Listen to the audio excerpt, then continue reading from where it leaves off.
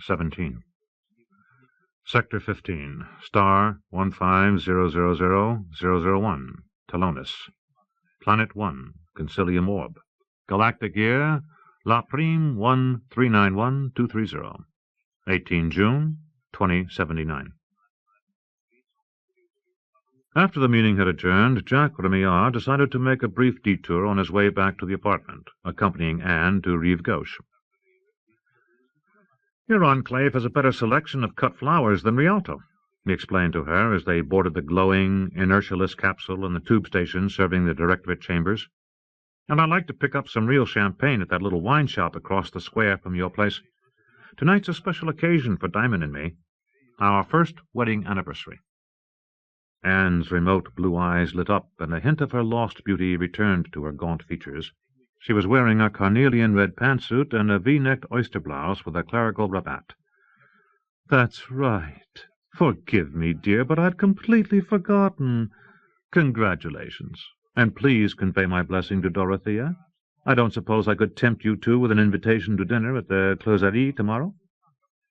The Jesuit priest's fair hair was still unflatteringly short as a consequence of her long stay in the regeneration tank, and she moved with care because her regrown legs had yet to regain their full function. But there was nothing whatsoever wrong with Anne Remillard's intellect. As the last order of business at the meeting of the Pan-Polity Directorate for Unity they had just left, Jack had resigned as pro-tem chairman and applauded as his aunt was unanimously re-elected to the position. "Thank you for the invitation," he said, "but we're heading back to Caledonia early tomorrow. Diamond has her dirigent duties to catch up on, and I'd like to finish our new house there before winter, get the landscaping done just right, and install my lab. There's also a problem with Ian MacDonald I have to look into." The door of the capsule whisked open, and both of them alighted into a glassy, brilliantly lit tunnel. A discrepant fired enamel sign, framed in wrought iron, identified the stop as Rive Gauche Enclave. They rode up a moving ramp into what might have been a quaint street in Paris's 5e arrondissement. The tall woman moved slowly. Her male companion, much younger and dressed in slacks and a hand-knit Caledonian sweater, took her arm unobtrusively from time to time when the pavement became irregular or the curbstones steep. "Is your wife's father still giving her a hard time with his rebel politics?" Anne inquired. "The situation's a bit stickier than that. You may recall that Ian's an intendant associate for a rather thinly populated subcontinent. About 3 weeks ago, special agents for the Office of the Dirigent of Caledonia found a well-hidden factory for making bootleg CE helmets tucked away in the mountains near Ian's air farm. The meta-creative brainboards for the hats had been purchased quite openly from Serum, allegedly for use in some autoerotic recreational design, but the helmets found in the police raid were weapons, mental lasers. There's some suspicion that Ian may have colluded in building and supplying the factory." Anne said, "Damn. My sentiments, too." "I've heard about the black market in creative CE, but why in the world would your father-in-law want to get mixed up in something like that?" "Possibly for money, possibly for other reasons. His farm is going through a rocky patch. He overextended himself by buying out a couple of his neighbors and then had a disappointing harvest." "How solid is the evidence against him?" "Not very. When the ODC agents and the local police busted the hat factory, the 6 operant technicians who were running it committed suicide before they could be interrogated. Shocked the hell out of the naive Cali cops. The techs were all recent emigrants from Earth and Okanagon and Elysium without previous criminal records. So far, Ian's link to the operation is a flimsy one, propinquity and the fact that he was twice seen talking to the man who seemed to head up the operation. They were in a pub in Grampian Town, the closest settlement to Ian's farm and the factory, but he maintains he was just having friendly chats with a constituent. The Planetary Magistratum has to be very circumspect in its investigation of Ian because he's an IA. Thus far, it hasn't come up with enough evidence to warrant bringing him before the Justiciar of the Caledonian Intendant Assembly. Diamond is worried sick, but she can't ream her dad on the sly because of the parent-child inhibition. So she's asked me to give it a try." Anne gave a ladylike grunt. "Don't you dare touch it, my boy. Not with a proverbial barge pole." "Figured that out all by myself," he retorted gloomily. "But I'll have to do some sniffing around all the same. I'm not looking forward to it." They walked on for some time without speaking. It was evening in Orb's fanciful replica of the left bank of the Seine, and the street lamps had just been lighted. The people who lived in Rive Gauche, together with fair numbers of human, Poltroyan, and Guy tourists from other enclaves in the great artificial planetoid, strolled in the sweet-scented spring dusk beneath the chestnut trees. Little shops and boutiques, open late for business in a manner that was decidedly un-Gallic, beckoned to the passers-by with seductive displays. The aromas of pastry, roasting coffee, and spicy charcuterie vied with those of blossom-laden shrubs and window-boxes. Restaurants were beginning to fill with early patrons, human and exotic, relaxing now that the stress of the Concilium session was finally over. Anne said, "Paul mentioned that you'd done a third intensive scan of Earth just before coming to Orb."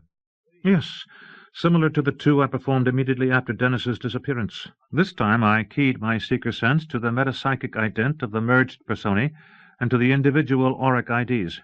The job took me 3 horrendous weeks, and I got nib to nib. Upkiss. Sweet F.A. If he's alive, the Dennis Fury entity somehow left Earth, probably within hours of the integration attempt." "Are you still considering the D-jump hypothesis?" "I have to. Dennis just vanished, Anne. The couch restraints were still fastened, but he was gone without a trace. He didn't simply go invisible. I could have detected that easily. Just as soon as the meta-concert broke up, I searched the farmhouse and its immediate vicinity and found no sign of him. I couldn't do an overall scan of Earth until a few hours later because my brain was too fatigued, but when I did carry it out, the results were negative. The subsequent magistratum investigation of starship passengers and crews exiting Earth within the limited window of opportunity was exhaustive. None of those people could have been Dennis or Fury. We're left with 3 possibilities. He's dead and mysteriously annihilated. He's alive and still on Earth, but he's changed his MP ident. Or he escaped Earth in some unknown way. If he is alive, his physical disappearance from the farmhouse points to a D-jump. And if he did it once, he'll probably be able to do it again." "So if Dennis Fury did achieve a long-distance metapsychic dimensional translation, he could be anywhere in the galaxy." "Or out of it. If he botched the Upsilon field maneuver, he could be dead in interstellar space, or trapped in the gray limbo, or even smeared inaccessibly and eternally among 6 sets of lattices and 21 dimensions." "Oh, God, not that," the priest murmured. "Psychophysicists don't even agree that mental manipulation of the Upsilon field is a genuine phenomenon. A child was supposed to have done it on Ngong in 2067, over a distance of less than 2 kilometers. That's hardly verification for a teleport hop of X light-years. The odds are that Dennis died when the metaconcert hit him with the lethal redactive impulse, and his body was absorbed into the lattices through a sexturnion." "Each morning, in my daily Mass, I pray that Dennis is safely dead. But I think you and Dorothea and Lucille and the dynasty would have known if the meta-concert had extinguished a mentality of that caliber. Or Uncle Roger would have known. His stubborn belief that Dennis is still alive is what really worries Paul. The other members of the dynasty in Diamond are fairly comfortable with the alternative." "And what do you think, Jack?" "If the entity did survive, we can't know for certain whether it's Dennis or Fury or someone else altogether. Until the persona manifests itself, if it ever does, I think we must let the matter be. We've done all we can for now." Anne steered them to a florist shop in the Rue de Chac-y-Pêche, where a Guy, having completed its purchase of a bunch of violets, was nibbling on them delicately and thinking about a second course of hemerocalis. Jack bought a large bouquet of old-fashioned Zéphirine Drouin roses, round as muffins, bright cerise in colour, and exuding a heady perfume. Then they went to an establishment called La Grappe, where Anne inspected the champagne offerings and advised him to go with a Dom Pérignon tête de cuvée. She ordered a case of 63 Haut-Brion to be sent to the cellar of her own flat on the following day, reserving a single bottle to take home with her now. When Jack commented on the purchase, she said, "I plan to stay in Orb at least through the next Concilium session. I've a lot of catching up to do after my long hiatus, and the Directorate is going to need a fresh approach to its Unity education campaign among the normals. I'm afraid I let that aspect of the Directorate mission slide a bit during my late unlimited tenure, Jack said apologetically. They left the wine shop and lingered for a moment in a little alcove next door, where a huge wisteria vine that had nearly engulfed a plane tree was in extravagant bloom. Most of the exotic directors were more interested in responding to the rebel attack on the Sorbonne findings, the evidence of spontaneous coagulation, than in the rest of the agenda. Anne made a moo of distaste. That was nothing but a tempest in a theoretician's teapot. We've got to pay attention to the non-operant populace's growing fear of what they believe are dehumanizing aspects of unity. What Mark hinted at in his second address to the Concilium Committee on Interpolitical Affairs? Exactly. He gave us a useful clue to upcoming rebel strategy there. We tend to forget that normal humans outnumber metas by nearly 15 to 1. If the rebel leaders really intend to bring about humanity's secession from the media, they'll need wholehearted support from non-operants, which means that we've got our work cut out for us convincing normals that unity is nothing to be afraid of, while rebellion is. They began strolling back toward the tube station. Do you actually intend to accuse the rebels of plotting violence? Anne's question betrayed her skepticism. That bootleg CE factory found on Caledonia worries me more than I like to admit, Jack said somberly. Operant mobsters from the Russian and Japanese worlds and a few other planets with organized crime have used mind boosters in starship piracy and other spectacular capers. But the Scottish planet has no mafia in its cultural tradition, and no big-time operant outlaws have ever flourished there. Diamond is afraid that the mental lasers might have been intended for a militant faction of the rebel movement. But there's never been any proof of such activity anywhere in the polity. Yet. But you think a rebel connection is plausible? Ian's politics are no secret, and there have been rumors of such things before on Okanagon and Satsuma, and even on the Old World. If it's true, it will be very hard to prove. The exotic races have such a guileless view of the rebel movement, and of course they control the Galactic Magistratum. So far as I know, there has never been any investigation of potential rebel militancy. Loyalist humans have hesitated to press the issue because it would increase the polarization of our polity, and things are bad enough as it is. The early years of the Symbiari proctorship, when the rights of free speech and assembly were temporarily abrogated, haven't been forgotten. Humanity won't sit still for a militant rebel witch hunt, unless the evidence is overwhelming. Anne agreed. They had come to the station entrance. Jack said, I'm afraid things will just have to get worse before they can get better. Anne's smile was melancholy. It seems to me I have heard that tagline before, and fairly recently at that. She kissed him lightly. Blessings, Jack. Let me know what you find out about Ian. He said goodbye and went off into the underground. Anne stood for a moment watching, then sighed. Her still-healing body ached in spite of the continual low-level self-redaction generated automatically by her mind. If she had been on Earth, she would have suspected that a change in the weather was forthcoming, but no rain was programmed for Rive Gauche until the day after tomorrow. Curious, she said to herself. She deliberately banished the pain, then went off to see what was on the menu at La Closerie des Lilas. She had decided that she did not care to dine alone in her apartment tonight, after all. Dorothea MacDonald and David Somerled McGregor had departed from the final conference of dirigents separately, but by chance they arrived in Ponte di Rialto at the same time. It was only natural that she should invite him to share her gondola. A steam-powered Vaporetto water bus would have taken them more quickly to their apartments further up the Grand Canal, but it had been a long day, and both of them welcomed the chance to wind down in companionable silence, riding in the slower boat. It was powered in the traditional way by a non-operant human gondoliere, who rowed it along with a single long oar. The simulated night was full of fog and sea smells. The lamps and lighted windows of the palaces and other monumental constructions along the Grand Canal, almost all containing residential flats and Orb's Venetian recreation, made blurred patterns of radiance on either bank. The canopy of their gondola was open on three sides, and after they had travelled only a short way, the gold lame of Dorothea's hooded jumpsuit was dotted with microscopic beads of moisture, and Davy's tweed jacket smelled of soggy sheep. Their stolid boatman wore an enviro poncho, and hummed along obliviously to pop music, inaudible to the passengers, playing on his auditory implant. "I enjoy nights like this," Dorothea said. "The fog reminds me of my childhood in Edinburgh, when the Har would steal in from the sea and the house seemed wrapped in cotton wool. Jack and I chose to live in Rialto because it was completely different from Caledonia or Hawaii or New Hampshire in America." "Aye, it's beautiful," the dirigent of Earth agreed.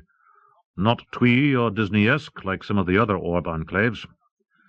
That was why my Maggie liked it, and why I've kept our flat here, even though she was able to live in it only a few brief hours before she was killed. She adored the real Venice, you see, where we'd honeymooned. But I found that I can't go back there now. It's turned into an immersive pageant for holiday-makers, all totted up and sterile. This place makes no bones about being artificial, but to me it has more of the original Venetian ambience than the real thing. Here I can remember Maggie and our happiness together, and when I sleep I can dream of her peacefully, without vengeful nightmares poisoning me the way they do back in Concord, among your top-lofty in-laws." She took his hard, cold hand and pressed it. "I'm so sorry about your wife, Davy, and you must believe that Jack is too." He put a damp arm around her. "It's not Jack who's tainted my heart, but the older Remillards, the ones who've guarded the secret all these years with the connivance of the damned Lylmic." "But Fury is dead now," she said, willing herself to believe it behind her impenetrable mind-screen. "There's only Madeline, a single Hydra, left alive, and she's not that strong alone. We'll find her and bring her to justice, and that'll be an end of it at last." "We can hope so." Davy McGregor shook his head slowly, and misty droplets gleamed in his Dundreary side-whiskers. "I'd never have picked poor Dennis's Fury, that's for sure. But it was a rash thing the lot of you did, trying to integrate the monster secretly and with a small meta-concert, even though the first magnate did technically have the authority to act. You could have all been killed, and Fury might have escaped." "You know very well why it had to be done that way. Dennis himself was a blameless man. If the magistratum had taken him into custody and attempted a redaction, there would have been a public scandal, and no assurance that a big team of forensic redactors would have done any better than our smaller meta-concert. It's a terrible tragedy that we weren't able to extirpate the Fury persona and save Dennis, but right and proper that his good name remains intact." "Along with that of the first magnate and the rest of the Remillard clan," Davy McGregor growled. "Oh, I know why the Lylmic let you get away with it. All the same, the thought still strikes fire in me. The reputation of the almighty dynasty must be preserved at all costs. And now we have a new Remillard prancing into the public arena, throwing his weight around and flirting with sedition. What do you say to that, eh?" "I don't know what to say," she admitted. "I know almost nothing about Mark Remillard as a person. He helped save my life in the diatribe. I was shocked beyond measure when he became the rebel spokesman, and I think I'm afraid of him." "For good reason, I'm thinking." "Jack loves Mark, but I know he also has deep misgivings about him. He says his brother will take the rebel movement in a new direction, and we may have to deal with a serious crisis within just a few years." Davy harumphed. "Perhaps your Jack isn't quite the innocent young milk-toast he often seems." The pseudo-voice, seeming to come from behind the mask of canary diamonds, was sweetly humorous. "Only a mean-spirited old fart would make the mistake of thinking so." Davy McGregor chuckled wickedly.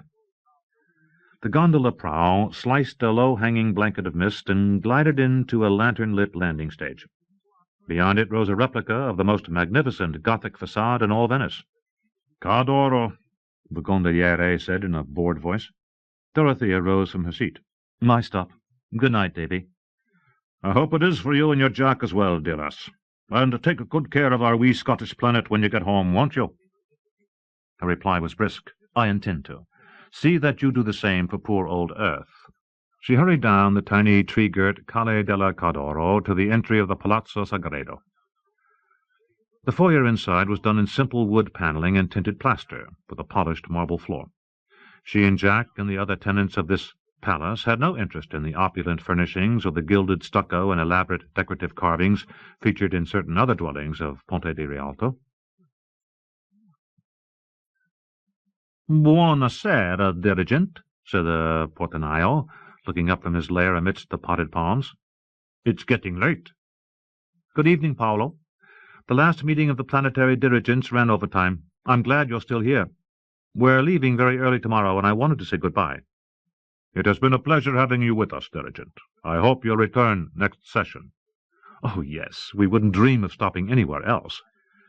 She had used piquet to banish the dampness from her clothing and boots. "Que bella nebbia. I think we'll have a nice fire on our last night in residence.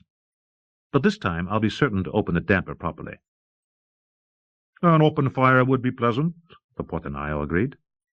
Observing her empty arms, which bore not even a loaf of new bread, nor the makings of a fresh salad, items that were not easily available from Orb's central provisioning depot, he screwed up his face in an artless grin. "I would not like to spoil a surprise, but you should know that Direttore Zandegola just arrived with flowers and wine to help celebrate your first wedding anniversary." The eyes above the diamond mask widened in dismay. "Oh, damn! I can't believe it slipped my mind." "Piano, piano, don't be distressed that you forgot to bring your dear husband a special supper." She had done nothing of the kind. Jack drank, but he seldom ate conventional food while he was at home, and her own sustenance was usually liquefied high-calorie pabulum. But she should have remembered to bring some sort of an anniversary gift. She was nothing but an ill-bred, inconsiderate workaholic.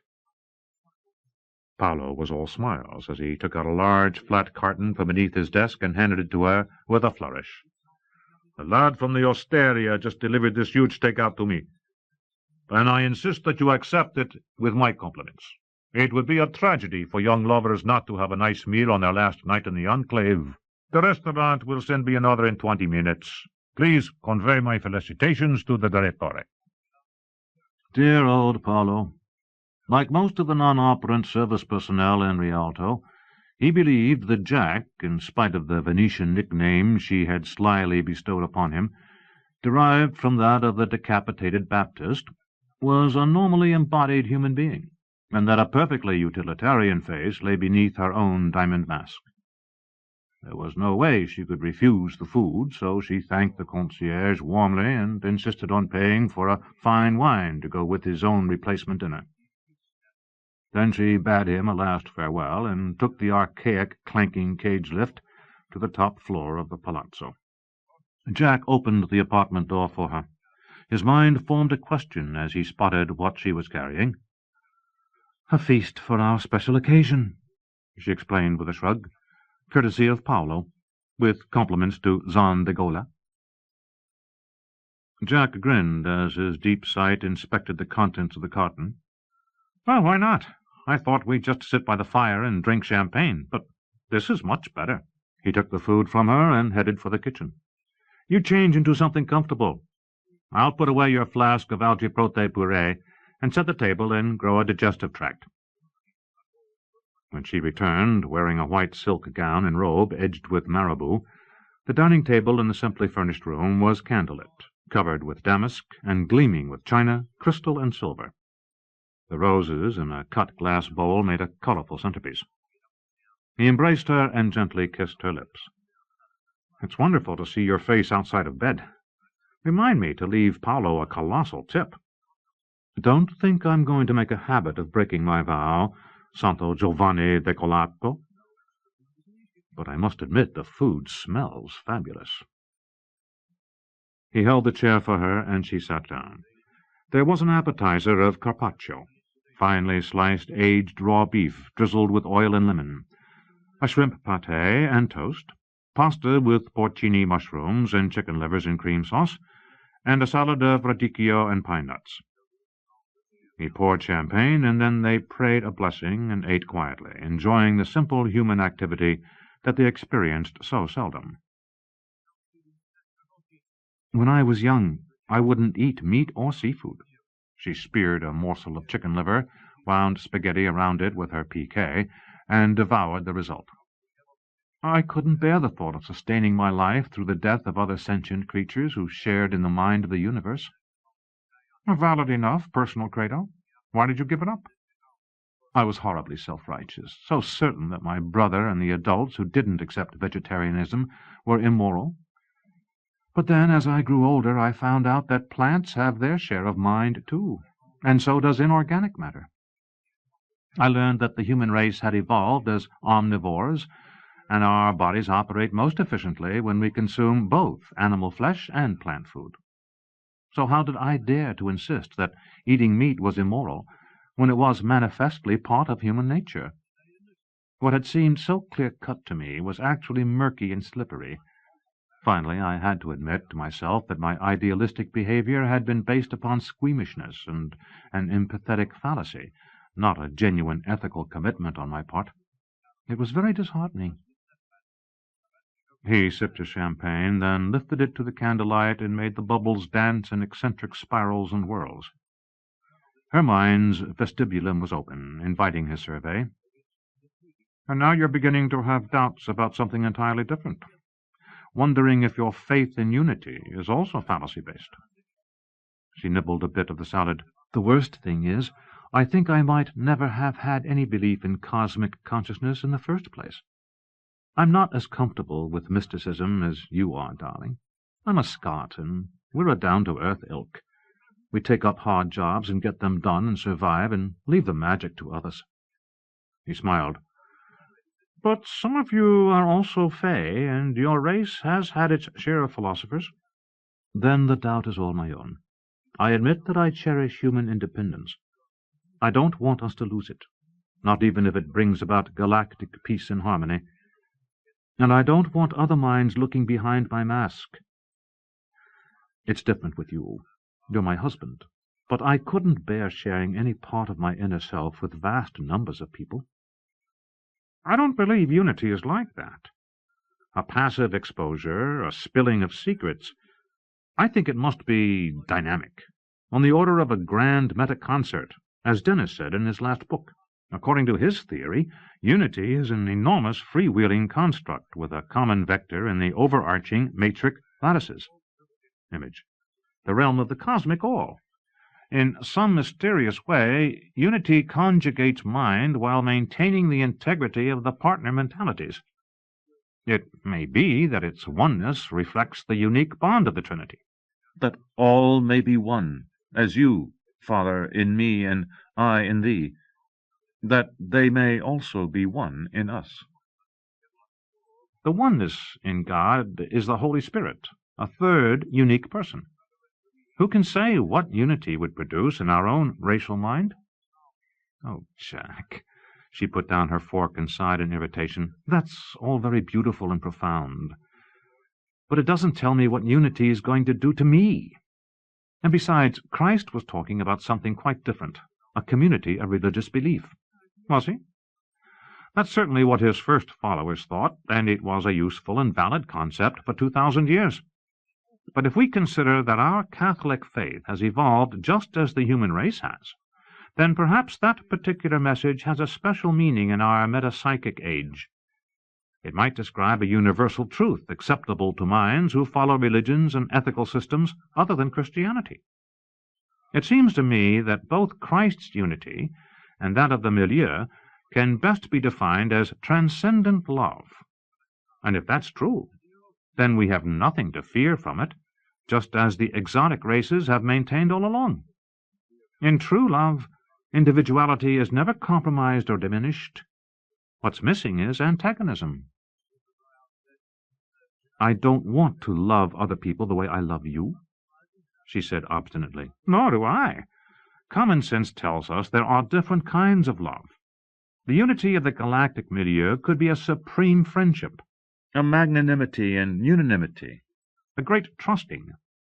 The exotic races have their quirks and crotchets, but they do live and work together in a spirit of goodwill and mutuality. They certainly aren't sinless, but by and large they have a civilization without malice." But if unity is so simple, she cried, why have we so persistently misunderstood and feared it? Because it's going to be imposed on us, willy-nilly, if we want to remain within the milieu. Like the Great Intervention, only more so. And unity is not simple, any more than maturity is simple, or the altruistic imperative, or falling in love. If it were simple, then the exotics would be able to explain it to us, A, B, C. They can't seem to do that. We're going to have to discover it and accept it for ourselves. She looked at him anxiously. But how are we to manage it? The unity education campaigns don't seem to be working, except amongst those who don't really need to be convinced.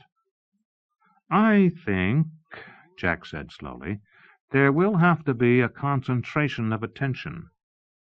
And he showed her another mental image. Oh, no! She pushed her chair back and sprang to her feet. That's appalling. So is crucifixion. Another great attention-getter. There must be another way.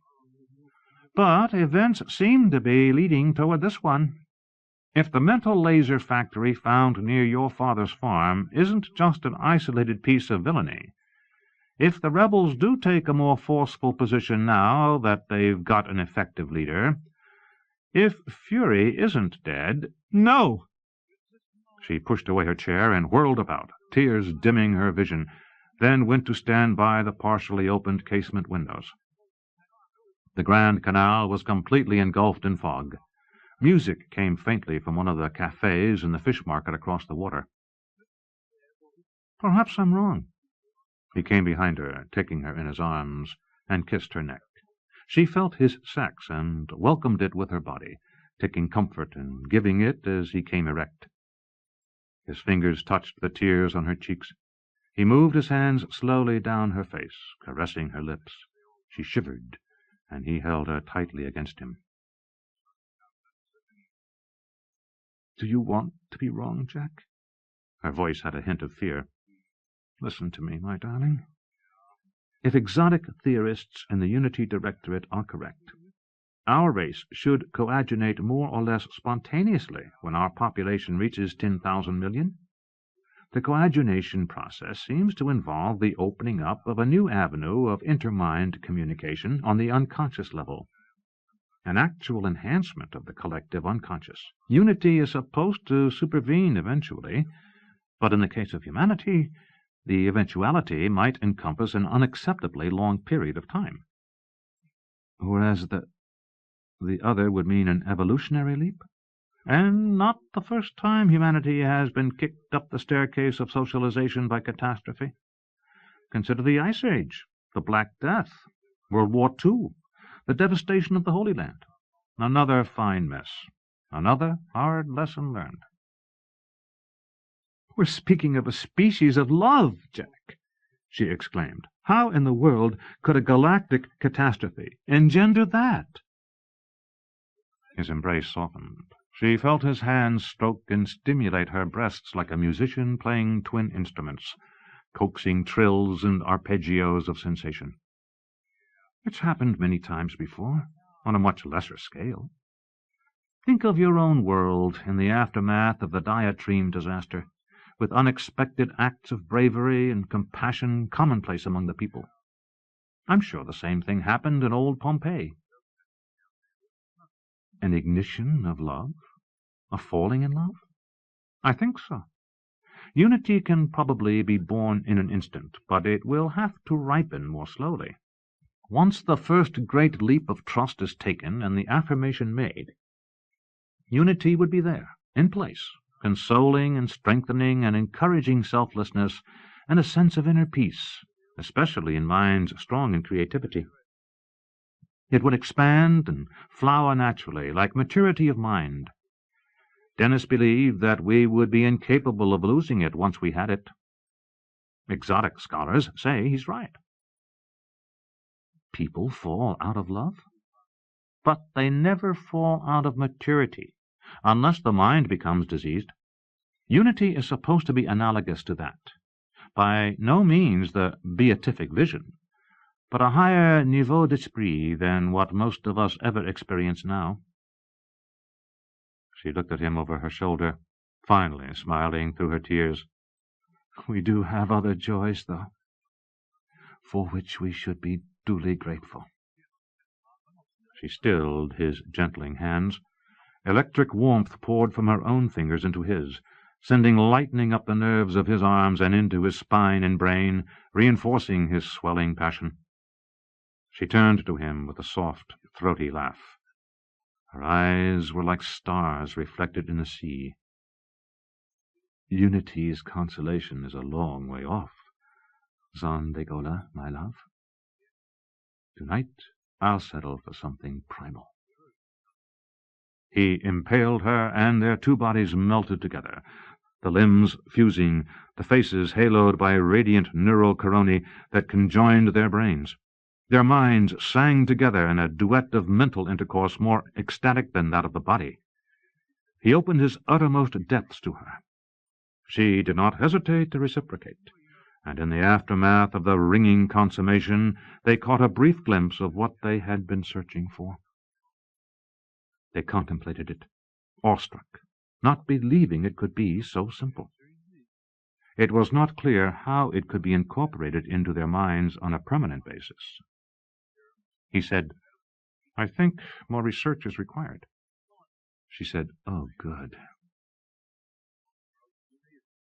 In Albanland Enclave, Mark Remillard climbed to the sleeping loft of his small A-frame hut, peeled off his clothes, and arranged the duvet and pillows to make a comfortable nest that his creativity instantly adjusted to the perfect temperature. It was cold in the hut, the way he liked it at bedtime. Outside the window glimmered facsimile star patterns of Earth's northern hemisphere winter, Orion, Canis Major and Minor, the gorgeous flow of the Milky Way. And creeping over the jagged artificial eastern peaks of the enclave came the constellation Hydra. It was a measure of the thing's hold on his unconscious mind that the name of the stellar sea serpent evoked only a lengthy pattern of stars. He never thought of the living Hydra during his waking hours, nor did any consideration of fury enter his mind. He had forgotten Parnell, forgotten Uncle Rogier's ordeal. The family had never told him any details about the terrible episode of the previous Christmas, and he had accepted the death of Dennis with brief, sincere regret. He and his grandfather had never been especially close. Mark lay there, reviewing the events of the day, smiling his one-sided smile at the stars. This Concilium session had been a triumph. As the new leader of the rebels, he had given the movement fresh impetus at the same time that he had soothed exotic apprehensions about its ultimate goal. His own CE research was safe for the time being. The objections voiced by its exotic and human opponents, the latter including both Philip and Maurice Remillard, were too abstract to prevail in the face of CE's demonstrable usefulness, and the votes of the rebel members of the Science Directorate. His new full-body rig was still secret, and he intended it to stay that way until he was certain that exotic opposition could be quelled once and for all. After strategy discussions with Cordelia Warshaw, Adrienne Remillard, Helene Strangford, and Anushka Goris, he had decided against a direct attack on Unity any time in the immediate future. That could wait until Alex Mannion's research was complete, and he exploded his bombshell in the next session. The rebel party line would, for the time being, emphasize the prudent necessity of not alienating the human race's non-operant majority by premature imposition of a new mental order. He had also quietly pointed out the speed with which human technology had overtaken that of the milieu, implying that any attempt at expulsion and quarantine of humanity was bound to fail. Loyalist humans hadn't been taken in by the moderate tone of his Concilium disquisitions, but the exotics had apparently swallowed them whole. They liked Mark. His easy yet compelling manner was a welcome respite from Anushka's dour inflexibility and the wrangling of Rory Muldowney and the other rebel firebrands. Until his own accession to the leadership, the escalating anti-milieu controversy within the human polity had increasingly dismayed and scandalized the Krondaku, the Poltroyans, the Gi, and the Symbiari. Some of them had begun to openly challenge the guiding wisdom of the Lyelmic, who had insisted upon inducting humanity into the milieu in advance of its socio-political maturation. However, now that the rebel party had taken Mark as their new chief, an eminently cool-headed mind of paramount metafunction, even the most conservative exotics expressed cautious hope that the discord could be resolved through compromise. They were in for a shock. But the timing of the great divorce was still problematical. If humanity was to prevail against overwhelming exotic numbers, it would need not only sophisticated weaponry, but also large numbers of more powerful operant minds, paramount minds, like Mark's own. He needed mental man. Mark, dearest, go away. You know you don't mean that. You've done a brilliant job during your first public appearance as rebel spokesman. I don't believe you made a single misstep. The effort must have been difficult and nerve-wracking even for you. You know it was. Then let me comfort you, my darling. No. Damn you! You're magnificent. A splendid male animal body harboring a splendid brain. You deserve the body's solace. Why must you continue this perverse rejection of human nature? Even your brother, whom you envy so desperately, knows the joy, the healing, the release, the enhancements of creativity. See? Voilà, mon ange, je t'aime. Voilà! No. Yes. Oh, yes. I have shown you how to bring about the birth of mental man. But he must be conceived with passion as well as with cold reason. This is necessary. Otherwise, he will be flawed. Do you understand? Image. No. Oh, please, yes. You must take a mate and share the engendering with her, not just any woman, but the most suitable. The mating must be consanguineous in order to increase the homozygosity. Do you understand? Image. Yes. You have ravished my heart, my sister, my bride. You have pierced my soul with a single glance. How beautiful are your breasts, honey and milk are beneath your tongue. What magic lies in your love, my sister, my bride. I am come into my garden, my sister, my bride. I gather myrrh and balsam and drink sweet wine. How beautiful you are, how beautiful, how beautiful. But where is she? Where is she? Where? You will find her. Within a year you will find your perfect spouse, and love her, and make her co-author of the second milieu. This mating must happen if your will is to prevail, if he is to prevail, the race of mental man who will condignly rule the stars. I do understand, yes, my sister, my bride, yes. Now I understand. Then be devoured in ecstasy, dear bridegroom. You will recognize her when she comes. Yes, I will. 18. Sector 12, Star 12-370-992, Retla, Planet 3, Hibernia. 6, Eanair, 14 February, 2080. Yes, I'm quite certain we want to drive, said the Russian. We won't be able to stay long on Hibernia, but it would be a pity if we didn't see some of your lovely scenery during our visit.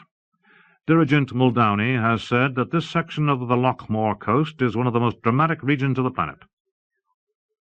Well, it's that all right.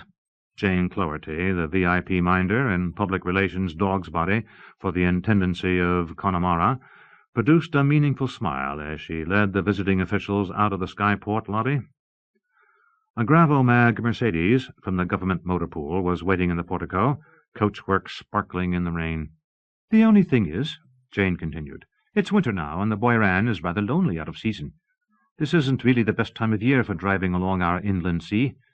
All of the holiday facilities are shut down, and the villages are rather few and far between. But we are from Astrakhan, my dear citizen Cloherty. The female tourist spoke with forced heartiness. The moody landscape will remind us of our own home world, and if there should be a nice storm, then that would put the icing on the cake. Well, the forecast calls for a full gale. so you'll likely get your wish," said Jane. "Are you sure you don't want a chauffeur, Intendant General? I could have one here in 10 minutes. "Thank you, but no." The Russian doffed his karakul shapka, opened the car's passenger door, and carefully climbed into the front seat. Ruslan Vakovich Teryakev, chief elected official of the planet Astrakhan, appeared vaguely unwell. His prominent features were drawn, his skin was unhealthily sallow, and his hooded eyes were darkly ringed. Jane Cloherty decided that he was either masking some strong emotional upheaval or possibly suffering pain, and she had been relieved when Teryakev's much younger chief of staff, a handsome woman wearing a teal and black leather tunic and leggings, announced that she would be doing all of the driving. Jane said to her, "I think you'll find the vehicle quite comfortable, Citizen Arsanova. We've stocked the refrigerator with food and drink, and the computer has a wide selection of music and a detailed guide to the features of the region. The doors will lock and unlock on your verbal command once you've given it your input." "Thank you," Lyudmila Arsanova said. Her smile was detached. "How is the road to Dumasy?" "We have booked rooms for the night at an inn called Granuel House, where Dirigent Muldowney will come to collect us tomorrow." "The highway's narrow in places, but decent enough. I wouldn't trust the car's autopilot in the twistier bits where the mountains might block the NavSat signal. There are some rather amazing cliffs and offshore rock formations just beyond Bialufliakhan, and an All-Feist sanctuary you might want to stop and visit. You should reach Dumasy easily before dark. Granuel House is a lovely accommodation with super food. I'd not be surprised if you had the entire place to yourselves." "Excellent," Lyudmila Arsanova said. "The Intendant General will relish the peace and quiet. He is in need of rest after our rather strenuous voyage on a high-DF starship." "I should caution you to be wary of our Hibernian wildlife. Some creatures, like the Fiadhom Hontai and the Gioria de Akasach, will come right up to the parked car looking tame and adorable like deer or hares, begging for food. But they'd as soon take off your fingers as eat the treat you offer." "We shall be prudent," Lyudmila said. Jane Cloherty gave the open-palmed operant salute to the visitors. "Do give the Dirigent Muldowney, my best wishes when you see him then, and tell him that Connemara's always willing to oblige ODH. Have a fine trip." Lyudmila settled behind the wheel and programmed the ground car to take them out of Gaon, unaccountably called Galway by the locals, via the most expeditious route. When they were well away from the terminal and out of Jane Cloherty's far-sense range, Lyudmila spoke to the man beside her, using the Russian language. "How are you feeling, my dear?" "Tired, but at least there are no further signs of disjunction." It might have been wiser to deal with the problem back in Taranua, after all. No, the capital city was too crowded with operant bureaucrats and other metapsychic busybodies. This region better suits my requirements. It is wild and isolated, with accidents presumably more commonplace, and the sea will provide a perfect disposal for the bodies. If we can only be certain that this will work. It will. Please do not be troubled, my little one. Before long I'll be fully restored." Ruslan Teryakev sat back with a long sigh and closed his eyes. "A nap now will do me good. For safety's sake, we should be at least 400 kilometers away from this city before beginning to troll. There is a tiny fishing village called Anlocht on the coast, just west of the Sea Beast Reserve. We can start the hunt there." "As you wish." She called up a display on the console and studied it as the car sped along the abbreviated length of dual carriageway leading out of Gollum Metro to the narrower road skirting the coast of the great landlocked sea. The Lochmore chart was deceptively sprinkled with impossible-to-pronounce names for every creek, headland, bay, and island. But aside from the tiny hamlets of Bialufliakhan, Anlocht, and their destination, Dumasy, there seemed to be no settlements of any kind beyond the metro hinterlands. That was ideal for their purposes, however. All they required was a single cottage in an isolated spot with a sturdy young family in residence, brimming with life force. He had broken the bad news during the long starship voyage from Astrakhan. "My dearest little one, I am greatly perturbed. Something grave and unexpected has happened. I have noticed your distress following the daily hyperspatial translations. Do you wish to confide in me? Within the past 3 weeks, I have experienced certain worrying symptoms. These have intensified during this voyage, perhaps worsened by the stress attending passage to the Upsilon field. I greatly fear that the fusion of my disparate personae might not have been permanent. Are you certain of the diagnosis? No. Nevertheless, I must take precautions. It would be a consummate disaster if the core persona should once again take charge of this body. Dennis Remillard is now the last great enemy. He would surely betray us. I have considered it, and also considered a possible remedy. I believe that a fresh infusion of life force would very likely halt any disjunctive tendency, at least for the time being. Yes, so logical and right, dearest. You must feed as I do. It is the solution. It must be. That remains to be seen. At any rate, I am convinced that the vis-a-vis meeting with Mark and the other rebels on Hibernia must not take place if I am unable to restore the vigor of my integrated complexus. Aside from the danger of actual fission, there is also the possibility that I might be recognized. Question. When I was newborn and Mark was a tiny child, he saw me and was afraid. Later, I spoke to him in dreams, and he may have come to know me. Even if I were fully potentiated, there is a considerable risk dealing with this formidable man in person. He is bound to be curious about a new player in his carefully orchestrated game, and I fear that he might attempt an aggressive probe without warning in order to reassure myself of my fidelity to the rebel cause. I agree that there is a certain risk, but I doubt very much that Mark would take a chance of alienating the vitally important Ruslan Teryakev in such a gratuitous way, especially since Alan Sagvadze, Arkady Petrovich O'Malley, and the other rebel spies that he sent to Astrakhan think that they have already vetted your mind.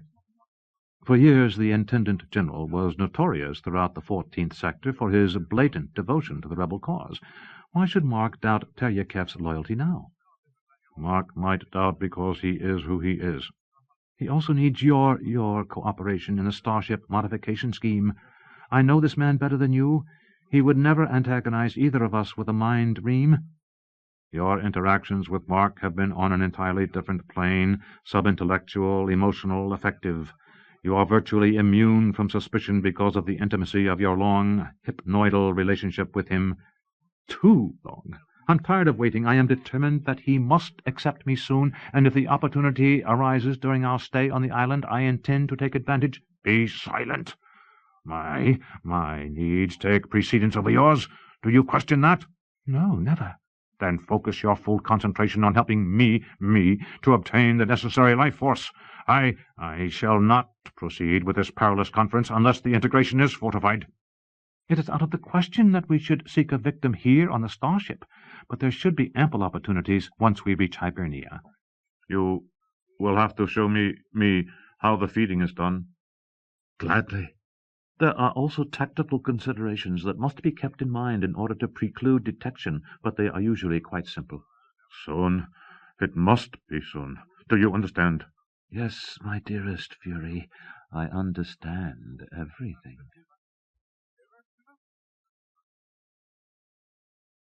Another false alarm. Yodvoyu tu shavat! He covered his eyes with a trembling hand. I'm sorry, Mila. My seeker sense is completely shot. It's all right. Just breathe deeply. Concentrate your creativity and self-redaction. Let me help with the hunting for a while. She pulled the ground car off the verge and drove back onto the road. There had been life down on the beach, but it was not human. A flock of winged exotic fur-bearers huddled in the rocks waiting for the gale to abate. They were highly intelligent aerial predators that must have weighed 20 or 30 kilos, members of a dominant order of Hibernian animals that would no doubt evolve into sapience within another 2 or 3 million orbits. Today, however, they were useless to the sick man in the car. The aura was so intense, even damped by the surrounding rock, Ruslan said wretchedly. I was so sure that this time we had found suitable subjects. "There's plenty of time yet," Ochdmhios reassured him, soothing him with her redaction. It would never do to let him know how concerned she was. If he began to despair, and his level of coercive power dropped much lower, he might become incapable of performing the neural drain. He had already called out 2 other false alarms, and she was beginning to wonder if they had seriously miscalculated, thinking there would be easy pickings in this desolate corner of the Irish planet. Here the locals seemed always to build their dwellings in clusters, probably needing all the social support they could get. Outside the villages, Ruslan and Ochdmhios had found only boarded-up summer houses, and now and then an occasional agcrete boat-shed used by commercial fishers, deserted now during the season of storms. Inland, densely forested natural terraces rose to a serrated range of misty green mountains, but down near the shore road the vegetation was sparse, mostly exotic ground-hugging succulents and groves of needle trees and naturalized terrestrial pines, stunted and gnarled by the strong winds. Where the horizontal limestone strata met the salt water, countless miniature potholes had been formed by erosion, giving the terrain the look of grey Emmentaler cheese. Exposed stretches of beach were piled high with waterweed, colourful shells, the air-filled skeletons of marine theropterids, and other flotsam carried in by the breakers and the high tides generated by Hibernia's 3 large moons. The ground car had passed the last tiny village, Ontlacht, nearly an hour earlier, and since then there had been no occupied houses. In the last 100 kilometres, a single hot lorry and 3 private cars had passed them going in the opposite direction. But they had agreed that taking the occupants would have been too dangerous. A vehicle would have to be disposed of, along with the bodies, and where the road skirted the steep cliffs there were sturdy barriers guarding the drop-off. With him in such a weakened condition, there was no assurance that the feeding would be successful.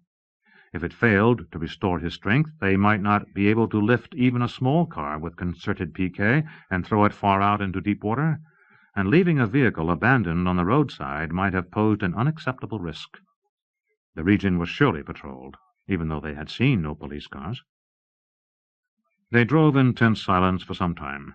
Finally he said, "If the Dennis persona should ever regain control of this body, you will have to try your utmost to kill me, Mila." A frisson of fear ran through her. "No, don't say that." "There would be no alternative. The last great enemy would reveal our identities to the dynasty or the magistratum, even if it meant his death. By killing this body, you would at least save your own life." "I could never bring myself to do it. Never." He gave an ironic laugh. "No, I suppose not. After so many years of inhibition, my cancelling of the engram might be ineffective."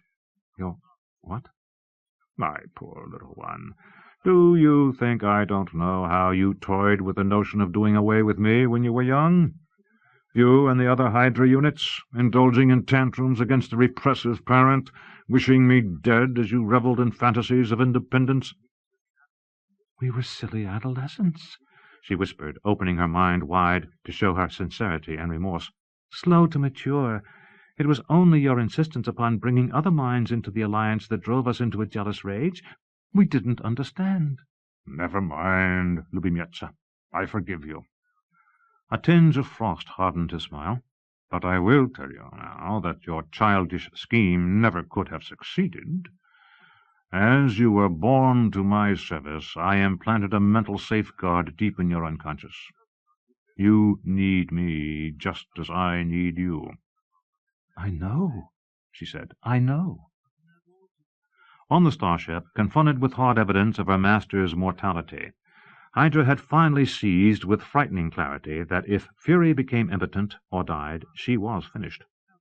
She had been a deluded fool to think that she could control a paramount mind like Mark's and simultaneously plot the strategy of the upcoming rebellion all by herself. The other Hydra units who might have assisted her were dead. Alone, she would never be able to command the direction of an interstellar war, ensuring the victory of the second milieu. Not even mental man would tip the scales in her favor, for the swift ripening conflict might not wait upon his coming. No, she needed Fury, who was superior to her in every metafunction and infinitely wiser in evil. He had offered her second place, and she was willing to accept it, if it was not already too late. When the Mental Man project was conceived by Fury and first described to the Hydra unit named Madeleine Remillard, she thought that it might provide the perfect way of slipping the bond of dependency. Why shouldn't she be Mental Man's master, with uncounted numbers of paramount minions? All it needed was for the newborn minds to bond to her rather than to Mark or Fury. And they would have, after Mark himself was enslaved, according to the long-standing plan. And Fury was dead. In the days when the other 3 Hydra units were still alive, she had dared to hope that Fury could somehow be eliminated from the picture, leaving her in control. So long as Fury remained a subordinate persona residing in Dennis Remillard's body, the monster was dependent upon Hydra's interface to the physical world. Killing Dennis would not be easy, but she had worked out several practical plans of action over the years, thinking that the opportunity might come. Even after the deaths of Quentin, Celine, and Parnell, after she had begun the new work on Astrakhan, she had clung to a dream of becoming the master. But then a shattering event had occurred. Without warning, Fury's newly integrated mind, in its creatively transformed body, had suddenly appeared to her on the Russian world. The dual personae merged at last, and the Fury component finally in control of a physical body and no longer dependent upon Hydra. Even more amazing, Fury had undoubtedly generated an upsilon field mentally and teleported 2,910 light-years through hyperspace. Reborn, he was stronger than Mark Remillard, stronger than Jack the Bodice or Diamond Mask, and certainly invulnerable to any threat she might pose to his safety. At first he had been reduced to dismayed stupefaction, only grateful that the monster had refrained from searching the deep recesses of her mind where treachery lurked. Later, when resignation and acceptance replaced her initial terror, she had been eager to do whatever this renascent Fury commanded, without question. The new strategy was already worked out. Hydra was already in place, her identity as Chief of Staff to the Astrakhanian Intendant General established. Her politically corrupt predecessor had perished in a fiery ground car smash, and his replacement was a great surprise to the local bureaucracy. A charming, extremely attractive young woman of high meta-coercive quotient named Lyudmila Pavlovna Arsanova, a recent emigrant from Rostov-na-Donu on the Old World. This amazing female swept through the crony-ridden office of Intendant General Ruslan Teryakev like a whirlwind, striking fear into the hearts of those staffers who survived the purge, and gratifying Dirigent Zhenya Kudryasheva and the Astrakhanian Intendant Assembly, who had been about to impeach I.G. Teryakev for gross incompetence. Popular opinion held that it was the force of Arsanova's personality that subsequently induced Ruslan to clean up his executive act. Within a scant 5 months after her appointment, the Intendant General was transformed from a silly blowhard and rumored recipient of Chechen mafia favors into a fair simulacrum of a galactic statesman. Ruslan Teryakev declared war on organized crime and broke the mafia's power. His eye was now firmly fixed upon the commercial main chance. He was still an avowed rebel, but a respectable one. Fresh investment capital then began to pour into faltering Astrakhan, presumably as a result of the new climate of law and order, loosened government regulations, and hastily negotiated tax breaks. Immigration from the Old World and from Volhynia, Yakutia, and Polotsia as well skyrocketed when new colonists were offered rent-free housing for 3 orbits. The crowning achievement of Ruslan Redux came when the moribund Astrakhanian starship yards at Novo-Nikolaevsk unexpectedly won the bid for 50 new Bering-class colonization transports destined for the 14th sector base on Assawamsett. Teryakev achieved the coup almost single-handedly, with discreet help from his brilliant chief of staff. It was this latter triumph, along with some adroit under-the-table maneuvers by Hibernian dirigent Rory Muldowney, that had made possible the upcoming meeting of rebel leaders on the Irish planet.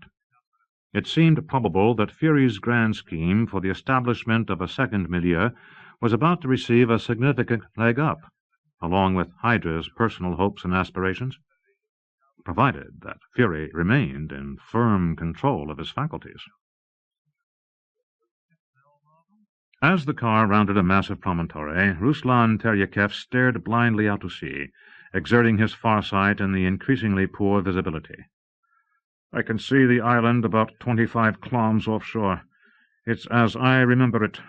The airspace barricaded with row-field dampers, the house itself protected by ordinary electronic alarms and low-powered thought screens. Nothing even an adept-class operant mind couldn't far-sense through with ease." Arsanova scowled. How reckless of the Irish dirigent, if his secret cache is a significant one. "Not at all. A powerful above-ground security system guarding a mere country retreat would of itself be suspicious. Muldowney relies instead upon both primitive and sophisticated methods to protect his treasure. The cache of weaponry is buried over 1,400 meters down in the bedrock beneath the island. It is also creatively disguised so that only the most meticulous deep-sight scrutiny by a paramount mind would ever penetrate it, and then only after knowing it was there." "And you knew?" Ruslan Teryekev laughed. "It's still hard to believe that this man can have assembled any sort of significant arsenal," she said. "Hibernia is not especially wealthy, even if it is a bastion of anti-milieu sentiment."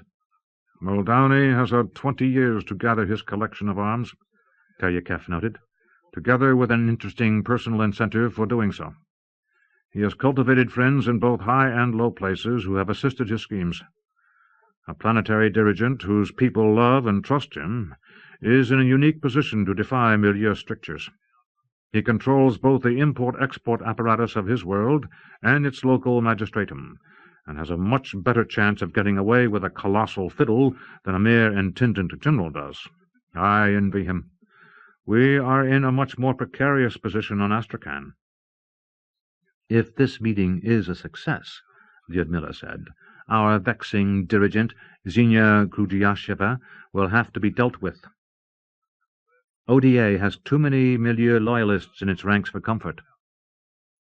We cannot safely implement the starship modification plan if we must keep watching over our shoulders for Xenia Ivanova and her inquisitive band of merrymen."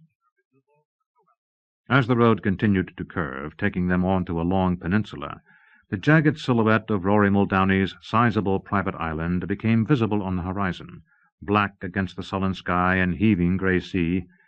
A strobe beacon flashed from a distinctive triple peak at its eastern end. The place was named Innisfail, which they understood meant Isle of Destiny.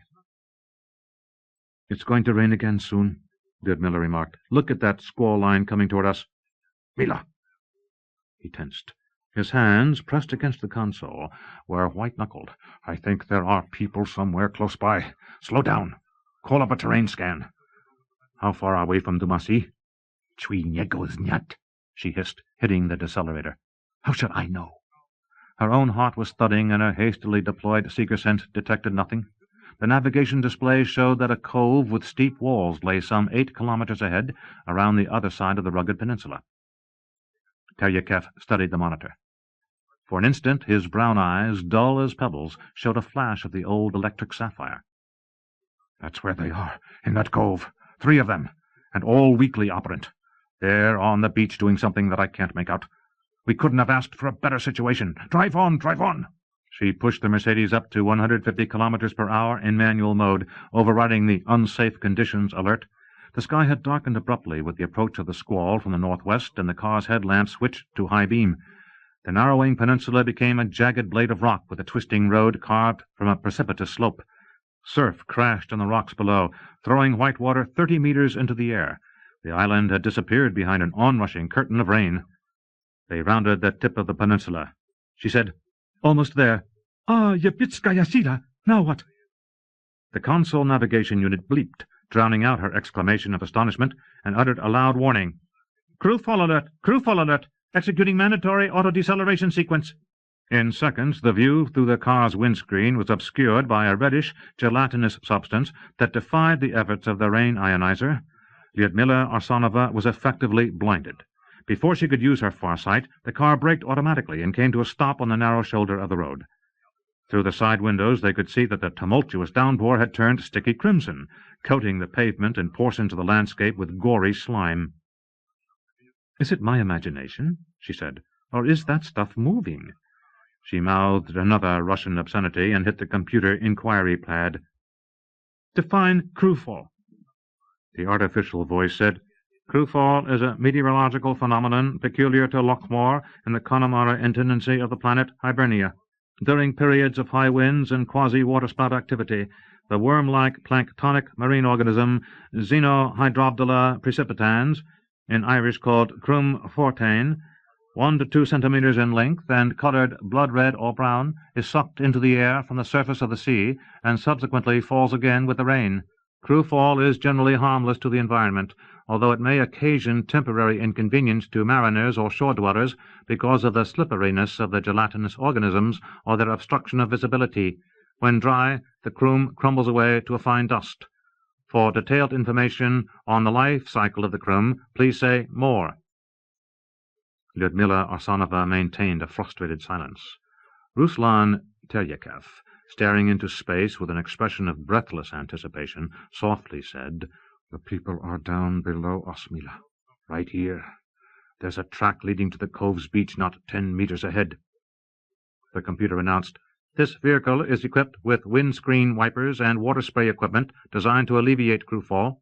For activation, please say, go." Lyudmila cried. "Stupid computer! Now you tell us. Go!" The mechanical wipers popped out of their slots and turned on, producing 2 cleared semicircles on the glass. Nudging the Mercedes to go ahead dead slow, Lyudmila steered onto a treacherous stony ramp with a grade of nearly 35%. Bumping and skidding, the big car crawled down to the storm-tossed shore. There, splayed helplessly on the pocked strata above the surf line, lay a stranded sea monster with an arched carapace at least 20 meters long and dozens of fringed tentacles like hairy fire hoses. Several of the tentacles were still moving. 2 men and a woman dressed in yellow slickers, ignoring the crewfall, were using Matsushita laser cutters to zap the huge creature into pieces of convenient size. An open-bed crawler emblazoned "Unlocked Organic Fertilizers Limited" stood ready to be loaded. "Get the AV recorder," Lyudmila said quietly. "Open your window." Ruslan retrieved the instrument from the back seat with his PK. As they came to a halt a dozen meters away from the scavengers, he rolled down the window and began to pan the scene, oblivious of the slimy downpour. One of the Hibernians waved. After a few minutes he ambled over while his mates continued to shovel chunks of flesh into an anti-grav tote. "Céad me falsha, tourists are ye then?" Ruslan and Lyudmila nodded at the man and smiled. The scavenger gave an amiable, operant salute with a bloody glove. He was considerably older than the other 2 workers. "'Tis a sorry thing to have to welcome ye to our darling planet in a wormstorm, but I think the crewfall may be nearly over." "We don't mind. We find it very interesting," Lyudmila gushed. "What kind of creature is that you're working on, citizen?" "An Ochdmhios, one of the local marine beasts. You might think of it as a kind of cross between a turtle and a squid. Nasty great bastards if you meet them in a small boat. They're a protected species in their sanctuary further along the coast, but fair game hereabouts when the waves wash 'em ashore. Where are you from?" "The Russian world of Astrakhan," Ruslan said. "Would you mind if we came out of the car and got a closer look at the animal?" The scavenger shrugged. "You'll likely mess up your fine clothes, but come ahead. When the wormies dry, you can brush 'em off easily enough." He turned away. "I must be getting back to me work. Stay clear of the tentacles. The brute is still alive." They climbed out and cautiously negotiated the slippery rock slabs. The rain with its crimson cargo was indeed letting up, but the wind blew stronger than ever, driving salt spray from the breakers at them horizontally and soaking their clothing in seconds. Neither of them paid any attention to the discomfort. Lyudmila spoke on the intimate mode. "First we must subdue them with a coercive metaconcert and compel them to move back into the shelter of those rocks where they are out of sight of the road. Then we can begin to feed. Are you sure you're all right?" Ruslan's eyes had brightened, and he moved without hesitation. He said, "All right. I'm exhilarated, Mila. Look at them, all 3 strong and operant. Zayadis, what unbelievable luck." He held up the camcorder and called out to the scavengers with declamatory telepathy. "Please, one pose of all 3 in front of the creature without your tools." With good-natured grins, the men and woman downed their cutters and linked arms. Fury and Hydra moved closer, minds conjoined. You are ours. The three Hibernians staggered, as though a blast of wind had caught them off balance. Then they stood paralyzed, staring incredulously at the outland tourists. You will follow us. In single file, the trio marched after their captors into a narrow, sheltered corridor of broken limestone overgrown with vine-like succulents. The force of the gale was cut off, although it still roared overhead. The rain and the crewfall had stopped. You and you. Sit there. The men sank down onto the messy shingle among the shells and flotsam. Their faces were slack, but their eyes were alive with anger. The woman stood swaying, helpless, her glance darting from one predator to another in bewilderment. The Hydra tore off the woman's sou'wester hat, releasing a cascade of chestnut hair. She was no more than 20 years old, with rosy cheeks and full lips. Strong hands ripped open the fasteners of the red-smeared yellow slick suit, and the young woman stepped dazedly out of it, clad in clean white polypro underwear. Her figure was richly curved, the nipples of her full breasts straining against the taut fabric. When the Hydra gripped the victim's shoulders, her mouth opened in a voiceless scream that rang in the minds of the others. The two men moaned, but did not move. Hydra said, "This one is ready for your feeding." Image. Fury had removed his overcoat and fur hat. His eyes were transmuted to luminous blue as he studied the petrified Hibernian woman. Finally he reached out and touched the top of her head with a single finger. There was a blinding flash. An odor of burning hair filled the air, and the prey went limp in Hydra's supporting arms. The head fell forward, and on the crown was a peculiar design like a many-petaled flower scorched into the skin of the scalp. "Take her, Fury, come and take her!" He came up behind the body, enfolding it in his arms and crushing it against his aroused flesh. His aura sprang forth, dazzling emeralds shot through with azure, engulfing the two of them. Instinctively he pressed his lips to the font of life at the victim's crown, stopping her heart for the first time. You must show me how to do this, dearest Hydra. You already know. But see, Image, the 7 chakra points along the head and spine. Drink from them as you take her. Yes, I see.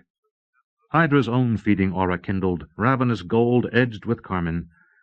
She plucked the older man from the ground as though he were a doll, stripped him naked, and expertly broke his neck. When his head sagged forward, she embraced him, burying her face in the grizzled curls of his pate and setting him afire. Her hands, gripping his haunches, ground his pelvis against her own, forcing him into her. "This way!" her mind shouted to Fury. "This way!" She and her victim disappeared in an exultant neural flare, and she fed, beginning with a most rarefied psychic energy font and slowly proceeding to the root. At the end, the body was a charred ruin, and she was sated. Only her lips still glowed in the thickening dusk. Fury had finished with the woman, but his own metapsychic corona still blazed hungrily. He threw his arms wide in imperious command. Hydra brought him the last victim, stripped and ready, and watched until the consummation, when the final 4-pointed chakra flower at the base of the young man's spine died like an ember. The 3 bodies were burnt black, coiled into a curious posture resembling a pugilist with cocked fists.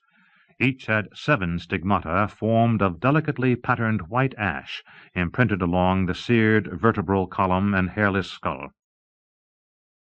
"I am finally whole," Fury said quietly, lifting his head and smiling at the Hydra. "All of the meta-faculties are fully empowered at last." He showed her, and she gasped in awe, then fell on her knees. "Do anything with me," she whispered. "Share a little of the totality, my dearest little one, and never doubt again." Gently he brought her head against him, and they merged in a final explosion of vital energies. The storm was over, and the wind was dying. They restored their clothing and walked back to the beach, where crashing surf surged around the mutilated sea monster. The Olfeist was quite dead. Fury studied the formidable creature for a moment, then used his restored psychokinetic power to set its carcass adrift in the sea. After blasting the human remains to cinders and scattering them over the water, Ruslan Teryekev carefully placed a single tentacle claw with a torn piece of slick suit snagged on it among the rocks above the high tide line, where it would surely be found. His PK levitated the Mercedes back onto the highway and tidied up the scene of the crime. The hacked-off body parts of the animal, The abandoned tools and tote, and the crawler vehicle were left as mute testimony to yet another tragedy of the sea. 19. Sector 12, Star 12-370-992, Retla, Planet 3, Hibernia. 7 Eanair, 15 February, 2080. It was downright eerie, the way the thing had begun. Of course, Patricia Castellane had been aware of Rory Muldowney's secret stash of materiel for years, just as he knew that her contingent were busy building illicit CE hats with the connivance of the Japs. But Rory was furious all the same when Pat's snotty executive assistant had come slithering up to him during an official reception on Okanagon late in 2078. "I need your good advice, Dirigent," Linnell Rogers had said to him, after a bit of preliminary chit-chat. "Consider a hypothetical situation. Suppose that a certain high planetary official of rebellious inclination has put together a large collection of weaponry, good stuff, mostly big blasters, customized for offense." Rory gave a great start. He was only a little drunk, and in spite of Linnell's coyly oblique phrasing, he knew at once what she was talking about. He managed a lame little laugh and began to edge away. She took hold of his arm. "Suppose," she went on, drawing him irresistibly toward a quiet corner, "that this official has kept the illicit treasure hidden away, adding to it year after year, hoping that one day it will prove useful when humanity bids for its freedom from the galactic milieu." He gaped at the woman, too incredulous even to voice a denial. She'd shocked him into instant sobriety. Linnell Rogers ploughed on. "Without a delivery system," said she, "without warships to mount the weapons on, the official's wonderful arsenal is little more than useless junk, unless he's foolish enough to think that the rebellion should smuggle photon cannons and antimatter bombs stolen from the Krondaku into Concilium orb, and hold the nerve center of the galactic milieu for ransom." Adierna Bethana! Had the silly female gone mad, daring to talk about such things? And actually the ransom idea was one that he was especially taken with. Linnell said, "Suppose that a certain person knew a way to get hold of warships for the rebellion. Would you advise her to speak to the high planetary official with a horde of weapons, or should she go straight to Mark Remillard with her information?" Rory forced the woman back against the wall, looming over her, using both coercion and the downside of the redactive metafaculty to compel and hurt her. "Stop playing your feckin' games, dammit, and tell me what you know." Linnell Rogers never stopped smiling. She opened her mind and showed him exactly how she thought the warships could be obtained. He'd backed off then, laughing her to scorn. "From Astrakhan? Crazy bitch." The once thriving shipbuilding industry of the fourth Russian colony was on the brink of ruin. The planet's milieu loyalist female dirigent was a futile mystic, and its intendant general, Ruslan Teryakev, for all that he was a faithful adherent to the rebel cause, was a fatuous, crony-ridden gobshite. Why, Astrakhan was no more likely to get the contract for the 14th Sector colonization transports than it was to host the second coming of Jesus Christ. And even if the impossible did occur, there was no way that the rebellion could expropriate and arm those starships without the milieu loyalists finding out about it. Was there? Perhaps not, Linnell Rogers had said, as though the matter were suddenly of no concern to her. All the same, if someone high in the Astracanian government should ever contact you with an unusual business proposal, be certain that Mark Remillard and the other rebel leaders hear about it, and take it seriously. Or else a certain high planetary official might find himself guarding a pile of dusty rubbish like some futile old dragon in an Irish fairy tale, while the exotics force unity down the human race's throat. The bloody insolence! He told the woman to go to hell very politely, and later on at the party he chewed out Pat Castellane for spilling his great secret to a lunatic underling. Pat indignantly denied she'd done anything of the sort. But what else could she say without making herself look a fool? Less than a week later, Linnell Rogers perished in a dreadful mountain-climbing accident, her body crushed to a pulp in a glacial crevasse. At that point, Rory Muldowney gave a lot more thought to the strange conversation he'd had with Rogers, and also entertained some very nasty suspicions about Dirigent Patricia Castellane. Months went by. A mind-boggling upheaval occurred on Astrakhan. Its debased buffoon of an intendant general underwent an abrupt change of character and was transformed overnight into a political dynamo. Most stunning of all, the shipbuilding contract was eventually awarded to the Russian planet by the Polity Commerce Directorate, just as the late Rogers had predicted. Rory had felt a hair's stir at the nape of his neck when that little piece of news reached him, but it was nothing compared to the jolt he got when Ruslan Teryakev called him not long afterward on the subspace communicator, proposing an unofficial visit to Hibernia. The Russian said he wanted to discuss forming an astronautical consortium between their two worlds, and we must also talk over other matters important to the future of the human polity. Of course, the consortium notion was a farce. The Hibernian economy was based primarily on agriculture and light manufacturing, with no astronautics industry worth mentioning. But Rory agreed to the meeting all the same, and then he reported the entire unlikely tale to the leader of the rebel party, just as Linnell Rogers had told him to do. Surprisingly, Mark Remillard didn't laugh. On the day of the conference, Rory flew over to the mainland himself to collect the two Russians from Granuaile House. Thanks be to heaven the rain was over. The wretched Croom had desiccated overnight and turned to dust, blown to hell and gone by the clean north wind, and the sky above Loch Moor was a cloudless iris blue. The visitors were waiting for him in the parlour-like lobby of the inn. The Astracanian I.G. was sturdy as a block of bog oak, daunting and portentous of mien. Above his prominent nose, piercing dark eyes, sunk in deceptive laugh wrinkles, hinted at formidable metapsychic powers. His broad Slavic mouth opened stingily when he spoke, and then slammed shut like a drawer. The I.G.'s chief of staff, Lyudmila Arsanova, turned out to be an ebony-haired smasheroo, wearing an elegant leather outfit that enhanced her lovely figure. She stood frowning at her boss's side, exuding the chilling vibes of a thoroughgoing ball-buster. If these two were lovers, as recent rebel intelligence reports had speculated, Rory had no doubt which one called the tune in a dance of sweet Rogateen. He bid the pair the traditional 10,000 welcomes to Hibernia, and said he hoped they'd enjoyed their drive yesterday.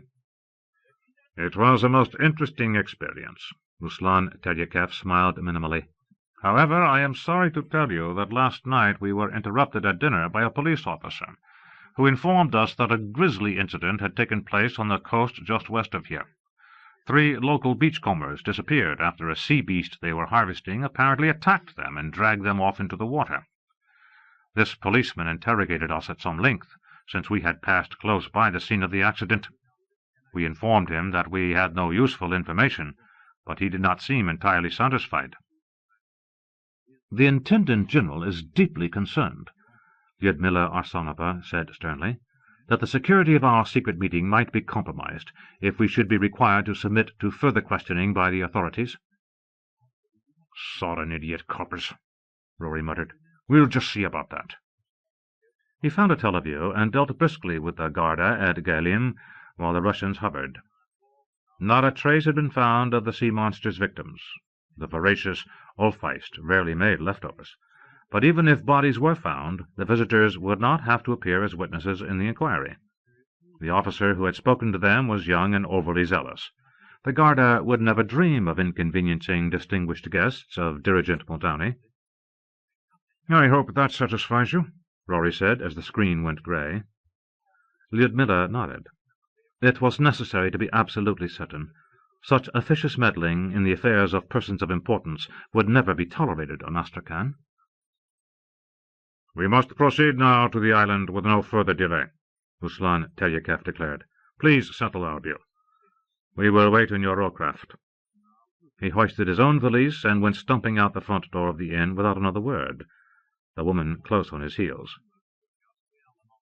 Rory raised his eyes to heaven, held his temper admirably, and used his personal credit card.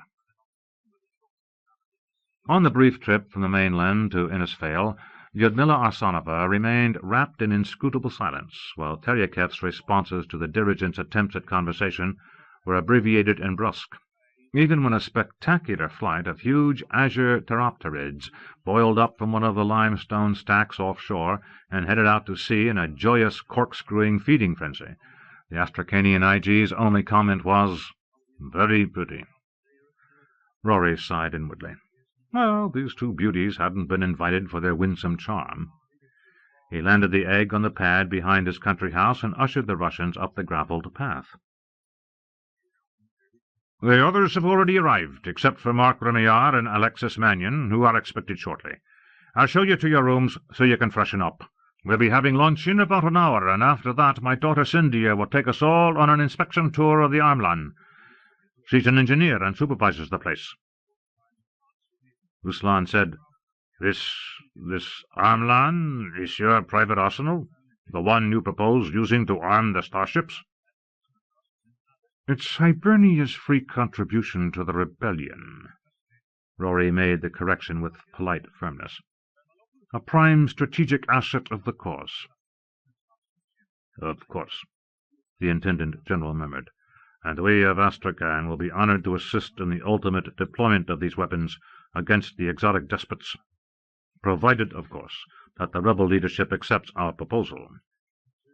I trust that fleet officers are also in attendance, as we requested. Their expertise will be needed in the evaluation.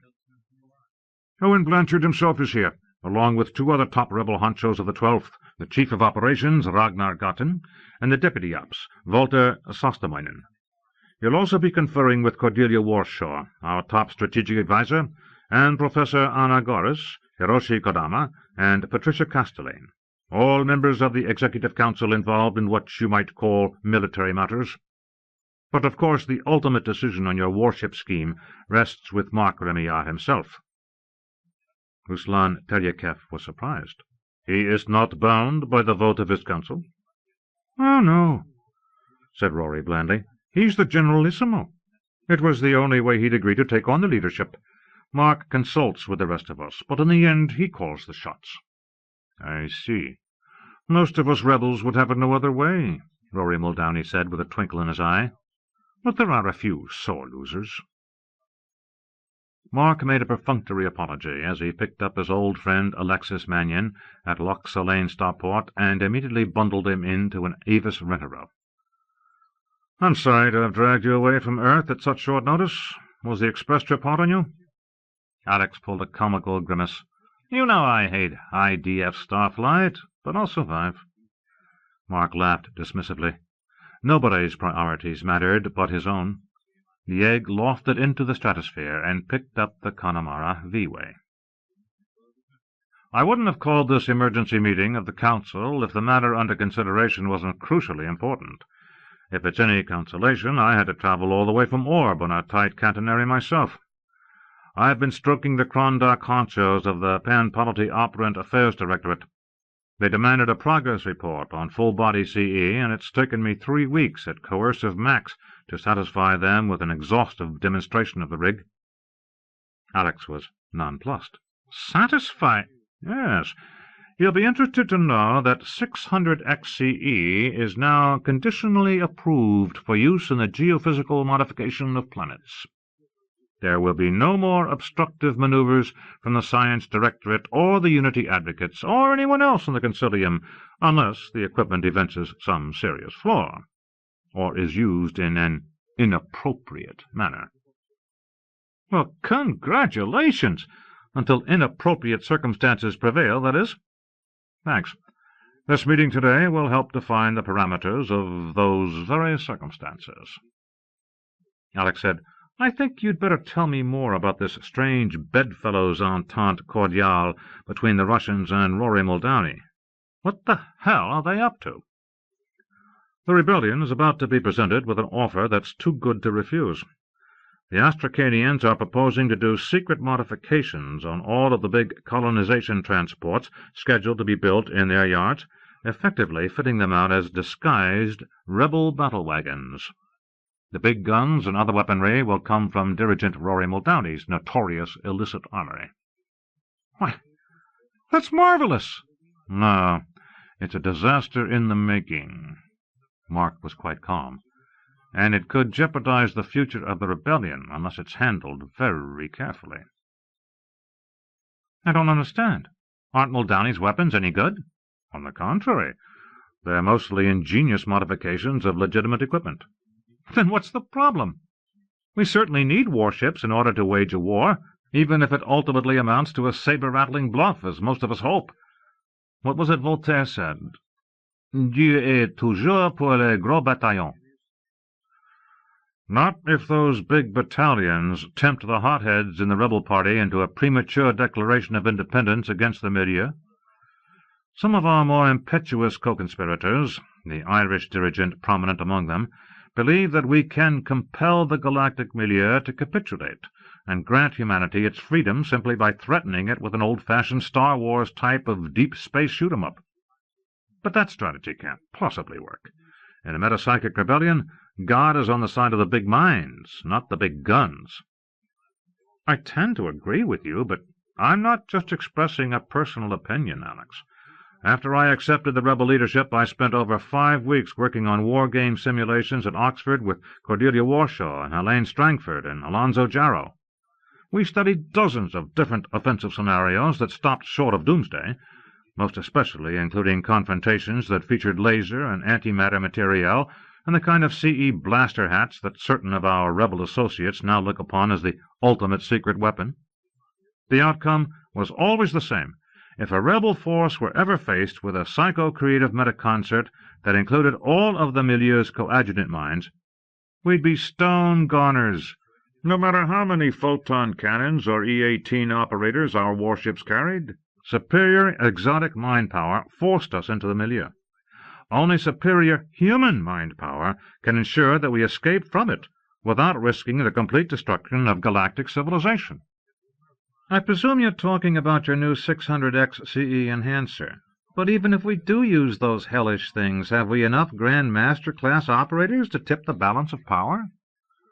For a decisive victory, the rebel metaconcert would need at least 9,000 meta-creative GMs equipped with full-body rigs. We don't have half that number of longheads on our side, and so far only a handful of 600X enhancers. True, Mark agreed. But I ran another simulation with Helene just before I left Orb. We could be certain of victory if we built enough rigs to equip all of our GMs, and added just 100 600X empowered Paramounts to our side of the equation. Jesus, Mark! Just say we're fucked and be done with it. You know you're the only paramount mind the rebellion's got. At present. Alex posed a wordless telepathic query. Turning away, Mark let his gaze wander over the panorama visible through the polarized dome of the rowcraft. They were flying over a great body of gray-green water bordered by verdant mountains. Alex Mannion waited. Mark finally said, Our rebellion can succeed if it includes the participation of mental man. Mannion exploded. Oh, for God's sake! Can we talk reality here? Even if you could implement that wacko scheme of yours, it would take decades to get the project off the ground. Wrong. The genetic feasibility studies were extremely favorable, and Jeff Steinbrenner is establishing the initial embryonic assay parameters right now at the Serum facility in Seattle Metro. I've built a new lab for him and given him carte blanche and unlimited funding. Alex goggled at his friend, struck speechless. The normal human brain is neurologically mature at 9 years of age, Mark said. There's a fair probability that mental man might mature much earlier. We've got to stall the milieu's protocol of unity until mental man is ready for combat. It'd be immoral to use little children to guarantee the mental freedom of the human race. I think not. The mental man cadre would be educated from the beginning with an understanding of their duty, their destiny. The young metapsychic operants of today are inculcated with similar principles by their parents and preceptors, often even before their birth. Is that immoral? No, but when Jack was 9, he was intellectually adult. So was I. Only our emotions and bodies were immature, and our metafaculties had yet to reach their full potential. With our special training regimen, mental man will have his full faculties after 5 years, perhaps much earlier. But the project you described to me would change the children in a fundamental way, before they freely consented. We would change them infinitely for the better, ensure that their minds are superior. If it were a matter of choice, I think you'd be surprised at the number of parents who'd opt for a mental child over a product of genetic roulette, even if it didn't have Daddy's brown eyes or Mommy's nose. I certainly would. Eugenics of the mind has been debated by scientists and ethicists for over 150 years, but no one has ever had the courage to take it from theory to practice, probably because the results couldn't be guaranteed by the available technology. Well, one man tried. Alex's mind projected an image. Don't be an ass, Mark snapped. Hitler was a madman, not a trained operant scientist with state-of-the-art resources at his command. His friend was shaking his head. Mark, I don't know what to say. I had no idea that mental man was anything more than a bizarre fantasy of yours. It's far from bizarre. The life-supportive equipment required by the project already exists. Shigmarita refined and upgraded the non-born in vitro reproduction technology that's been in successful operation for over 60 years. What's new is our ability to pre-select the embryos with paramount potential using far-sensory CE. Jeff Steinbrenner developed the basic sorting technique several years ago when he was a staffer at IVFF in Chicago. His goal then was a fairly simple one, to enhance the engendering of operant non-borns. But implementation of his research was considered too controversial by the short-sighted bureaucrats who enforce the human polity reproductive statutes. Serum won't be troubled by any such restrictions. Would you care to show me a detailed précis of the entire mental man project? Alex asked very quietly. Mark smiled, still staring out the window. Not yet. We're still working a few bugs out of it. I'll bet you are. For starters, I presume that only one of the gametes in this fabulous scheme can be guaranteed to carry the genes for paramount metafunction. Your own. Correct. Studies of my family heritage show there is an excellent chance of supravital alleles in mental traits, as well as in the self-rejuvenating complex. Unfortunately, there are sublethal alleles as well, but we should be able to screen them out rather easily. May I ask who will contribute the eggs for these Wunderkinder? Deirdre Keogh, the most brilliant female grandmaster working at Serum. She was delighted to donate one of her ovaries to the project. Every one of her 6 natural children is a GM, although the spectrum of operant metafaculties varies. Alex gave a skeptical grunt. Her natural brood is also atypically homozygotic, brilliant like their parents, and maybe even a bit more emotionally unzipped. Jeff thinks that the odds are high that we'll engender useful numbers of operant paramounts using Deirdre's ova. The preceptive training of the fetuses will begin in the 5th month of life, just as my brother Jack's did. He was the first Homo Simus, the first mental man. Mark turned to catch Alex's eye. Fortunately for our rebellion, I can guarantee that the new generation will have a different political orientation. Holy God! You're really serious about this, aren't you? Mark didn't bother to answer the question. I'm not yet prepared to announce the initiation of the Mental Man project to the other members of the Council, and I certainly don't want the Astracanians to know about it. So please keep this conversation of ours confidential.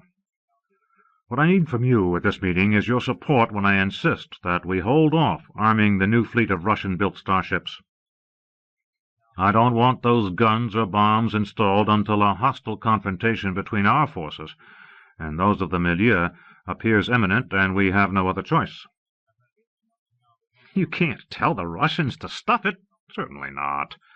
We'll need the starships eventually, along with whatever vessels of the 12th Fleet that our rebel officers can commandeer.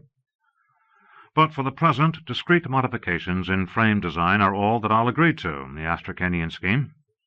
We can't take a chance on having milieu loyalists catch us with our pants down, let alone risk a literal loose cannon situation involving firebrands like Moldavny, or even Ruslan Teryakev himself.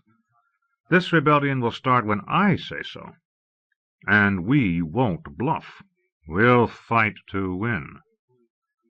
"Poor old Rory," Alex drawled. "All those lovely weapons, scorned in favor of a gaggle of Deus Ex Machina paramount brats." "Moldavny's a good man," Mark said, "absolutely loyal to the rebel cause. It's just too bad he's had such a difficult time accepting my leadership." "Perhaps he finds it hard to separate you from your father in his mind. An understandable psychological blivet under the circumstances." Mark let that one go by. Every magnate of the Concilium knew that the Hibernian dirigent's wife, Laura Tremblay, had committed suicide 20 years earlier when Paul Remillard told her that their love affair had ended. In spite of Laura's unfaithfulness, Rory's love for her had never faltered. Neither had his hatred for the first magnate of the human polity. Mark admired the big Irishman on both counts. "ETA Innisfail Navcon 5 minutes," the Egg's navigation unit announced with a lovely lilt. "If you're expected, please enter the access code. And 10,000 welcomes to you. If you're not expected, I'm sorry to tell you that a landing option on the island is not available.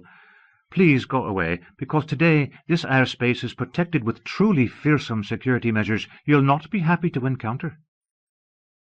Alex laughed. "I'm encouraged. At least the traffic control computers on this planet have a more civilized attitude than the ones on Earth. Maybe it's a favorable omen of things to come. Right now, I'll settle for an edible lunch." Mark fed in the code, and the Egg began to descend. She was still working on the balky gravomag generator of the big tractor when he called on the intimate far-speech mode. "Shunda, are you in, you know?" "Yes, Thesik." "Are you ready for the grand tour? This lot are nearly finished gabbing, and I'll want to be bringing them down in a half-hour or so." "You caught me flat on my back and filthy under the Tadano T6. You might know the damned thing would break just because we want to make a good impression showing off the Armlan. Well, how did it go?" "Not as I'd hoped, Shundarolam. That bloody Mark Remillard looked at the gift horse in the mouth and decided it had stinking breath." "Oh, Daddy, I'm so sorry." "The council mostly sided with Mark, and I couldn't persuade them otherwise. I was shot down in flames and made to look a right prat. Shit, maybe I am one, thinking that I knew anything about Star Wars strategy." "No one would dare think that of you. What was the objection?" "Mark was afraid that Ed Chung, the commander-in-chief of the 14th and Ossawamsett, would somehow discover the clandestine armament on the new ships and come roaring after his arse, so all he'd agreed to was having the ship frames modified, and putting in hidden hardware for the weapons system controls. No actual armament plugged in until some unspecified time later in the game. Never mind that it might be too late by the time they get around to it. Ruslan Teryakev tried to assure Mark that the weapons could be effectively camouflaged, but the bastard wouldn't budge. He was too cagey to say flat out that he was afraid that the Russians might try to bypass Owen Blanchard at Okanagon and command the ships themselves when the rebellion started, but that's what he was thinking." How trustworthy is this Ruslan Teryakev anyway? It's less than 2 years since he had his great change of heart, after all. I don't mean to take the side of Remillard, Daddy, but the man does seem only to be showing prudence and common sense. "Maybe so. But this starship scheme seems so right. The rebellion with its own fleet of dreadnoughts at last, the Armlan at the ready, and human freedom within our grasp." "You've waited for 20 years, Thisikarari on Moldavny. You can be patient a while longer." "Yes, it seems I'll have to be." "Be proud that you've gathered a true arsenal. It's more than any of the other rebel leaders have done, hole-and-corner plotters, most of them, doing nothing but squirreling away stupid brain buckets." CE is not stupid, my lass. especially Mark Remillard's sort. I have no confidence in mental weaponry. But then I'm prejudiced. And a damned good thing. Well, do us both proud when I bring them down for the tour, Sunday. We'll be coming along soon. It was time for a break, anyhow. Cynthia Muldowney slid out from under the big disabled machine on a rolling board. She gathered up the mess of scattered tools and diagnostic instruments lying about and stowed them neatly in her mechanic tote. A good stretch eased her cramped muscles, and a cup of sweet tea from a nearby wall dispenser took care of her thirst. She carried the flask up to the railing of the circular metal balcony and stood, one fist on her hip, looking down into a monstrous shaft that plunged into tenebrous depths. It was 120 meters in diameter and lined with tier upon tier of alcoves as big as barns. Inside each cell of the cylindrical hive lurked one or more bulky spectral shapes. "Equipment bay lights on," she commanded. "Diopac pods." The cells were suddenly illuminated from within, and the white glass shrink shrouds protecting the stored items became transparent. Like goods in Christmas shop windows, the treasures of Cynthia Muldowney's domain were put on display. Moon slicers, orbit sweepers, comet burners, modified deep space smelters, hundreds of different types of actinic beamers, X-lasers, molecular debonders, and twist-on projectors, ingeniously modified from their original benign industrial or astronautical function into engines of destruction. She had not done the actual refitting herself. Others devoted to the cause had converted lawful machinery into war material, laboring patiently for 2 decades in clandestine shops scattered all over the rebellious Irish planet. And in later years, when his world's growing economy had permitted it, Dirigen Rory Muldowney had consorted with underworld suppliers, paying them to steal truly colossal zappers and 12 precious antimatter devices from the Crondaku. It was done without a trace, by methods that Cynthia preferred not to think about. Innocent-looking marine vessels transported the modified pieces from secret Hibernian workshops to a sea cave on the rugged north side of Innisfail, where there was a hidden dock. Before Cynthia's time, old Tomas Daltoon had taken each cargo consignment in charge, working mostly alone, but assisted by the finest robotic construction and maintenance equipment that Rory Muldowney could buy or misappropriate from the tyrannical Galactic milieu. The old man kept the cache of precious material in perfect condition, stowing it away in growing numbers of environmentally controlled storage alcoves carved from the living rock beneath Innisfail. Tomas Daltoon was dead now, Lord rest him, but he lived to see the little girl who'd pestered and adored him during her summer visits to the island take over his job. Cynthia Muldowney was 24 years old. Her engineering education had only been completed 2 years earlier, whereupon her father had appointed her custodian of the Armlan. She finished her tea, tossed the cup into the recycler hopper, and went back to the Tadano T6 tractor. In operation, the huge machine moved freely up and down and around the shaft on a grid of rails, holding the stored weaponry in or out of the cells. With luck, she might complete the repair before her father and the others came down. It would be rather impressive to pluck out one of the podded comet burners or moon slicers with tractor beams, haul it up to the main holding area beyond the balcony, and let the members of the rebel council and 2 Astracanians inspect the thing up close. Only Patricia Castelaine and Owen Blanchard had ever visited the arsenal before, and that was years ago, during Tomas Daltoon's time, when the collection was still a fairly modest one. No one would call the Armlan modest now, not even him. Cynthia Muldowney smiled as she retrieved the tools she'd need to finish the present job. She lowered herself down onto the wheeled trolley, turned on its work lights, replaced her goggles, and used her PK to slide on her back beneath the ponderous machine.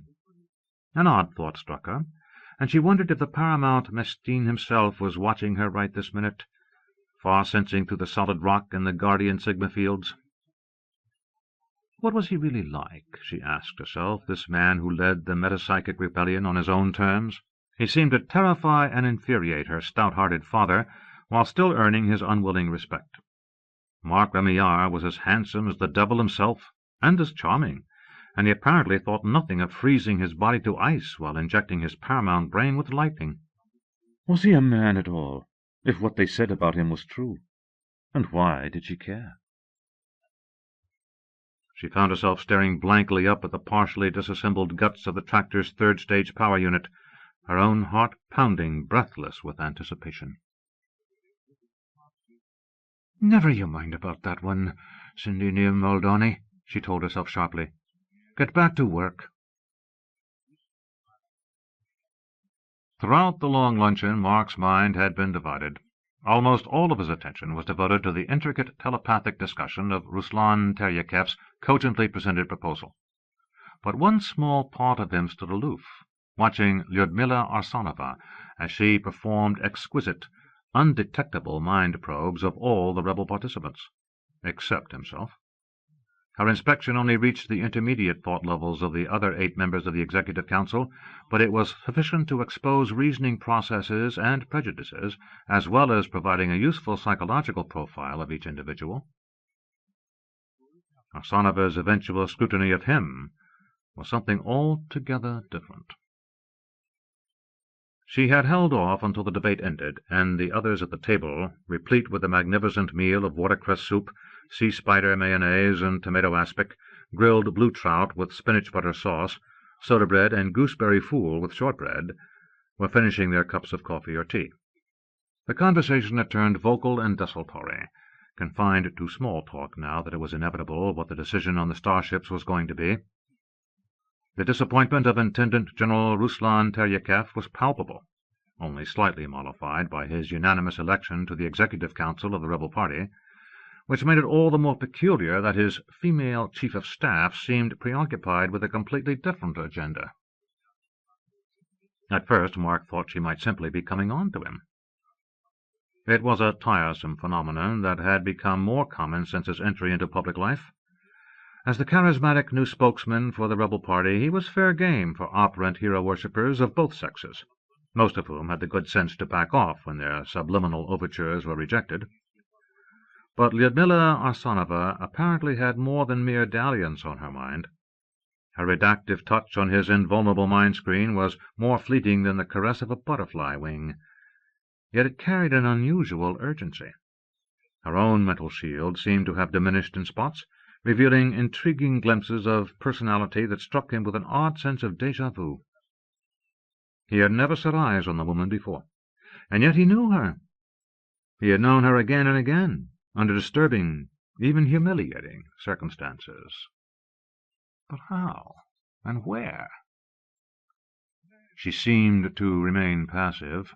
Aside from expressing a few pleasantries when they were first introduced, she had said nothing to him, never once meeting his gaze. But now her mental barrier was like a perfectly balanced garden gate, ready to swing open and welcome him at the slightest encouragement. The compulsion for him to enter was becoming more and more powerful. Christ! Was the woman actually able to coerce him? She was. But the impulse had no exterior source. It was coming from the depths of his own unconscious mind.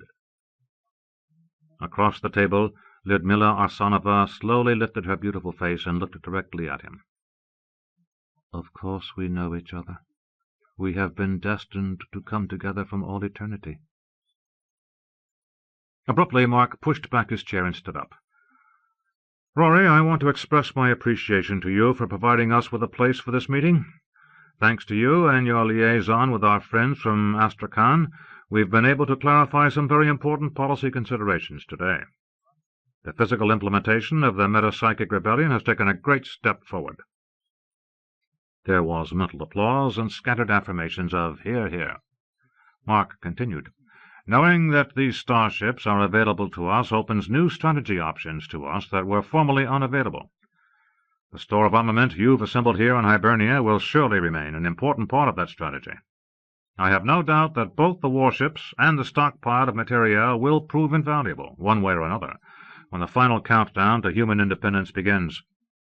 And now I'd be honored, and so would everyone else sitting at this table, if you take us on a tour of your famous Armlan.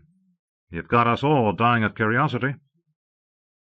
Rory agreed at once, and asked his guests to follow him.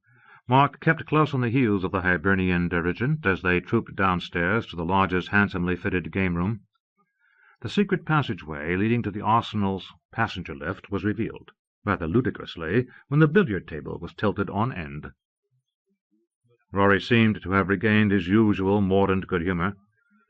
The principal entry into the Armlan is from a cave at sea level on the opposite side of the island. But it's a dank place, more often than not stinking from the carcasses of unlucky water beasts zapped by accident by the security devices. This here is the family entrance that my daughter uses when she comes to have tea with her old dad. Kindly step into the lift car. It was a rather tight fit for 9 people. Lyudmila Arsanova smiled up at Mark and apologized for treading on his foot. Not at all, he murmured, shifting away from the too intimate contact. Back at the table he'd thrust her ruthlessly from his mental vestibule, with the same unceremonious finality dealt out to other would-be lovers who had refused to take a hint.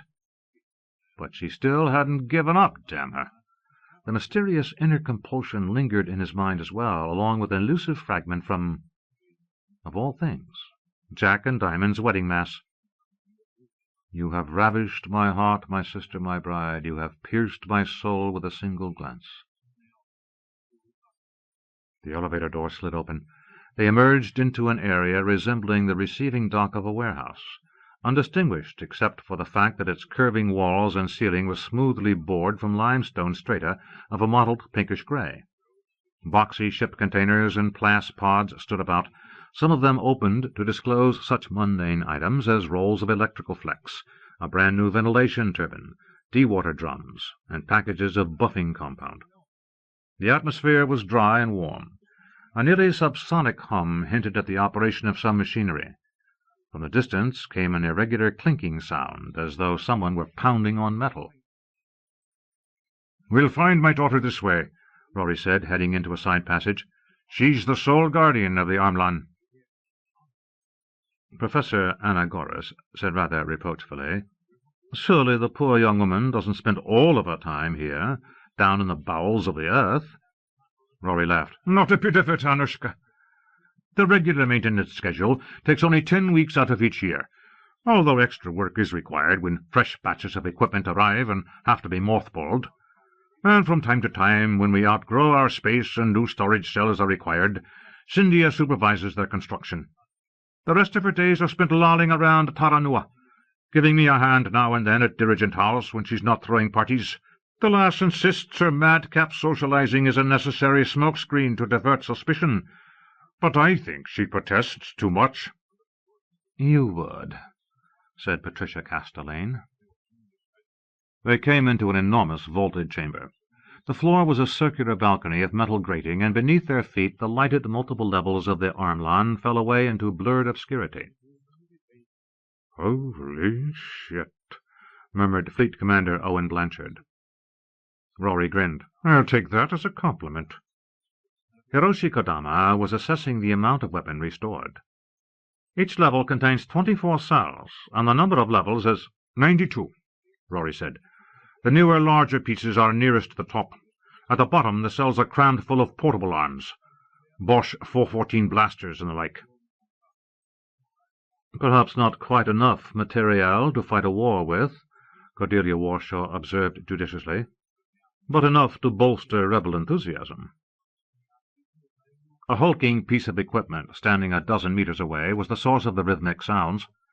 Most of the visitors ignored it and hurried to peer over the balcony railing into the awesome shaft. Mark, Rory, and the 2 Astracanians were among those who went to the Tadano tractor. "Shonda," the Hibernian dirigent called. "Our guests are here." "I'll be right out, Thesik," said a muffled voice. "just as soon as I finish bashing this bent access panel back into place." The pounding resumed. "I am very impressed by the Armlan," said Ruslan Telyakev. "It hardly seems possible that a single young lady could be responsible for its maintenance." "My daughter's no ordinary lass," Rory said proudly. After a last vehement flourish of blows, the concealed engineer said, "There, now it's done." 2 feet, clad in heavy boots, emerged from under the tractor, followed by the rest of a slender body clad in a grubby blue hooded coverall. The engineer's face was smudged with grease, and goggles covered her eyes. A tool tote rested on the rolling trolley beside her. Lying there, she smiled up at the visitors. "May I present," Rory said, "my youngest daughter, Cynthia Muldowney." Mark reached down a big hand, and she took it, jumping easily to her feet. She was a tall woman, but the top of her head came only to his shoulder. They stood unmoving, facing each other. One of her gloved hands was still in Mark's grip. She used the other to pull off the protective eyewear and hood. A luxuriant fall of curling red-gold hair, pale, translucent skin beneath the grime, a high forehead, and a delicately curved, thin-bridged nose. Exceptionally large eyes, the colour of Lochmore in summer, set deeply and framed by startling black lashes. Full lips, parted, at first unable to speak. Because, in that instant, the cavern was filled with a burst of blinding white light. The people at the railing swung about with exclamations of astonishment, but by then the inadvertent flare of Mark's metapsychic aura had faded, lingering only in his widening, amazed stare. "So you're he," she whispered, searching his face.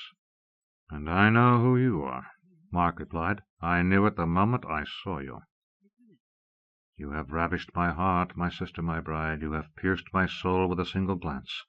How beautiful are your breasts! Honey and milk are under your tongue. What magic lies in your love!" Ignoring everyone except each other, Mark and Cynthia walked off toward the elevator, hand in hand. Staring after them in stunned disbelief, Rory whispered, "Dear Lord, no!" Ruslan Teryakev's face was a granite mask. "Yes. Oh, yes, indeed. Dirigent Muldowney, I think you will now have to find a new custodian for your Armlan."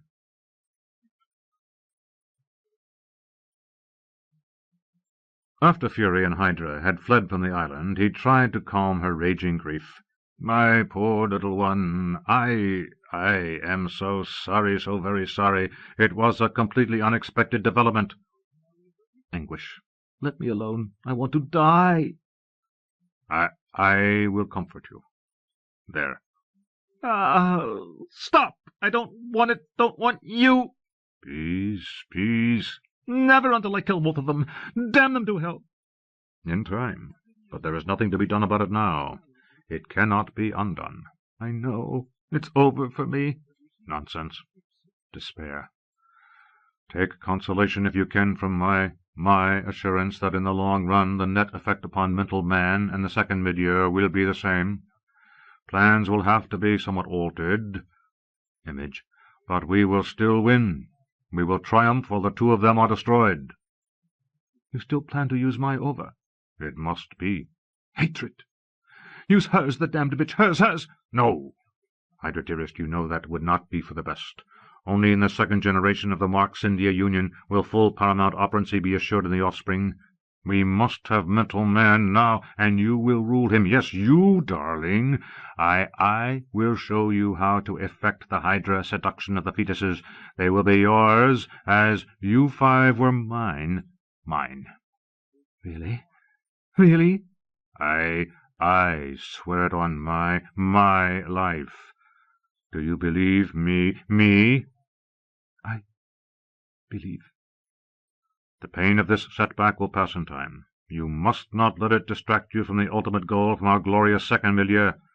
Come now, take comfort again from me. Yes. Oh, Fury, beloved Fury, what would I do without you? You would fail, dearest Hydra. I know. I vow to follow you. To obey. Just have patience with me for a little longer while I cope with this awful disappointment, this disaster, this horror. I don't understand how it could have happened. How could he do it? How, after all my work, all those coercive dreams, how could it have happened? How could Mark fall in love with the wrong sister? 20. From the Memoirs of Rogatien, Remillard. I flew into Hibernia for the wedding on a chartered starship with Lucille and the Dynasty, together with Mark's closest colleagues at Ceram, and his friend Boom Boom Laroche, who had recently become a deputy evaluator of the Galactic Magistratum and a magnate of the Concilium. Less than 4 weeks had passed since the day that Mark and the lovely young engineer had met. Everyone knew that they had been inseparable during that time, already married in spirit, if not in the eyes of the Catholic Church. On the Old World, no one would have thought a thing about the premature cohabitation, but the operant community of the Irish planet was more conservative where sex was concerned, and many of them also still harboured dark memories of the way Mark's father had dishonoured their dirigent. There had been baleful telepathic clucks following the announcement of Scindia's espousal, and Cardinal McGrath of Taranua, an operant rebel cleric who made no secret of his disapproval of the fiancée, very nearly declined to concelebrate the nuptial mass along with Anne Remillard, S.J. But in the end, Mark's personal magnetism won over even the most hard-shelled of the Hibernians. Being Irish and past masters in the art of coercive blandishment themselves, they finally accepted Mark as a worthy suitor for their beloved dirigent's daughter, even though any fool could see what a sly, silver-tongued froggy he was.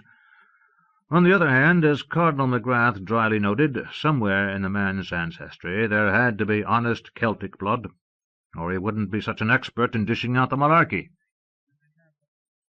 Of course, none of the wedding participants, most especially the bride and groom, knew a thing about the mortal impediment to the marriage. If Rory Muldowney had ever had any doubts about Scindia's paternity, he had long since banished them to the dead files of his subconscious, and none of his constituents would have dreamed of humiliating him or his dearly loved daughter by raising the issue, although there was secret whispering. Rory's antipathy to Mark never entirely disappeared, but to his credit he gave the couple his whole-hearted blessing when it became clear that their union was written in the stars. The members of the family Remillard, and I myself, had genuine reasons to be apprehensive of Mark's upcoming marriage, knowing what we did about his anomalous personality. When the news first reached me, I was knocked for a happy loop. Was it actually possible that this magnificent, appalling man, whom I had sadly relegated to the status of emotional cripple, had discovered human love? Even Jack was astounded. The only one who seemed unsurprised by the news was Paul. The ceremony was to be small and private, held in the little Lady Chapel of St. Patrick's Cathedral in the Hibernian capital city. Unlike the wedding of Jack and Dorothée, Mark's caused no media furore. In 2080 he was still a rather mysterious figure in the eyes of normal humanity. Except for his personal role in the salvation of Caledonia, Mark's work with CE was largely unremarked by the general public. His leadership of the rebel party had made him notorious among the magnates of the Concilium, but it was not until he deliberately brought a highly edited version of the Metal Man controversy out into the open that he became a galactic celebrity. The wedding took place in the evening, and while the number of participants was limited, it was a gorgeous affair with the groom in white tie and the bride wearing a gown of deep green satin trimmed at the décolletage with white lace flowers and pearls. Scindia had no veil except her abundant hair, which fell nearly to the middle of her back, but she did wear a wreath of fragrant violets with pendant green ribbons, giving her the archaic air of an ancient Irish princess. The couple exchanged traditional Clara rings, having carved clasped hands holding a crowned heart. There were no unseemly visual metacreative manifestations when they kissed to seal their vows, but in some uncanny fashion the transcendent love between them seemed to glorify the very ether pervading the chapel. I wept as the couple embraced, and so did Lucille sitting next to me. And when Mark and Scindia left the altar, triumphantly smiling, there was an explosion of applause and rapturous cheering. We couldn't help it. The joy of the bride and groom had conquered all of us, obliterating every doubt and apprehension. For the first months of his marriage, Mark was a man besotted by physical passion. Having denied and repressed this part of his nature for his entire adult life, his late discovery of true love and its sexual consummation reduced him to a state of calentural irrationality. The pair went to live on Earth, in a handsome house on Orcas Island, and Mark spent nearly every moment with his adored bride. He abandoned his work at Ceram, and absented himself without leave from the Galactic Concilium, thus missing Alex Mannion's shocking paper purporting to prove that unity was incompatible with mental lattice field theory, which tipped the scandalized Concilium on its ear and lost Alex the Nobel Prize at the last minute. Cynthia, in turn, was so deeply in love with Mark, and so bewitched by his coercive charm, that she never tired of him.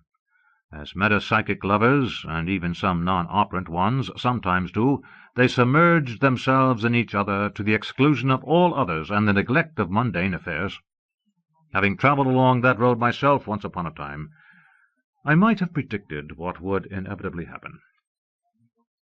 Spring comes early to the beautiful Pacific Northwest of America.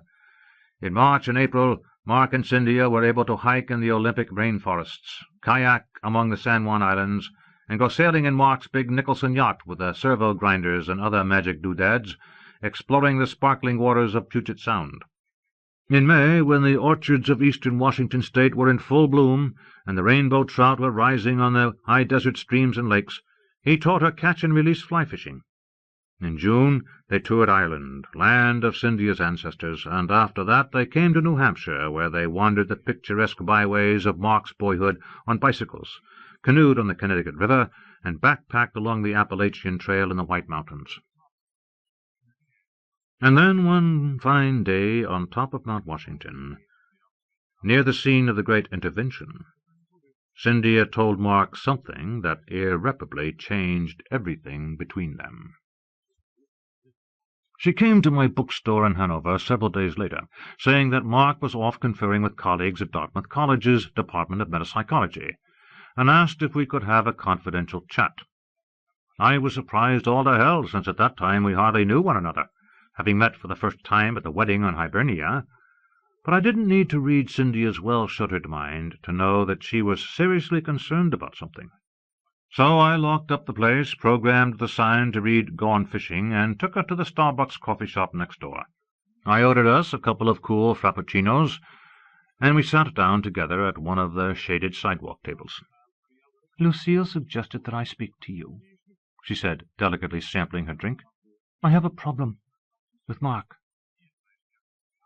"And Lucille told you to talk to me?" "She said you knew him better than anyone, with the possible exception of Jack." Cynthia Muldowney was carelessly dressed in faded jeans, a white sleeveless shirt with big gold buttons, a Boston Red Sox baseball cap, and huaraches. Her shining hair was pulled back in a long ponytail. Those extraordinary dark-lashed eyes, which Rory Muldowney told me that the Irish describe as put in with a smutty finger, had sea-green depths backed with a stony indomitability I had not noticed before. Before long we would all discover that the spine of the beautiful Hibernian engineer was pure ceramental. "I'll help you any way I can," I said, and meant it. "I'm pregnant, Uncle Rogie. I told Mark last Wednesday when we were hiking on Mount Washington. Our son should be born around the 3rd week in November." I opened my mouth to congratulate her, but she firmly coerced me to silence and continued in that sweetly accented voice of hers. "When I broke the news, Mark seemed to react normally, happily. But that night, back in the funny old White Mountain Hotel, he didn't come to bed. He just sat by the open window staring at the stars, a million miles away. I thought he might be far-speaking an important message to someone, and so I just waited. Finally I dozed off. When I woke up it was past 4 in the morning, and he was still sitting there. He said he was thinking and told me to go back to sleep. I begged him to tell me if anything was wrong. You see, it was the first time that he hadn't wanted me. He just kissed me and said he'd explain in the morning. After that he must have redacted me because I fell asleep. But before I drifted away I felt his hand on my abdomen, and I thought I heard his mind say, 'Mental man.'" I said, "Uh-oh." The next day he was still intensely preoccupied. He said we were going to have to return to Seattle soon, because important work was waiting for him there that he was anxious to show me. He hoped I'd want to help him with it, for it was very important to the success of the rebellion. He said he needed to confer with some people at Dartmouth College before we went home. We've been here in Hanover for 3 days now.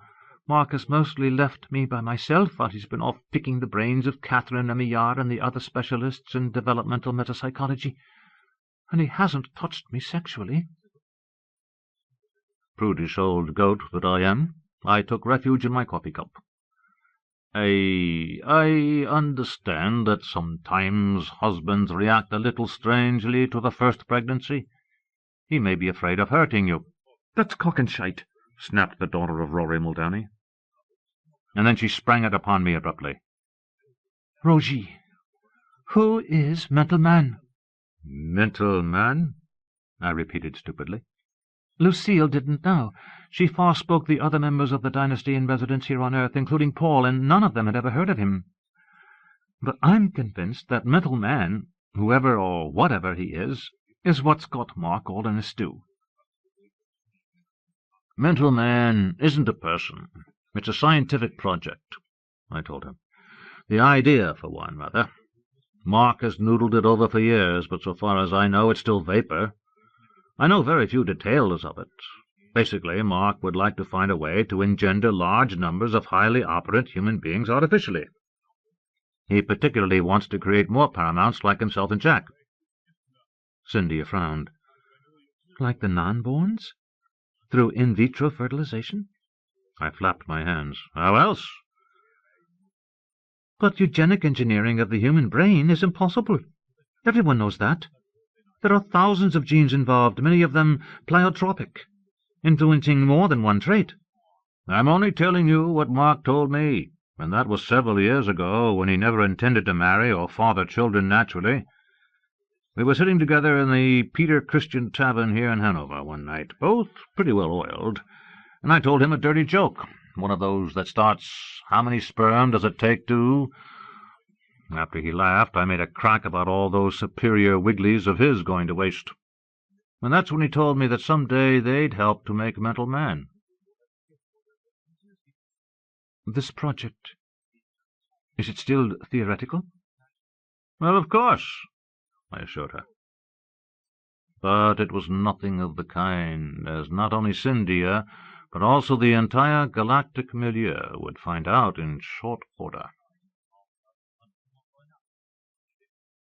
I don't usually try to send telepathic calls over any kind of distance. I'm not good at it, especially if a narrow intermode squawk is required, rather than a declamatory hail that any head in the vicinity can read. But that night I decided to make a special effort.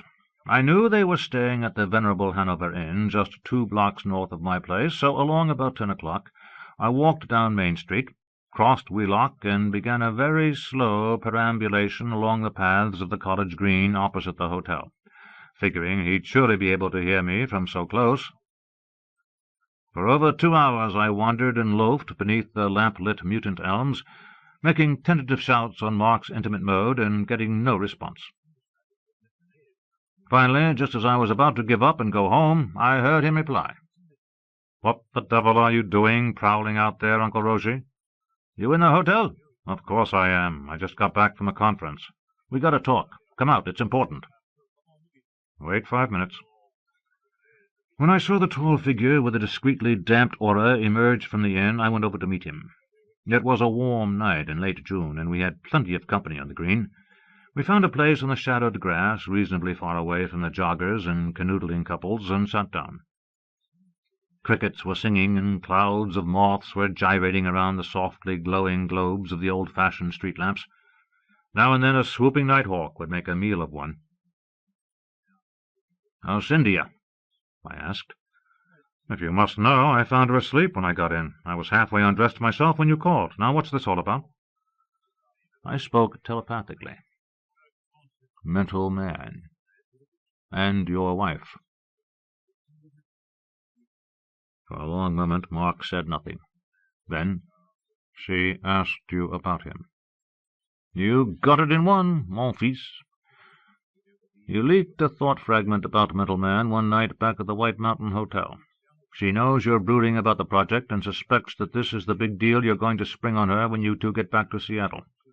She loves you very much, but she resents the fact that your sudden fixation on mental man seems to be more important to you than your own unborn son, to say nothing of discreetly expurgated image." Mark groaned out loud, and his mind said, "Mad. I didn't mean to be insensitive toward her. I just didn't think." "Obviously. For months there's been room for nothing in my mind but Cynthia. Then she told me about the child, and it was as though I fell out of heaven and back to earth with a crashing thud, remembering everything I'd put aside during the honeymoon, especially mental man, the most important thing in the world to me." "Oh, really?" Don't you try to mind-fuck me, Uncle Richie. I worship Cynthia. I'll make up for my inadvertent neglect. But mental man is my work, the most important project I've ever conceived. Compared to it, CE is nothing. My personal life is nothing. Mental man is going to save the human race from exotic domination." "That's what you told me when you first talked to me about it years ago, but you never spelled out how the miracle was supposed to happen. You want to tell me now?" "No, not yet. The project is still in a preliminary phase of research and development." "All right. But you're going to have to tell Cynthia, or risk losing her." "Don't talk like a bloody idiot!" He sprang to his feet and hulked over me in the starlight. Then the heroic body seemed to sag. He spoke almost formally. "I'm sorry I said that, Uncle Rushy. I'm sure you have only my best interests, and those of Cynthia, at heart. I do appreciate that you called this problem to my attention. When we're back at home, I fully intend to discuss the Mental Man project with her and convince her of its vital importance. I hope she'll even want to share the work with me."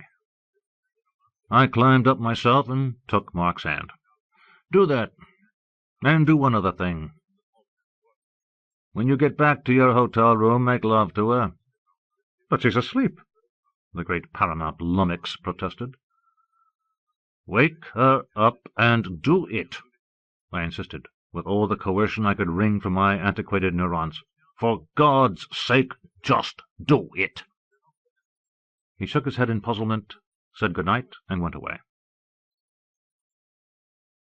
I saw Mark and Cynthia again 3 days later, just before they left Hanover for Seattle. She appeared radiant, and he was solicitous and tender. I presumed that all was well once again in their bedroom, and breathed a sigh of relief. Then, with summer in full swing, and me feeling chipper, the charming Sally Lapidus appeared on the scene once again, inclined to give me a second chance. I forgot about mental man and the sex life of other folks, being happily absorbed in my own.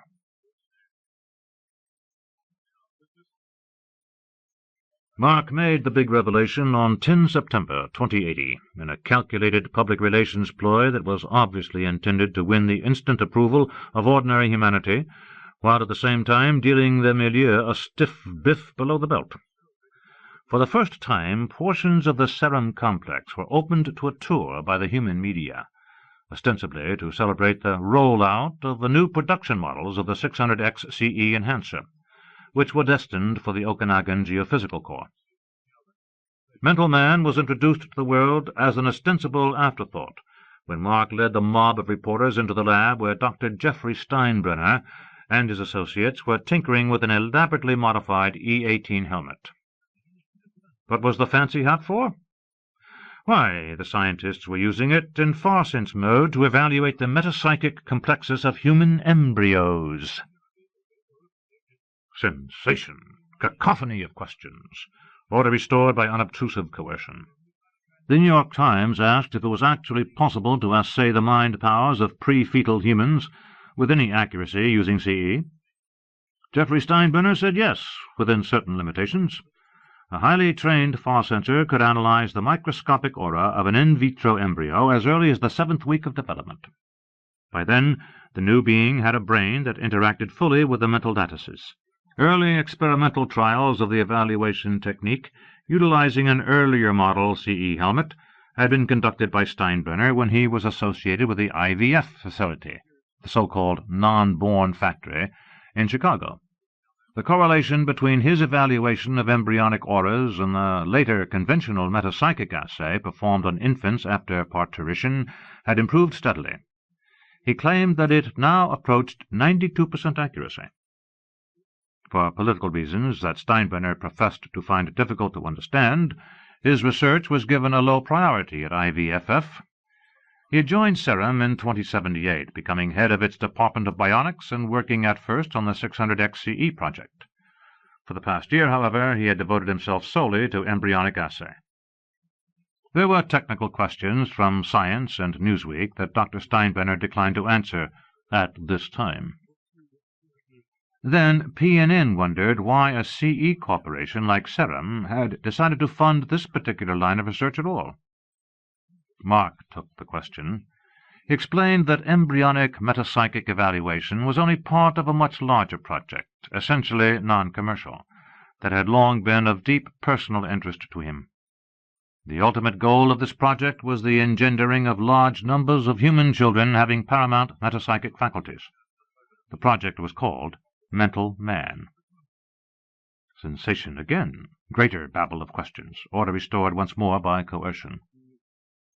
Galaxy Today asked whose germ cells had been used to engender the embryos being used in the present Mental Man evaluations. Mark said that the sperm were his, and the ova were from a female donor of extremely high metapsychic assay who wished to remain anonymous. Star Network wanted to know what disposition was being made of the Mental Man embryos after their evaluation. Mark said that the viable 7-week embryos used in the preliminary study were being put into cryonic storage after their MP complexes was analyzed. The media representatives surely understood that at the present time it would contravene the milieu reproductive statutes if a privately held corporation such as Serum should nurture human embryos artificially into the legally defined fetal state of 8 weeks, much less allow those fetuses to mature fully.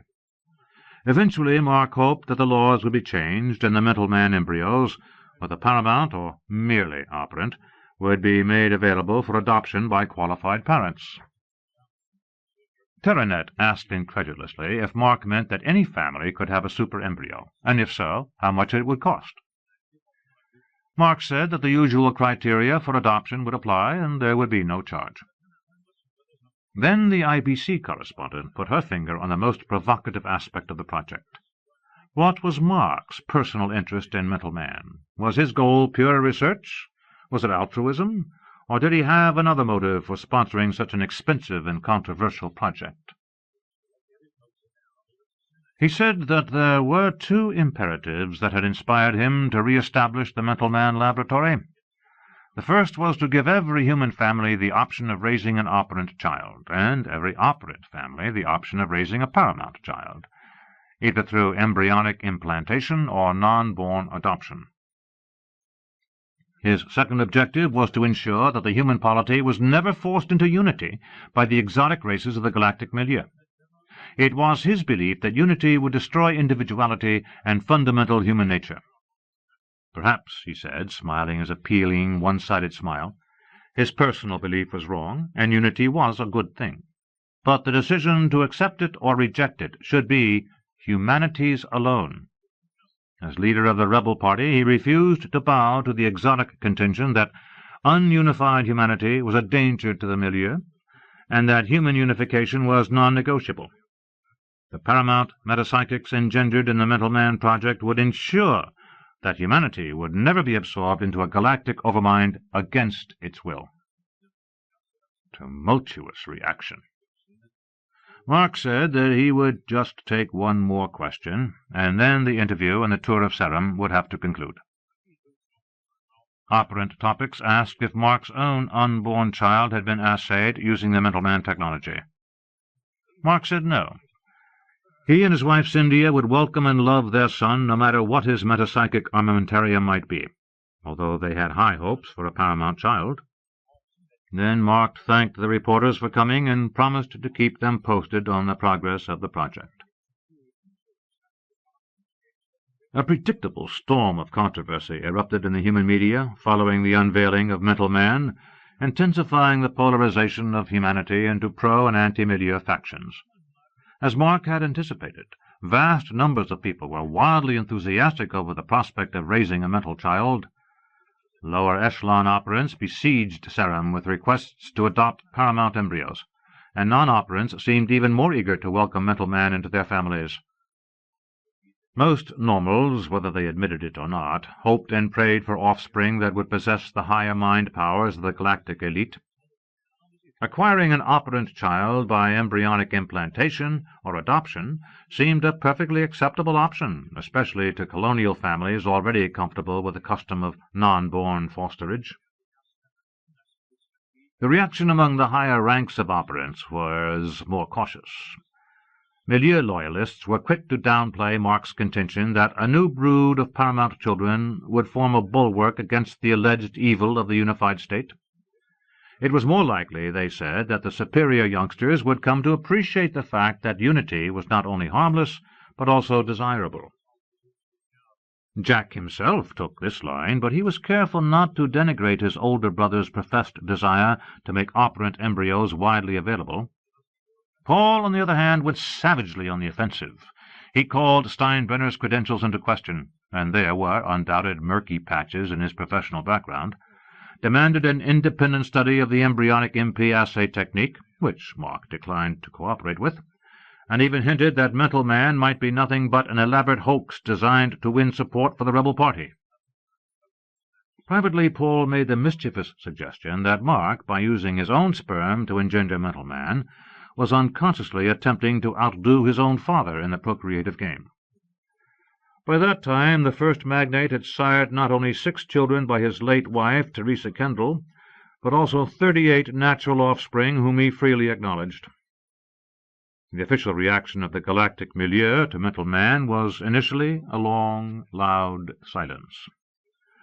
At last, nearly a month after Mark's press conference, Davy McGregor and the other planetary dirigents of the human polity made a joint response.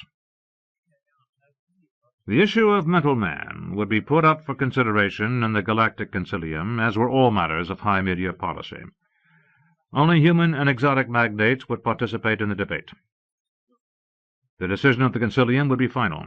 Until that decision was issued, Ceram and Mark Remillard were forthwith enjoined from publicizing Mental Man in any way, shape, or form, and were expressly forbidden to nurture any human embryos beyond the 7th week of life, or to cause said embryos to be nurtured by other persons, through either uterine implantation or in vitro culture. Officers of the Galactic Magistratum would inspect the Ceram premises periodically to ensure that the injunction was not violated. The majority of non-operant human beings, and respectable numbers of operants, gave a predictable response to the dictum. Boiled down, it amounted to, "Fuck that." And thus began the final act of the metapsychic rebellion.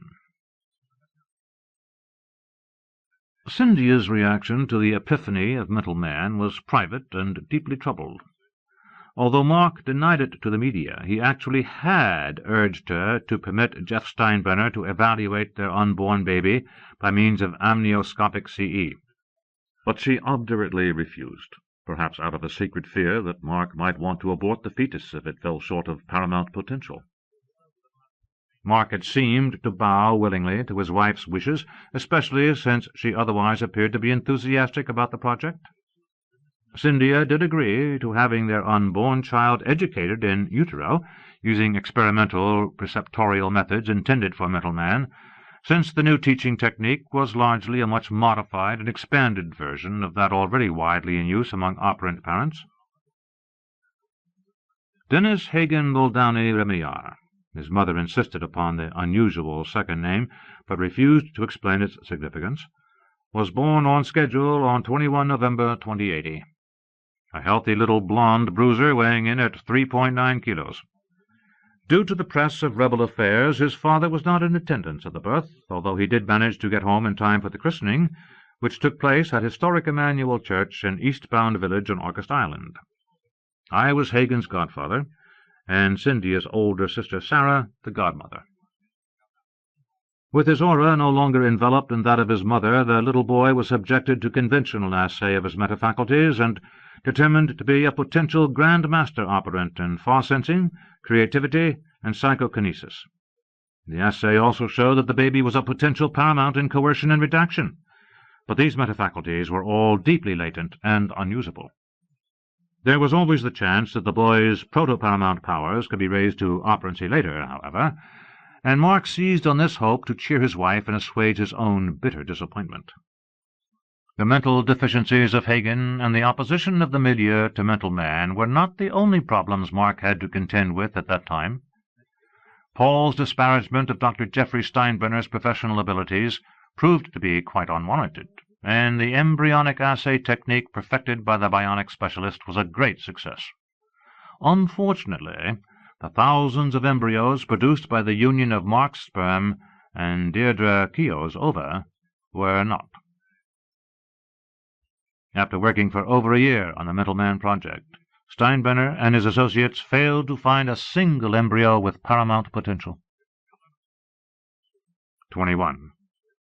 Seattle Metro, Earth, 14 January 2081. A relatively lengthy period of rest and recuperation was required after the strenuous D-jump from Astrakhan. Fuzzing his identity, Fury checked into a luxury suite at the Four Seasons in downtown Seattle and had room service bring up a rare steak, a small Caesar salad, a creme brulee, and a bottle of Stolichnaya. After he had eaten and drunk, he fell into a dreamless sleep. The monster awoke the next morning with an inconveniently voracious appetite for life force. Cursing, he self-redacted and managed to suppress the urge, but only at a serious cost to his vitality. Later. He'd take care of his hunger later. It would be easy to find suitable prey in the city, a drunken Inuk down around Pioneer Square, or a runaway adolescent over by the Pike Place Market. Unfortunately, the interval between necessary feedings was becoming shorter and shorter. The problem was an irksome one, but he had so far been unable to address it because too many other things were happening that demanded his personal attention. The Astrakhanian dirigent, Xenia Krudyasheva, was proving tougher to kill than he had anticipated, and her hostility to the local rebel faction had reached a ticklish level. Construction of the modified starships was moving right along, but there had been a nasty scare when the facilities of a crucially important subcontractor on Yakutia were demolished in a power plant mishap. The French world of Blois, in a fit of Gallic mulishness, had at first refused to take up the slack by revising production schedules in its own factories. Fury himself had been obliged to coerce the 6 members of the Blaisois Commerce Ministry, the board of directors of Dassault Aerospatiale, and the heads of 3 trade unions in order to get things rolling again. Besides all that, there was the upcoming Concilium session to worry about.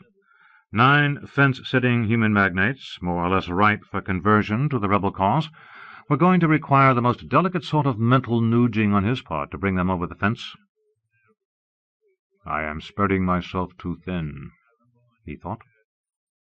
Not for the first time, Fury cursed the fact that high-powered coercion and the reading of hostile minds were impossible to bring off at a distance. The personality disjunction problem was only one symptom of impending difficulty. His far senses were no longer what they should be, and neither was his self-redactive faculty. The D-jump to Earth had been a considerable strain, necessitated by another schedule conflict. If only he could have put Hydra on an earthbound starship and let her do this particular job herself. She was so much better at Mark's subliminal coercion. But it was still unwise to use Hydra in any situation where she might have unsupervised access to Cyndia Muldowney. Fury's seeker sense located Mark and Cyndia at the Orcas Island house, and he spied on them briefly through excorporeal excursion. Uncle Rosie was there on a house visit, having breakfast in the huge kitchen with the couple and their infant son. The old bookseller had brought baby Hagen a present, a revised version of the papoose swing he had built years ago for Jack the Bodiless. The infant dangled happily in the device, sucking his thumb and making cornflakes hop around the kitchen table with his piquet. The conversation among the 3 adults was vapid, and so Fury wasted no more time on them. The contact with Mark would take place much later, when he was asleep. A fast, far-sensory glance showed that on this Saturday morning only a skeleton force of technicians was on duty at Serum's Mental Man facility. As usual, the hard-working Geoffrey Steinbrenner was among them. Excellent. It was snowing in the Cascade Mountain foothills, so Fury went down to the hotel's moduplex and ordered heavy winter clothing from REI. Later, as he flew his hired egg eastward, he called a North Bend outfitter on the RF-com and reserved an enclosed Arctic Cat snowmobile. The machine was waiting for him when he landed. It took less than half an hour to drive it along the Snoqualmie River Trail to the sign-posted chain-link fence that marked the boundary of the Serum campus. No other winter fun-seekers were in the area. He parked the cat in a thicket of tall Himalayan blackberries and shut off the engine. After making sure that the small cryopack container was safely tucked in one of the big cargo pockets of his pants, he climbed out. It was quiet except for the shrunken river's ice-muffled purling and the slow tick of the cooling snowmobile. White flakes drifted down in nearly windless air, striking the mirrored surface of the immense Sigma hemisphere just inside the fence and sliding down to form a fluffy bezel on the adjacent ground. His far scan showed that no human guards were abroad behind the force field. A notice hanging on the fence warned, "Absolutely no trespassing. Serum Limited is licensed to use deadly force to repel unauthorized persons from this property." Fury smiled, then de-jumped inside the barrier, rematerializing in the midst of some ornamental rhododendrons next to the Metal Man facility. He rested for a few minutes, recovering his strength and scanning about the installation to ensure that his presence had not been detected. No alarms sounded, no far-sensory touch flicked over him, no personnel within any of the buildings showed surprise or otherwise deviated from what they had been doing. 11 biotechnicians were scattered about the upper floors of the Metal Man lab, fertilizing a batch of worthless ova from one of the new donors and performing various technical maintenance chores. Jeffrey Steinbrenner was alone in the gestatorium on the basement level, preparing for an assay session. Once again, Fury's mind generated an upsilon field, and he teleported through space. A split second after he appeared in an alcove of the gestatorium just out of Steinbrenner's view, he used his creativity to become invisible. It was Fury's first tangible visit to the facility, although he had excursed to it mentally from time to time when he visited the old world in order to keep track of Mental Man's progress. The enormous room was dimly illuminated by crimson indirect lighting, and the sound of a recorded human heartbeat was audible over the soft strains of a Mozart string quintet. 3 walls of the gestatorium were lined from floor to ceiling with recessed racks holding ovoid uterine capsules. Each one was transparent, about 50 centimeters high, and had biomonitoring displays at the front. The life-supportive equipment was concealed in the walls behind the racks, as was the conveyor system that transported encapsulated embryos to various parts of the building for study or processing. The cadaverous scientist had seated himself in the operator's chair before the metapsychic assay unit in the center of the room. The device was the size of a small desk. On top, a windowed box-like extrusion with a headrest containing a single uterine capsule with tiny occupant awaiting analysis. A CE power supply module stood on the left side of the chair. On the right, an E-18 helmet with its specially modified far-sensory brainboard lay on a stand, ready to be donned. Fury stood directly behind Steinbrenner while he dictated preliminary information into the unit's computer command bank and transferred data from the capsule's vital signs monitor. Then the doctor relaxed for a moment, watching the embryo with his unaugmented deep sight. And so did Fury. The developing human being was about 2 centimeters long, floating inside a diaphanous, fluid-filled amniotic sac the size of a plum. A curling umbilical cord attached the embryo to a much larger, spongy placenta, thickly webbed with prominent blood vessels and bedded in a slab of protoplasm at the rear of the artificial womb.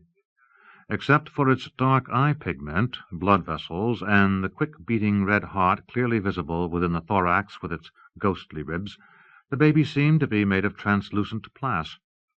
The fingers and toes on its miniature limbs were fairly well formed, and male genitalia were visible. Its head was disproportionately large, bent forward as if in serene meditation, the brain a gleaming shadow with the cerebrum neatly halved.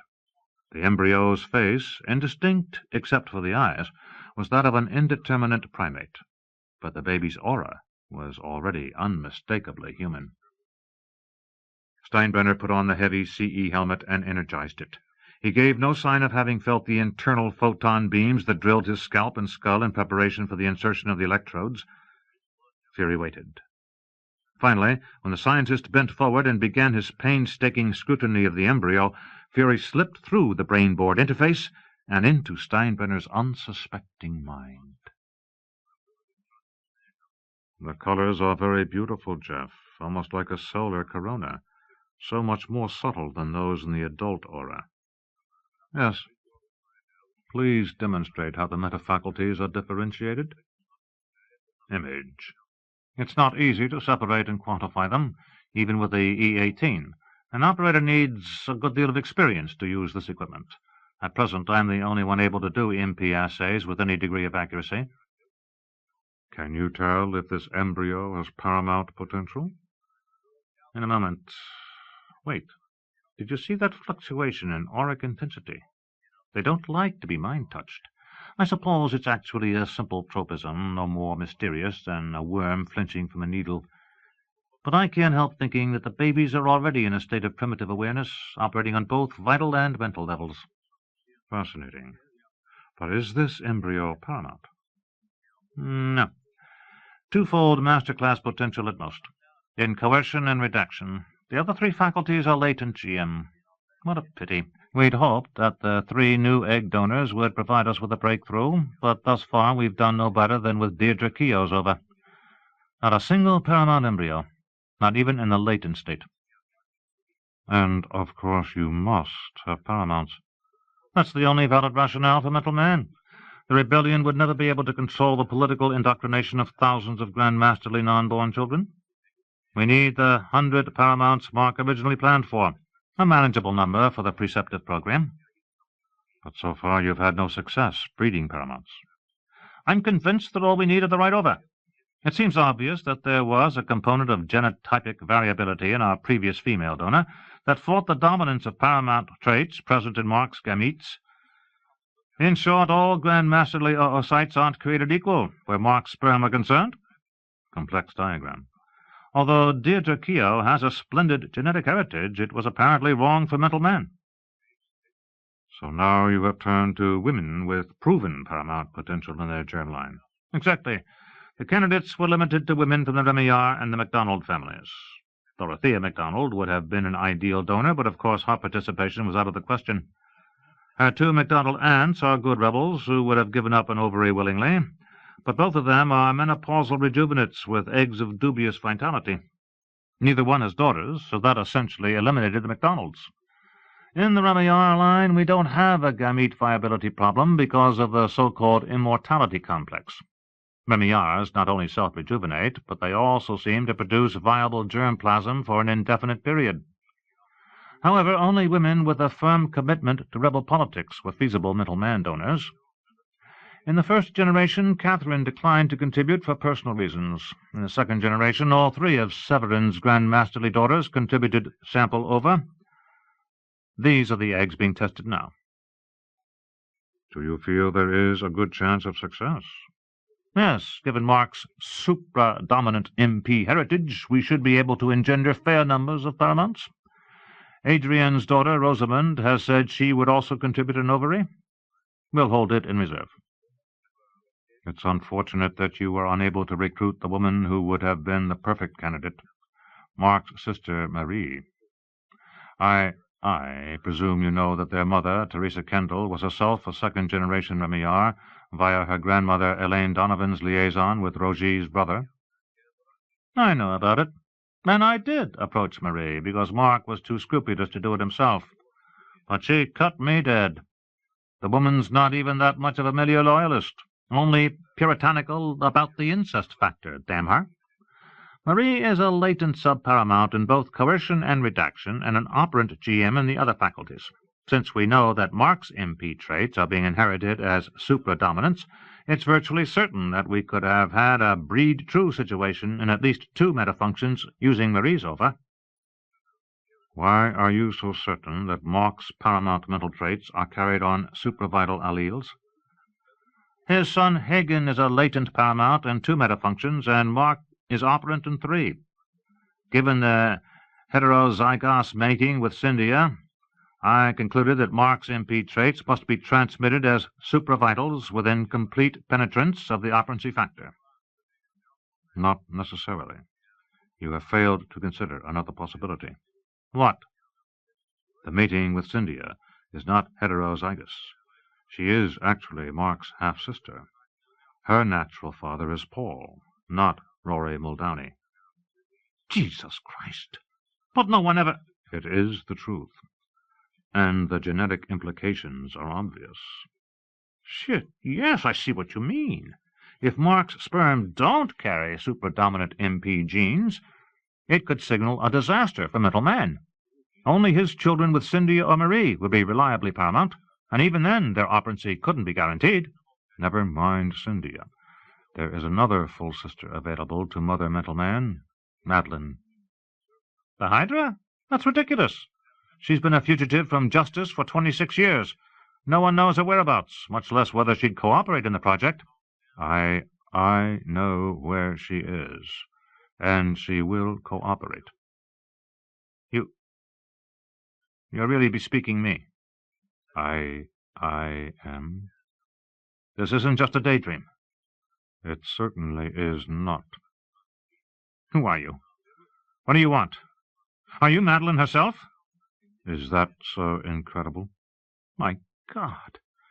An ovary has already been excised and frozen. The oocytes are in perfect condition. Jesus. Yes, of course. And with a homozygosity— Mark must never know. He would never accept Mental Man as the offspring of Hydra. You must substitute the new ovary for an organ contributed by one of the other women. Yes, it can be easily done, if you insist. I demand it.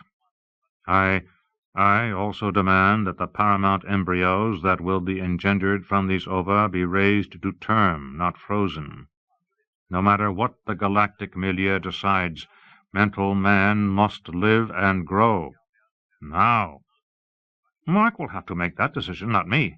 I will take care of Mark.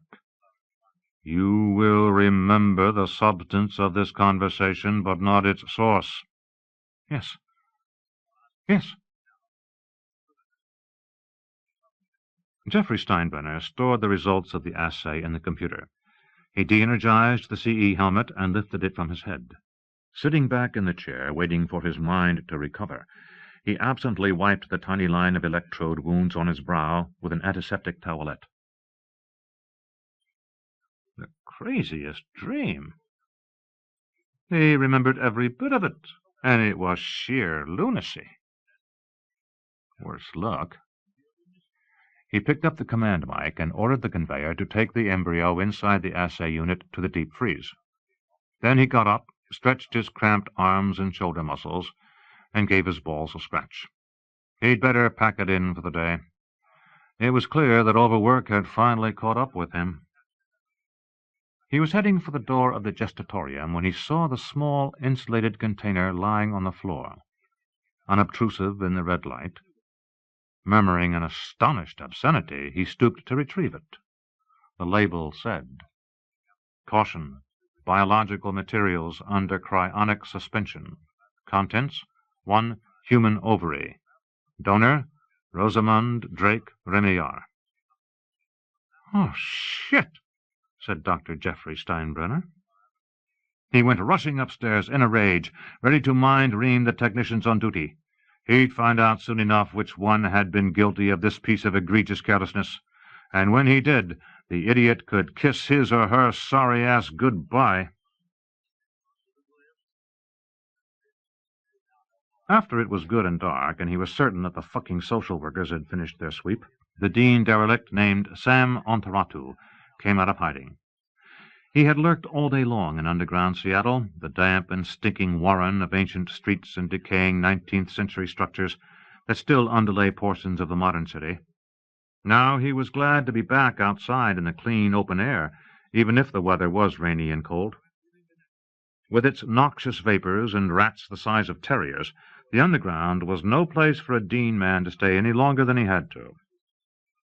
Carrying his duffel, Sam left the abandoned building that gave secret basement access to the subterranean world and slouched along Yesler Way, the original skid road of North America.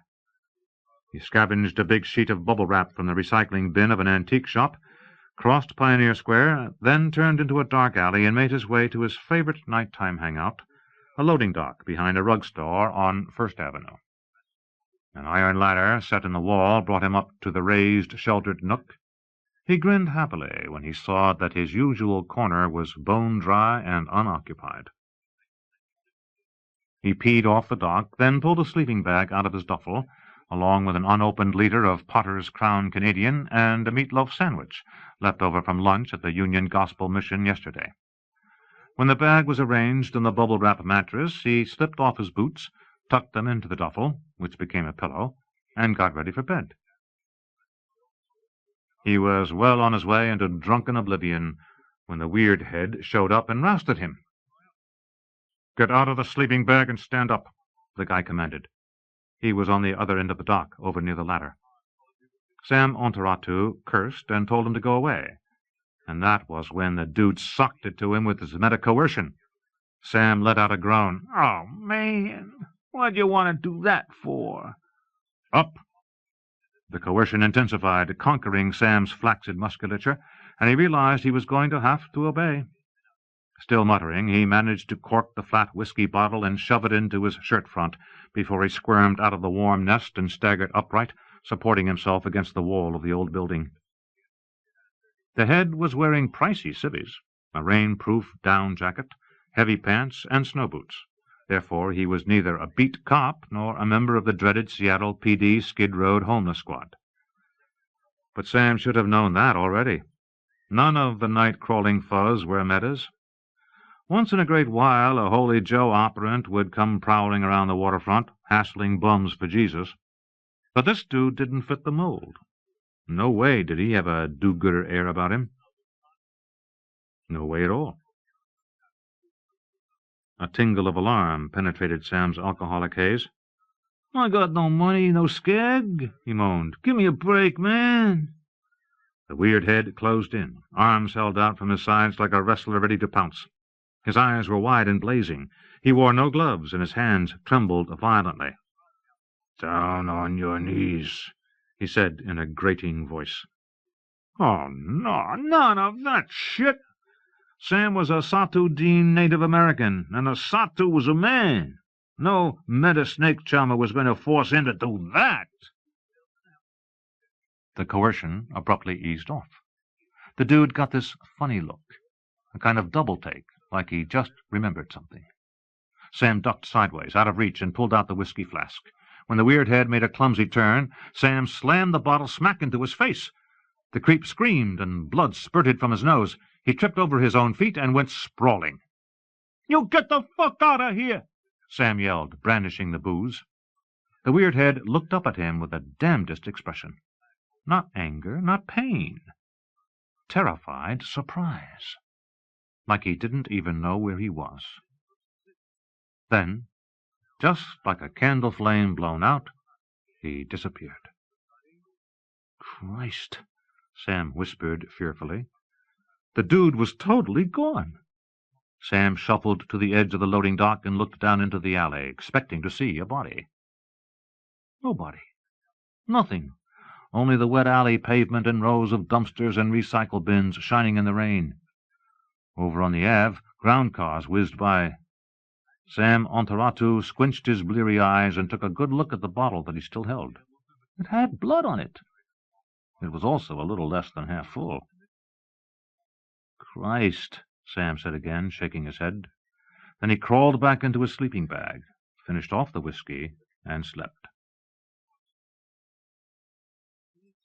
Out on the San Juan Islands off the Washington coast, the precipitation fell as icy rain that rustled against the drape-shrouded windows of the small sitting-room. Mark and Cynthia had gone off a couple of hours earlier to catch a performance of Die Volkje at the Seattle Opera. Thierry Lachine, the houseman, was in bed with the flu. The nanny, Mitsuko Hayakawa, was off in Twisp, visiting her elderly mother over the weekend. But Rogie didn't mind babysitting. There was a nice blaze going in the fireplace, and the armchair was comfortable. He'd put a good old Carl Hyacin comic thriller into his plaque book, and a modest quantity of wild turkey into himself, then settled down for a quiet winter evening. Roger nodded off after a while, waking eventually to find the fire dwindled away to embers and the clock pushing midnight.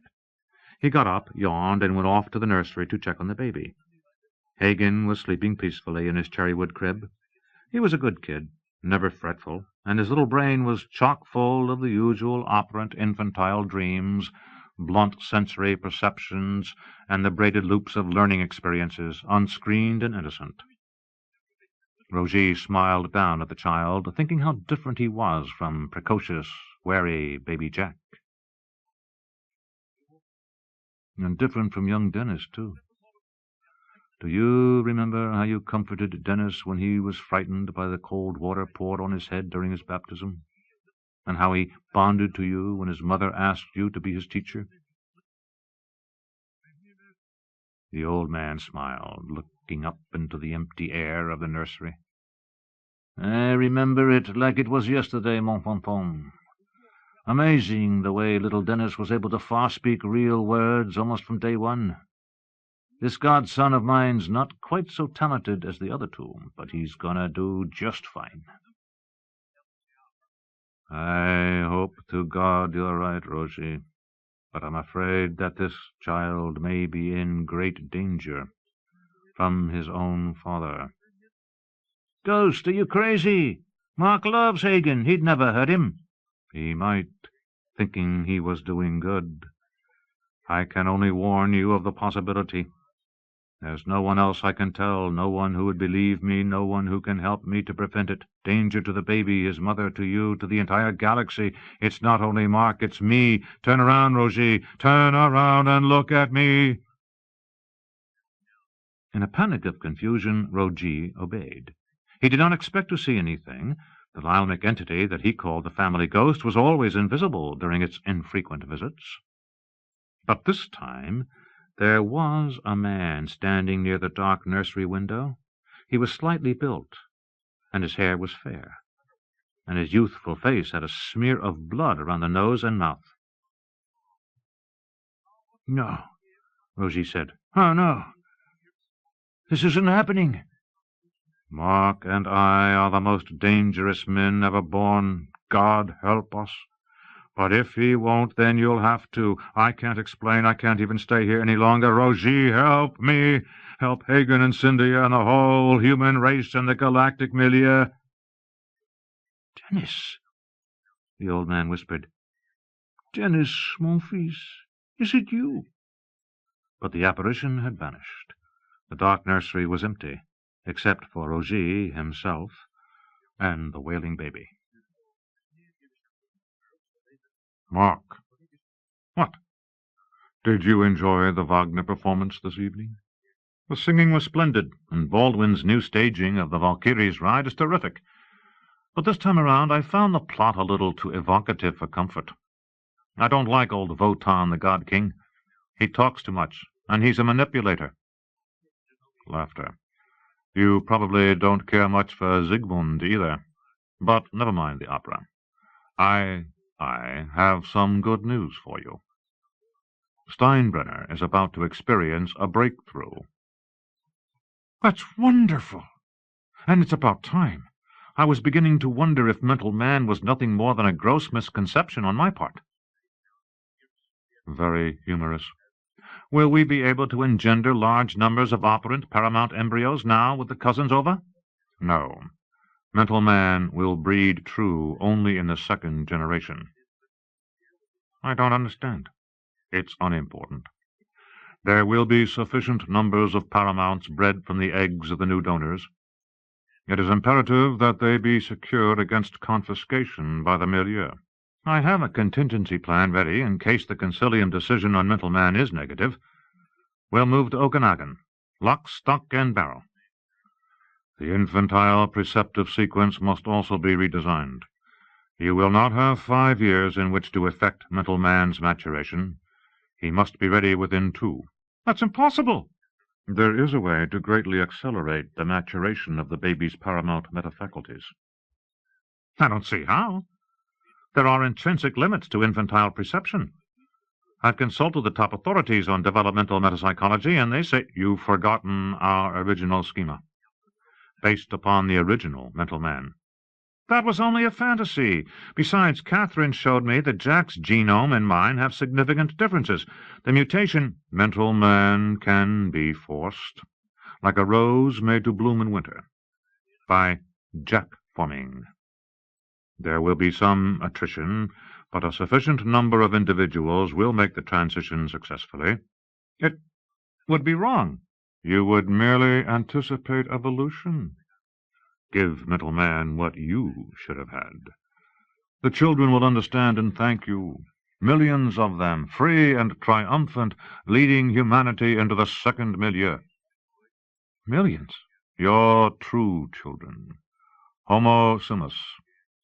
You will engender them after the rebellion is won. It should have been me, not him. Why wasn't it me? Jack's mutation is an evolutionary dead end. You are potent, the true father of mental man. But you must have the courage to fulfill your destiny, the vision to transcend moral constraints designed for poor circumscribed Homo sapiens. Jack did survive the transition. He must have been paramount in creativity, even at that early age, to accomplish the reincarnation. Yes, but he would never have done it without the ultimate incentive, the fear of death. I can still see it. Firemen cutting off internal sigmas, guarding burning hospital room, door open, smoke, flame, breaking window, snow, steam, ash, blackened, twisted, melted equipment. A naked adult man, metamorphosing back to his true shape, transformed, Jack-formed, the brain, changing again to a child, safe, alive, triumphant. It will happen again, as you dreamed it would. But how? A meld of biotechnology and CE. Image. Do you see? Do you understand? The artificial encephalization procedure, an adaptation of regeneration tank technology augmented with specialized creative CE. The preceptive conditioning and indoctrination can be ongoing with the Jack-forming. You have the people already to help you build the apparatus. Steinbrenner, Keoghs, Morita, Van Wyck, Kramer. It will work. Yes. God, it will work. He'll be born mental man, the pinnacle of human evolution, our savior, leading humanity to a second milieu, free from exotic dominion. And you would be not only his father, but his guiding star. This is a dream, only a dream. Every human triumph begins with one. 22. From the Memoirs of Rogatien, Remillard. I told Tejon and Dorothée about the spectre of Dennis a month or so later, when they came to Hanover following the Concilium session. Right there in the back room office of my bookshop, Dorothée did a minor ream job with my full consent, recovering my memory of the experience and analyzing it with Jack's help. What they discovered was inconclusive. I had seen something that both my ordinary senses and my ultrasenses perceived as real. It might have been Dennis, or it might have been a delusion that I had invested with his metapsychic identity. Which do you think it was? I asked Dorothée. I think that you saw him, she said, her pseudo-voice flat and emotionless. She wore her sparkling diamond mask, but her clothing was otherwise unremarkable, black wool pants and a jade cowl-neck sweater. She'd taken off her rain jacket. I was collapsed in my old leather swivel chair, and she sat on a stool next to me, holding one of my hands. Her ream had been so skillful that there was no pain, but I still felt wrung out. I turned to Tejon. And you? He was perched on the edge of my battered desk. Marcel, the cat, was peacefully asleep in the inn basket, and the gales of March were strumming the tightly clenched leaf buds of the maple tree outside the little office window. I've suspected almost from the beginning that the integrated entity who escaped from us on Christmas has the ability to de-jump, Jack said, to teleport. This could be one explanation of what you saw, or it could have been a metacreative sending, an illusionary projection. Whatever, I think it was Dennis, temporarily in control of his own body again. So what are we going to do about it? I asked them, my impatience increasing. There's nothing we can do. Jack said, "except wait and see whether Dennis appears again. If he's alive, it's possible that the fusion of his two disparate personae during the meta-concert was only temporary. The Dennis part might now be subordinate, as the Fury part was before. In time, the good persona might give us some clue we can act on to wipe out the bad persona. It's all we can hope for." I pulled free of Dorothee's solicitous grasp and pleaded with Tejon. "Dennis was in agony. He knows now that he's Fury. He begged me to help him. Can't you at least do another scan of Earth? Have another shot at tracking him down?" The bright blue, inhuman eyes shifted. "Uncle Roger, the odds are too long, and there's other work for me to do, vitally important work." "Damage control," I opined with some cynicism. "Countering Mark and Mental Man, that's all you care about now." Jack admitted it. Dorothée said, "Mark is the Pied Piper, Roger, the metapsychic tempter, so magnificent and strong and reasonable. Do you know what I thought when I saw him give that interview on the Tri-D, taking the defense of human liberty upon himself as though no one else in the galactic milieu gave a damn about it? I thought, he looks like my guardian angel would look. Those calm, grey eyes, that beautiful, trustworthy, masculine face. Why not let him light and guard and rule and guide me? Why not let that paramount mind and those big, wide shoulders deal with the mess in the milieu? I wasn't coerced by Mark, Roger. I was bewitched. For a little while. Until I remembered who he was and how he lived a life that even the most charitable person would call utterly self-centered. Mark may believe it when he says he's totally committed to the sovereignty of human nature, but— "Of course he believes it!" I exclaimed, full of indignation. "He's seen through the window-dressing of mystical unity bullshit that's blinded Paul and the other loyalists, that's blinded you. The exotics don't want us the way we are. They want us crammed into their inhuman mold. No more messy individualism or oddball thinking or nonconformist behavior, just tranquility and good order for all. Docilated minions, a racial lobotomy. Us rebels saw through the schmooze job decades ago. We just had to bide our time until a real leader came along, one who could turn us away from the fake paradise promised by the Great Intervention. Now he's here. Maybe Mark's an angel with a fiery sword, but he won't chase us out of the fucking Garden of Eden. He'll lead us out, because that's where we want to go." "If you only understood," Jack began, but I cut him off with a Franco curse. Dorothée said, "Mark is no guardian angel, no warrior Michael, either. If anything, he's Abaddon, the angel of the abyss." "You're afraid of him," I cackled.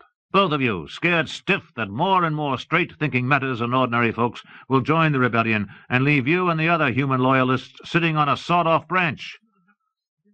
"We're very much afraid of Mark," Jack said, "and I think that deep in your heart you're afraid of him too." He gave Marcel a farewell pat and got down off the desk, then took Dorothee's jacket from the office clothes tree and held it while she put it on. "What Mark has done has nothing to do with any commitment to human liberty. He's manipulated public opinion with cold-blooded efficiency because he sees the milieu as a threat to his own ambitions. Your angel with a fiery sword is laying the groundwork for war." "If war comes," I blustered, "it'll be the milieu that starts it, not Mark." "Do you really believe that?" Dorothée spoke pityingly. "Yes," I declared, "and so do billions of other people who just want to be free. Free to be human. We'll fight for that freedom if we have to." "But will you fight for the sake of Mental Man?" Jack asked, pausing as he slipped on his jacket. I stared at him. "Think about it," he said, "and at the same time think about what Dennis, or your own unconscious mind, might have meant by calling Mark one of the most dangerous men ever born." And Jack the Bodiless and Diamond Mask went out through the front of the bookshop and into the equinoctial twilight.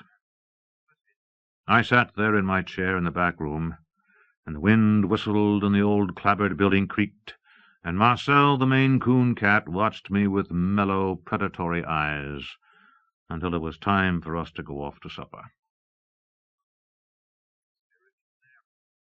Although the Galactic Concilium is not a body open to public scrutiny, news about its arcane telepathic deliberations was usually well leaked by human magnates in the years preceding the rebellion, especially by those belonging to the rebel party. The great debate on mental man was a prolonged one that would not be resolved in a single session, but after Mark's calculated toss of the gauntlet into the faces of the exotics, only the most cockeyed optimists held out much hope for the project's ultimate approval. Even among the rebels there was grousing and grumping about why the leader of the party had deliberately injected this side issue into the anti-unity debate. On the other hand, if mental man actually had offensive-defensive potential, then why had Mark revealed his existence prematurely, rendering him vulnerable to the milieu spoilers? Mark refused to explain. Paul Remillard and the other pro-milieu loyalists, who still formed a commanding majority among human polity magnates, remained confident that they could shoot the project down, or at least stall it until the magical moment when our race coagulated, and unity more or less happened all by itself. To that end, they stepped up the propaganda barrage, touting the benefits of unification, enlisting not only human philosophers, religious leaders, and psychologists, but Poltroyan advocates as well. All earthlings loved the little purple people. Their goodwill toward men, their warm sense of humor, and their undeniable individuality made them formidable opponents to rebel spokesmen who accused all of the exotic races of being submerged in a lockstep alien hive mentality. To know a Poltroyan was to have a gut feeling that their slander just couldn't be so.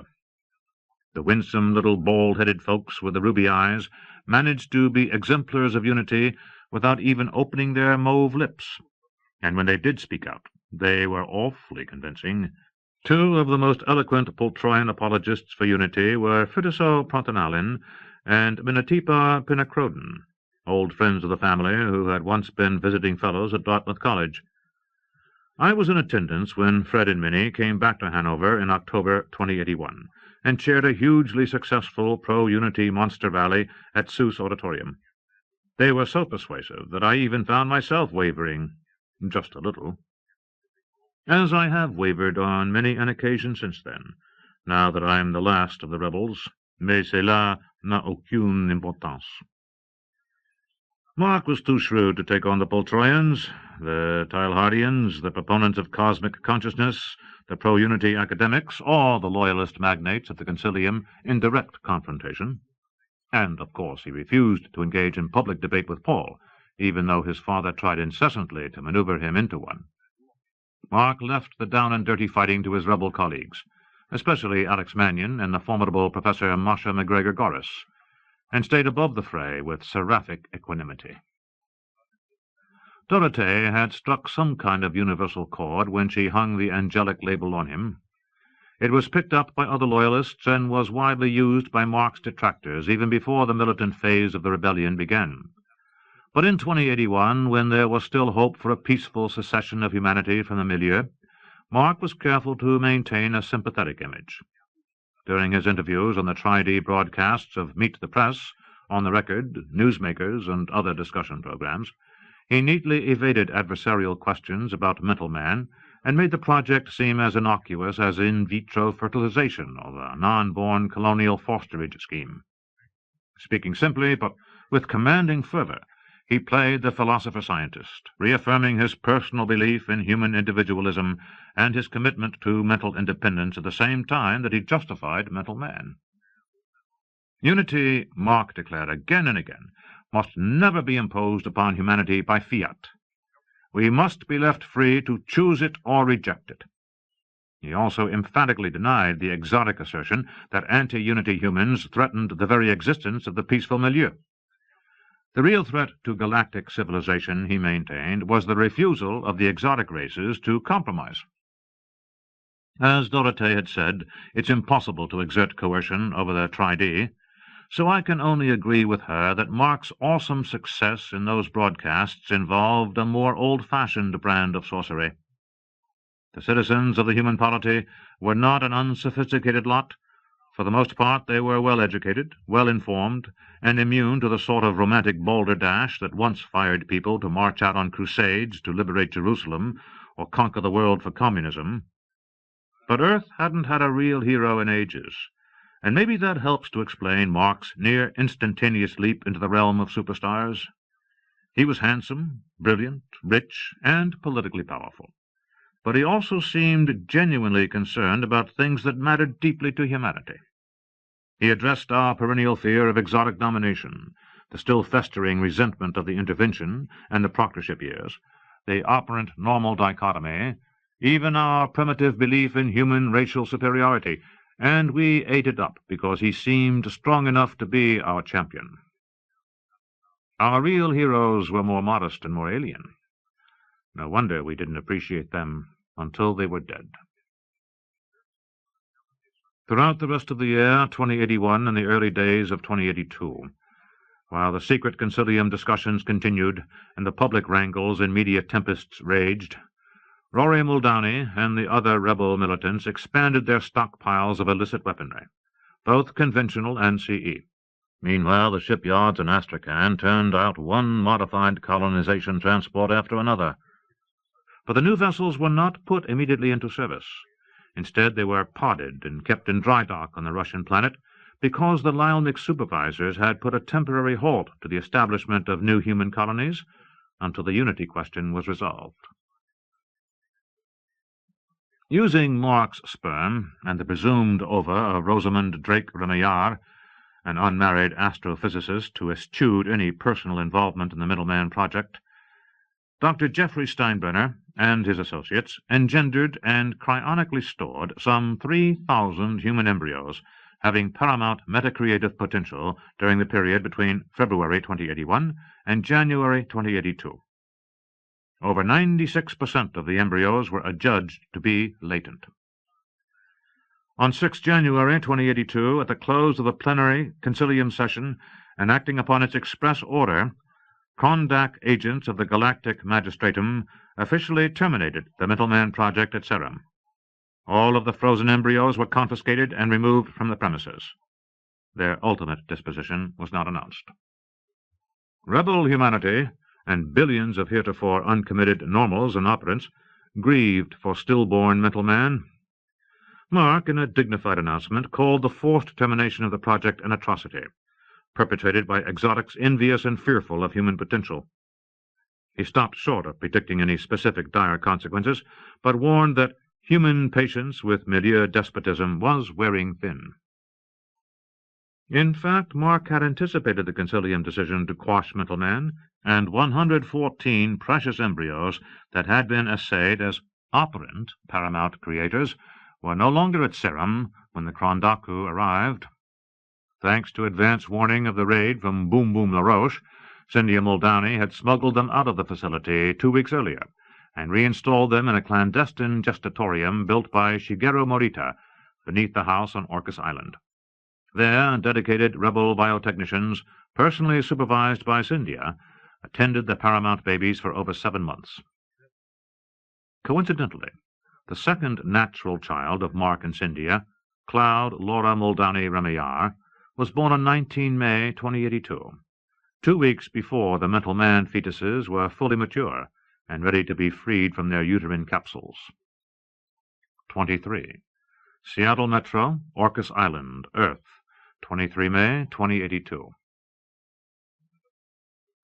After she had nursed 4-day-old Cloud and tucked the sated, sleeping infant into her cradle, Cynthia called up a status report from the gestatorium. Fetus 42, whose informal name was Conlon, was acting up again. She and Saskia would have to decide what to do about him later, when the reprogramming sked was due to flip. Such a hyperactive little fellow. What Conlon really needed was birth. But he'd have to stay in his artificial uterus for 2 more weeks, until the ship from Okanagon arrived to take him and the other children to their new families and to the secret preceptive school that would turn them into mental man. Cynthia went out onto the bedroom balcony where Mark was standing at the railing in the moonlight, gazing out over the ocean. The night was very warm, and he was naked except for a pair of gold silk shorts, impossibly splendid, and her heart caught in her throat at the sight of him. He turned his head and smiled at her, and she felt her healing body catch fire and wrench her with pain. It was too soon, but she wanted him all the same. More than anything, more than life itself, she loved and wanted him. "How are the children?" he asked. She knew which children he was talking about. He never came to see Hagen put to bed, never sat with her while she nursed Cloud. But it wasn't important. "They're fine, Aringal Union," she said lightly. "All of them. I just checked." "Come here and look," Mark invited. "There are whales out on the channel tonight." "Whales?" She came to his side and looked out to sea. "Can you tell who they are? My farsight doesn't seem to be working too well lately." He studied the cavorting black-and-white creatures. "I see Tunji, Filthy McNasty, Aragon, Ekora, Cannonball, and Mahjong with her new calf." "Maybe it's time for us to give that baby a name. A second christening on this most auspicious day. You choose." He thought for a moment. "How about Nuage, in honor of our daughter? It's French for cloud, and I'm fairly sure the calf is a female." "Perfect." "I've made us some sangria." He turned to a table where a pitcher and 2 glasses stood and poured for both of them. "Sit down, love. It's been a long day for you." The big double chaise was positioned to catch the evening breeze. He took her hand and helped her to recline, then stretched out beside her. She adjusted the filmy blue nightgown and robe that she wore to conceal the effects of childbirth on her body. The wine punch was good, and she drank it quickly, hoping it would assuage the lingering ache in her loins and belly. When she finished, she set the glass aside and lay with her head in the crook of Mark's powerful arm. His skin was dry and cool, with a faint musky scent. Turning slightly, she searched his shadowed face, recognizing the familiar signs of deep preoccupation. He said, "I'm glad we decided not to delay Cloud's baptism until Jack and Dorothea came to Earth next week. Thierry and Mitsuko were ideal proxies." She gave a soft laugh. "And of course we wouldn't have dared to invite the designated godparents to the island. Their paramount ultrasenses might have detected the secret gestatorium." "There's that," he agreed. "But I didn't much feel like having a big family affair this time around, the way we did for Hagen. There are too many important things in my mind right now." Cynthia was careful not to let her reaction show. "It was rather nice to have an intimate little ceremony. Just the surrogates and the babies and Sister Virginia and us." "And now only us. And a pod of dancing killer whales." "Don't call them that," she chided him. "Call them Orcas." "If it makes you happy. But they're still hunters, beautiful, intelligent meat-eaters." She let one hand trail over his thigh. "Like you, my love. And me." She gave a comical little growl. He smiled. His rejection of her sexual invitation was kind but firm. She adroitly covered the awkwardness of the moment. "I've been wondering, is this island named for the whales, or are the whales named for the island?" "Neither. Orca is Latin for some sort of whale, and the island was named by the Spanish explorer Francisco Elisa in honor of the Viceroy of Mexico, one Don Juan Vicente de Güemes Pacheco y Padilla, Orcasites y Aguayo Conde de Revilla y Haedo."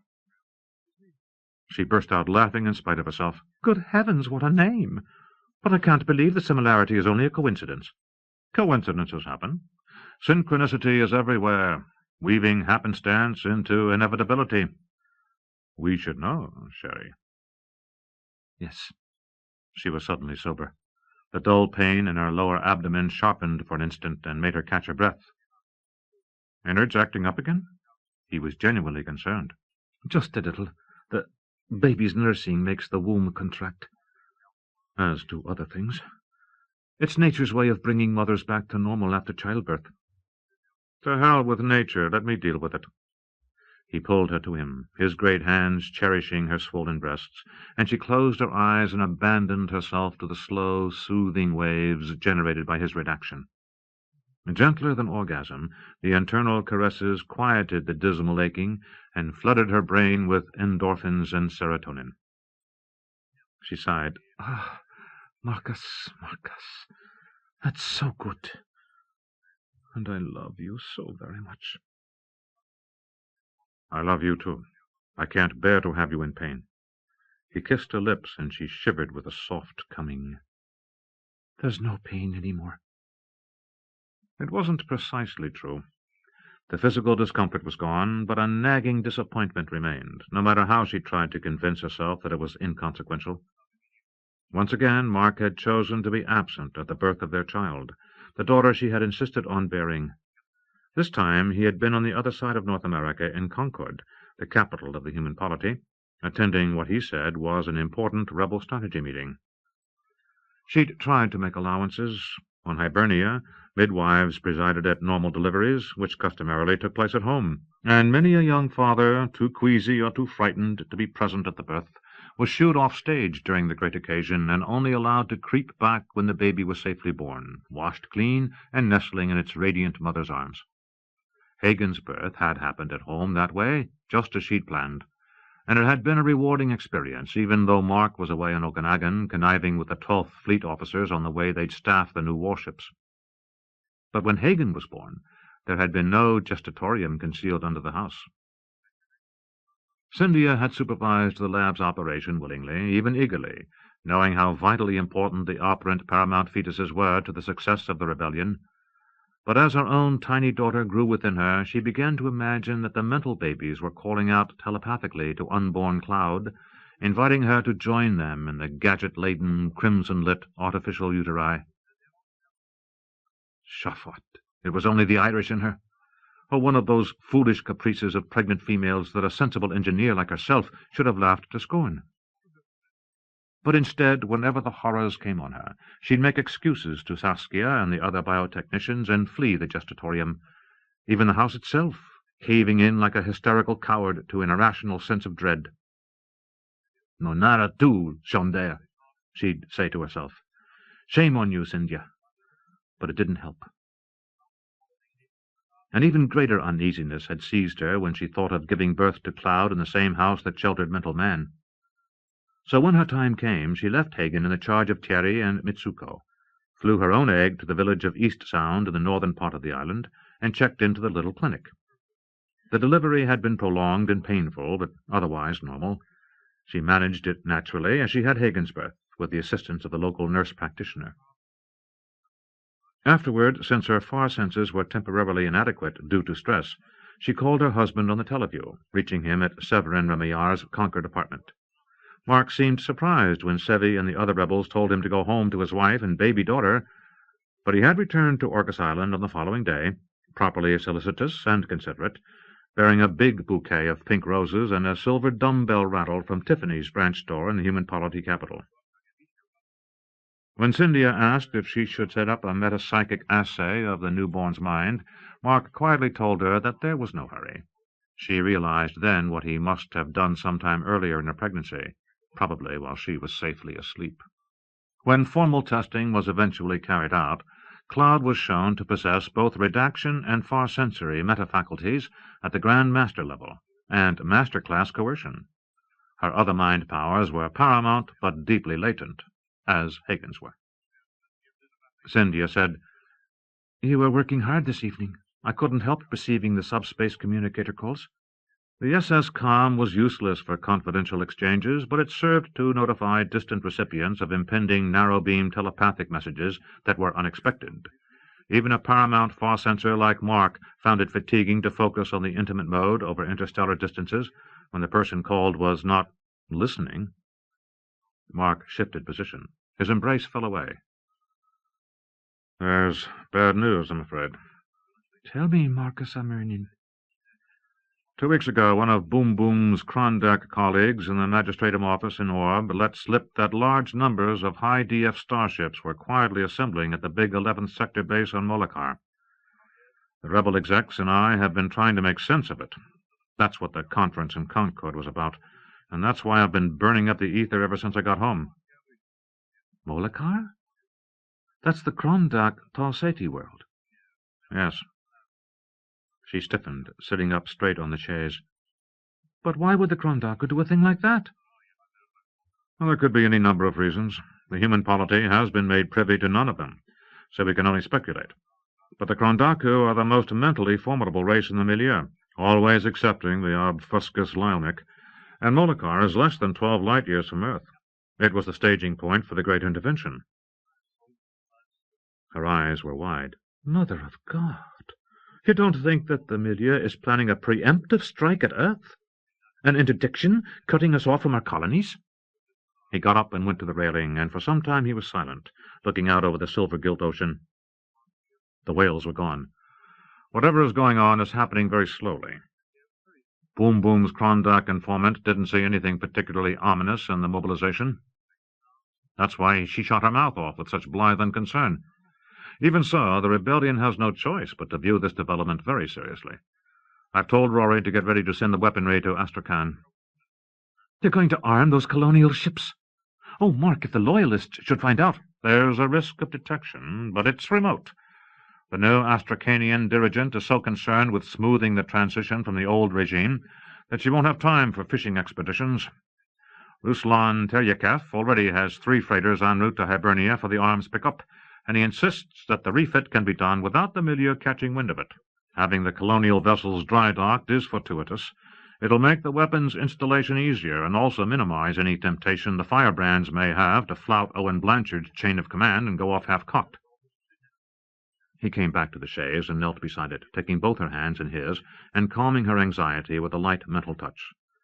It will take more than a few hundred Krondak cruisers to embargo the human poverty. I suspect the milieu is only doing what we rebels have been doing all along, moving some of its chess pieces into position, just in case there's a game. No one will declare war tomorrow. The exotic races will feel obligated to give humanity fair warning before opting for the permanent solution.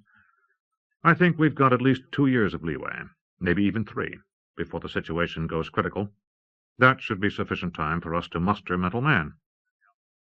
But the preceptive conditioning of the mental children will require at least 5 years.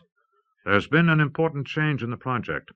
I was going to tell you about it later, when the fetuses were ready for parturition, but perhaps I'd better do it now. We've found a way to greatly accelerate the maturing of the baby's MP faculties. While she listened, with a face made carefully blank and a mind barricaded against any display of emotion, he gave a detailed explanation of the encephalization procedure that Steinbrenner and his associates were preparing to initiate within 2 weeks, when the non-born paramounts came to term. We'll send the children to Okanagon just as soon as they've stabilized after the operation, Mark concluded. Their training will be completed there, as we planned originally. Not under fosterage, of course, but in an impregnable secret facility that's already under construction in the jungles of the Osoyoos River. Everything's being arranged by Pat Castelaine and Jake Wasserman. I'd like you to continue supervision of the Mental Man project there on Okanagon. If you want me to? The voice seemed to belong to another person. Her acceptance had been automatic, unthinking. Care for them? Mothering the fetuses had been difficult enough. She had suppressed her pangs of conscience for the good of the rebellion she believed in so fiercely. But this... I'll have plenty of other things to keep me busy, Mark said. Now that things seem to be heating up, I've been thinking that we should move the principal CE manufacturing facility of Serum off Earth. Okanagon is a logical place for it, on the strongest and most prosperous of the rebel-controlled worlds. If there is a war, Okanagon would be a perfect headquarters, and it's a beautiful place. You'll like it there.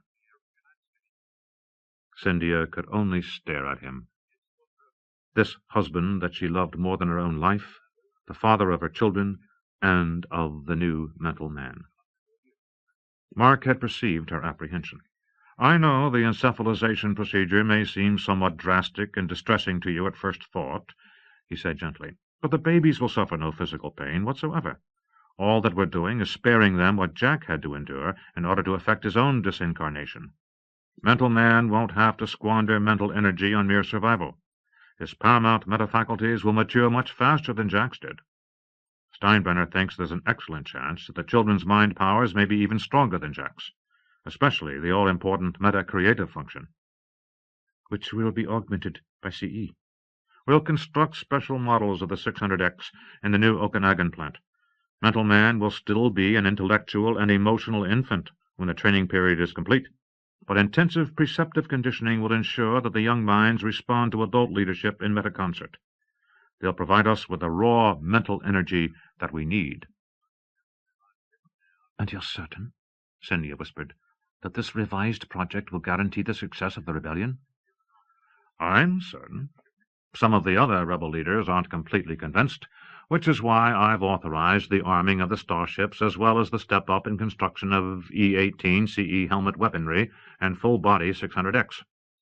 But mental man should make the deployment of the other materiel unnecessary.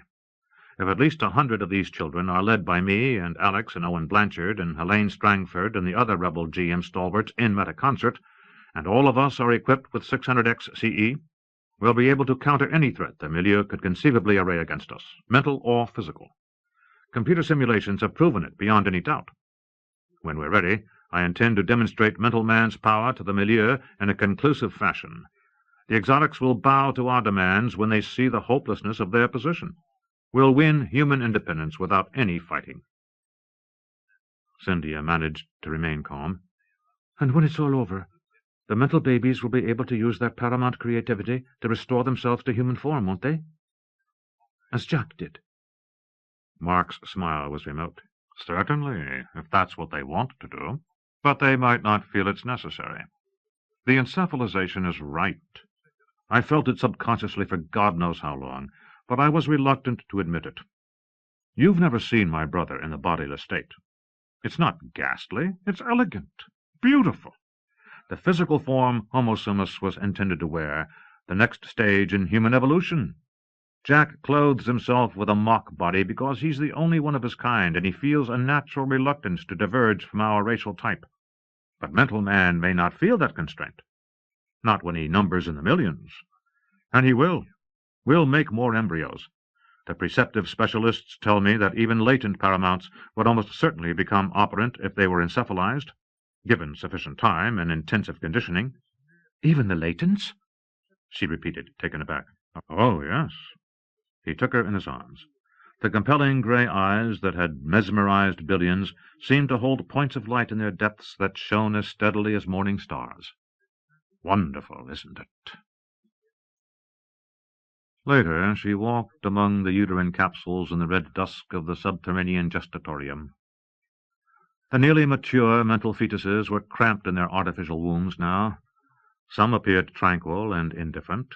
A few seemed to follow her with open eyes, but most of them were apparently asleep. The children were very much alike in size and appearance, although some of them were dark-haired and some fair. Their folded bodies were scruffy with vernix gaseosa, a wax-like substance secreted by fetal sebaceous glands to protect their skin during the long immersion. Each tiny skull had a multitude of electrodes fastened to it, sprouting like a wiry coiffure. Some devices were monitors. Others transmitted unending streams of preceptive imagery and metapsychic stimuli to the paramount operant brains. She could not perceive their thoughts.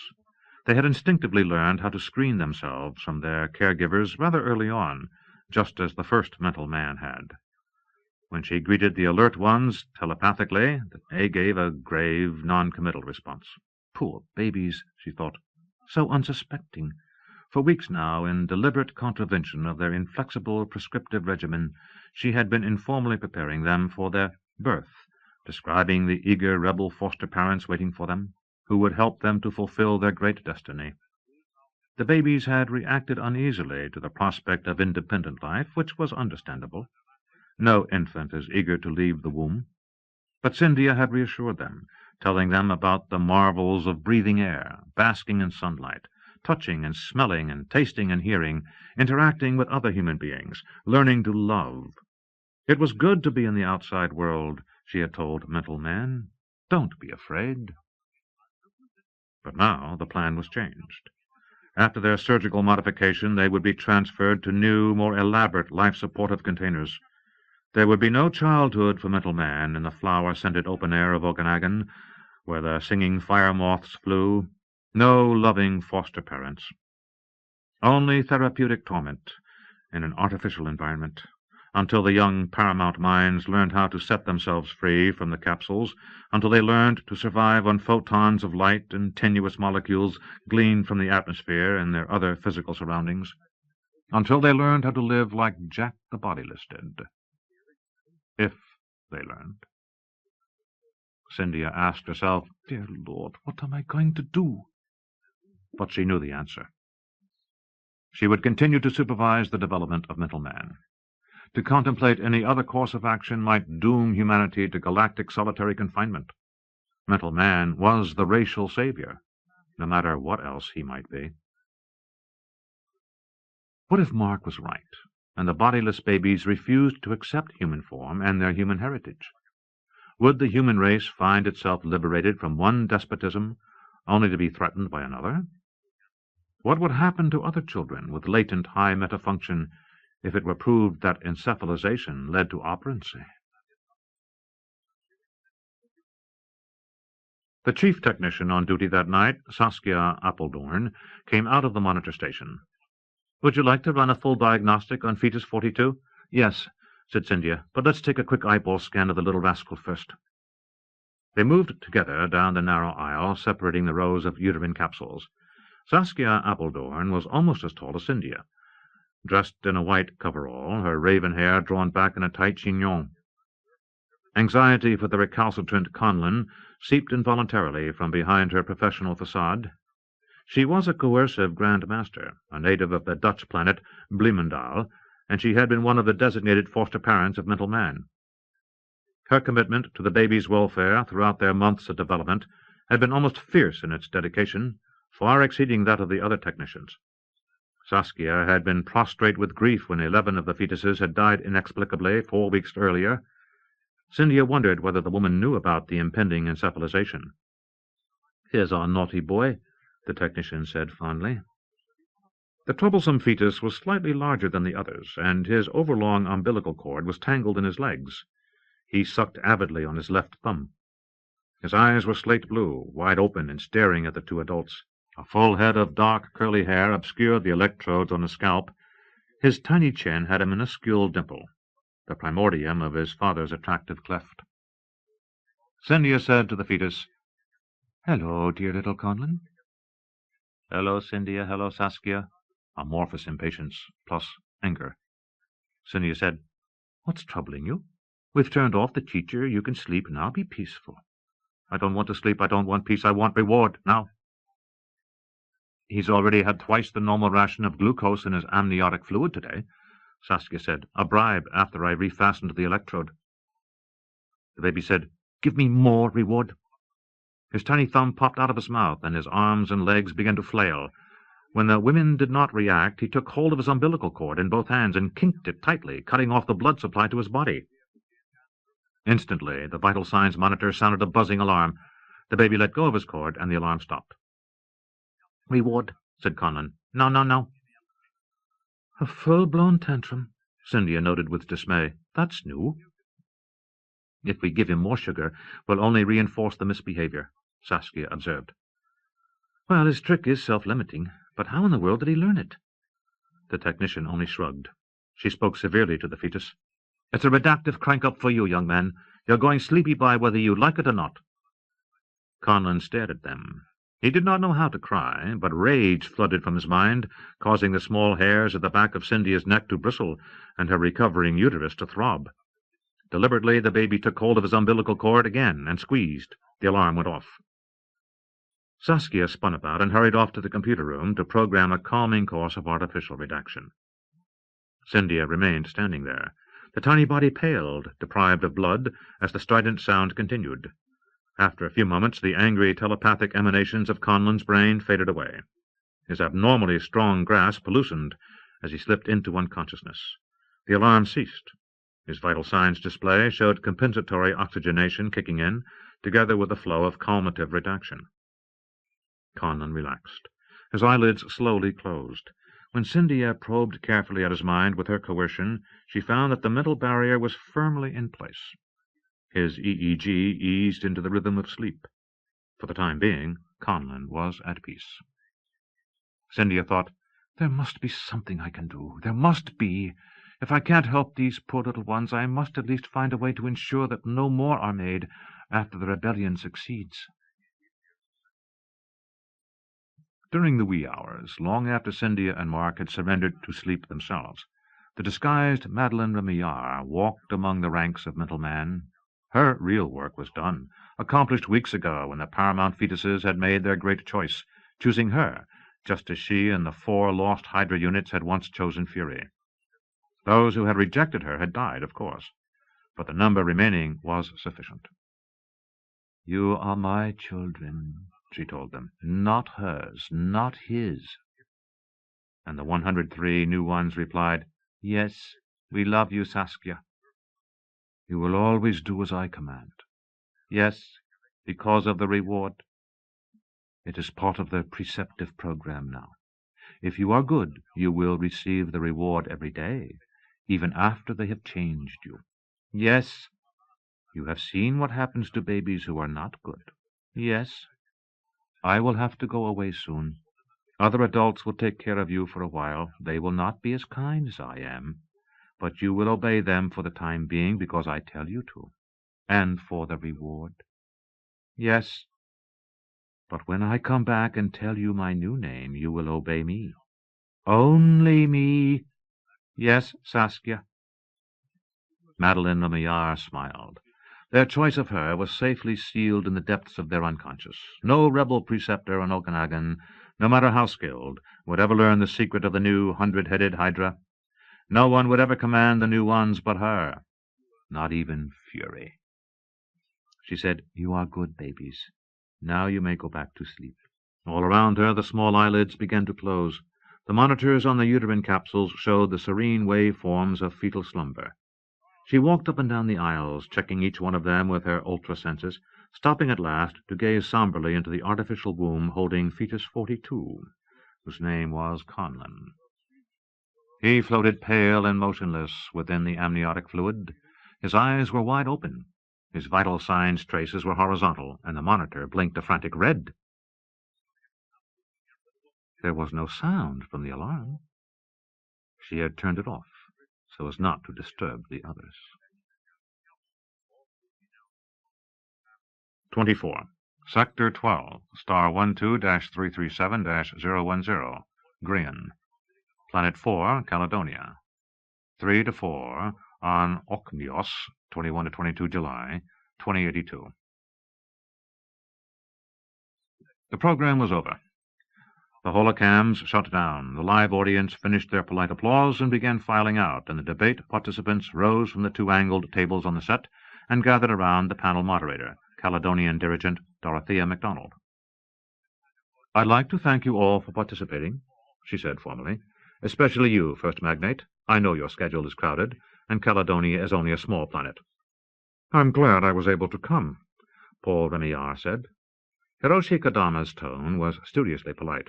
"Even if you and the other milieu loyalists got your asses whipped." Ruslan Tcheriketh, Masha McGregor-Goris, and Callum Sorley grinned. David McGregor's face was stormy. The Poltroyan, Fritiso Prontanalin, looked pained. Jack Remillard stood at his father's side. He said evenly, "Not quite a debacle for our side, Hiroshi. Not quite a romp for yours." "Given the deep-seated rebel sympathies of the venue," the Poltroyan murmured, "I believe that our presentation of the pro-unity position was rather well received." Callum Sorley, the Caledonian Intendant-General, beamed at the small, mauve-skinned exotic. "Well, Freddie, the audience didn't rush the stage and lynch the lot of ye, because that's not the Caledonian way, especially since our dirigent lassie is still a staunch supporter of the milieu herself. But you'll find out when viewer responses tallied for News at 11 that us Rebs have blown your loyals out of the water." Fritiso Prontanalin threw a look of interrogative dismay at Dorothea, and she nodded sadly. Sorley went on, addressing himself to Paul and Jack and Davy. "And you lot are also going to discover that Callie's negative response is just a sample of the way your loyalist dog-and-pony show will play in the provinces. Better get used to crapping out. The milieu party line might take the prize on Earth and the Cosmop worlds, but not on the ethnic planets." "We'll see about that," said Paul. The brash Caledonian IG only chuckled. An agitated non-operant woman in a rumpled linen suit came rushing out of the control booth. "Over 90% of the Cali viewers tuned in," she announced. "It's the biggest audience we've ever had, even bigger than the post-diatribe emergency announcements." She was the station director, Amy Lee Semple, and her usual responsibilities ran to academic talking-head shows, reports on the pearl and skyweed harvests, and interviews with winners of the monthly Dairy of Honor Award. The woman had nearly gone into cardiac arrest when the office of the dirigent of Caledonia informed her that the first magnate and 7 other distinguished operants were coming to the Scottish planet for a prime-time political debate that would be telecast on her little public affairs Tri-D station. "Perhaps," she suggested nervously, "you'd all like to come back to the green room for a wee bit of refreshment. Debating's thirsty work." Dorothea said, "Thank you, Emily. That's very thoughtful." With a brief telepathic plea for civility that silenced the others, she led the way off the set. The dirigent had chosen a relatively subdued outfit for her role as panel moderator, a collared zip suit of gunmetal lame decorated with smoldering black diamonds. The others, even the exotics, were wearing simple jackets, shirts, and sweaters. Coffee, tea, a local white wine, and designer water had been laid on in the station's green room, together with a big plate of shortbread. "I'll just leave you to it," the director said, "and take care of some post-production chores. Thanks again for honoring our little station with your presence." She fled. "I've got to dash off, too," Callum Sorley said. "A late vote in the intendant assembly." The others mingled stiffly after he left, keeping up the charade of decorum. Ruslan Tierikev zeroed in on the wine. He rolled his eyes after inspecting the label, but then forced glasses on everyone except Jack and Dorothea, who insisted upon water, calling for a toast. "To the swift and satisfactory resolution of our differences." "Hear, hear," said Paul Remillard, eyeing the Russian sardonically. During the Tri-D debate, Tierikev had peppered the loyalists with audience-pleasing sarcasm, and his target of choice had been the first magnate. Paul had come across as a pompous elitist when he attempted to refute the Russian's rather facile statements, and he was furious at his own lapse in judgment. What in the world had come over him? Why hadn't he seen through Tierikev's tactics? Surely the man wasn't that good a coercer. Everybody sipped in silence. Professor Marcia McGregor-Goris finally said, "There's a rumor that exotic magnates of the Concilium intend to reintroduce the loyalty oath legislation." She smiled expectantly at the Poltroyan. "Have you heard anything about it, Fred?" The exotic looked like a sweet-faced schoolboy in his mustard-colored corduroy jacket and dark slacks. "I have heard the rumor myself, but I don't know whether to give it credence. The amalgam of Poltroy would certainly vote against any such rigorous measure, unless there seemed no alternative." "Would you care to explain further?" Hiroshi Kodama invited. The Poltroyan responded with caution. "Our response may be dependent upon the attitude of the rebel party leadership." Paul Remillard was not in the mood for diplomacy. He drained his wine-glass and slapped it down onto the table. "Fred means that if Mark behaves himself, Poltroy will keep sticking up for the human polity. And if he doesn't, they'll be hell to pay." Hiroshi turned to the first magnate. "And do you think that your eldest son will exercise restraint?" "On the contrary," said Paul in a level voice, "I think he's going out of his way to inflame the situation." He was not looking at the suave dirigent of Satsuma, but at his own erstwhile tormentor, Ruslan Tierikev, who returned an insouciant smirk. "For some time I've suspected Mark of encouraging militant factions of the rebel party to collect conventional and CE weaponry. When I prove it, and I will, make no mistake, I'll get up before the Concilium myself and demand the loyalty oath." "Is that wise, Papa?" Jack asked. "It's necessary," said Paul. "You will thus cut off any hope of compromise," warned Ruslan Tierikev. "No," Paul retorted. "I'll knock some sense into the vacillating human magnates who think they can have their cake and eat it too. When they see Mark and the other rebel hardliners expelled from the Concilium, they'll finally realize that the milieu is deadly serious about sequestering ununified humanity. Our race is going to have to choose between membership in a galactic confederation and reversion to a horse-and-buggy socio-economy." "They can't quarantine us," Marcia declared stoutly. "Our scientific capability exceeds theirs." "Don't you believe it," said Jack the Bodiless. The others stared at the young man, so unassuming that he was almost invisible, standing beside his spectacularly costumed wife. "Jack is correct," the Poltroyan chimed in. "It may be that at some time in the future the human race will surpass the milieu in martial potential. But that time has not yet come. I am afraid that certain rebels have mistaken forbearance for weakness. Oh, we wouldn't dream of doing that, said Ruslan Tiarakef. As to human martial potential, Director John Remillard may not be the best judge of it. I know you've got weapons, Paul said to the Russian quietly. Ruslan poured more wine for himself. Prove it. Fred's kindly features twisted with deep concern. Oh, please, you earthlings must believe that the milieu cherishes and esteems your race. The amalgam of Poltroy, the only other milieu polity to share your human heritage of malignant aggression, knows the great risk taken by the Lylnik in their intervention. It was calculated and fully justified by the immense potential of the human mind, and we still hope and pray that this potential of yours will be fulfilled to the magnification of truth and beauty in the universe. Nevertheless, Poltroy cannot stand by while the destruction of the galactic milieu is secretly contrived by an immature, uncoadjunate faction. Even though we love humanity, we will vote for your permanent sequestration if we must. Just let us go, Hiroshi Kodama said with quiet intensity. Fred shook his bald, lilac head miserably. You refuse to understand, Paul said. What Fred means is that the milieu knows that humanity wouldn't stick to its own interstellar bailiwick after a breakaway. We'd still seek intercourse with the milieu worlds, perhaps interfere with the thousands of developing exotic races the milieu is shepherding toward operancy. And when that intercourse was frustrated, there would be war. There will be war, Hiroshi said, if the milieu attempts to rescind the intervention. Do the exotics understand that? Fred said, We trust that humans loyal to the milieu will forestall such a dire consequence.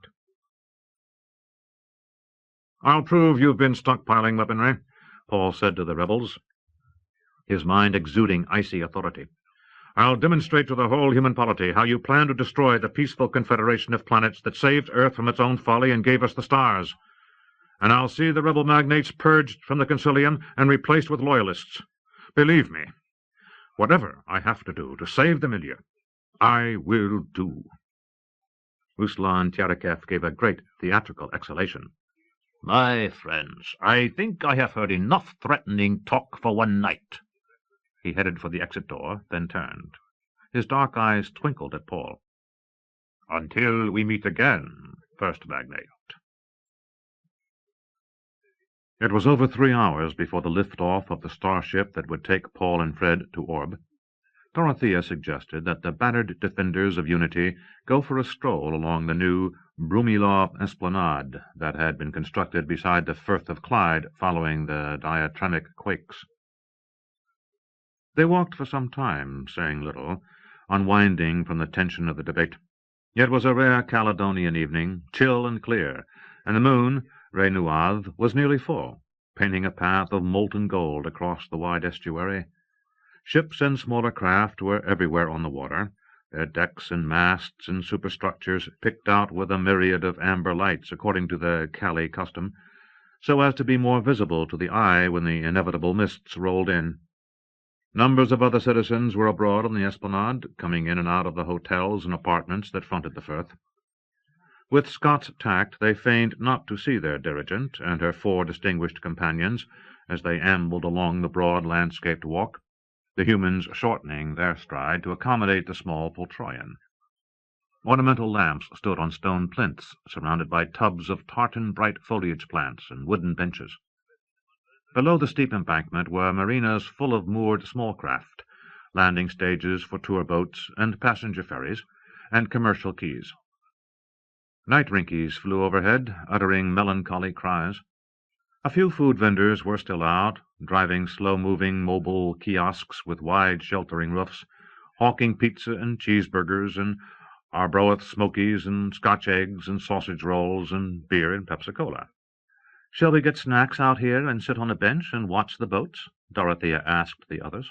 "Or would you care to try a new little pub that the staffers at Dirigent House have been raving about? It specializes in some of our local fungoids, and the food is supposed to be very good." Davy McGregor pricked up his ears. "You don't mean the Coothish Room? I was there yesterday when I first arrived. The hotel folks recommended it. A grand wee place, and with a good selection of single malts as well. I'm game, Paul said, although after tonight's fiasco I may just opt for some tasty Amanita Verosa. We don't have the destroying angel on Calais, Dorothea said. Only his little brother and sister-in-law, Jack muttered. Davy and Paul laughed, and then the wry joke had to be explained to the mystified Poltroyan, who had yet to encounter the pejorative new nicknames for Mark Remillard. The pub called the Couthish Room stood on Stobcross Street, just off Dirigent House Plaza, looking as though it had been plucked up by the roots from a street in old Scotland, transported 533 light years, and set down across from a park full of gigantic multicolored coleus plants. Looming in the moonlight beyond it was Dirigent House itself, a slender white obelisk with lacy buttresses, soaring 300 stories high. They went into the pub, which was redolent of hot butter and savory cooking smells. Each table had a tiny brazier in its center, sitting in a dish of sand, and a cone-shaped smoke hood with a built-in lamp. Many of the patrons were cooking tidbits over the glowing artificial coals, wielding tiny sauté pans, or dipping morsels into bubbling pots of cheese fondue. Do it yourself, eh? Paul Remillard observed. Looks like fun. The fun, Davy McGregor said, is in watching your dinner grow.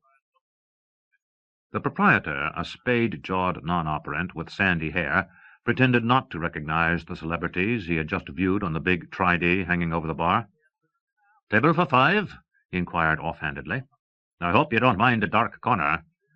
He led them to a perfect spot, partially shielded from the eyes of curious customers by a latticed partition.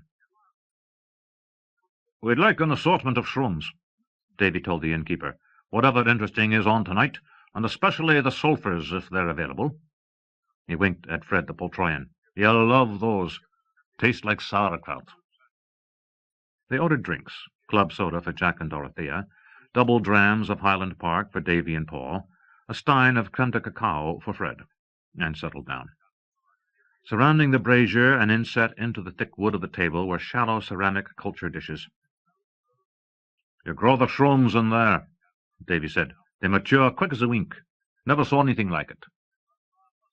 "Our fungoids are never exported," Dorothea said, "because of the potential eco-hazard, but they're one of our most popular local delicacies, and lately mycophiles from other worlds have actually organized mushroom-tasting tours of Callie's subcontinents. Our travel ministry is ecstatic." The proprietor returned, bearing a huge tray. He unloaded the drinks and unceremoniously put down piles of plates, tableware, and napkins, which the diners distributed to one another. Long broiling skewers were provided, together with 2 of the small sauté pans, wooden spatulas, a pot of sheep cheese fondue, a crock of orange Calais butter, shakers of salt and pepper, garlic cloves, little dishes of chopped shallots, parsley and thyme, and a cruet of lemon juice. There was also a big bowl of tossed salad with rainbow-hued leafage, a flute of crisp crusted bread over a metre long, and a big carafe of water. The main course of the meal came in a dozen little Plas pill bottles with hand-written labels. "Eat hearty," said the pub owner, and went away. Inside the bottles were dry, dark nodules like large poppy seeds. Davy began sorting the containers and passing them around to the others. "Here's the sulphurs for Fred, and some green morcheritos and curries and earth oysters to fry up, and golf balls, microtams, yellow bellas, and porkies that they say are for toasting, and pink horns and bagels for the fondue dip, and pop stars and clackan to eat raw with a dash of salt. A fine assortment, and half of 'em new to me. Shall we begin?" "I've got a tummy ready and waiting," Jack said, licking his lips. "Wait a moment," said Dorothea. "I think I deserve a treat tonight, too. I haven't had shrooms since I was 11. She pulled her diamond mask away from the studs embedded in the sides of her skull, and tucked the appliance away in a belt pouch. Paul, Davy, and Fred uttered startled exclamations. "But your face is perfectly normal," the first magnate whispered. "I thought—" "Only on very special occasions," the dirigent said, "among friends." She smiled and gestured at the waiting pill bottles. "Never mind me. It's shroom time." She held up a pill bottle labeled Yellowbrella. "Even though it's been a long time, I know what we have to do. Every Cali child plays games with our weird, fast-growing mushrooms, and some of the games are a wee bit gruesome. Now, each of these containers has macrospores of a different variety, with suggestions on how to cook them. You simply shake a few spores into one of the culture dishes, add mineral water, and watch your supper grow." She demonstrated. Within 20 seconds, the small dish in front of her was full of golden-ribbed caps with stiff, narrow stems and thready mycelia. "You burn up the rooty things in any parts that are hard," she said, breaking off and tossing the discards into the brazier. Then she threaded the succulent caps onto one of the skewers, spread on butter and a bit of garlic, and began broiling the exotic fungi. Jack, Paul, and Davy pitched in, but the Boltroyan who sat next to Dorothea held back. He had not taken his eyes from Dorothea's unexpectedly revealed face. "So that is why the Lyalmic call you Illusio." Fred spoke to her in a low, awed voice. "The creation is quite substantial, and yet if one exerts deep sight—" The little man broke off, blushing a deep aubergine. "I most humbly beg your pardon. I should never have mentioned it." She touched his arm, smiling. "Dear Fred, think nothing of it. Most humans aren't psychosensitive enough to see through me, although I did have a tricky moment with a group of coagulating operant schoolchildren on our Nessie subcontinent last month. All kids try to see what's behind the mask." "Coagulating!" Davy cried, nearly dropping his pan full of sizzling earth oysters and shallots. "Lassie, are you joking?" "No," she said, sliding cooked yellowbrellas onto her plate and beginning to eat. Davy wagged his great head in astonishment. "We've had a few spontaneous outbreaks of mental coagulation on Earth, but I never dreamt it was going on elsewhere." "It's happening all over the colonies," Paul said, "but we're keeping it sub rosa on the advice of the Pan-Polity Directorate for Unity." Jack said it was only logical that the operant children would be the first to experience the phase change. In some cases there seems to be not only coagulation, but also momentary episodes of actual unity, linkage with the mind of the galaxy. We haven't publicized it because of the potential for misunderstanding. We don't want a repeat of the old Sons of Earth anti-operant hysteria. The coagulant children themselves are mostly unaware of what's happening. They only feel a kind of profound peace and a sense of warm fellowship with other minds. Sometimes there's an unconscious metaconcert effect and inadvertent mental focusing. That's how the Caledonian kids saw through Diamond's illusory flesh. Preceptors had to redact away the memory. "I've beefed up the impenetrability of the illusion," Dorothea said matter-of-factly. "From now on, anyone who peeks will see a face they think is beautiful. No more nightmares for unsuspecting little coagulates. The real face is mine alone." "And his?" "My God!" said Davy. Jubilation spread across the craggy features of Earth's dirigent. "Unifying children! Perhaps we've a chance to lick Mark and his rebels after all, with a grand protective metaconcert of coagulant human minds." "But we've no idea how to focus such a novel construct," Jack said. "It would be so diffuse, with the participants on widely scattered worlds. Some of the exotic scholars I've consulted say that the Lyalmic know how to do it, but the supervisors have thus far declined to discuss the matter with me." "Dear friends," Fred said gravely, "you must not get your hopes up too high. The coagunation of the Symbiare took several galactic millenaries to accomplish, and they are still not fully enfolded in unity. Who knows how long it will take for all of the human operants to experience coagunation? As yet, there have been no reliable reports of adults experiencing the phenomenon." "Two people may have," Dorothea said, and Jack nodded. The others sat for a moment in stunned silence, somehow knowing that they must forbear any question. Finally, the first magnate said, "The current human population is 10,006 million. In theory, at least, we've reached our coagulant number. But the magical figure of 10 billion is only a rough approximation of the number of sapient individuals required to initiate the true phase change. As Fred pointed out, the effectuation of unity in a racial mind can take a long time. Or, the Poltroyan said in a tone of suppressed excitement, it can happen in an instant, as it did with our own Poltroyan mind. Our legends say that a single brilliant individual perceived the way in a flash of insight. There was a fulminating confluence, a flowing together, a momentary unanimity.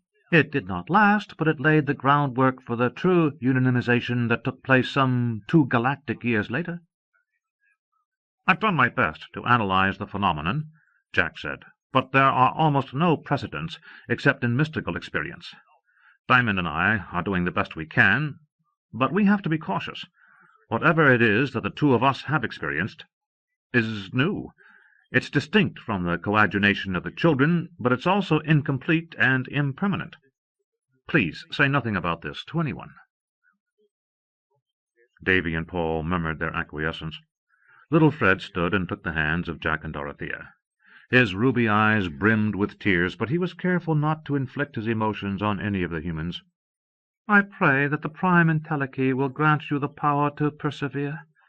Of course I shall respect your confidence, but I also thank you from the depths of my heart for having shared this glimpse of hope with me. In recent years— His voice trailed off, and he shook his head, applying himself to his bowl of sulphur mushrooms. We've all had our moments of despair, Dorothea said. Humankind is a perverse ilk. If we only had more time, Paul said. He spared a big golf ball fungus and began roasting it like a marshmallow. If only Mark hadn't taken over the rebel leadership. There must still be conservatives in the party, reasonable people who'd understand the appalling danger inherent in the arms build-up. But they'd never listen to me if I appealed to them, nor Jack, nor any of the other unity proponents. A sudden pensive gleam came into the dark eyes of Davy MacGregor, dirigent of Earth. I wonder if they'd listen to me. The others froze in wild surmise. Fred said eagerly, It might work. Unlike the rest of us, Davy is not identified in the public eye as an adamant opponent of the rebel view. Even his participation in tonight's panel surprised many. Losh, I just did it for Scotland, Davy rumbled, looking at his plate. The others laughed. The next meeting at the Concilium is in February, Earth reckoning, Paul said briskly to Davy.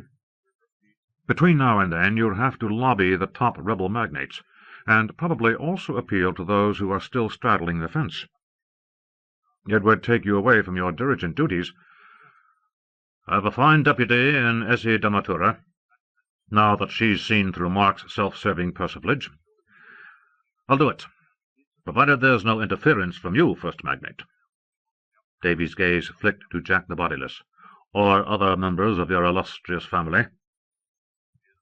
Go forth, said Paul with heavy irony. Wheedle those rebel idiots back into the milieu with your honeyed Scots tongue. But keep in mind that there's one Remillard I can't control for the life of me. So watch your back. When the supper was over, the first magnate and his Poltroyan friend decided to walk to the shuttle terminal. They said goodbye to Jack and Dorothea and to Davy, who was going back to his hotel, and walked through Hellfire Lane, a narrow and twisting pedestrian way lined with darkened small shops. I hope that Davy MacGregor will be successful in his new undertaking, Fred remarked, but he may already be too late.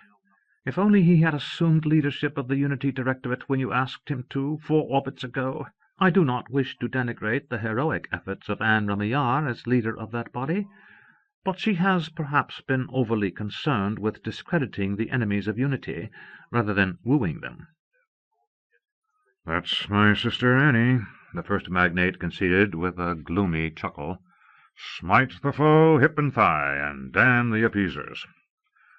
Davy told me a few months ago that Cordelia Warshaw urged him to head the Unity Directorate, too. She thought he had rebellious inclinations and hoped he'd be a mole for their side. Of course, Davy sent her off with a flea in her ear. He's no rebel, just a man who had honest doubts about the potential effect of unity on the human mind. Fortunately, he resolved his doubts rather quickly when Mark took over the rebel party helm. My oldest son has that effect on people. You either fall for him hook, line, and sinker, or decide he's very bad news indeed. I meant it when I told Davy to keep his guard up around him. The ruby eyes looked up anxiously. Surely you don't think Mark would actually threaten Davy's life?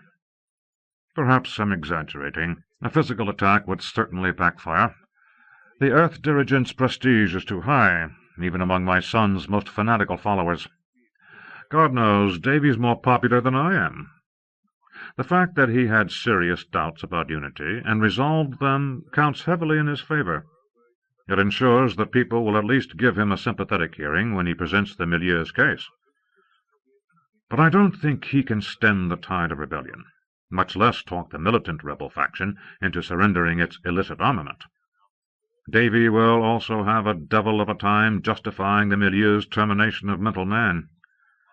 When the Galactic Magistratum shut down the project, it was the last straw for a lot of previously uncommitted people.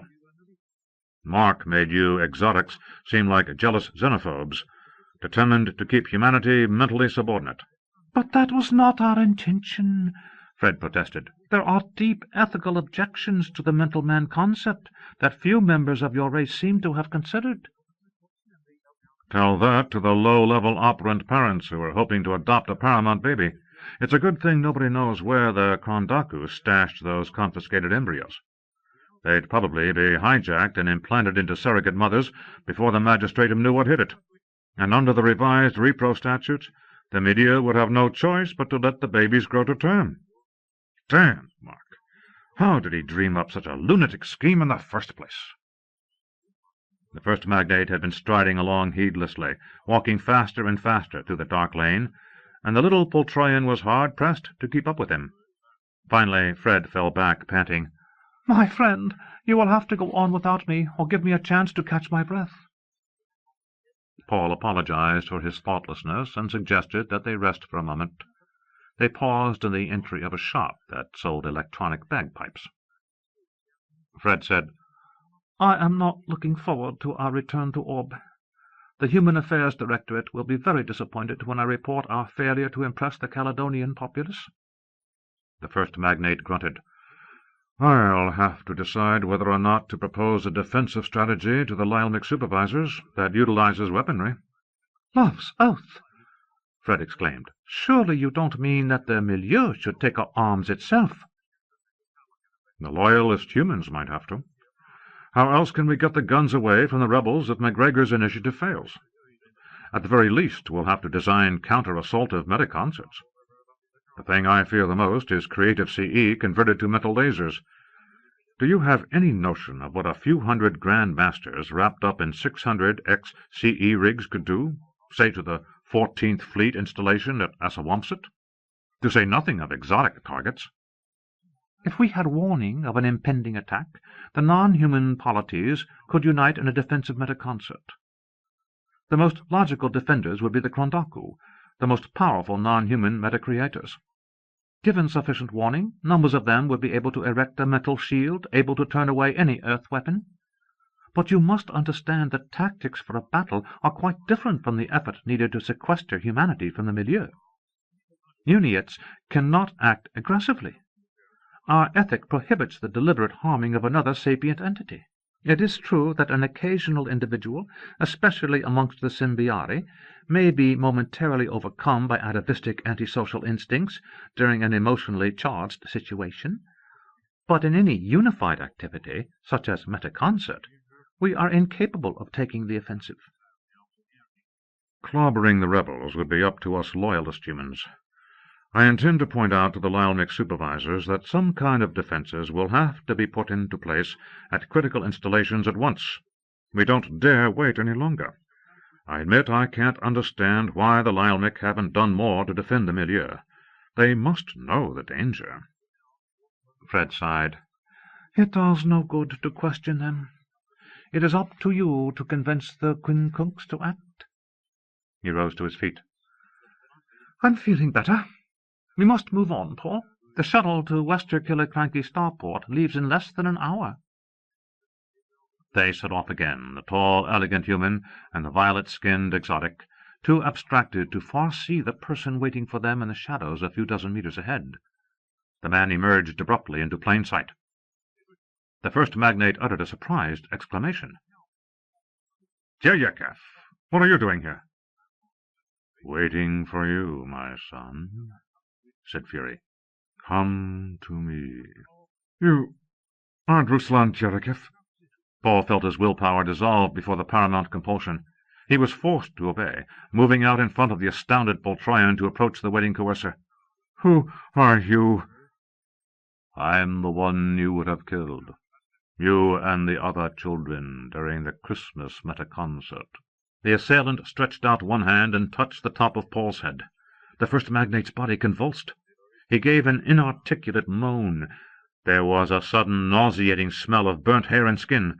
A dull, glowing green corona shone momentarily around Paul's form, then faded as Fury withdrew his hand. It was not yet time to feed. The first magnate was paralyzed. His brain spun with vertigo, deprived of its metapsychic powers. He stared at the wavering apparition that confronted him. The stocky, homely aspect of Ruslan Telonis was melting away, and the man standing there was Dennis Remillard, eternally youthful, slightly built and blond. But he was not Dennis. Paul's power of speech remained. Papa, it can't be you. You died. Fury said, You're the one who must die, my son. I can't allow you to upset my plans, and the plans of my creatures. Mark! Paul's voice was a despairing rasp. He's your new Hydra. Unfortunately not. He is still his own man, for the moment, but I need him as he needs me. His rebellion will pave the way for my own second milieu, and the death of this one. Paul writhed, trying vainly to resurrect his own metafaculties, to coerce the thing that had been his father, to smash it with piquet or a creative bolt, to destroy its mind with a fearsome converse of the healing metafunction. You can't harm me, Fury said. No operant child can exert mental duress upon a parent. You should have known that. All of you in the Christmas meta-concert. You would have destroyed me. You merely made me whole. And now you will be consumed. Fury gripped his son by the upper arms. The first neural drain commenced. Paul's anguished scream rang in the ether. Then Fury howled, aloud. A small shape had darted from the darkness behind the first magnate. On its hands, diminutive as those of a 6-year-old human child, were the talons that had once made the Poltroyan race formidable predators on their icy ancestral world of Illyrian. Fred had stood petrified and incredulous when Fury struck. Now, shrieking an archaic battle-cry, the Uniate magnate of the Concilium Fritiso Prontonalin, paragon of civilized gentility, sprang at Fury and raked his claws across the monster's face. He missed the blazing eyes, but dug hideous gashes in Fury's forehead and cheeks. Fury bellowed in agony. Supremely confident of being able to deflect any mental assault, he had never considered the possibility of physical violence. He seized the small exotic's neck, and a globe of dazzling emerald light engulfed the Poltroyan's head. There was an explosion of life force, an instantaneous emptying. A decapitated husk lay steaming on the cobblestone pavement at the monster's feet. You little bastard! Fury was shuddering, shielding his wounds with his hands, torn between the necessity of retaining his mental hold on Paul and the irresistible urge towards self-redaction. He took a step backwards, nearly lost his footing, and uttered a sharp cry as he caught himself. He stood before the paralyzed form of the first magnate, electric blue eyes wide and baffled, mouth sagging open in uncomprehending horror. Dennis said, Paul? Son? The first magnate abruptly crumpled to the ground. He was only dimly aware of his father kneeling over him, and felt himself hurtling toward the edge of some vast internal precipice. The pain was unbearable. Rational thought was grinding to a halt, despite the fact that he had been inexplicably set free from Fury's indomitable coercion. Paul knew that in a moment he would pitch over the brink into black chaos, but not yet. "Papa," he forced himself to say, "is it really you this time?" "Yes. Oh, Jesus, yes." Tears flowed down Dennis's lacerated face. "He'll come back, though. He always does. Tell me how to put an end to it. Tell me, for the love of God." But Paul was falling. "Rogie," he said in a choked voice. "Go to Rogie." His eyes closed, and his breathing became stertorous and shallow. "Rogie?" Fury rose shakily to his feet. With a great effort of will he exerted his mental faculties. The gashes on his cheeks and brow disappeared. So did the stains on his clothing. He looked down at the two bodies. The Poltroyan was dead, but he'd have to finish off Paul. But could he? Would Dennis let him? What if the attempt triggered the return of the opposing persona? Sirens sounded in the distance. Paul had given a mental shout as the aborted feeding began, and Jack and his wife must have heard it. Police and paramedics were on the way, perhaps the paramount couple themselves. There was no time for experimentation. If the Dennis persona returned and took control, he might let the body be captured. That must not be allowed to happen. Fury knew that his Cherekef disguise was compromised. Paul had recognized him. But the first magnate's mind had been severely traumatized by the incomplete chakra drain. Treatment could take months. The Intendant General of Astrakhan was still safe, for a time.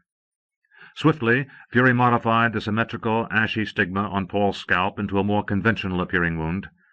His waning mind powers abolished all traces of his own blood and tissue from the dead Poltroyan's talons and from the vicinity of the assault. His farsight found an unoccupied toilet stall in a men's room in a quiet corner of Wester Killiecrankie starport. Using the last of his creativity, he de-jumped into it. The necessary feeding and revitalization took place not long afterward, and he was careful to dispose of the evidence. Rain clouds came racing in, as they often did around dawn on Caledonia, and the brief spell of fine weather gave way to a steady downpour on the new day. Dirigent House was wrapped in mist. Looking out from her office, she could not see the ground. It was easy to imagine that she was the only one awake in New Glasgow, the only one on watch, the only one who understood the terrible danger. "Oh, Callie," she thought, "what if the milieu does decide to restrict humanity to the home solar system? What if we have to leave you forever and resettle on some drab terraformed Mars or wretched artificial satellite of Earth? How could we bear it?" Perhaps it was partly her own fault that the rebels had become so strong here, that her own father hated the galactic milieu and had conspired to build a secret weapons lab on Ben Borak. Perhaps she should have pressed the investigation into Ian's collusion in that sorry affair. Perhaps she should have tried harder to counter Callum Sorley's venomous attacks on the Confederation, his rabble-rousing in the Intendant Assembly. Perhaps her own misgivings about unity had made her too permissive and complacent, and now the whole Scottish world would reap havoc because of it. The great debate that she had organized, had it been a monstrous tactical blunder, inflaming anti-unity sentiment rather than enlightening the populace? Dear little Fred, that gentle, brilliant soul, was dead, and the first magnate gravely injured because she had invited them here to defend the loyalist point of view. And within a few hours the entire galactic milieu would know that Caledonian rebels were probably responsible.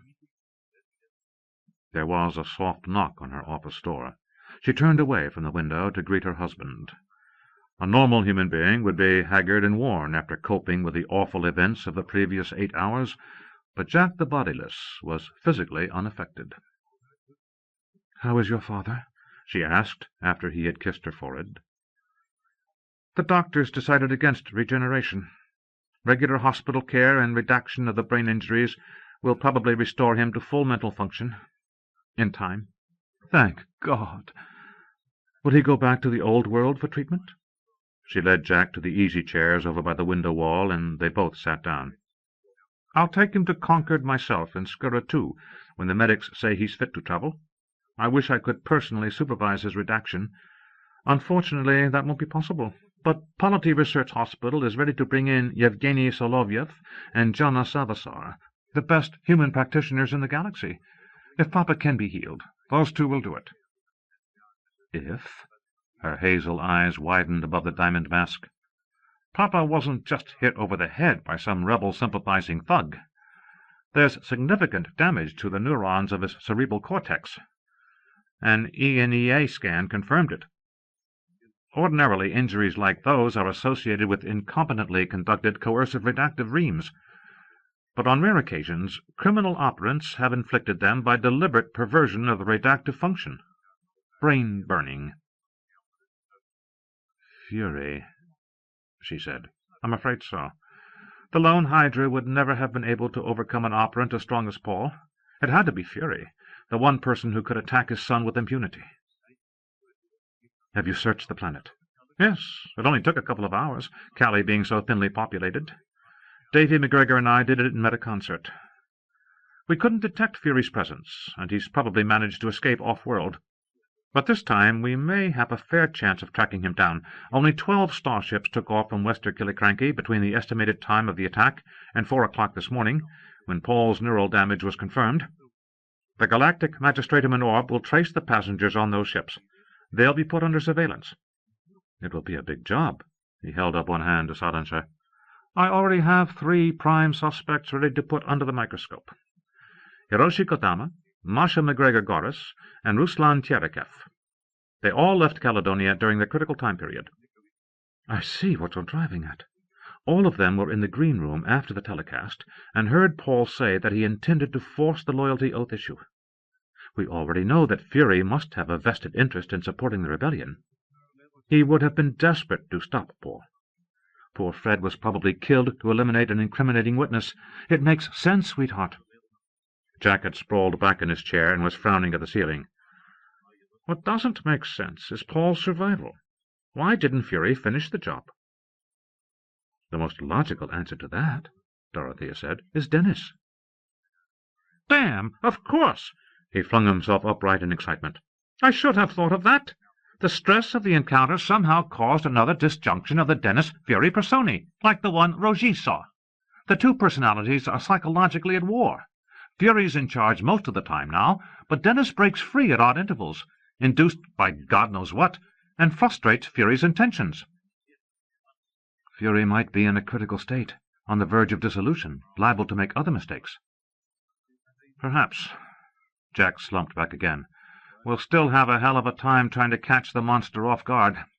He'll be mind-screened up the cosmic wazoo whenever he's in dangerous company. I certainly caught no hint of a Fury identity when we were whacking away at our rebel friends during the debate last night. Neither did I, Dorothea admitted. If one of those people was Fury, I'd never have guessed it. How in the world does the Magistratum hope to nail him through simple surveillance? God knows no human operant has the savvy to detect Fury's occasional ident lapses, except thee or me, my love. And we've got other fish to fry. We'll probably have to use Krondak teams, metacreatively disguised. Not too much of a problem where Professor Masha is concerned, but devilish tricky with a couple of high planetary executives like Kodama and Tyerekev. Fury would have killed the original individual and taken on his or her identity, of course. I'll have human agents look into the background of all 3 suspects and see if there was any significant personality change or alteration of behavior around the time that Dennis disappeared. You must be careful not to tip Fury off, she warned. If he suspects we're on to him, he'll simply take on a new disguise. We'll be back to square one. Jack sighed. I'll deal with it, along with everything else. My poor love. She left her chair and drew him to his feet. They held each other tightly. Oh, Diamond, I wish you could come with me. Work with me. You know I can't. My place is here on Cali. I won't abandon it to Callum Sorley and the others. I've made up my mind to work up a new pro-unity education campaign. There must be some way we can use those coagulating children to demonstrate to the citizenry that unity is beneficial, that it expands human potential rather than stultifies it. That's an interesting idea. I'll introduce it to the Directorate when I return to Orb. They rested in each other's arms. The rain streamed silently down the window wall. He kissed her hair. You know, there's no one in the offices on this floor. Niall Abercrombie doesn't come in until 7:30, and the rest of my top staffers don't arrive until 8. Her pseudo-voice was soft with insinuation. Then I guess it's up to you and me to get some work done, Dirigent lassie. Useful work, she agreed, the like of which this office of mine has never seen. At a gesture of her hand, the grey mist beyond the window wall was transformed into a view of a colourful, plaiddy forest glade, lit with soft shafts of sunlight. The austere office furnishings, the great seal of Caledonia, the datacom wall, all of it melted away. They stood together inside the solarium of the small vacation home they had built on Ben Vorach. The vaulted ceiling had beams of honey oak, and the walls were panelled in amber and purple daragwood, hung with paintings and tapestries and fantastic pearly whimsy artwork done by Caledonian crafters. There was a huge fireplace, unused in summertime and filled with masses of flowers. Shafts of sunlight came through the ceiling ports and pooled on a floor covered with hand-woven wooden rugs and heaps of soft cushions. Around the room's perimeter were stoneware pots with living plants from Hawaii, green on green on green. They knelt face to face in the sunbeams and undressed each other. He still wore the sports jacket, sweater vest, and open shirt deemed suitably folksy for the great Tri-D debate by ODC's public relations boffins. She still had on the form-fitting, intricately pieced zip-suit of darkly shimmering lamé, encrusted with black diamonds at the collar and cuffs. Arabesque designs picked out in tiny stones swirled over her breasts and thighs and down the outsides of her legs.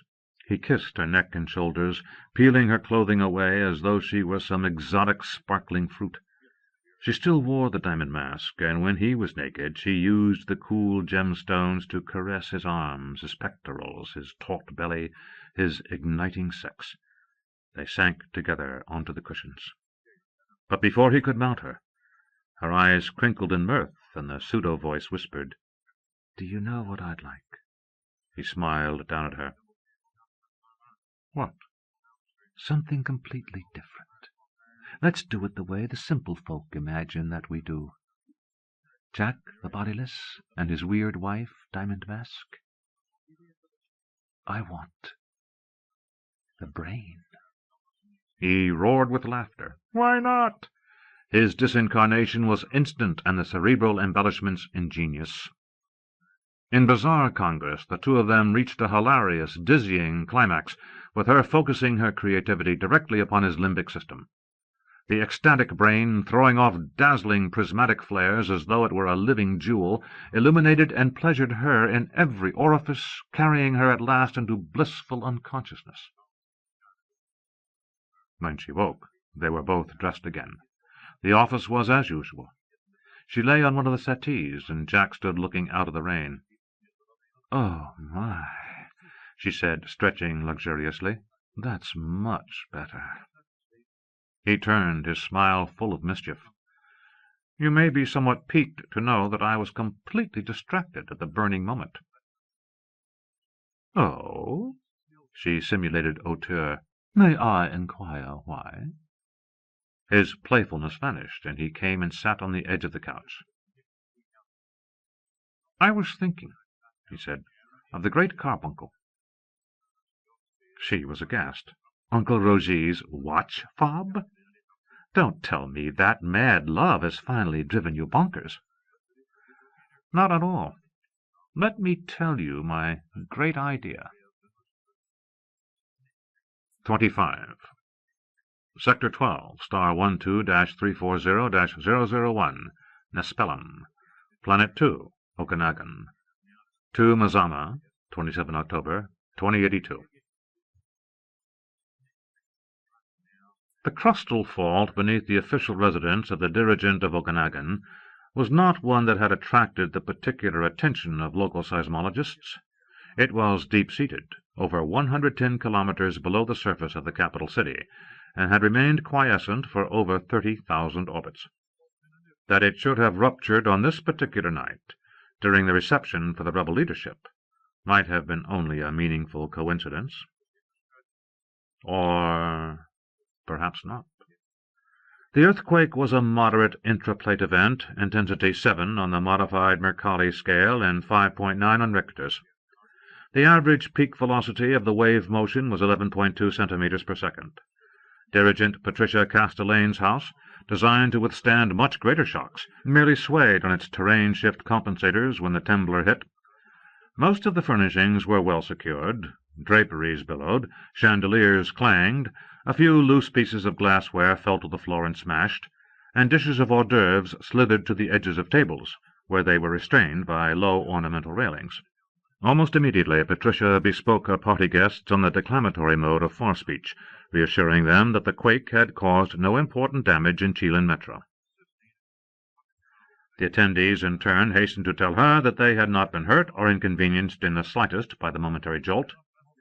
There were a few spilled drinks and dropped plates of food, that was all. No one wanted to go home. All of them, even the off-worlders, knew that earthquakes were just one of those things in Okanagon. After a few minutes, the party was back in full swing, as though nothing had happened.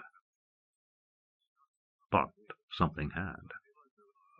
In a corner of the broad terrace outside the reception-room, Ruslan Tcherikev smiled dismissively and wiped a smear of blood from his brow. The earthquake had caught him unawares as he and Lyudmila Arsenova were conferring with 3 top officers of the 12th Fleet. Ruslan had fallen heavily against the vine-clad stone facade of the building, receiving a sharp blow to the head. His companions looked at him anxiously. "Are you certain you're all right, Glava?" Lyudmila asked. "Are you still yourself? You're Tvoyumat. I knew we should not have come with the Krondak mind-fuckers so suspicious of you."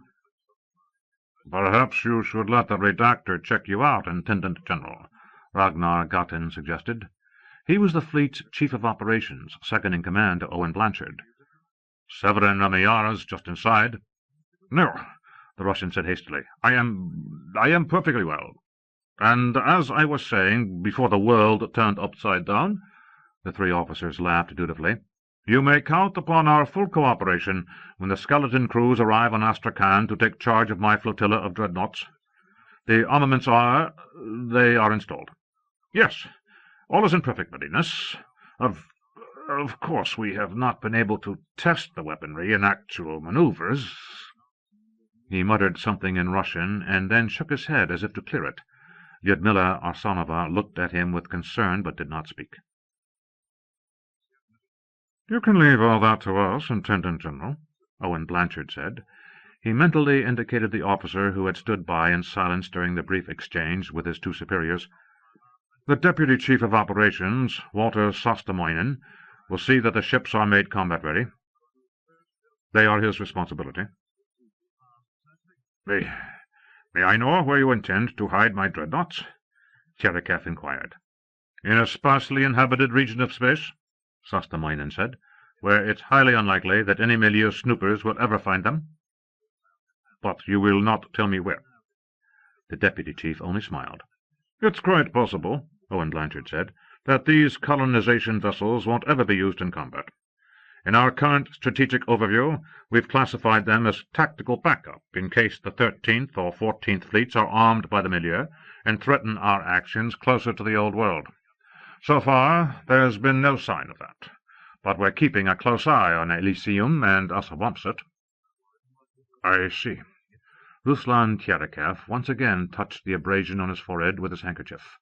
His self-redaction had nearly healed the surface of the small injury, but he looked ashen and distracted.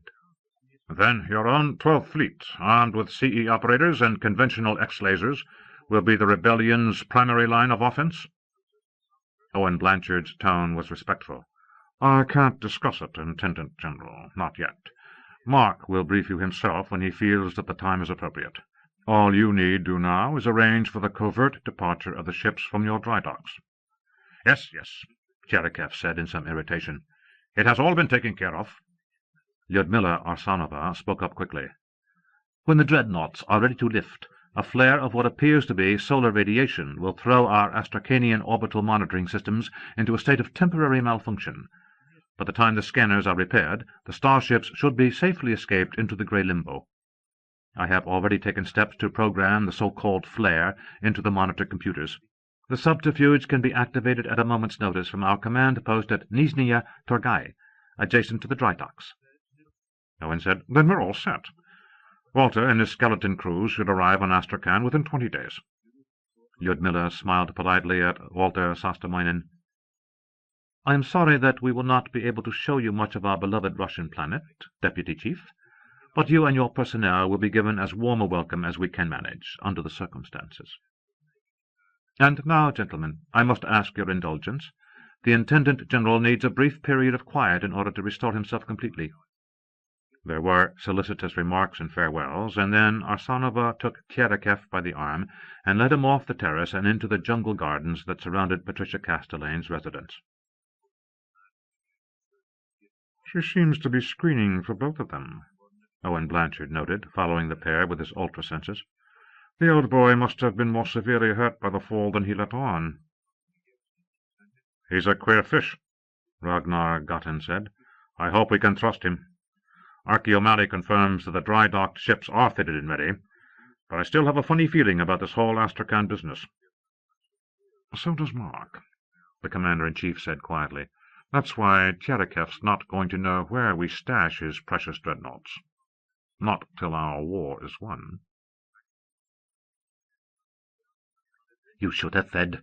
I told you to feed before we came." "I am well enough. The injury is nearly redacted away. Feeding is unnecessary for now, yet sometimes distracts me from appropriate lines of thinking." "You don't seem yourself. I'm concerned." "Be silent." Apprehension. "Oh, my beloved Fury, let me take you away from here immediately. Let me help you to feed." "Not yet. It's true that I am still somewhat shaken, but I will not leave this party until I have discussed certain strategic matters with Mark. Those damned Krondak surveillance agents are inescapable on Astrakhan, but they didn't dare follow me onto Castellane's planet.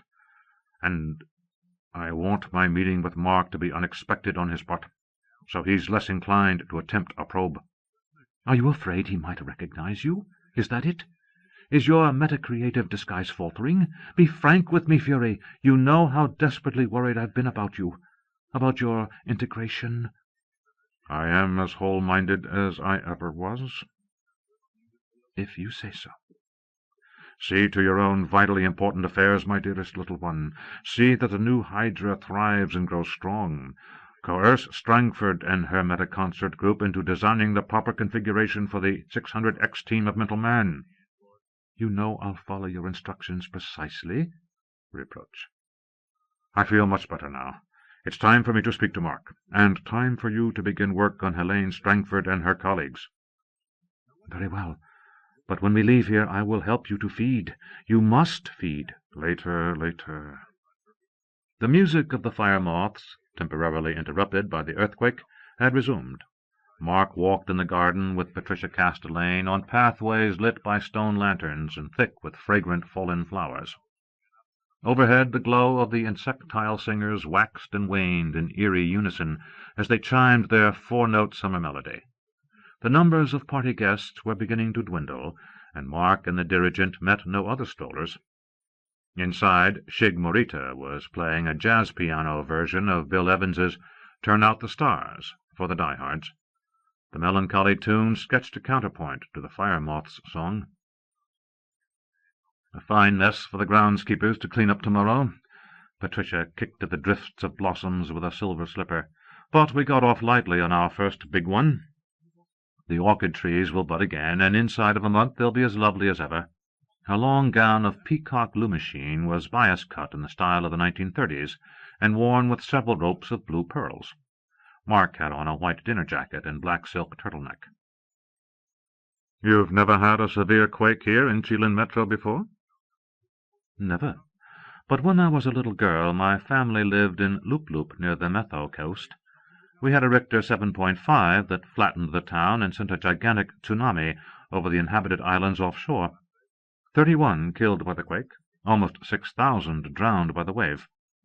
Of course, in those days, the seismic forecasts were still unreliable, and the authorities hadn't yet cracked down on flimsy construction. I'm surprised that so many people want to live on a planet that's known to be unstable. She grinned at him, and her steel eyes flashed in the lamplight.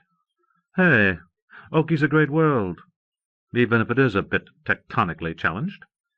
You'll think so, too, once you've settled in. Did you check to see whether your family rode out the quake in good order? I forspoke India. Things are normal at the Middleman lab. There was no damage to our new house, either. Hagen and Cloud slept right through the tremor. That's good. Oh, shit, look what's happened to my poor koi. They had stopped at an ornamental fish pond some distance from the residence. It was surrounded by a stone coping, but several large golden carp had been thrown from the water and lay dead on the grass. As Mark and the dirigent stood there contemplating the small catastrophe, a low-slung exotic animal that resembled an otter in greenish armor crept out of the shrubbery, seized one of the fish carcasses, and slunk away with it. Life goes on, Mark said. What was that? We call them pangoids. Some early settler was reminded of earthly pangolins. They're harmless scavengers. Almost all of our local wildlife are benign to humanity. It's the planet itself that seems hostile. Thank God our geophysical core will be phasing in your new 600X rigs for plate modification. The Pashatin Isthmus region is overdue for a real rumbler, and... Pat, I'm sorry. At this critical stage, we can't afford to divert any of our CE resources to domestic concerns. There's little enough time to train the ops in offensive metaconcert. Her hesitation was only momentary. Of course, stupid of me. Will you be working on that aspect personally? Strangford and Jarrow and Valerie Goris and those others who just got in from Oxford will do the actual training. I'll design the concerts along with Geordie Kramer and Gary Von Wick. We'll probably need Alex's help for the tricky bits. Patricia Castelaine gave a soft laugh. Your pal seems to have fallen for Helene Strangford like the proverbial ton of bricks. They left together, in case you didn't notice. I did. It was a surprise. Alex has never had much time for emotional involvement. Like someone else I could mention. Abruptly, Patricia turned away, staring out across the pond. Its surface was littered with floating blossoms. Now and then one was pulled under by one of the surviving fish. I won't bore you with my own unrequited yearnings, Mark, but if you should ever need me as something more than a co-conspirator— His hand was cool on her bare shoulder. I've known how you felt about me for some time. I'm truly sorry. You're a lovely, vital woman, and you deserve someone more digne d'amour than I.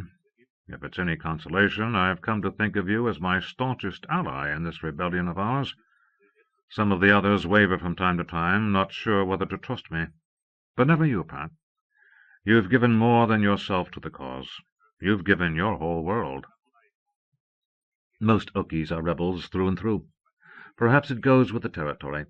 You might not know it, but the milieu did suggest that we abandon Okanagon in 2058, when the widespread geophysical anomalies were first confirmed. Our people rioted in the streets and shouted, "Hell no, we won't go." A very antiquated chant of defiance. So the milieu backed down and let us stay. And less than 4 weeks later, Tonasket Metro was leveled by a whopper and over 16,000 died. We just pulled up our socks and carried on. She turned about, stood on tiptoe, and kissed him on the cheek. We'll carry on in the rebellion, too, no matter what. And win. They began walking back toward the big house. He spoke to her on intimate mode. Catherine Remillard and her associate Quinn Fitzpatrick have given us valuable advice on the tutoring of mental men. We're ahead of schedule in the preceptive sequence, and Jeff Steinbrenner and the CE team have nearly finished a working model of the tiny 600X enhancer we'll use to outfit the young brains. But they have to come out of the womb first, don't they?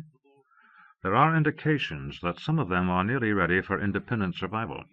The Keos are using algetic conditioning, making the artificial life support more and more uncomfortable, so the children have an incentive to leave it. They're also showing them a 3D of my brother Jack, au naturel, as a more positive inducement. So far as I know, it's the only recording of him ever made in a bodiless state. It was done without his being aware of it, by the cockpit black box in the deep driller that he used during the Caledonian diatribe event. Mental Man has found the tri-D of Jack to be very inspiring. I still find it hard to believe that those babies can actually tip the balance of mind power in our favor.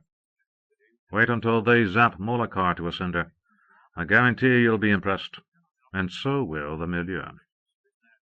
Is that going to be the demonstration? Mark nodded somberly.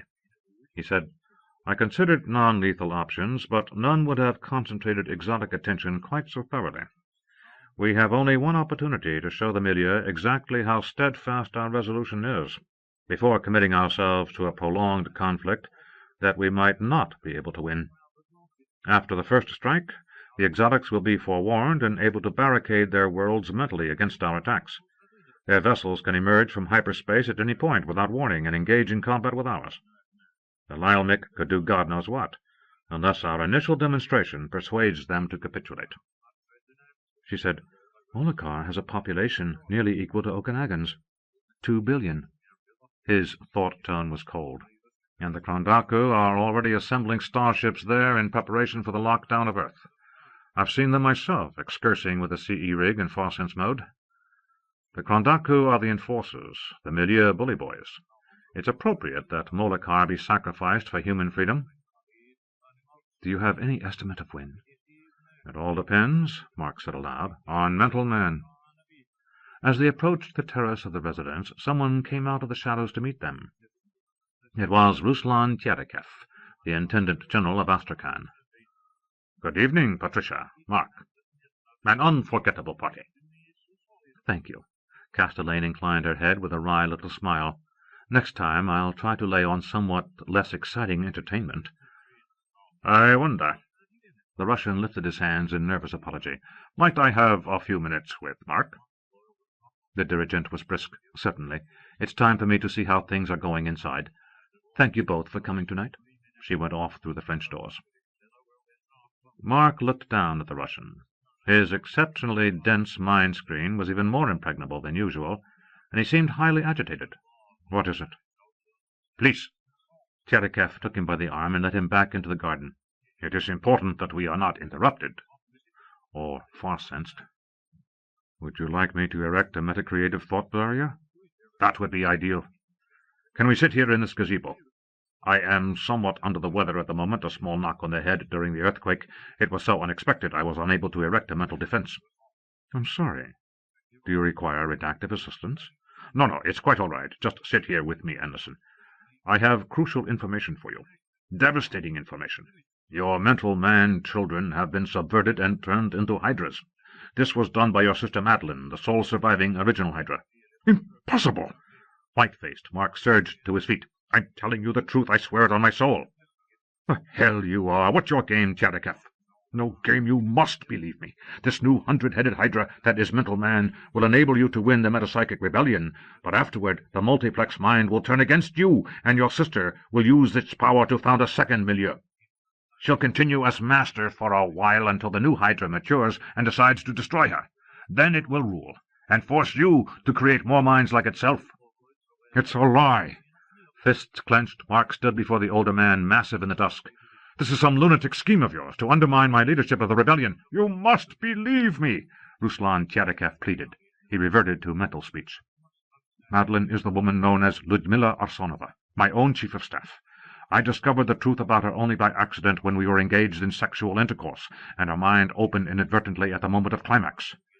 Before she was Ludmila, she posed as Castellane's aide Linnell Rogers, who engineered the crash of Anne Remillard's starship. She has also used the identity of Saskia Appledorn, the technician in charge of the developing mental fetuses. That's when she subverted the babies. Those who refused to accept her were killed. Is there any way you can prove this incredible assertion? Tierikef hesitated. I'm not sure. If you try to ream your sister, she'll kill herself. Fury inserted the compulsion into all of the original hydras to prevent their betraying him. Perhaps a coercive reductive probe of the Mental Man brains would do it. There'd be a certain consonance to the armamentaria, a hydra signature common to all of them. Mark said, They're paramounts, probably even stronger than I. Their shielding powers are superlative, and they join spontaneously in metaconcert now to support one another. I doubt I could redeem them unless I used CE, and that would put them at risk. A risk I find unacceptable. Don't you want to learn the truth? You know what the Hydras are capable of. Yes, but I wonder how it is that you do. Your great family secret has been common knowledge among the higher echelon of the rebel party for years. Surely you are aware of this. If I had not known, how would I have been able to recognize the importance of what I saw in Arsanova's mind? She opened to me for only an instant. Even so, it took me some weeks to comprehend the import of the revelation. I came to you as soon as it was possible to do so. I implore you to probe the mental children. No, Mark said. The danger to their fragile minds is too great. Your scheme won't work. The celebrated one-sided smile glimmered as Mark came forward and seized the Russian's shoulders. I'll check out Lyudmila Arsanova, very cautiously. If she is my wayward sister, Maddie, I may have a use for her. As for you, his coercion was poised to slam home the mind-dream. You arrogant fool, Ruslan Tcherikev whispered. I might have known it was useless to appeal to you. Fortunately, I have another option. He vanished. At first, more enraged than alarmed, Mark assumed the disappearance was nothing but a meta-creative effect, rendering the Astracanian IG invisible. 5 full minutes passed before he cut short his fruitless ultrasensory search of the gardens and residence of the Okanagon dirigent. When it was already too late, stricken with a sudden sense of dread, Mark beamed a frantic telepathic warning to Jeff Steinbrenner at the secret Mental Man laboratory. But even as he far spoke, he felt the ground of Okanagon shudder beneath his feet in a seismic aftershock. The groan of the planetary crust echoed in his ultrasenses, rolling like mental thunder, nearly drowning out the metaconcerted cry at the quietus of mental man. He knew then, and ran from the dirigent's residence to his rowcraft. In the aftermath, before Mark arrived, Cindy and Muldowney came down to the lab to view the disaster. All but one of the infant brains floated lifeless in their transparent capsules. The exception, who had been named Trevor, had achieved the goal of independent survival a microsecond too late. He managed to leap free of the imprisoning tank with his psychokinesis, tearing loose from all of the preceptor monitor electrodes except one. But that single input lead had been sufficient to carry the ferocious charge of electricity into his fragile protoplasm. Trevor fell to the floor, shattered. The Chios had been unable to revive him. Cynthia walked among the ranks of the dead, her thoughts adamantly barricaded, tears flowing down her cheeks. Tears of relief. They were gone, those fearsome, pathetic, bodiless babies. She had been too weak, too cowardly, too much in love with their father to give the children their release. But somehow it had been done. Mysteriously, fortuitously. The nightmare was over. But it's not, you know. She nearly screamed when the man stepped out from behind a tall equipment rack, would have cried out telepathically if he had not checked her with his coercion. Please, I'm not here to harm you. Do you recognize me? I'm Dennis, Mark's grandfather. Bespeak me on Intermode. You're dead. That was a hoax. I'm alive. I'm the one who killed them, Cynthia. I had no other choice. The Adilis. I'm hallucinating. You're not. I am, Dennis. Memorize this MP ident sequence. Image. And when you can, ask Catherine Remillard whom it belongs to. She'll confirm that I really am her father. Very well, but... Listen carefully, Cynthia. This is vitally important. Mark will attempt to sire another generation of mental man. You must prevent it. He has no idea of the immense danger these minds pose. Danger? What are you talking about? The milieu? Not only to the milieu, but to every mind in the galaxy, exotic as well as human. Cynthia, these dead children were hydras. Do you know what that means? Image. Ask any member of the dynasty about their terrible family secret. Ask Catherine or Adrienne or Severin. All of them had children who were hydras, sociopathic killers who feed on life force like vampires. megalomaniacs whose ambition is to enslave the galactic mind. The only first-generation Hydra left alive now is Madeline, Mark's sister. She's the strongest of the lot, the one who turned the mental man babies into monsters like herself. She'll continue to make new Hydras unless you prevent it. I've never... This is... But that day, does Mark know? I tried to tell him tonight. He thought I was lying, trying to destroy the rebellion by maligning mental man. You're my only hope now, Cynthia. You must not tell Mark I've talked to you. He'd never trust you again, and he must continue trusting you until you're able to put a stop to mental man forever. It won't be easy. There are 2 sources of sperm and 4 sources of ova to be neutralized. Image. Mark? Hagen? Marie? Madeline? Cloud? I myself? But that's impossible. I can't be... Oh, sweet Jesus. No. Neon encore. I'm sorry. Your true father is Paul Remillard. I don't believe you. Rogatien. Liar. All of this is a lie. Cynthia, I have no time to argue. I can only tell you what must be done. If you insist on it, your actual paternity can be proved by a simple test. But the fact that both Hagen and Cloud are latent paramounts confirms the truth of what I say. Genetic diagram. I see. And I Diobsud. Poor Rory. The 2 most critical progenitors of mental man are Madeline and Mark himself. It may be impossible for you to cope with Madeline. I can't neutralize her myself because another criminal entity would prevent it. At the moment, Madeline is calling herself Lyudmila Osanova. She's chief of staff in the office of the Astracanian IG, and she's here in Okanagon.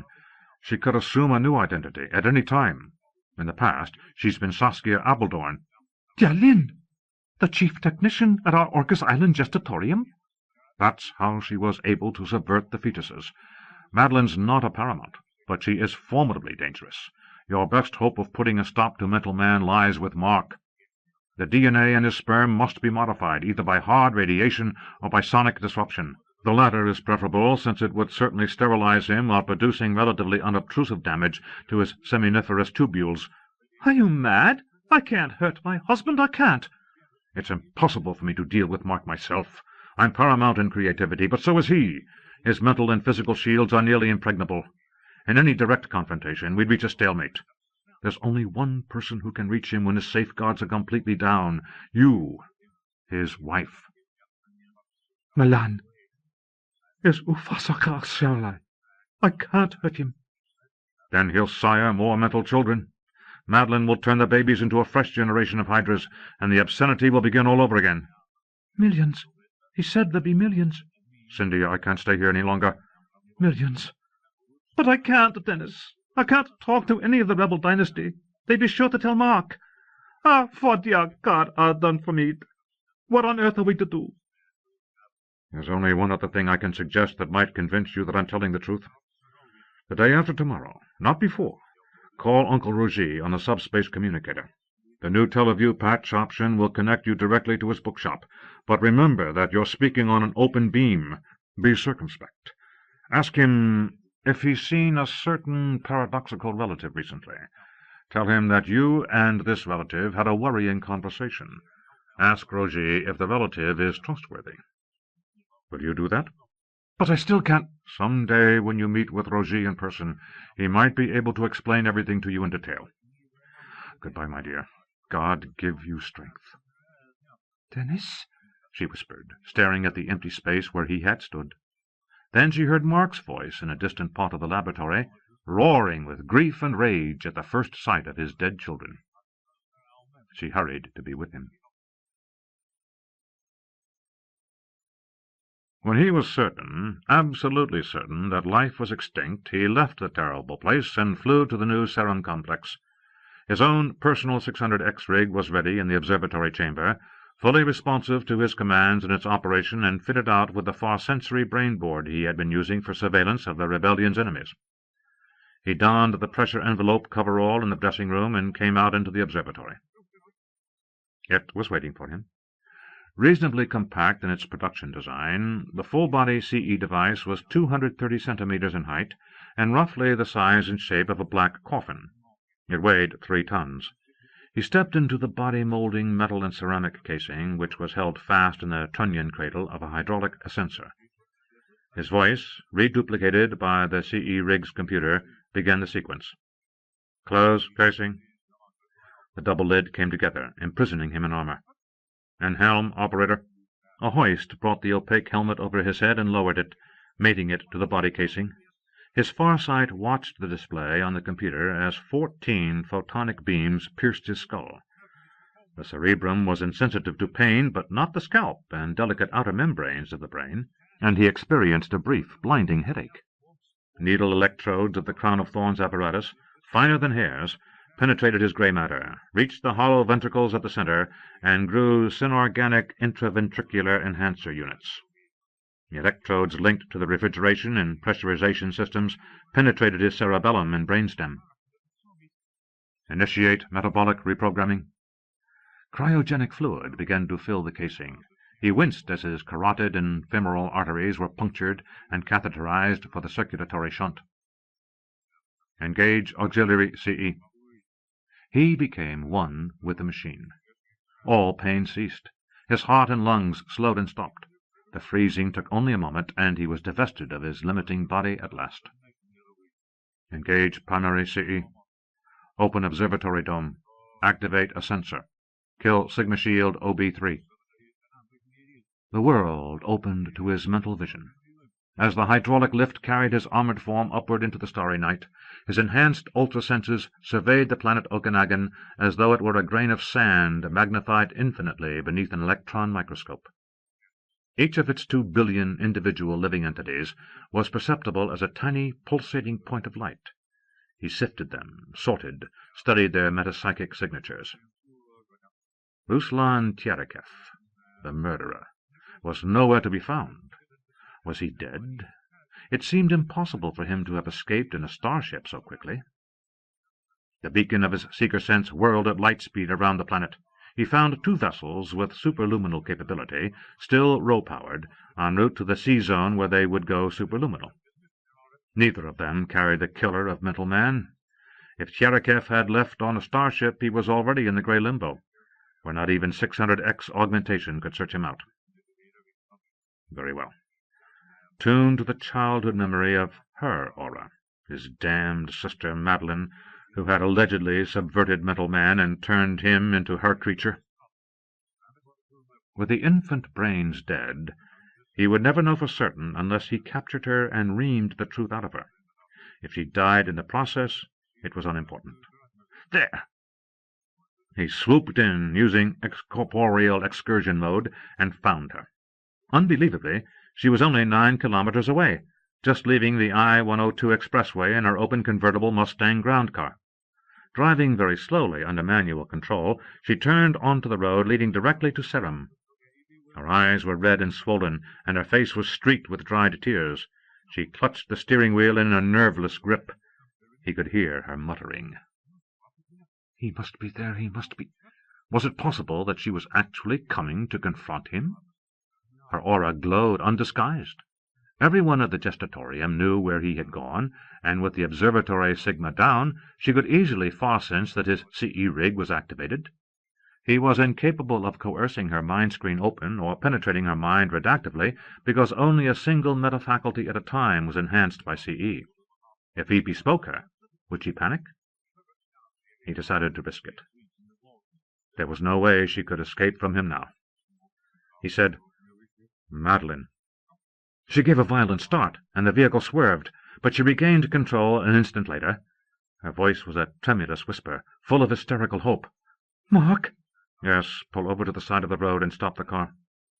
She did as she was told, halting beneath a great copperleaf tree that glistened in the brilliant starlight like a gargantuan piece of jewelry. She shut off the convertible's engine, and the headlights died. From the jungle on either side of the road came the discordant musical clamor of exotic night creatures. Purple and green will-o'-the-wisps bobbed amidst the undergrowth. "They're dead," Madeline said. "All of the mental man children are dead. I heard their telepathic scream as he electrocuted them. Our babies. Oh, Mark!" "It was Ruslan Tiarakev?" "Yes." "He's left the planet. How did he escape? Where has he gone?" She laughed softly. "You don't know, do you?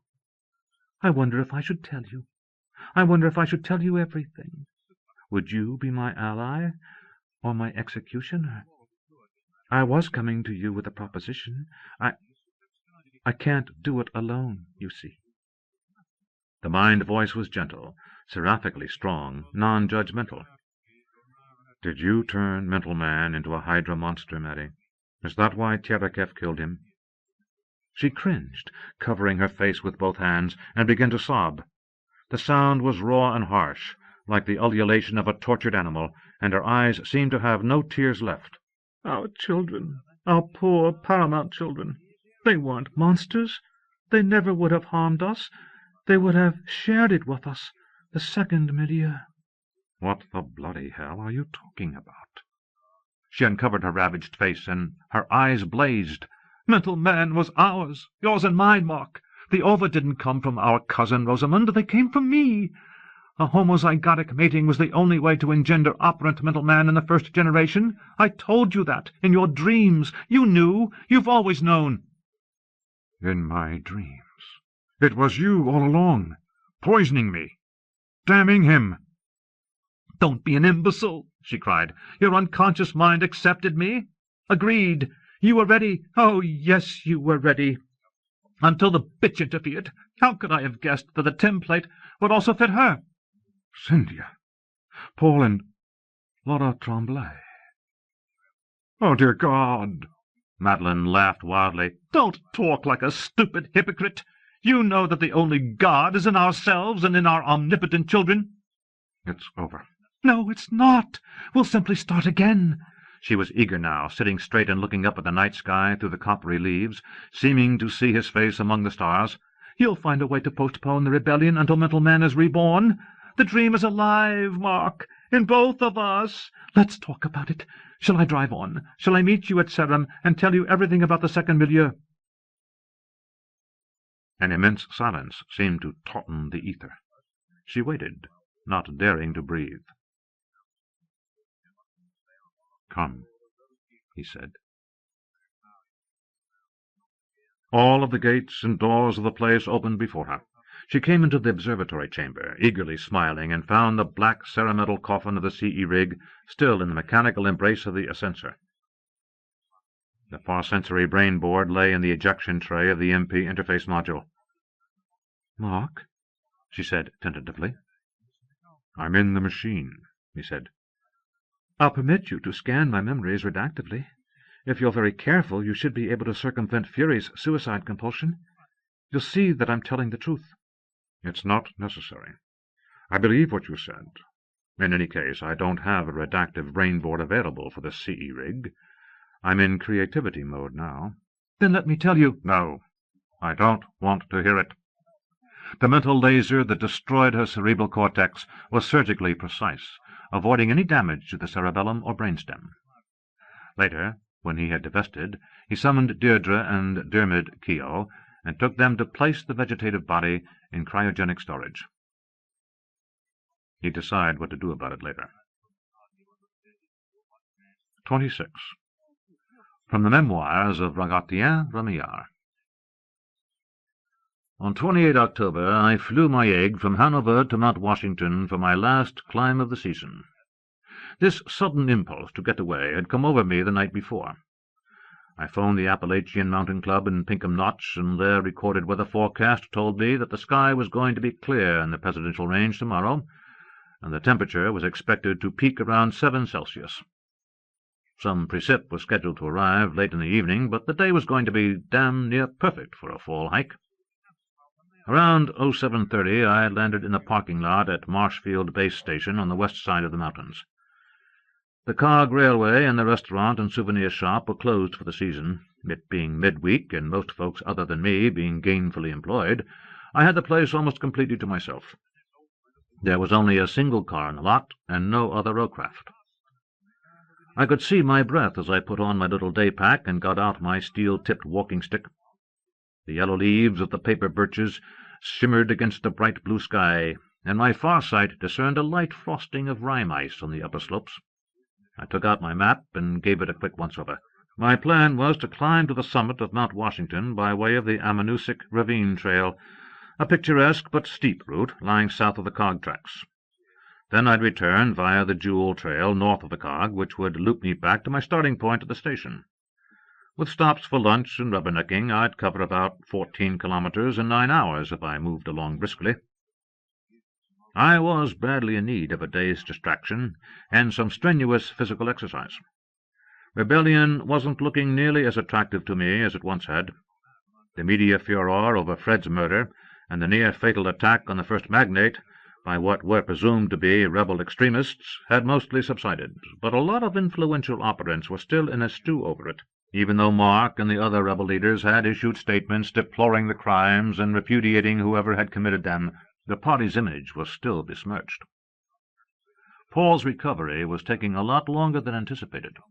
The Dynasty rumor mill had it that Davy McGregor, now lobbying actively in favor of unity during whirlwind visits to human polity planets and doing a damned effective job of it, was going to be appointed acting first magnate at the February Concilium session. He would then have the authority to purge the human directorates of members with rebel inclinations, which would result in our party losing most of its political clout. There were more ominous whisperings in local traitorous circles.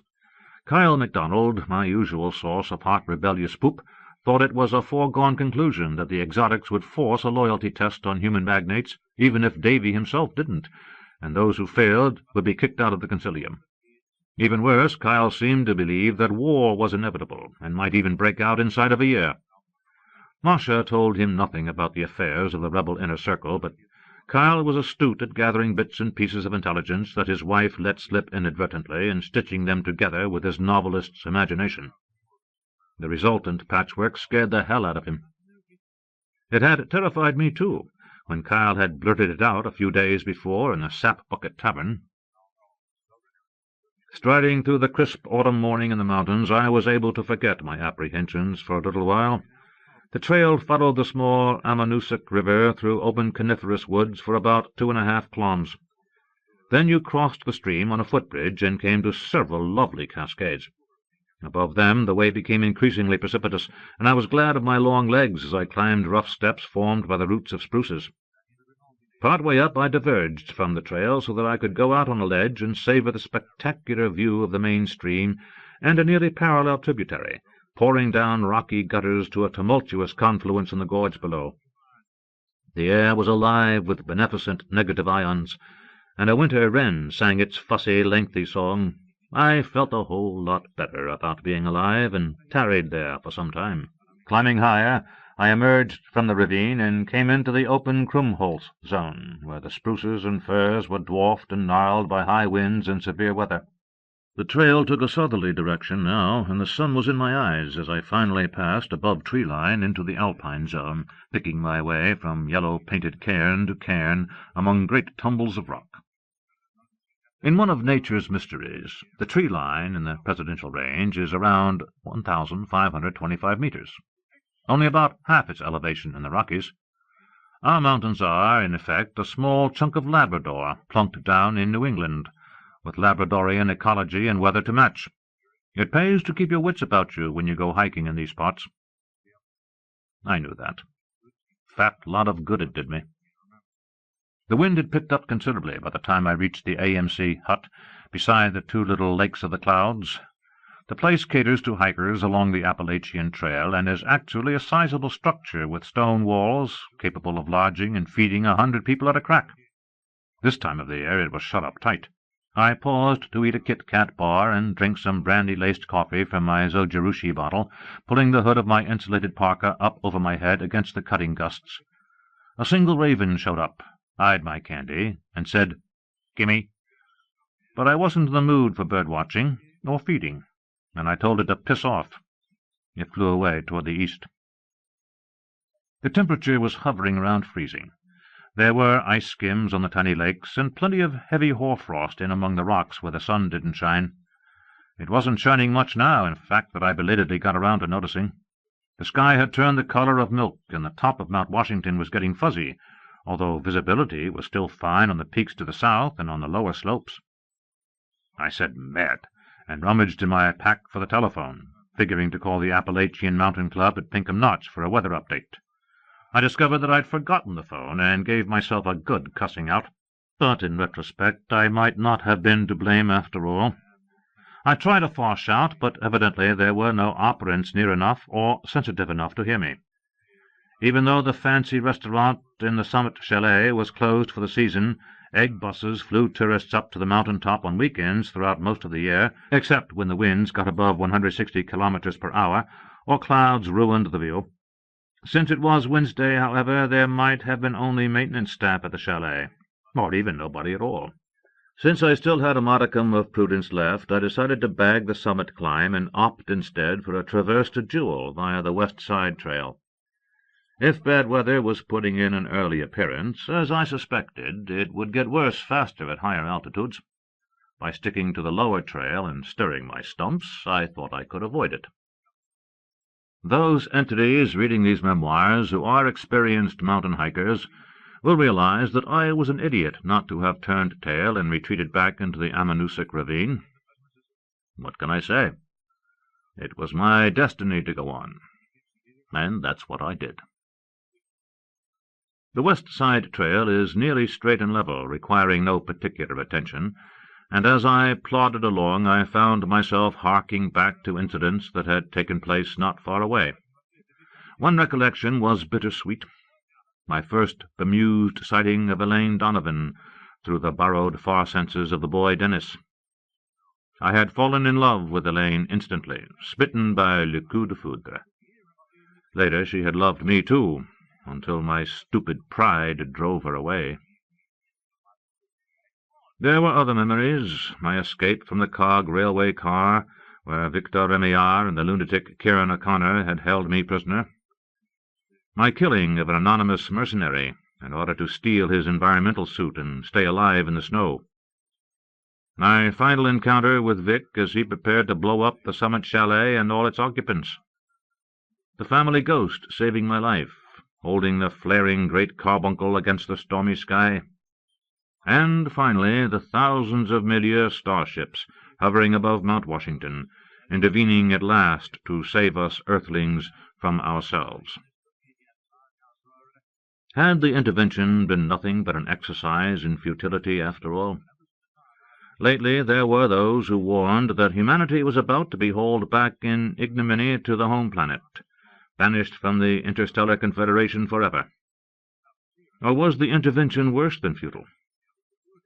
I thought I believed in the rebellion, but was I really willing to pay the price of secession that Mark and his cohorts seemed ready to risk? My brooding was cut short abruptly when I slipped and took a heavy fall, jarring my brains literally back to earth. I was a stone's throw away from the cog railway line. The rocks around me were wholly crusted with thick hoarfrost, as were the slightly elevated tracks. My left hip and outer leg hurt like hell and were probably badly bruised, but I didn't seem to have broken anything. I had to use my stick to haul myself to my feet. The wind had died, and it was very cold, with an opal-hued ring around the sun, a flat white disk that one could look at with impunity. The rugged landscape below had an almost supernatural clarity now. Upslope, in the direction of the now invisible summit, was a bank of dark cloud with a peculiarly solid appearance. It was oozing deliberately downhill, right toward me. "Merde compromed," I moaned. I had never seen the phenomenon before, but I had heard horror stories about it in the early days, when I worked at the White Mountain Hotel. It was the notorious icy fog of Mount Washington that engulfed unwary hikers, stole their body heat with insidious efficiency, and eventually froze them stiffer than an iced codfish. I decided to think very carefully about what to do next. The junction with the Jewel Trail, which would lead me to a lower elevation, was still a kilometer away, and the upper reaches of the Jewel were exposed rock slabs, hazardous in icy conditions even to the able-bodied, which I definitely was not. If I turned back to Ammonoosuc Ravine, I'd have to travel twice as far, and I also had an excellent chance of missing a cairn in the fog, and getting fatally lost in the maze of side trails around Bigelow Lawn. Nope, there was only one sensible, if scary, course. I'd have to go uphill on a section of the Gulfside Trail paralleling the cog railway. The path was well graded, led directly to the summit, was less than 1 kilometre long, and I couldn't possibly go astray hugging the tracks. At the top there was an emergency shelter at the chalet, with a telephone I could use to call for help. I climbed painfully over the cog line and set off, hobbling as fast as I could. The way wasn't especially steep, but once the icy fog bank swallowed me, I was blind, dependent upon my inadequate foresight. Rime began to accumulate on my lower body. My jacket had a slick lilac outer face that discouraged frost build-up, but my pants were old-fashioned rough wool. I had to bang my stick on the rocks constantly to keep it from becoming ice-sheathed and useless. I pulled the drawstring of my hood tight, leaving only a minimal aperture for breathing, and navigated wholly by my fading ultrasenses. Some lucky operants are able to maintain their body temperature through mind power in adverse conditions, but I'm not one of them. I felt the damp cold strike through my boots and socks, making my feet throb. My legs, in their ice-crusted pants and inadequate long johns, were weakening, especially the bruised left one. Uncontrollable shivers racked me. How far was I from the summit? It seemed I'd been slogging forever in the damned fog, slipping and sliding on the frost-coated rocks, moving slower and slower as my body succumbed to hypothermia. If I froze to death, maybe they'd erect a plaque in my memory, as they had to poor little Lizzie Bourne, who had perished somewhere close by in 1855. Or maybe not. Over 150 people had died on this mountain, more than on any other peak in North America, and most of them had been damned fools like me, unprepared for the sudden shifts in weather that could turn a smiling, sunny day into a hell below zero inside of an hour. Now the wind was rising again, ripping apart the fog, but increasing the chill factor. I couldn't feel my feet, and my hands were starting to go as well. I'd stopped shivering, and the bruises from my fall didn't hurt any more. Actually, I was beginning to feel pretty decent. I figured I'd feel even better if I crouched for a minute in the shelter of a big rock and rested. I let myself sink down and pull open my hood so I could see. The wind was strong now, blowing over the col that links Mounts Washington and Clay, and a thick twilight had settled in. The first snowflakes started to fly. After a while I tried to get up, but my stiffened muscles balked. The wind thinned the clouds, and across the tracks I caught a momentary glimpse of the Gulf tank, the water supply for the cog's steam-powered locomotives. It was frosted like the gizmo on top of a wedding cake.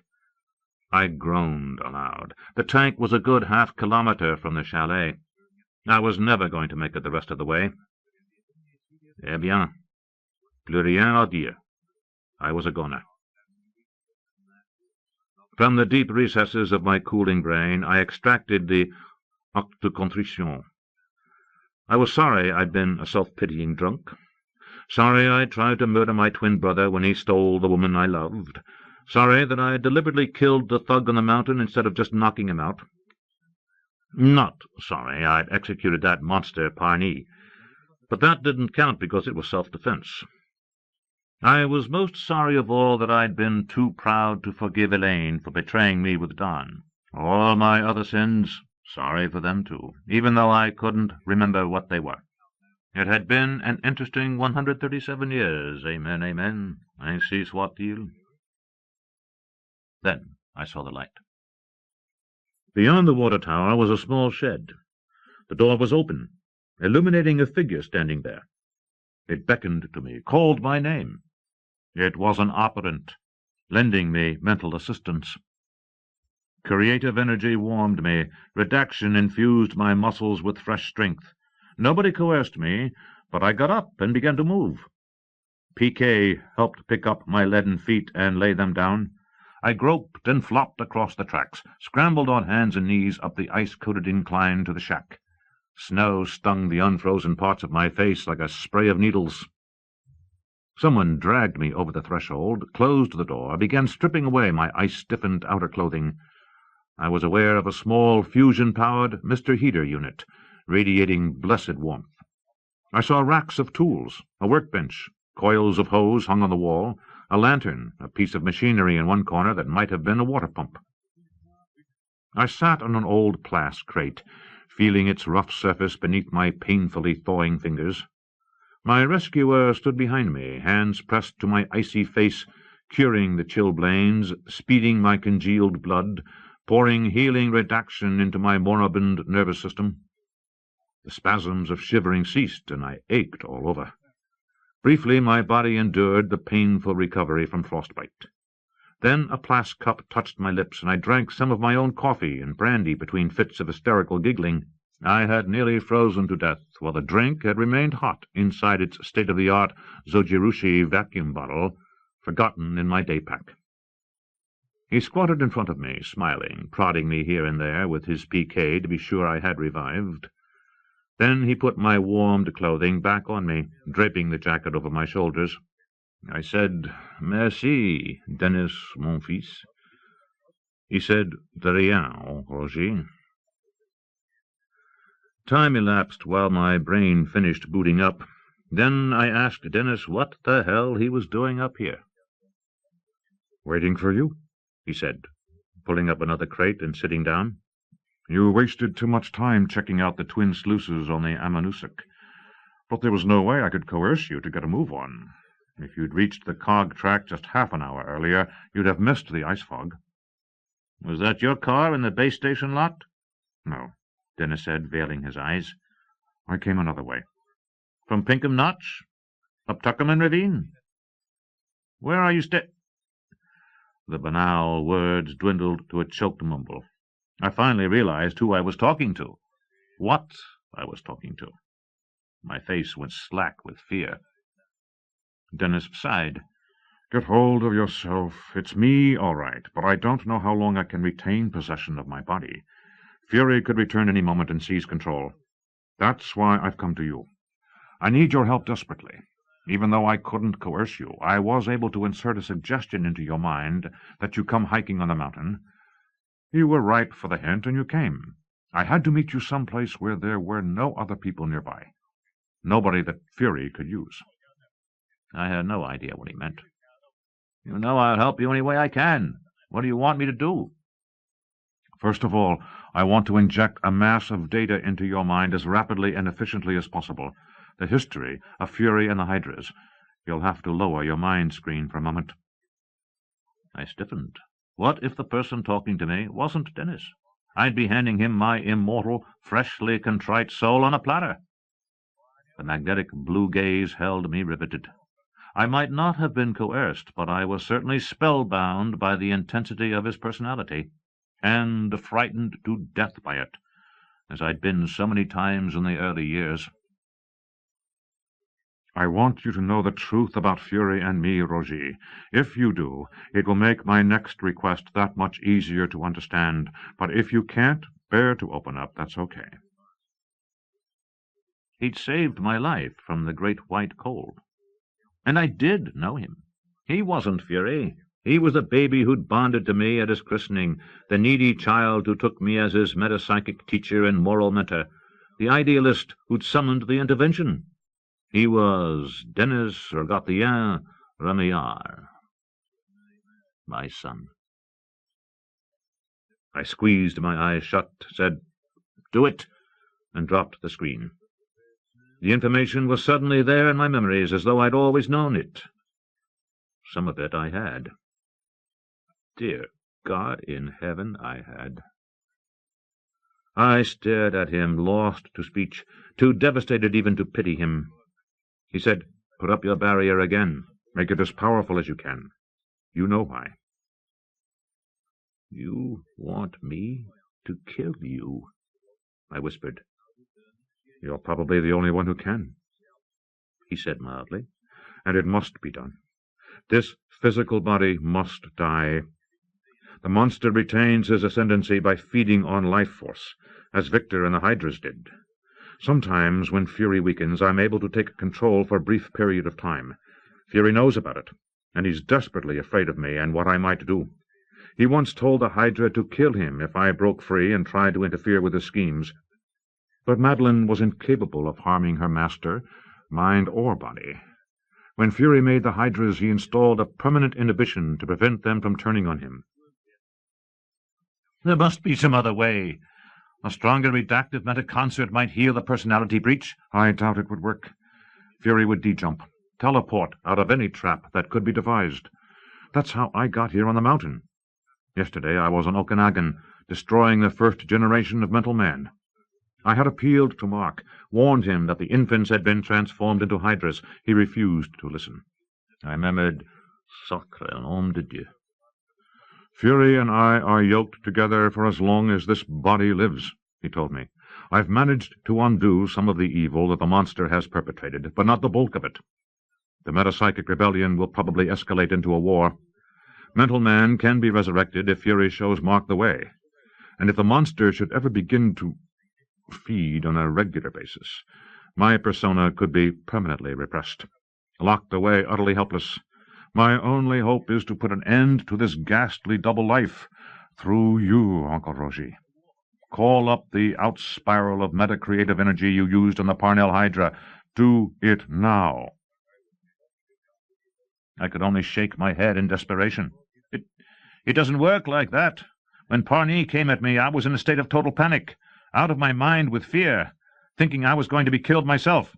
"Try," Dennis commanded. He hauled me to my feet, and I cowered back against one wall of the windowless shed. My jacket fell from my shoulders. Outside, the wind had begun to wail. A flash of foresight showed me that heavy snow was falling. The paramount mind speech flooded my brain. "You must try, mon père." I pulled myself together. "All right. You better stand over there." Dennis put his arms around me in a final embrace, and I very nearly lost it. He whispered, "Bon courage," then drew away and stood calmly on the opposite side of the shed, less than 3 meters away. He signed himself and closed his awful eyes, waiting. I lifted my arms and spread my legs, assuming Leonardo's X-Man pose. Praying for strength myself, I slowly conjured up the glowing knot of vital energy, feeling it pool and grow in the region behind my heart. I put it into a flat spiral motion, forcing it to move downward through my spleen and my solar plexus, up into the suprarenals, the thymus. The metacreative glow intensified, breaking out of my body and filling the shed with dazzling golden light. It was still much smaller than the ball that had incinerated Parnell. Concentrating, I made the energy knot curve down through the root chakra at my tailbone. It accelerated, turned upward again. Dennis opened his eyes and laughed. I faltered. The spiraling energy slowed, seeming to halt inside my head.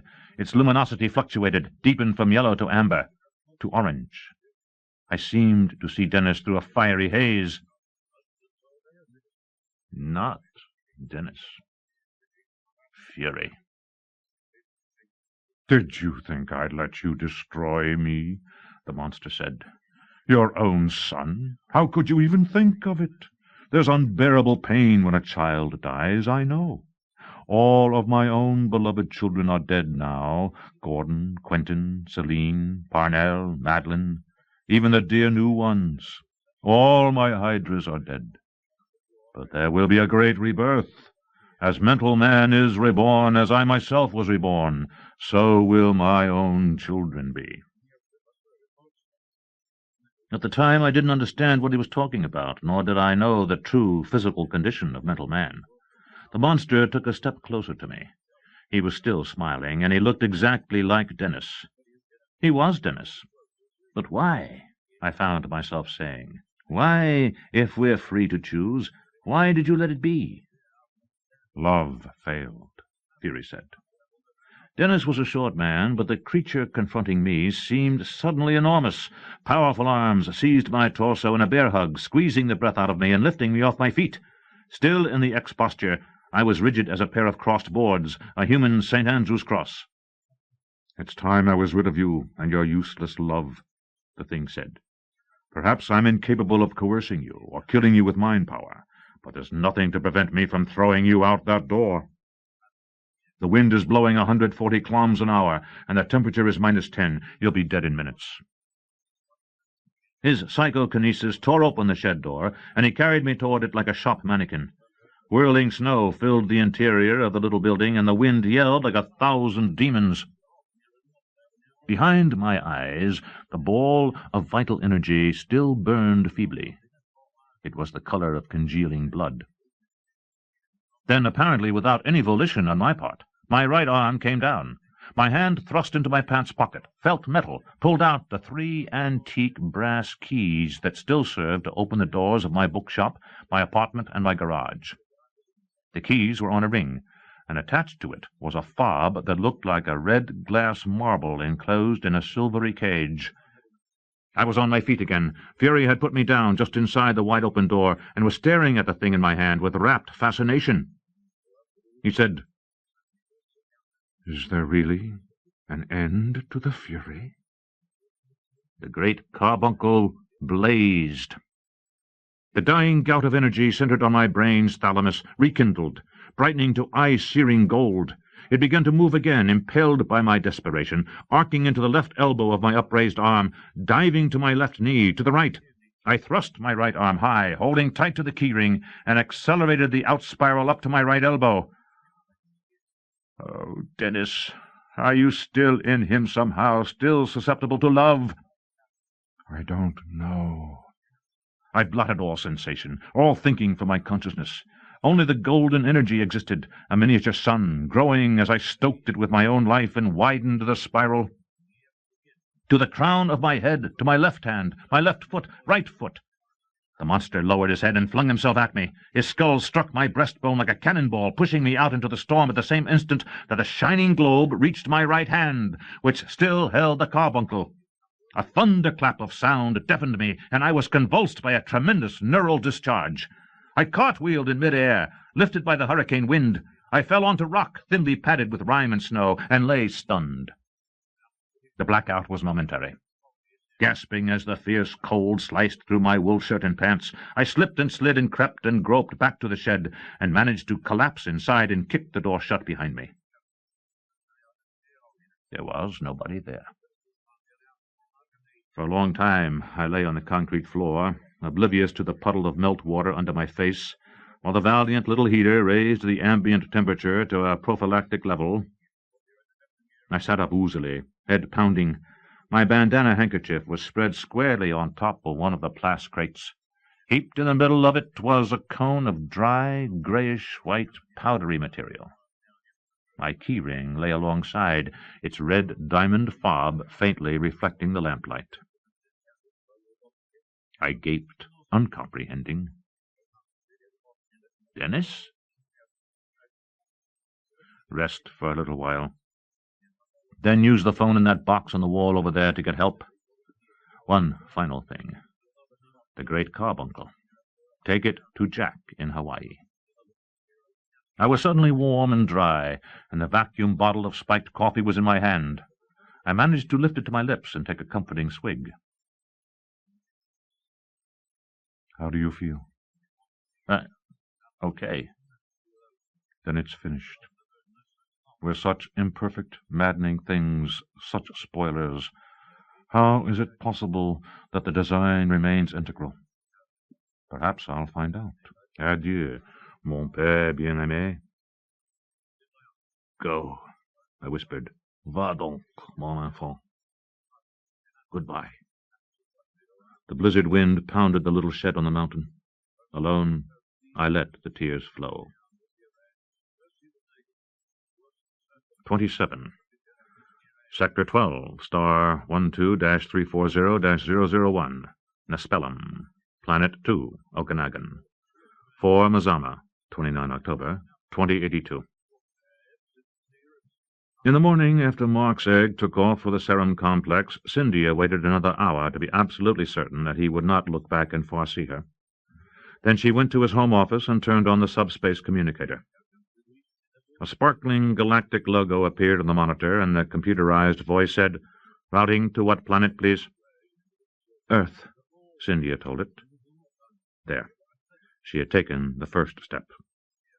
But it wasn't irrevocable. "Number, please, if you have it available." 0020+6 pound 03 patch 603 643 3616. Phone patch service to ground side ComSys in North American region pound 03 will necessitate a delay of approximately 7 minutes. Please stand by. And thank you for using GTE Subspace Communications. The display switched to a bucolic New England farm scene with background music from Charles Ives's Concord Sonata. Not irrevocable. She was only validating the data, not committing herself. While she waited for the everyday miracle that permitted instantaneous communication across 540 light-years, Cynthia picked up the computer-assisted design pad that Mark used for his CE modifications, turned it on, and began sketching with a silver stylus. Her fingers seemed to have a life of their own, working without any conscious volition on her part, while she wondered what she would do if Uncle Roger did confirm that she had actually seen a dead man. She told herself that it couldn't be true. The person calling himself Dennis had to be some powerful human operant loyal to the milieu. First he'd slaughtered Mental Man, and then he'd tried to get at Mark through her, telling monstrous lies. A terrible Remillard family secret? Hydras? Metapsychic vampires? It was ridiculous. But there had been odd rumors in rebel circles for years. Her father had hinted at it, but he'd never mentioned any Hydra monsters. Rory had heard that the mysterious killer of Davy McGregor's wife was a being called Fury, supposed to be a Jekyll-Hyde multiple-personality aspect of one of the senior Remillards, undetectable even by the Cambridge machine. Fury's luckless host was said not to even know it existed. The two prime candidates for the pathology, she recalled, were the first magnate and his son Mark.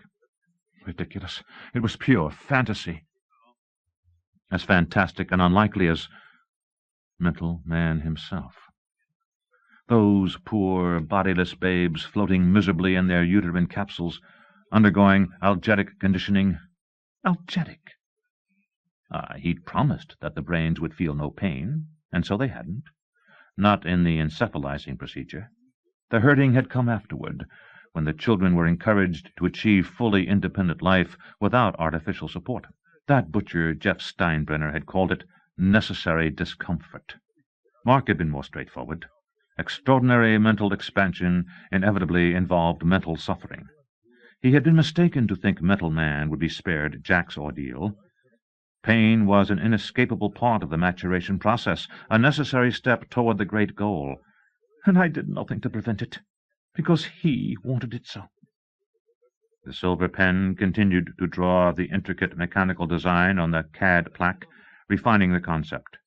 It could be hidden inside her body and activated at the proper moment. He'd never know what was happening, never know at all what had been done to him, until he tried to make more embryos with Rosamond Remillard's ova. But it wouldn't come to that. The design was not the mechanism. The tool was not the accomplished work, even if Roger said... The subspace communicator chimed softly. A new icon appeared on the screen, and the artificial voice spoke simultaneously. "We're sorry. The number you have called responds with a voicemail answering machine. Do you wish to communicate with it?" She sighed. "Yes, I suppose so." Roger's weather-beaten, oddly youthful face appeared. Messy silver locks straggled over his forehead. His dark eyes held a slightly cryptic glint. He said, "This is the Eloquent Page Bookshop. Roger Remillard, proprietor, speaking. I can't come and talk to you now, but if you like, you can leave me a message and I'll get back to you eventually. Look over the menu for options. If you're really desperate to get a hold of me, and it's a serious matter, say forward.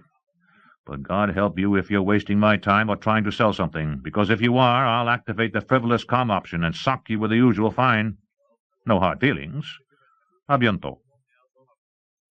The face was replaced by a small business mail menu. Cynthia said, "Forward." After an interval, a white-haired Polynesian woman of inscrutable mien appeared on the display. "Johnson Residence." "My name is Cynthia Muldowney. I'm Mark Remillard's wife, calling from the planet Okanagon. I wonder if I might speak to Uncle Roger." The woman's face broke into a friendly smile. Cynthia, so happy to talk with you at last. I'm a Lama, old friend of the family. You hang in there, I get Rog. He's out loafing on the lanai." She disappeared. In a moment, the bookseller himself showed up, looking decidedly seedy. "Cynthia, Uncle Roger, this is extremely important. Please be very careful what you say on this open beam. It's not likely that anyone is eavesdropping, but we must assume they might be. Do you understand? The old man pinched his slightly crooked nose and squeezed his eyes shut momentarily. Go ahead. I'll do the best I can. Does this have something to do with politics? Not really, and please, let's not play 20 questions. This may be a matter of life or death. Now listen, 2 days ago I received a visit from an extraordinary person, one I never thought I'd ever meet, a certain relative of yours. I thought he was dead. Do you know who I'm talking about? Tej! Roger exclaimed. He said he'd come straight from Okanagon, but... Stop! Don't say any more. This person, naturally I thought he was an impostor. He was who he said he was, Roger stated flatly. And now he's really dead. I was there when he passed away, yesterday. The old man's lips tightened, and he lowered his gaze. For a moment Cynthia could not speak. Then what he told me was the truth? He said some truly incredible things, that your family had skeletons in its closet. Roger's head snapped up. Oh, he said that, did he? Well, you better believe he was telling you the truth. Fortunately for us, the bones have stopped rattling. The skeletons are all dead, too. Are you certain? All of them? Even the sister? That's what this relative told me. I don't think he would have lied. Thank God, she whispered. Then there's really only Mark. What's that? The old man looked startled. What else did the relative say to you about Mark? She shook her head. I can't tell you now. Perhaps later, when we meet in person. Cynthia, I'll try to come to Okanagon. We've got to talk all this over. You have a right to know. And there's something else about Mark and your children. I was afraid there might be, she said simply. Come if you can. Goodbye, Uncle Roger. She switched off the SS comm unit before the old man could say anything more, and sat staring at its blank screen for several minutes.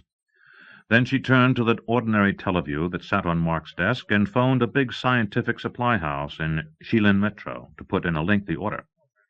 Only one item was unavailable and would have to be obtained from Earth. She requested FedEx Speedstar service, but the catalog told her apologetically that the device was on back order from the manufacturer and would probably take over 8 weeks to arrive. Do you still wish to place the order, citizen? Yes, she said. When she had finished, she studied the mechanical drawing on the CAD plaque for some time, committing the design to memory before erasing it. Then she left Mark's office and went out into the garden, where the nanny Mitsuko and little Cloud and Hagen were enjoying the sunshine. 28. From the Memoirs of Rogatien Remillard. After I was done talking to Cynthia, I shuffled back into the kitchen, where Mazama was cooking up some spam in pineapple sauce and pea-pod rice, a simple supper for the two of us. The sun had just gone down, and the sky along the Pacific horizon was smeared with thin scarlet clouds. When the entree was done, Mazama just dumped it onto a serving platter and set it on the kitchen table, where a salad and lilikoi punch were already waiting. She told me to sit down and urged me to help myself. I took a heaping plateful and dug in like a starving man. The kahuna watched with approval as I gobbled the food and took seconds. I'm glad your appetite has returned. Talking with my mouth full, I said, I don't even care that you're feeding me spam. You know it's a traditional Hawaiian delicacy. Are you feeling better, dear? I allowed as how I was and thanked her for putting my head back together with her redaction. The day after Dennis's death, I was able to mourn him without falling to pieces, even though I still hadn't completely come to terms with the reality of what I had done. I had egged to Kauai on Orovi almost as soon as I was rescued from the top of Mount Washington by the AMC, only stopping in Hanover long enough to give Dennis's ashes to Lucille and ask her to take care of Marcel for a while. She told me she had known instantly when her husband died. Philip, Maurice, Anne, and the convalescent Paul, the only members of the dynasty on Earth at the time, had also mentally experienced their father's demise. They were with Lucille now, comforting her and one another. None of them had asked for specifics of Dennis's death, and I volunteered nothing. It was enough for them to know that he was finally at peace. I had decided to tell only one other person about Dennis Fury's end on Mount Washington. Jack had to know the truth. or most of it. After supper, I borrowed Malama's old Isuzu 4x4 and drove to Lawai Kai, which was only a few kilometers away. Jack had been in residence there for a couple of months. According to Malama, he was working on some important scientific project. He had cancelled the mechanical security measures around his estate in anticipation of my arrival, and I drove around to the back of the plantation house and parked among the palm trees. He came out to meet me. After I climbed out of the truck, we held one another in a wordless embrace. He'd felt Dennis's release, too, although, like the others, he had no idea where or how his grandfather had died. He said, "Let's take a walk down to the shore, and you can tell me about it." We followed the winding path along the lagoons and finally came out in the picturesque cove where Queen Emma's house had once stood. We sat down side by side on the sand. There was no moon, and the surf was gentle. Noctilucent plankton in the water edged each breaking wave with faintly green glowing foam. I told him almost everything. Some instinct told me to leave out Fury's mysterious remarks about the eventual renaissance of Hydra in mental man. When I finished the story, Jack said, "And Dennis told you to give me the great carbuncle?" I pulled the key ring out of my pants pocket and held it out to him. There was a microscopic crimson spark in the nucleus of the spherical fob. That's what he said. No reason given. Jack detached the caged red gem and gave the keys back to me. He studied the fob intently for a considerable length of time, I presume scanning it with his deep sight. I looked into it that way myself from time to time. There was certainly something inside that supposedly flawless diamond, but I'm jiggered if I could ever figure out what it was. Jack said, "What can you tell me about this thing?" "It's got something to do with the Lyelmic. I think it calls them, summons their help. At least that's what the carbuncle seems to have done for me. You can believe it or not, I don't give a good goddamn." I believe it. He climbed to his feet and slapped the sand off his blue jeans. "I'll take good care of this and give it back to you just as soon as I can. Now I think we'd better get back to the house. I'm going to have to put in a subspace call to Orb, alerting Davy McGregor to a far shout. He's got to know about Fury and Hydra's death. Don't worry, I'll pledge him to secrecy. As far as the milieu at large is concerned, Fury was an unknown who assumed various identities." "You going to call Mark, too?" "No," Jack said. "I'm going to Okanagon and talk to him in person. I haven't decided whether to tell Mark that Dennis was Fury. It might give him a significant propaganda weapon to use against the dynasty." "I'll keep mum if you want me to," I said. "And to hell with being loyal to the rebellion. Family comes first. The fewer people who know about Dennis, the better. Just tell Mark that Fury came raring after me, and I zorched the bastard. He'll believe I've got the what's after the way I blew Parnee away. Better yet, let me come with you, and I'll spin him a plausible yarn myself. I've got another reason for tagging along besides. There's something really important I have to say to Cynthia." Jack considered my suggestion. "I'll be going at maximum displacement factor, but I suppose I could put you into oblivion stasis." I gave a little fakey chuckle. "Oblivion sounds like the perfect place for me right about now. Let's get going." The cosmopolitan planets tend to be less tourist-oriented than the ethnic worlds, and a lot less picturesque. Most of them have large, bustling populations that seem excessively eager to terraform the exotic landscape and ecology into a faithful approximation of home sweet home. In cosmop cities, especially, a visitor is likely to get the impression that he's in bland old Cleveland, or Manchester, or Osaka, or Volgograd, rather than on an exotic world umpteen light years from Earth. When I first visited Okanagon a number of years ago, I got a pleasant surprise. It was gorgeous. Except for the great plateau where the 12th Fleet had its starbase, the enormous, mostly equatorial continent of the planet was ribbed with spectacular snow-crested mountains. The inhabited regions were along the deeply indented coast and in broad river valleys that can best be described as temperate jungles, verdant and lush with flowers. The cultivated land had soil so fertile that wooden fence posts proverbially sprouted when they were stuck into it, blessing Okanagon with an unending series of bumper crops. The rampant vegetation also made the massive earthquake scars unobtrusive, except in the higher elevations, where quiescent lava flows, landslides, and raw precipices betrayed severe seismic activity. I would never have noticed the peculiar courses of the rivers, which had right-angle displacements to their courses along the more active fault lines, if Jack had not pointed them out to me as we flew over them in his private starship, XSS Skura II. Because Skura was so small and Jack a notably privileged VIP, we didn't have to land at a starport, but proceeded directly to Mark and Cynthia's home, which was situated on the Osoyus River, about 400 kilometers from Ceitean, the planetary capital. We arrived late in the afternoon, just after a shower had freshened the air. The house was a large contemporary structure with open verandas and extensive gardens. I found out later that the Ceram complex was within easy ground-car driving distance in the mountains nearby, with the more critical installations buried in a stable rock formation. We came in under row power. No overt security measures or domestic NavCon challenged Skura as we overflew the estate and landed on a pad beside the tennis court. Our welcome could not have been more conventional. Mark's long-time non-operant houseman, Thierry Lachine, opened the front door to us with a hearty "Bonjour." Both Jack and I had met him many times before when visiting Mark's former home on the San Juan Islands, and we made small talk as we followed him through cool corridors with ochre-tiled floors and dark green wood paneling, sparsely hung with abstract paintings.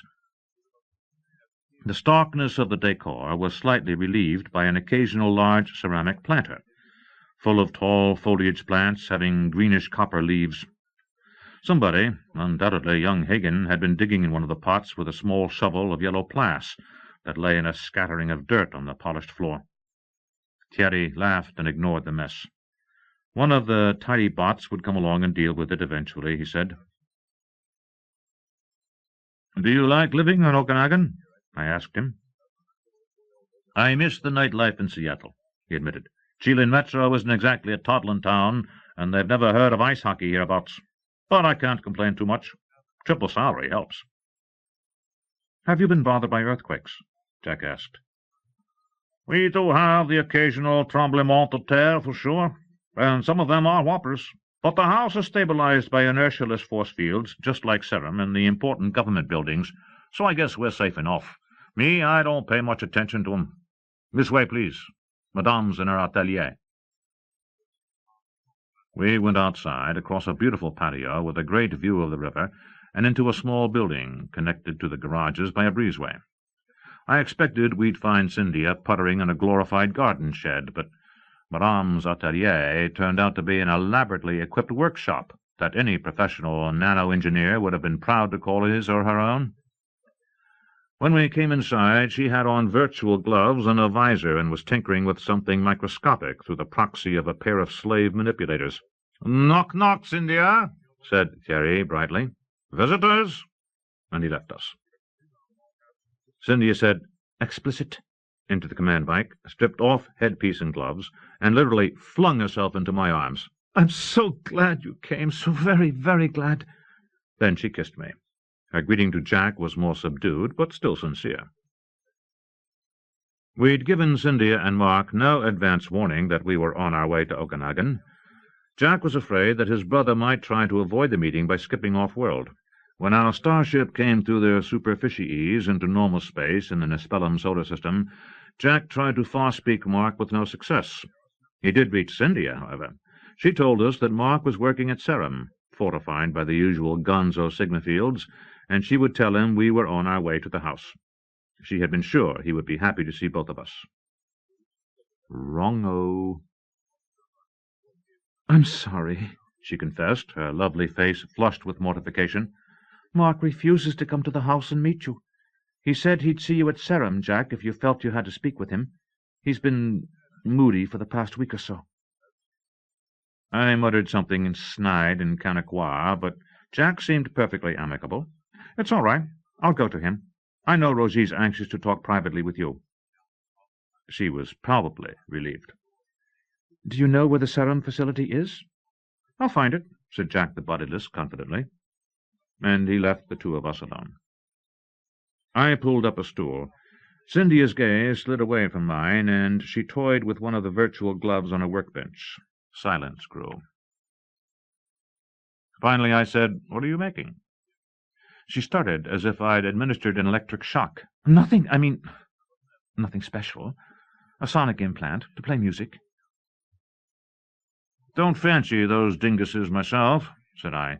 "Give me old-fashioned headphones, or better yet, full-spectrum wraparound stereo in my living room, with a faux fire burning in the old stove and a nice glass of sippin' whiskey to hand. More human way to go." She stared at me in mute misery, shaking her head slowly. Tears welled in her lovely, dark-lashed eyes. "It's over," I told her gently. "The fiery monster's dead, along with the poor soul who harbored it. And so are all its Hydra children. Would you like me to tell you the whole story, so far as I know it?" "Yes, please." She opened the workbench drawer, took out a tissue, and wiped her face. I talked for over an hour. She didn't interrupt, except one time when she fetched us some ice water from a dispenser on the wall. When I got to my final confrontation with Fury on the mountain, I told her what I had withheld from Jack. Fury told me that all of the Hydra children were dead, not just the 5 originals, but what he said were new ones. It went right past me at the time, but I pulled it out of my memo recall later, all right. Along with what Fury said next. He told me there will be a great rebirth. As mental man is reborn, as I myself was reborn, so will my own children be. I don't know what he was driving at. Do you, Cynthia? "Yes." She had picked up the virtual visor and turned it over and over in her hands, staring blindly at it. "Mark didn't surrender all of the mental man embryos to the Krondak agents of the Magistratum. He kept over 100 that had assayed as operant paramount. I spirited them away myself to a secret gestatorium Shigmorita and Peter D'Alembert built beneath the Orcas Island house. I helped nurture those babies to term, Rogie. Mental man became a reality." "Bon sang," I murmured. Later we brought the children with us to Okanagon and hid them in the new serum facility. Mark planned to outfit them with 600 XCE and use them in some overwhelming demonstration, some coup that would persuade the milieu to let humanity go. I don't know exactly what he planned to do. A large group of rebel specialists came to Okanagon recently in connection with the project. New equipment and meta-concert programs were designed for this demonstration, and Mark was very excited about it. You see, the babies' brains developed much faster than had been originally anticipated. And then... Dennis showed up, I prompted. Somehow Dennis was able to penetrate the cosmic class security of Serum. He killed every one of the babies, electrocuted them. I was there just afterward, and he talked to me, admitted it. He told me the children were hydras, psychic vampires. The Madeline Hydra had done it as part of some mad scheme to found a second milieu and dominate humanity. After telling me all this, Dennis somehow disappeared without a trace. For reasons of my own, I never told Mark about any of this. Dennis was able to teleport, I told her, generate an Upsilon field with his mind. He was an uncertified paramount metapsychic, whose powers eventually emerged from semi-latency. But what did Dennis mean about Hydra being reborn in mental man? If both Fury and the Madeline Hydra are dead, that seems impossible. All I know is that Mark intends to begin the project again, and this time its purpose has nothing to do with the rebellion. It's too late to engender the babies for that. I think Mark wants mental man for his own sake, even though he knows the project is wrong, immoral, obscene. Her last words were an unexpected, despairing scream that hit me like a physical blow. I leapt to my feet. She turned away, weeping helplessly, her small fists pounding the workbench again and again until I took hold of her arms to keep her from injuring herself. She writhed in my grasp, a thing in torment, her mind screen concealing the precise meaning of what she had said. I never knew the full extent of the mental man horror until the adult Hagen and Cloud told me about it years later in Hawaii. Neither did most of the galactic milieu. Almost as though some emotional switch had been thrown, Cynthia suddenly relaxed. Her sobbing ceased, and she extricated herself from my embrace. We stood facing one another. "I'm all right now," she insisted. "I'm sorry I lost control." "Cynthia, for God's sake, tell me what Dennis meant." She shook her head, blew her nose, and wiped her face with more Kleenex. "I'm the only one who can deal with it. It needn't concern you, Rogie. I must ask you to promise not to tell anyone else about this, especially Jack." "Are you out of your mind?" I yelled. "Mark intends to resurrect Mental Man, and Dennis tells us there'll be hydras. We've got to tell Jack and Dorothea and Davy McGregor and the Galactic Magistratum and the whole goddamn Lyle McQuinconks. We've got to warn your father and the rebel council that Mark's gone off his rocker." "Listen to me," she said, exerting all her coercion. "You misunderstood Dennis when he spoke of Mental Man as a reborn Hydra. He was speaking metaphorically, not literally. Mental Man is a danger in himself, not as a true Hydra. I came to that realization some time ago, after an agony of soul-searching. There are things about the Mental Man project that I haven't told you, that I don't intend to tell you. Just believe me when I say that I'll put a stop to it. There will be no more mental children. I can deal with the situation. I'm the only one who can." "Damn cocksure of yourself, aren't you?" I shot back. "So all-fired certain you can make Mark change his mind? Well, I've known him a hell of a lot longer than you have, and I think he'll do exactly as he damn pleases. You want to know what else Dennis told me? He said that he and Mark were the most dangerous men ever born. He warned me that Mark might do something awful to Hagen, to his own son." The blood drained from her face. "I know it."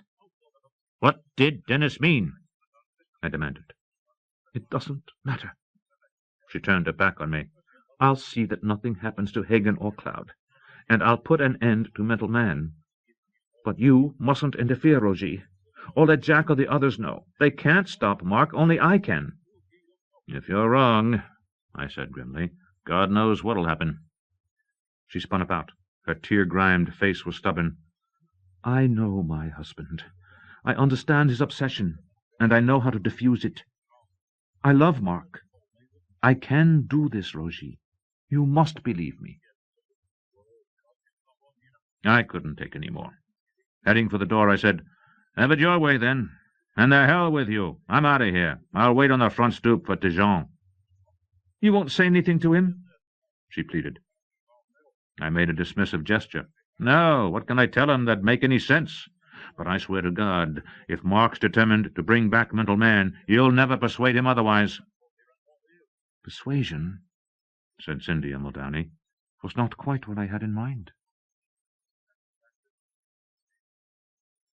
I went stomping back through the house, fuming with rage, and on the way I met the nanny, Mitsuko Hayakawa, with the kids.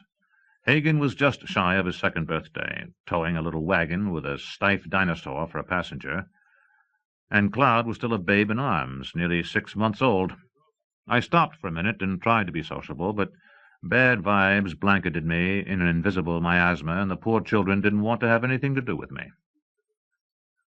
I wouldn't see them again until nearly 31 years later, when they returned from the Pliocene epoch through the time gate, finally escaping the fate that their father had planned for them.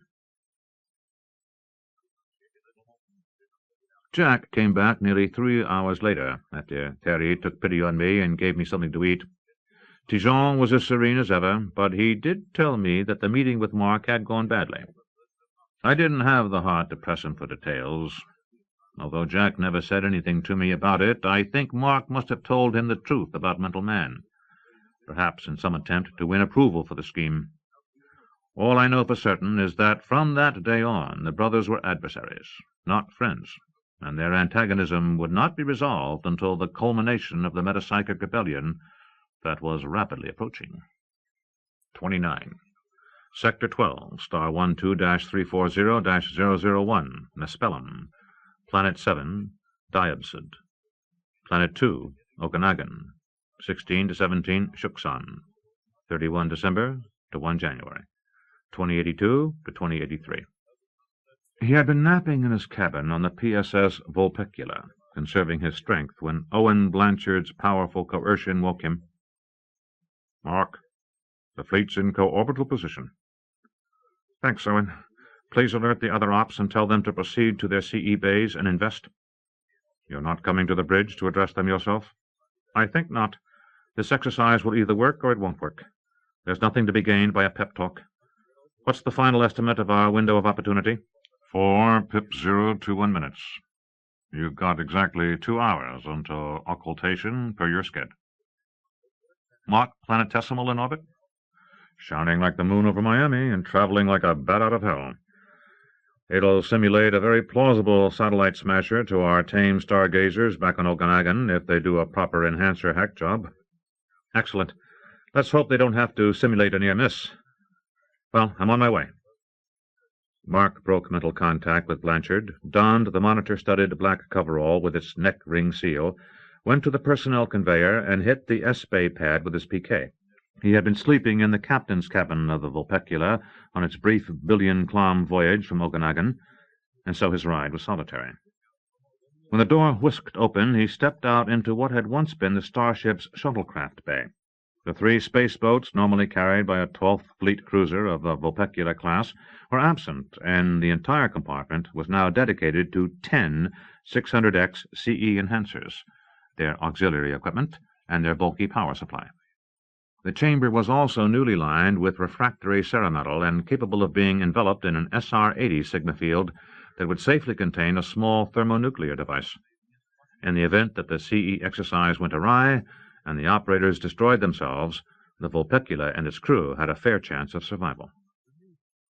Waiting for Mark were the 9 people who shared prime focus for the psycho-creative metaconcert: Alex Mannion, Deirdre and Dermid Keogh, Hiroshi Kodama, Patricia Castellane, Helene Strangford, and Adrian, Catherine, and Severin Remillard.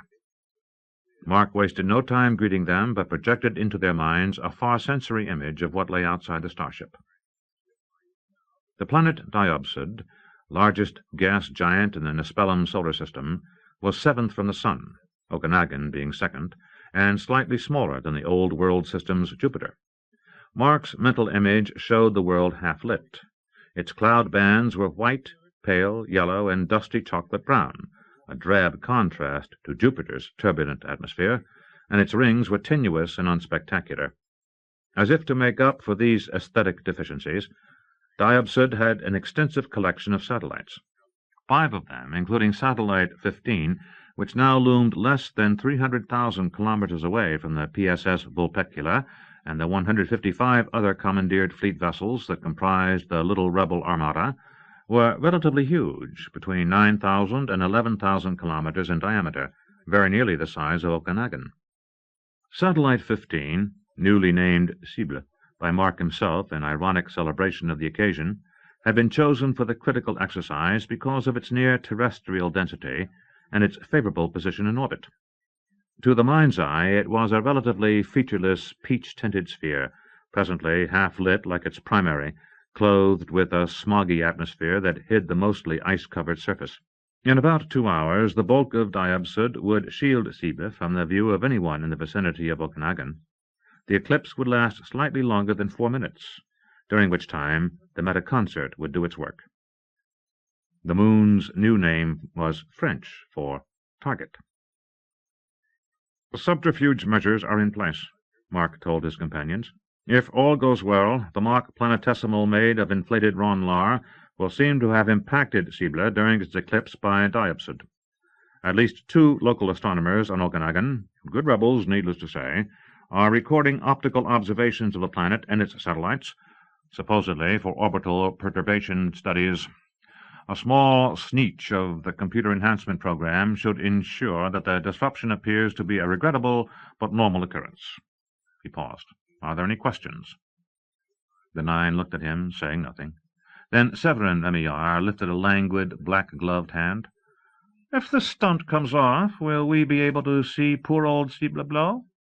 It's not every day you get to wreck a world. My farsight will remain in peripheral mode, non-enhanced, Mark said rather coldly. If you like, I'll cancel the symbolic iconography of the metaconcert at the critical moment, so that we all have a real visualization of the event. I think I do prefer, said Severin, but just this once, mind you. Later on, when we get serious, I'd just as soon stick with the nice, clean icons. After a beat, he bespoke a deliberate addition. It might help minimize the guilt. Adrian said, "Oh, for Christ's sake, Sevi!" His elder brother only smiled. Hiroshi Kodama said, "I recommend that from this point forward we think only of our strategic objective, the freedom of the human race. Whatever personal misgivings we have must not be allowed to divert us from the goal we have all agreed to pursue." "Nice speech," said Severin. "You may withdraw from the metaconcert if you prefer," Mark said, his mind tone scrupulously neutral. "Olivia Wiley is standing ready as backup." "Oh, I'll pull my weight this time, and when the chips are down, too, God help me." Severin spun about and marched toward the row of gaping black full-body rigs that stood on the other side of the bay. Mark said, "Let's invest."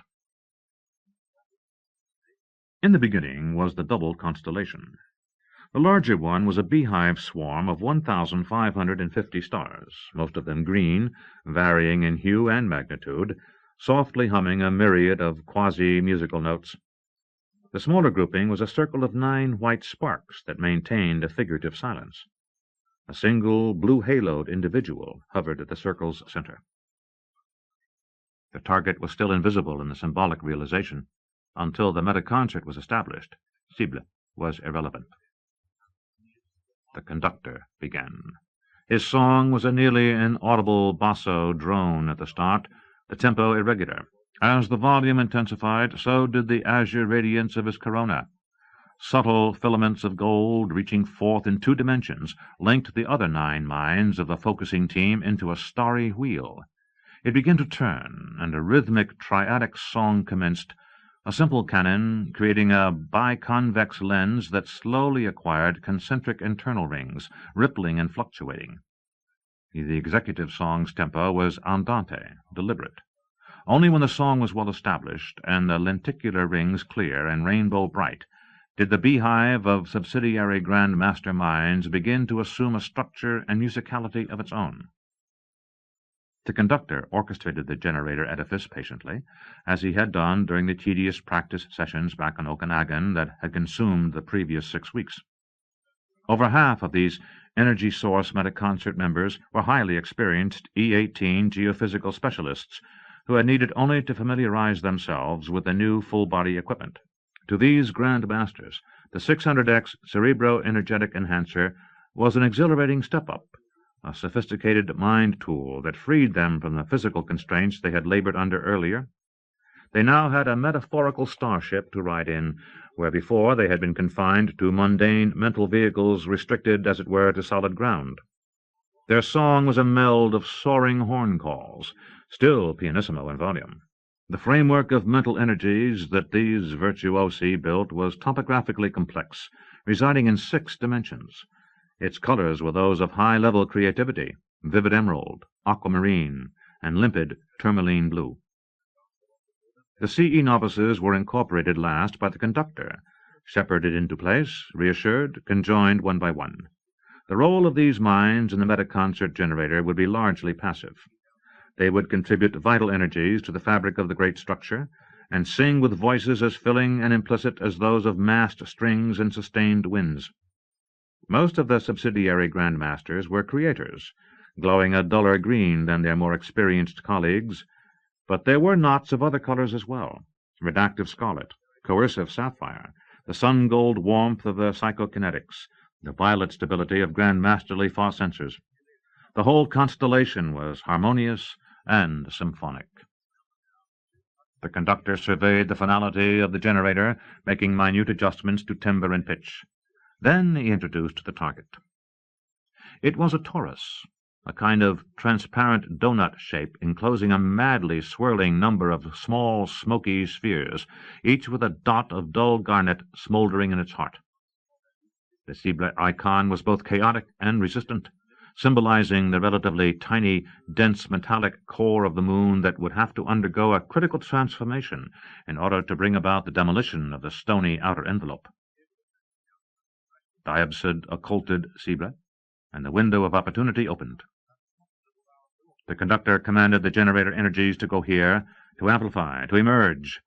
The song of the metaconcert was a choral thrust, A shaft of white light spurted out of the large structure, passed through the lens, and impaled the torus along its horizontal axis.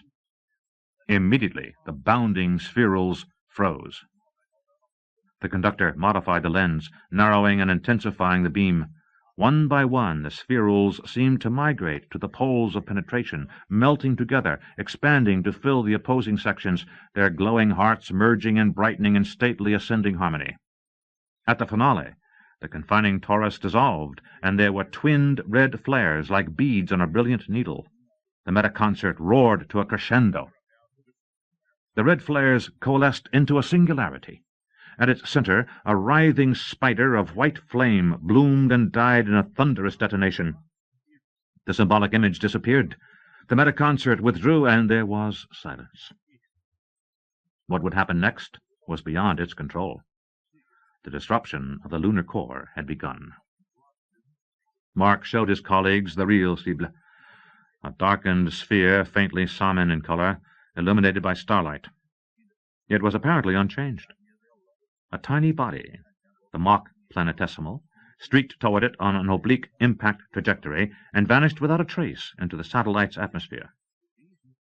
Cible emerged from Diobsud's shadow into sunlight again. Abruptly, the moon seemed to inflate, like a being catching a last painful breath. Auroral rays sprang briefly from its poles. Shock waves of gas ionization sped toward the equatorial region, the yellow of nitrogen and the pale red and steel blue of argon, blotched with monstrous bolts of static electricity. The waves collided, and expanding rings of plasma burst into being, giving Cible the aspect of a miniature Saturn. As the gases attenuated, the watchers saw the satellite's thick rind of surface ice shatter crazily, but the enormous fractures were visible only for an instant, before dazzling white steam boiled up, momentarily creating a new atmosphere. It thinned almost immediately, driven into space by the devastating heat generated by the modified core.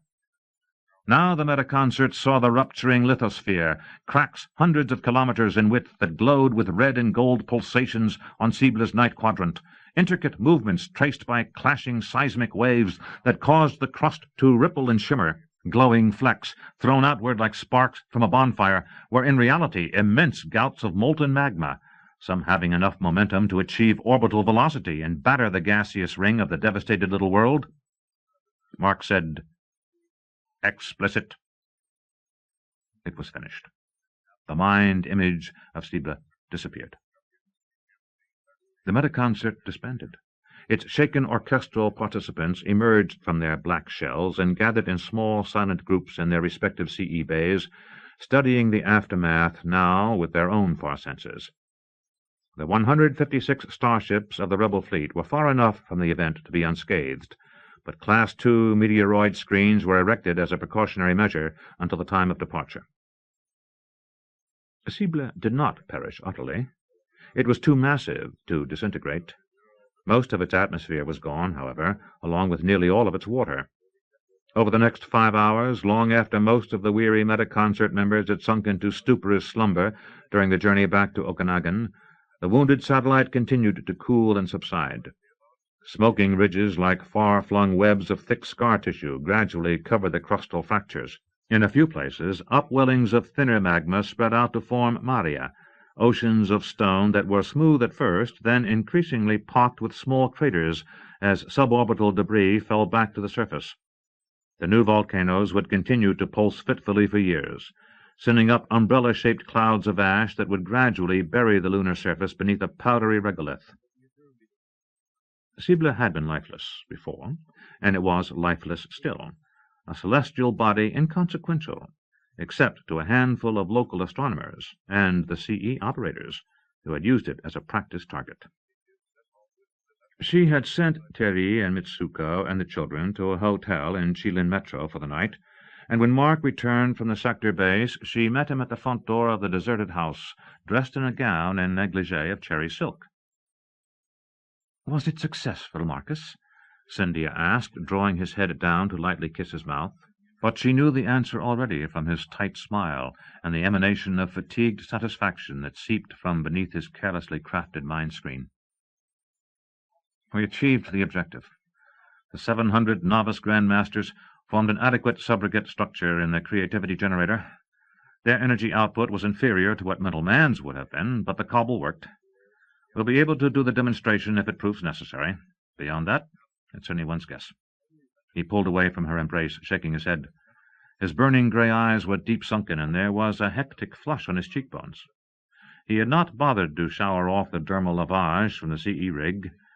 The lightweight athletic suit that he wore was stained with sweat and pungent chemicals. "Come and have a hot soak," she urged. "Are you hungry?"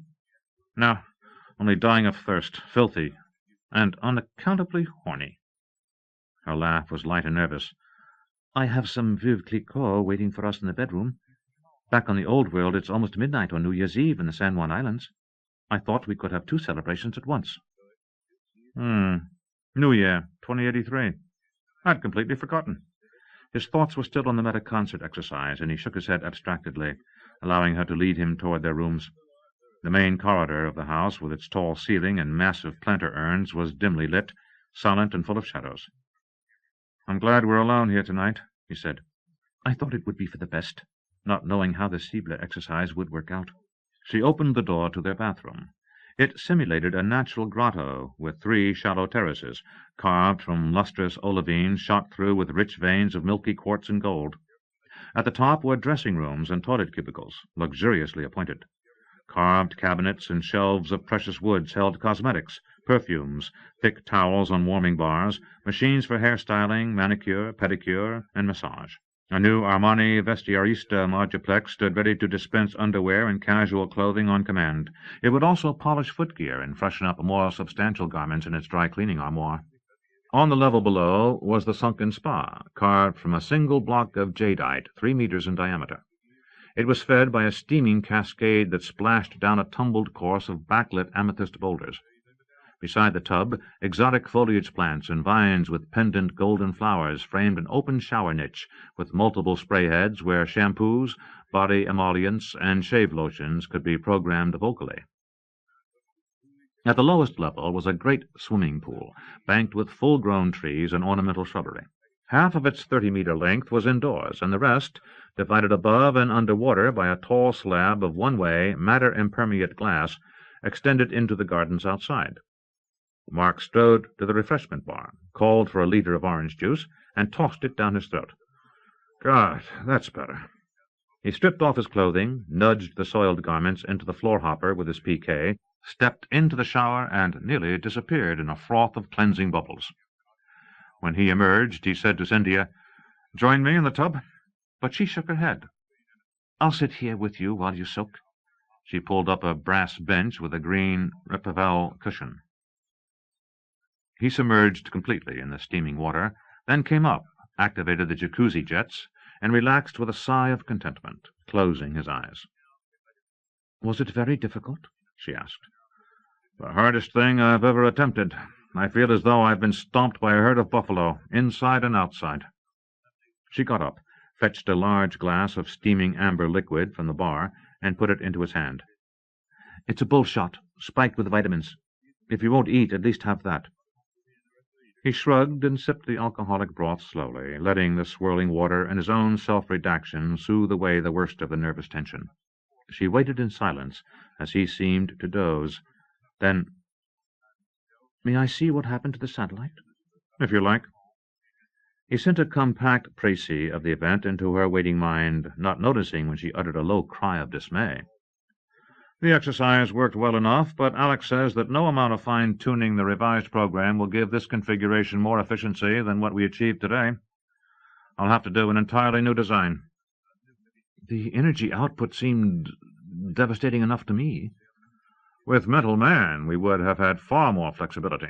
Only 5 starships would have been needed in the operation instead of 156. And we could have split the meta-concert energies, even utilized more than one focus if we'd wanted to. Blown Cible to smithereens in 1/10 of the time by negating its gravity rather than simply tinkering with its material core. Without paramount minds in the generator, we're effectively limited to the more elementary modes of creative metamorphosis. However, a new design will enable us to up the gross energy output another 20 or 30% by plugging in a few hundred more 600X operators who are still in training, plus an auxiliary superstructure of E-18 helmet ops. but the gain will be partially offset by decreased legerity in the executive focus. I'm sorry, she confessed. I don't understand. He sighed, opened his eyes, and climbed out of the tub. We'll be stronger, but slower and clumsier. He showed her another image as he descended to the big swimming pool and dove in. Stroking underwater, he said, Originally, I had hoped we'd be able to conduct decisive hit-and-run operations, popping in and out of hyperspace without the milieu being able to nail us. But if the concert takes longer to set up and execute, we'll have to pick our strategic objectives very carefully, and also take steps to defend the fleet of starships carrying the CE operators during the action. To this end, I've ordered the Astracanian ships to take on full crews and proceed to a hyperspatial rendezvous consonant with Molokar support. Molokar? Her face fell in dismay. I thought, he said, Cordelia and her staff of analysts are running a new set of simulations. They should be ready in time for the Concilium session, so we'll know exactly what our options are. But the likeliest now is the Molokar demonstration. The milieu might still capitulate peacefully to your ultimatum. She had come down to poolside with a robe of white terrycloth for him. He climbed out, pressing the water from his thick, curling hair with one big hand, and put on the robe. I doubt that the exotic magnates would succumb to my coercive wiles this time, darling. They'd think I was bluffing. It seems inconceivable to the exotics, especially to the damned Lyelmic, that a human leader with paramount mind powers would attempt anything but an intellectual solution to a grievance. They've never understood human nature. Our craven acceptance of the Symbiari proctorship lulled the milieu into thinking that we'd accept despotism if the trade-off was peace in a galactic civilization. They can't believe we'd be willing to risk losing them. The only way we can convince them otherwise is to demonstrate a willingness to destroy them unless they agree to let us go. Molokar, she whispered. Ah, Marcus, you've intended it all along. It was always the most effective option. He started up the steps to the dressing-room. You might consider one other, she said very softly, following after. Try appealing to Davy McGregor when he assumes the position of First Magnate at the Concilium session. Mark frowned. He toweled his hair, damp-dry, then stuck his head momentarily into the styler. Just what are you suggesting? Davy isn't as stiff-necked as your father was. His own long-standing doubts about unity are well publicized, and his years as Earth dirigent have given him a more tolerant mindset. If you could make him understand how determined and well-armed the rebellion has become, if Davy realized just how close to the brink of war the galaxy is, he might try to broker a compromise, especially since there's no longer any danger of Fury or the Hydra tainting the rebellion with their own secret agenda. The controversy is a purely moral one now, a question of human liberty versus the intractable position of the milieu on unity. Perhaps a mutual concession is possible. Paul would never even consider it. Davy might. I doubt it. He went to the Moduplex and ordered up a pair of black silk pajamas. Marcus Amurnin, dearest love, if there's any chance of avoiding violence, of sparing the lives of all those Krondaku and Molokar, you must make the try. His retort was icy. It's my decision to make. Of course. She turned away, her vision blurring with tears. He caught her arm. Cynthia, it's necessary. Regrettable, but necessary. We really have only the single chance to shock the milieu out of its self-righteous complacency, to prove that we're in deadly earnest and compel their surrender to our demands. Blowing up an uninhabited planetoid like Cible wouldn't have the same impact at all. We'd tip our hand uselessly, lose the psychological advantage. It would be different if we could have destroyed a sun with mind power. She faced him, composed again. Might mental man have accomplished that? Perhaps, if there had been time for the children to mature. But my first choice for the demonstration has always been Molokar, the Enforcer's world, the milieu's base for the sequestration of Earth. Do you know how many Krondak starships are gathered there now? She shook her head. Nearly 4,000. I've seen them myself through Far Sensory CE, and more of them arrive every day from remote sectors of the galaxy. A concentration of high DF vessels that hasn't been seen since the Great Intervention 70 years ago. Jialin, then the milieu must suspect us. They'd be imbeciles if they didn't, but they've done nothing to stop us yet. I admit I don't know what to make of it. Talk to Davy McGregor, she begged, taking both his hands in hers. At least ask him if he'll try for a compromise. Promise me that much, Mo Mirandidis, please. The powerful fingers tightened. Then he freed her with a small sigh. A peculiarly sweet smile lifted one side of his mouth. Let's go to bed. I want to make love to you more than anything in the world. You will do it, she cried joyously, and flung her arms about his neck. Thank you, Marcus, thank you. He picked her up and carried her to the bedroom. He had never asked her if she knew about their consanguinity. At first, immediately after he'd dealt with Madeline, he had feared that personal inhibition would taint their marital relations, but his desire for Cynthia remained as strong as ever. He had looked briefly into psychology and anthropology reference works, not trusting his own instinct, and discovered that the taboo was a social artifact, largely enforced by childhood conditioning. Sex with Madeline had been repugnant and unthinkable, because she was truly his sister. Cynthia, whatever her biological heritage, was simply not. Their first coupling on the Earth New Year of 2083 was fierce and needful. He never surrendered, not even at the climax, and so she waited. The device was hidden deep within her pelvic cavity, harmless unless she deliberately activated its sophisticated mental switch. She had bench-tested it extensively, but there had been no way to ensure its proper functioning at the chaotic moment. Only one thing was certain. He would feel no pain. If she used it. If there was no other choice. They lay naked, side by side, drinking champagne, letting the erotic tension rebuild before beginning again. The bedroom was lit by sconces of candles, open to scented light air from the gardens. Fire moths blinked and sang softly in the ornamental shrubbery. Tiny seismic tremors, the sort that long-time citizens of Okanagon never even noticed, vibrated a sculpture on the patio outside and caused it to tinkle faintly. "There's something I must ask you," she said, "about Mental Man." "What is it?" "I was surprised when you didn't reinitiate the project immediately after the disaster. So were Jeff and the Keos, especially since you said you intended to do so. Of course, you revised the offensive metaconcert so that it would work with adult CE operators, but as you told me, the new configuration is much less efficient. Have you decided to abandon the Mental Man project after all?" His mind screen tightened. "The time factor is against us now. Still, if the rebellion should be prolonged, a new generation of young paramounts might still be an important strategic asset. But I have been faced with a significant moral dilemma in connection with starting over. It's still unresolved." "A moral dilemma?" A sunburst of hope dazed her. Was it possible that he had actually reconsidered the hideous encephalization procedure that deprived the babies of their bodies?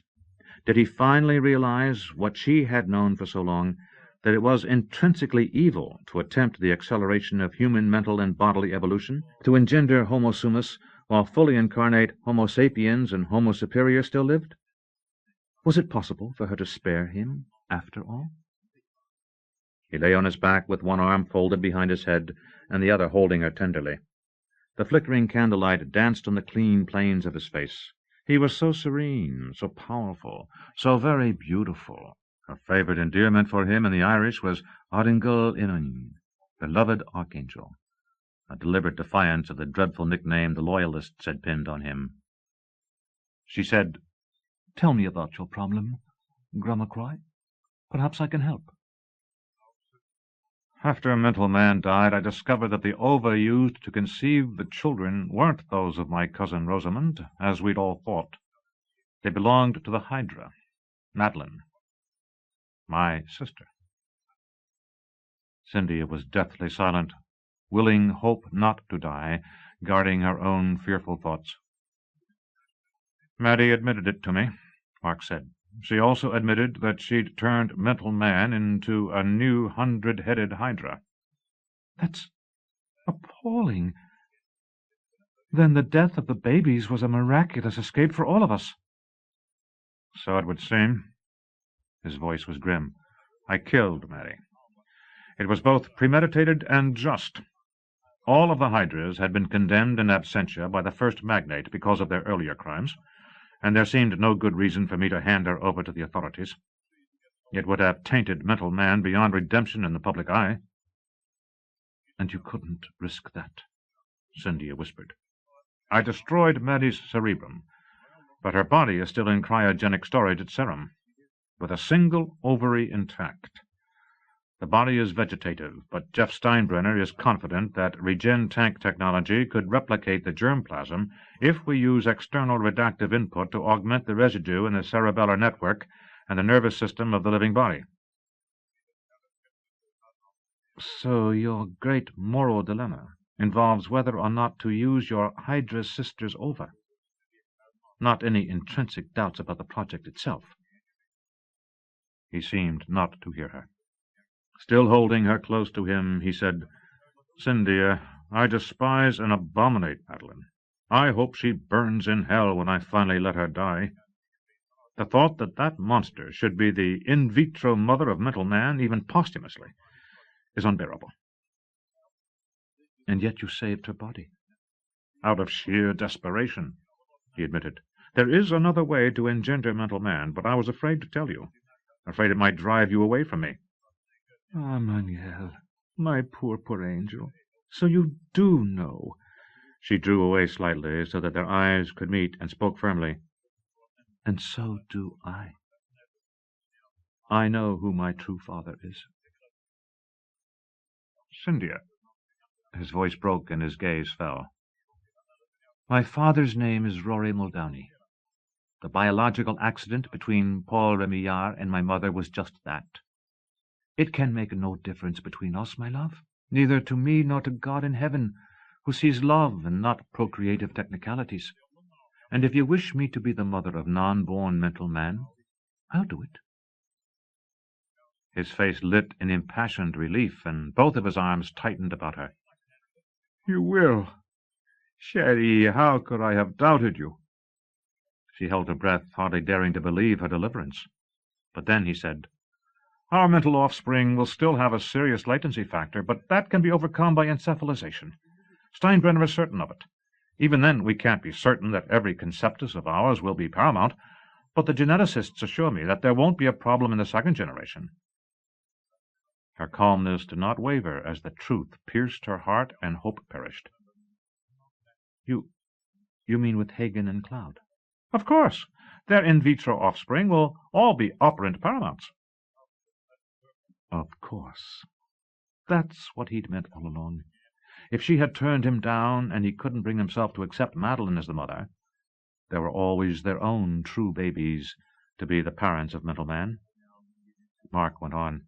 And afterward, when we've won the rebellion and nothing stands in the way of mental man's triumph, Cloud and Hagen will still be young enough to achieve their own full mental potential, just as my brother did. Your brother? I tried to explain it to him. To Jack, that is. I thought he'd see the beauty of it, the rightness. But he's a blind fool, selfish, locked into his own limited vision of unified humanity. Not like you, my darling. Hagen and Cloud would achieve their mental potential. He'd said it. He kissed her closed eyelids, then her lips. She felt his arousal and knew that the time had come. Love me, Cynthia said, making the decision for herself and for mental man and mental woman. I love you so very much. Her piquet snuffed out the bedroom candles. In time he would recover. Her love would help. She felt her body levitating with his, floating and turning in the warm air. He kissed her mouth, her throat, her breasts, would have continued if she had not taken hold of him and guided him into her, kindling her first orgasm. She cried out, clinging to him, laving and caressing him internally, wrapping him in vital energies wrung from the profound depths of her body and soul. She would have flamed again, but she turned the neural energies back to him, magnified by love. If it went as she hoped, he might never know it had happened. By the time the war was won, of course he would win, she would have found a way to destroy Madeline's body, to arrange for her own sterilization and that of the children. Mark's sister Marie would also take the appropriate steps once the necessity was explained to her. Then, even if Mark regained his fertility in the regen tank, the nightmare of mental man would be over. He caught fire, and she heard his pre-orgasmic cry as he was carried helplessly forward to the culmination. Yes, this time he would relinquish himself in mutuality. Their bodies merged fully, joyously, paired on the summit, engulfed in a shared flood of stellar blue-white. She willed it. At the instant she could not help visualizing the device. He foresaw it within their conjunction, and knew what it was for. Knew what she did for love of him, killing him. There was no physical pain, only devastation of the soul. Mark convulsed. His scream shattered their rapport, froze the warm liquid light to a heart-slashing blade of black ice. "What have you done? Oh, God, what have you done?" She said, "Loved you, always. I did it for love of you as well as for humanity." His attack was reflexive, an involuntary striking back against an injury perceived as mortal. Paramount vital energies surged from his root to his crown, obliterating his ultrasenses. Psychokinesis failed, and he fell from the air, a meteorite drowning in an Arctic sea, hearing her repeat at the last, "I do love you." Then the abyss claimed him. He woke at dawn. It had not been a dream. Her body was there beside him, cold as his knowledge of betrayal, inert as disbelief, quite beautiful still. Her long hair spread in a perfect silken halo of pale gold. The sea-colored eyes were half open, lusterless behind dark lashes. Her soft lips, parted, almost seemed to be smiling. How could she? What was she thinking? Had the love always been a lie? Of course not. Then why? Why? No overt genital trauma was perceptible to his ultrasensory deep scan, but he was not a physician, and the structures were minute and mysterious. A detailed diagnosis of what the sonic disruptor had done to him and his healing would have to wait. Will I heal? Certainly, why not? Ask her. Why did she do it? She's gone, God, gone. How could she do it? She said, for me and for humanity. Was she insane? God, no. Yes, I did it. Gone, dead. All love, all life dead. You bitch, you dearest love. You did it. Why? In a daze, he drew the white satin sheet over her. So easily gone, the love, the life, the question. Why? What shall I do? There must be no inconvenient inquiry, an accident, a psycho-creative accident, an immense loving, too intense to bear a tragic consummation. Pat will see to it. Pat will take care of everything. He would send the children and the 2 servants back to the old world at once. In a few days, all of the rebel magnates, including he himself, would be leaving for Orb. If events at the Concilium session went as he expected, Okanagon would become the command center for the rebellion. No one would have time to think about her. No one but me. Oh, Cynthia, why? He looked down at his own body. He smelled her perfume, her sweet sexual musk, her molecular vestiges clinging to his nakedness. Why? An unfamiliar stinging pained his eyes as he left the bedroom and trudged to the shower. Surprised, he found that he was weeping and helpless to stop. Tears for himself, betrayed and humiliated. Tears for mental man. Never tears for her. He stood in the cleansing jets of water for over an hour, lathering himself over and over again. He removed the Clara wedding ring she had given him, stared briefly at its clasped hands and crowned heart, and then threw it into the recycler. After dressing, he flew his egg to Serum, where he installed a far-sensory brain board in his 600X CE rig and shut himself into the black coffin. When his useless body was gone and his brain incandescent with power, he sent his mind ranging in excorporeal excursion to the uttermost limits of his enhanced ultrasenses, to the starless night beyond the local group of galaxies. He rested there in emptiness and silence. 30. Sector 15, Star 15-000-001, Telonis. Planet 1, Concilium Orb. Galactic year, La Prime 1-392-658. 7 February, 2083. David Somerled McGregor, the newly elected first magnate of the human polity, was astounded when Mark Remillard came up to him following the opening meeting of the Concilium and made the compromise proposal. After cornering the Scotsman in a quiet cul-de-sac of Orb's great central promenade, Mark spoke with swift intensity. At the same time, his mind deliberately revealed a terrifying hint of how far the rebellion was prepared to go to enforce its declaration of secession. "Great God, man! This isn't something you should be discussing with me," Davy protested, his face gone white with shock. "Introduce it on the Concilium floor tomorrow, or take it to the Pan-Polity Directorate for Human Affairs." "You're the first magnate," Mark said, "the closest thing to a chief executive that the human polity has. Even before you were elected, you set yourself up as the prime apologist for unity. So do your duty. If you believe in the milieu and hope to save it, then transmit my compromise proposal to the Lyelnick Supervisory Body immediately." "Damn it, why don't you go to them yourself?" "No, I'm through talking to the exotics." Mark's voice was portentously calm. "I'll make no more speeches in the Concilium, and I certainly won't make a personal appeal to the supervisors. The only reason I'm asking you to act as 11th-hour intermediary is to fulfill a promise I made to Cynthia." Davy's anger melted away in a sudden rush of pity for his antagonist. "I'm sorry for your loss," he said quietly. "Very sorry." But Mark only nodded, refusing the other widower's unvoiced, empathetic comfort. "Tell the Lyelnick there'll be no more talk," he repeated. Then he walked away into the crowd of the central promenade. Davy had never visited the Lyelnick enclave before, although Paul Remillard had told him about his own experiences there. Emerging from the inertialess tube station into Cyrel, the first magnate found the misty garden of pallid crystalline growths discomforting.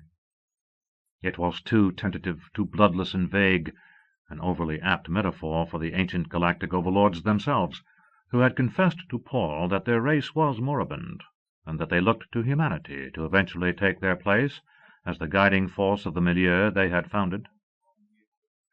Alongside the path of rose-quartz flagstones that led to the audience building were beds of translucent flower-like life-forms, and that seemed made of spun glass or even clouded diamonds. Vitreous ground cover sparkled with rainbow drops of dew. Fragile opalescent trees swayed overhead in a languid breeze, their leaves chiming softly. But Davy McGregor was in no mood to appreciate the scene of wan beauty. Recalling Paul's experiences in the enclave, he strode up to the large, featureless golden nugget that approximated a Lyelnick house, and declaimed, "I'm here." An oaken door with wrought iron hardware appeared miraculously in the blank wall. Davy opened it and stepped inside, but then stopped short in astonishment. Paul had led him to expect an unearthly interior within the nugget. Instead he found a room that was eerie in its familiarity, for all the world seeming an exact duplicate of the sitting-room of his old fellow's chambers at the University of Edinburgh, where he had, in Auld Lang Syne, been a professor of xenopsychology. The place was dark-panelled, slightly shabby, and had a tiny fire burning in the grate.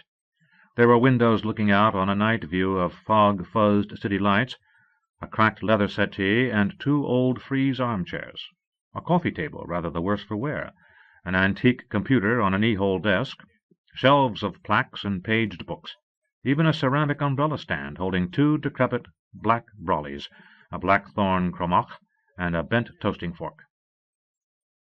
Sitting on the couch and in one of the chairs were 2 men and 2 women, attired in Earth-style clothing 60 years out of date. Davy knew who they were. He'd met them at the Human Polity inaugural ball in 2052, when the race was finally admitted to conditional membership in the galactic milieu.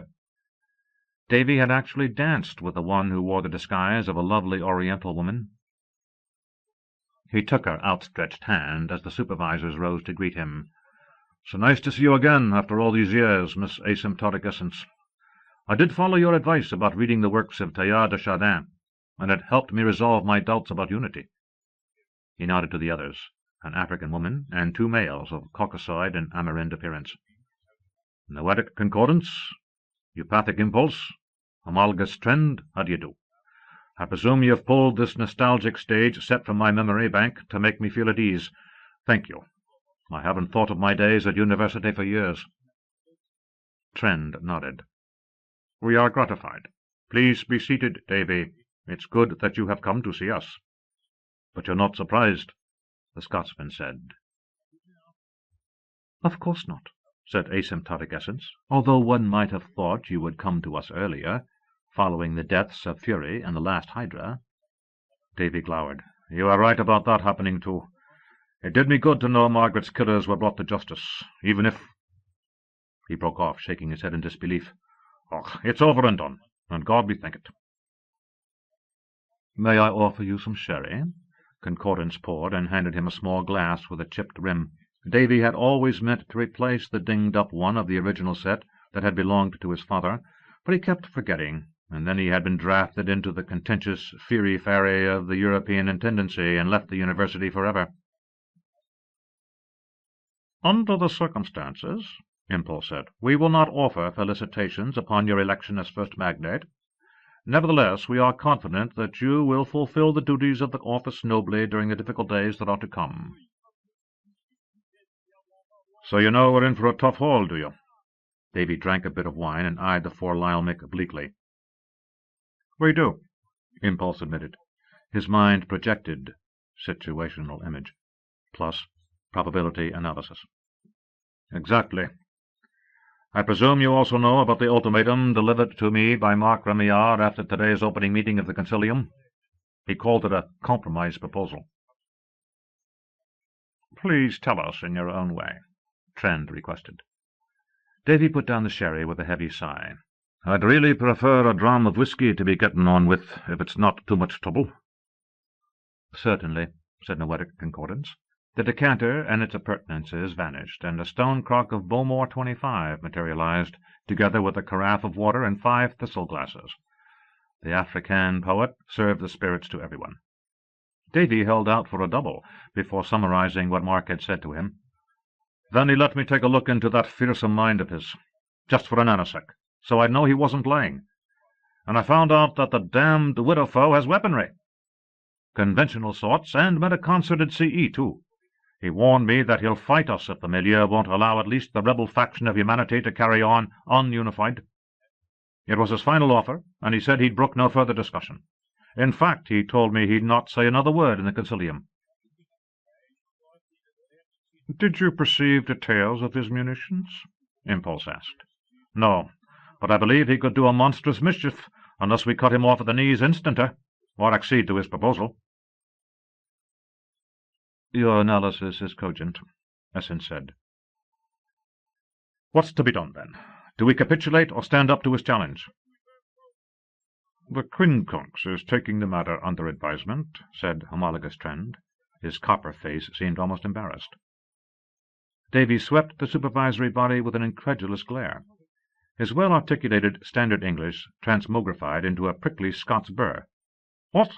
Do you mean to tell me you'd let Mark piss in the Miller's eye, whilst you lot just sit here thinking serene and ineffable thoughts? No, said Eupathic Impulse uncomfortably. But you must understand that interfretting proleptic nodalities exist that must be pondered. Bollocks! Davy bellowed. Is the Fukin milieu ready to cave in to Mark's threats, or isn't it? No, said Homologous Trend, it isn't. Then give me leave to nab him and the other reb magnates right here on Orb, Davy demanded. I'll have the magistratum toss him in maximum nick and throw away the sodden key. Trend said, That is not an option, although we 4 have pointedly recommended it. Unfortunately, our leader, Atoning Unifex, has exercised summary veto, as is its prerogative. Get your chief in here, Davy snapped insubordinately. I'll give him a right piece of my mind. Unifex is on Earth, said Asymptotic Essence. Eupathic Impulse gritted his big white teeth, and his face turned choleric. Shopping. Speechless with outrage, Davy gaped at the 4. Noetic Concordance hastened to say, but an appeal would do you no good. In accordance with a per cruciate progressive principle set forth by Unifex itself, Mark Remillard will be allowed to remain free, at least for the immediate future. Davy leapt to his feet. But why, for the love of God? Don't you realize that the bastard won't scruple at destroying the milieu? He could attack Orb itself. We know, Noetic Concordance said. The poet's ebony countenance was suffused with melancholy. But he is unlikely to do so, given its inconvenient distance from his power base, Asymptotic Essence added. At least, Eupathic Impulse concluded grimly, not this early in the game. So it's a game. Davy's black eyes glittered. That's how you Lyelmic think of it. Perhaps it's been that from the very start, from the intervention. No, said Noetic Concordance. We love you. For 60,000 Earth orbits, the milieu watched and waited, praying that your race would mature before destroying itself. Even now, as we are faced with impending catastrophe, we continue to hope and trust that the cosmic all intends a great felicitous phase change, coagulating the mind of humanity through pain, since you have resisted a more tranquil path to unanimization. Your population has attained its coadjunate number, said Homologous Trend, and the first steps of the process have begun among your operant children. 2 fortunate adult humans have also experienced unities in coation, and from them the mental symmetry might spread exponentially, given appropriate affirmation by benevolent minds. Our coadjunation could abort if conflict spreads throughout the milieu, said Asymptotic Essence. Even the other 4 races might find their steadfastness threatened. Unifex has said that its prolepsis fails to perceive the denouement of the situation, except to recognize its criticality. Great God! Davy shouted. Will you stop your swithering and tell me in plain words what I should do? You must decide for yourself, said Eupathic Impulse. You are the first magnate of the human polity. Shall I arm the loyalist humans to defend the milieu? Paul was considering it. What is your opinion? Concordance asked. Davy scowled. My gut instinct is to do it, and for that reason I won't. My late father, Jamie McGregor, faced the same kind of dilemma before the intervention, at the Oslo Metapsychic Congress of 2012. The delegates debated whether it was ever justified for operant minds to defend their countries or themselves with mental and physical force. Jamie and Dennis and many of their colleagues concluded that it was not, and vowed to adhere to the non-violent principles espoused by St. Eugen Vaucha. They believed that there can be no lasting mental harmony if the racial mindset includes aggression, and so do I. They also believed that the intervention came precisely because we did eschew a violent solution. I don't see how operant humanity can repudiate non-violence now. You undoubtedly know that a majority of the human magnates of the Concilium share my belief. We know, said the 4, smiling. What I will do is alert the Galactic Magistratum to the possibility of trouble during the Concilium session, Davy went on. He had regained his usual magisterial calmness. Krondak agents will do their utmost to keep the rebel leadership under invisible surveillance, but you know the limitations. The bulky bodies of the Krondaku restrict their activities, and any Grand Master Far Censor who suspects their presence can easily spy them out. Scutator Losaimu, Doc, assures me that no bombs or other military equipment have been smuggled into Orb. That is reassuring, the 4 said. Davy said carefully, It was my plan to call for a loyalty oath amongst human magnates tomorrow and expel from the Concilium those who decline. Shall I proceed? Yes, said the 4. Shall I permit floor debate of the issue? No. You know what the consequences may be? Yes. Right. Davy swallowed the last of his scotch and got up. I'll be going, then, to tell Mark his compromise proposal is a no-hoper. He went out, closing the oaken door behind him. After a period of meditation, Asymptotic Essence said, Shopping. In France. Sometimes one despairs of ever understanding Unifex. It did hint that Jack and Lucio might skew the direful probability lattices, Trend noted. We could check the 2 entities out, Eupathic Impulse suggested. But the poet disagreed. Snooping would do nothing to hasten bifurcation. It would be more elegant to continue to put one's trust in Unifex and in the prime entelechy. This one concurs, said Homologous Trend. And this one also, said Asymptotic Essence. Oh, what the hell, muttered Eupathic Impulse. I do too. Let's go walk the dogs. 31. From the Memoirs of Rogatien, Remillard. The loyalty oath requirement was ratified by the full Galactic Concilium. All of the exotic polities were unanimously in favor, while the human polity was split along party lines with a handful of conscientious abstentions. There was no Lyelmic veto. Davy MacGregor immediately called for the oath in far-sensory metaconcert, and 68% of the human magnates declared themselves to be faithful adherents to the milieu, willing, if not necessarily eager, to accept unification of the racial mind. The rebels stood mute as they were summarily expelled from the Concilium. They were invited to remain in Orb for counseling, but declined.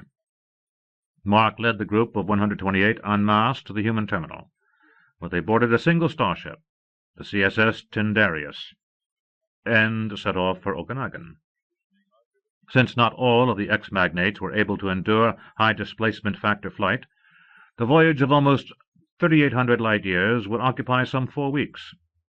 Mark let it be known that no communiques would be forthcoming from the rebel high command during the interim.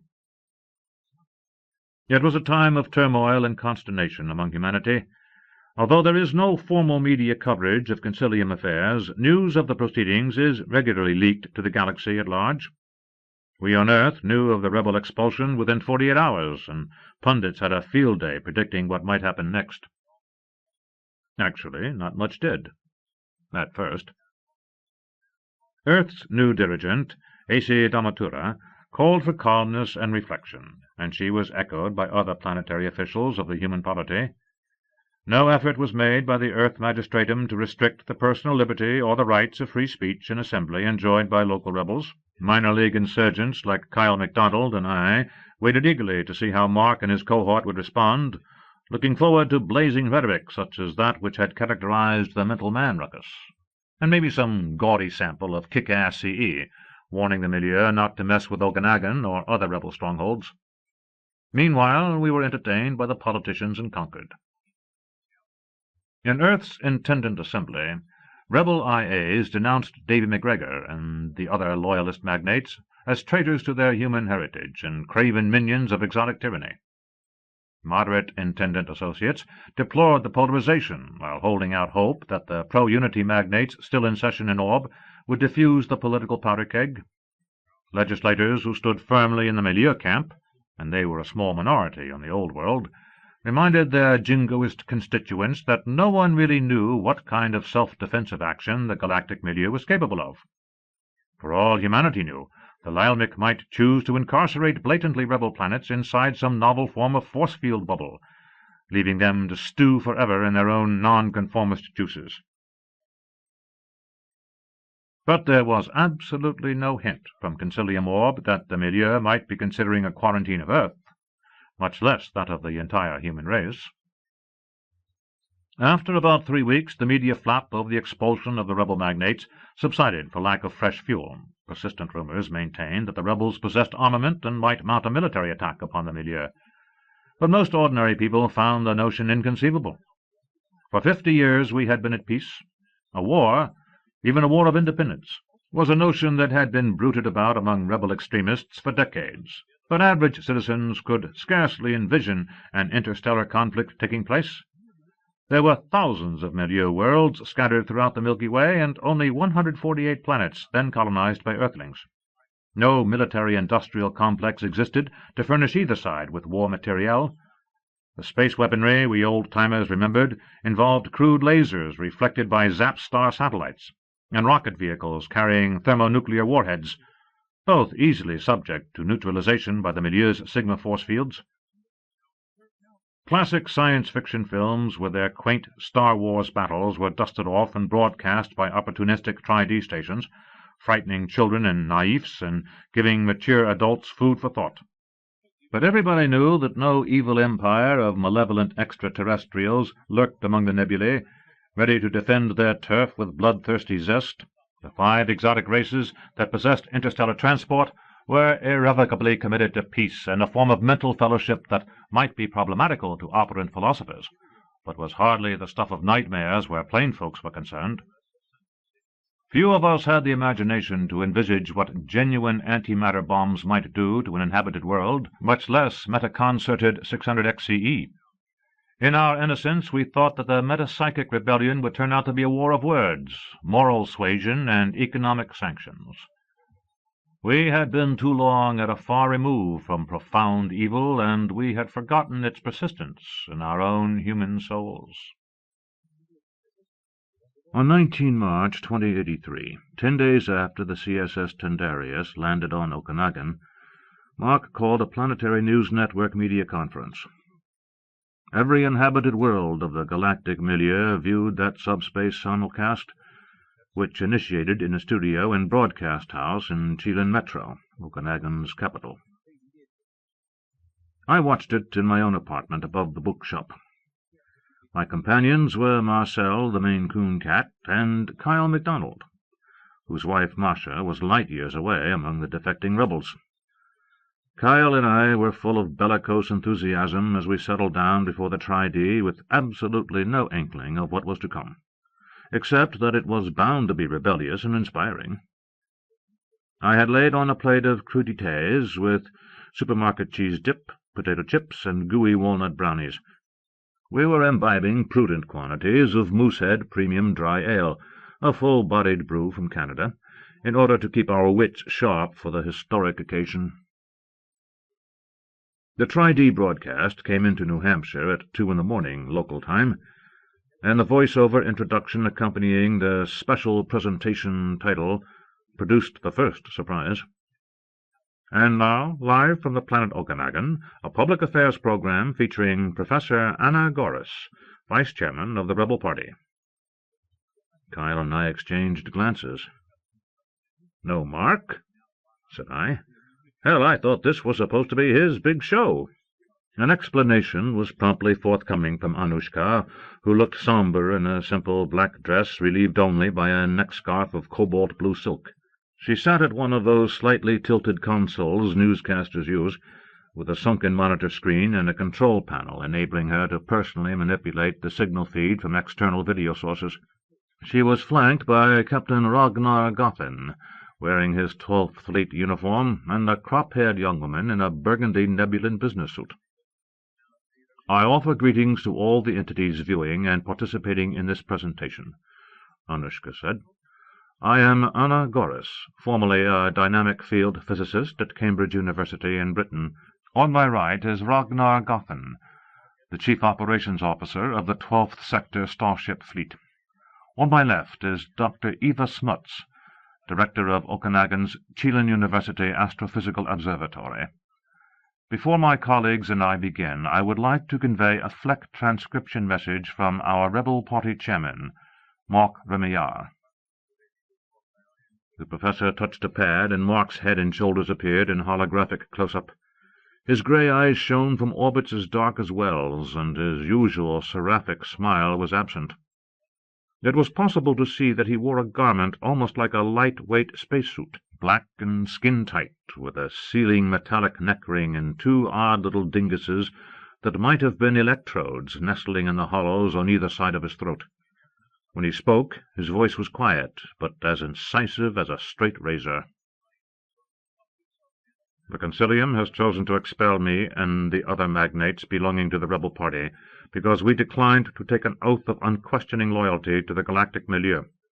We refused to surrender our human mentalities to the form of mental subjugation called unity, because we are convinced that to do so would deprive us of our fundamental nature, our individualism, our very identities, transforming us into something other than human. It is our heartfelt belief that the human race deserves to evolve independently of exotic interference, even when that interference is cloaked in a guise of benevolence. From the time of the Great Intervention, the 5 exotic races of the milieu have compelled humanity to follow social, economic, educational, moral, and mental pathways dictated by them. In the beginning, their despotism was overt, taking the form of the oppressive symbiotic proctorship that destroyed human nationalism, oppressed certain religious faiths, and denied parents the right to control the conception and rearing of their own children. After the enfranchisement of the human polity in 2054, milieu tyranny was more subtle, but still striking deep into the human heritage of independence. The exotic races have, in uncounted ways, sought to limit human scientific achievement, especially in mental science. They have also restricted human colonization and denied milieu resources to planets struggling under conditions of environmental and economic hardship. They have declined to establish colonies for human population groups who fail to measure up to their standards of ethnic dynamism or an equally arbitrary scale of metapsychic potential.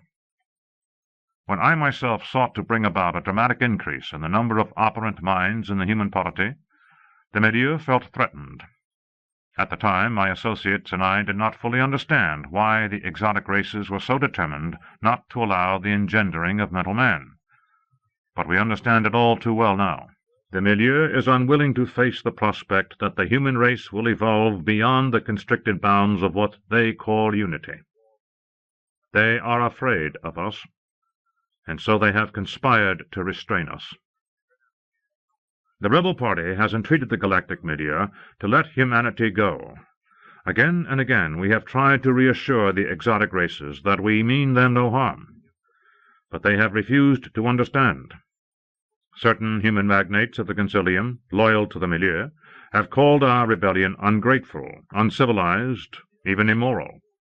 We ask these people, our former colleagues, why the milieu has refused to compromise, why it declines even to consider the possibility of a free humanity living in peace and harmony with unified exotics. We of the rebel party believe that human beings must be free. We believe we have a right to fight for that freedom, even if it means contravening the pacifistic ethic that pervades the milieu. In order to manifest our stern resolution and our refusal to capitulate to despotism or invidious oppression, we have decided to conduct a tangible declaration of independence. Since I myself will participate in the demonstration, I will delegate its exposition to Professor Anagoras. Thank you for your attention. I gawked at Kyle, and he gawked at me. Tangible, he croaked. Was Mark wearing what I think he was?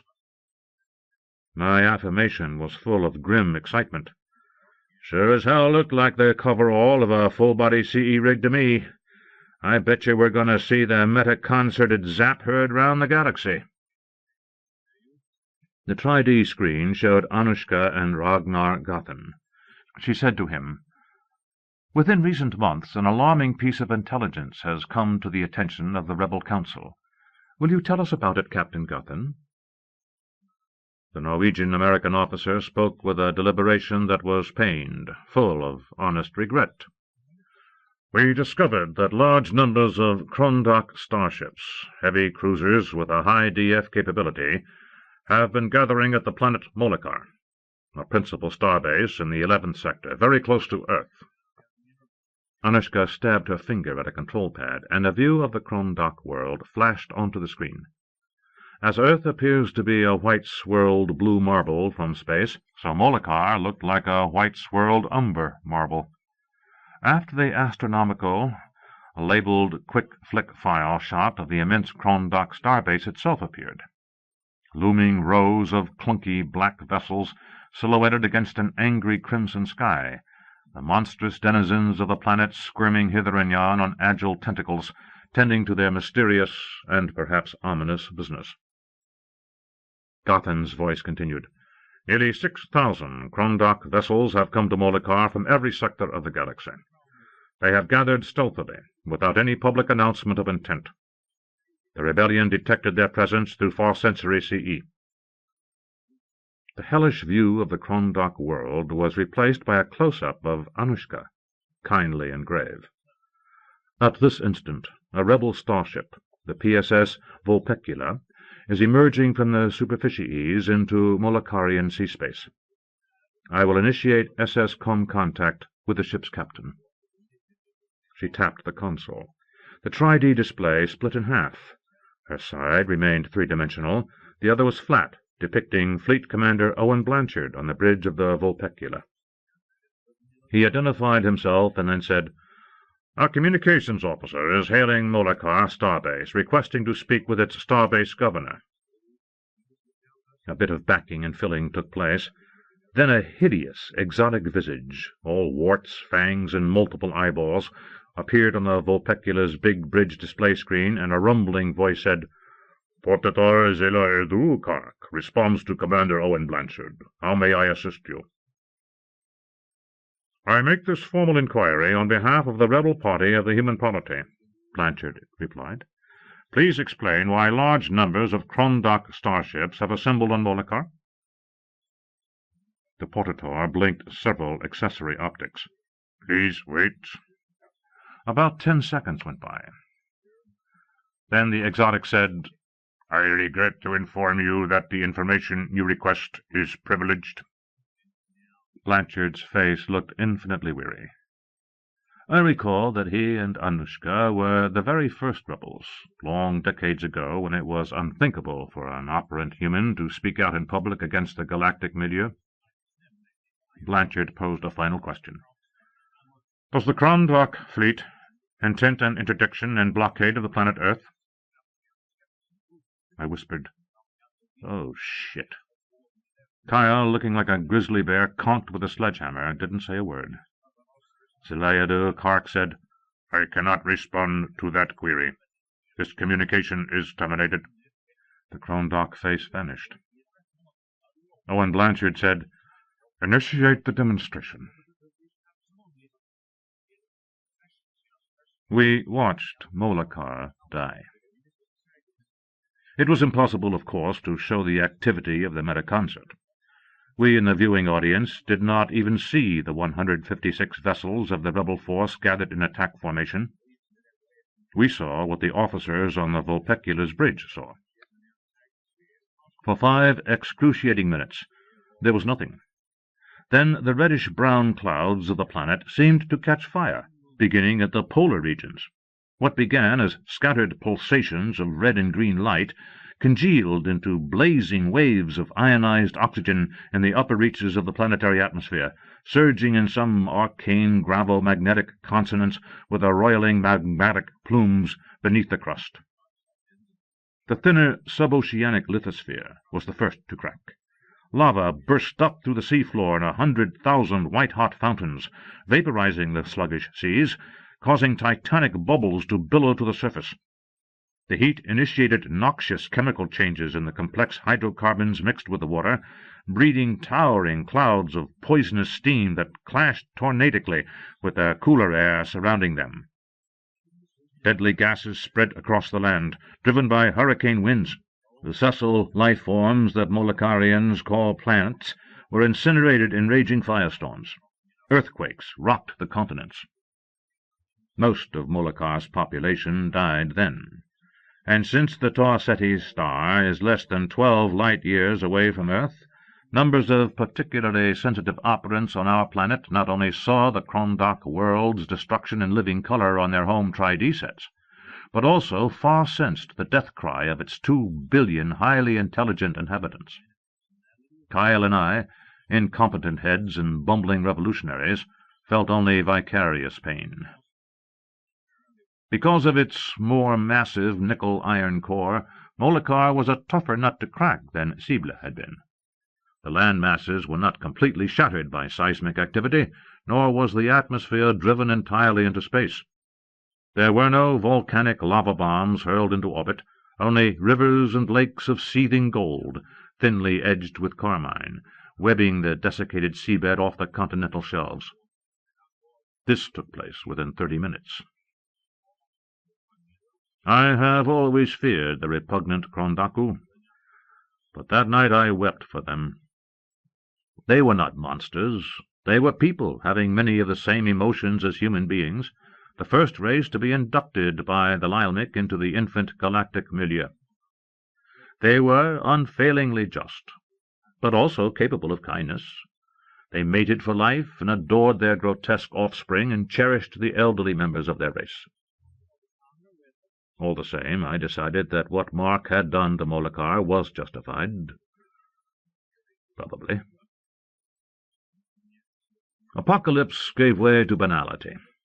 PSS Vulpecula and her cohort fled into hyperspace, and the view on my Tri-D screen returned to the studio in Okanagon, where the female astrophysicist her face grey with shock, gave a terse technical description of how the C.E. Medic concert had meddled with Molokar's mantle, and exactly what had happened after that.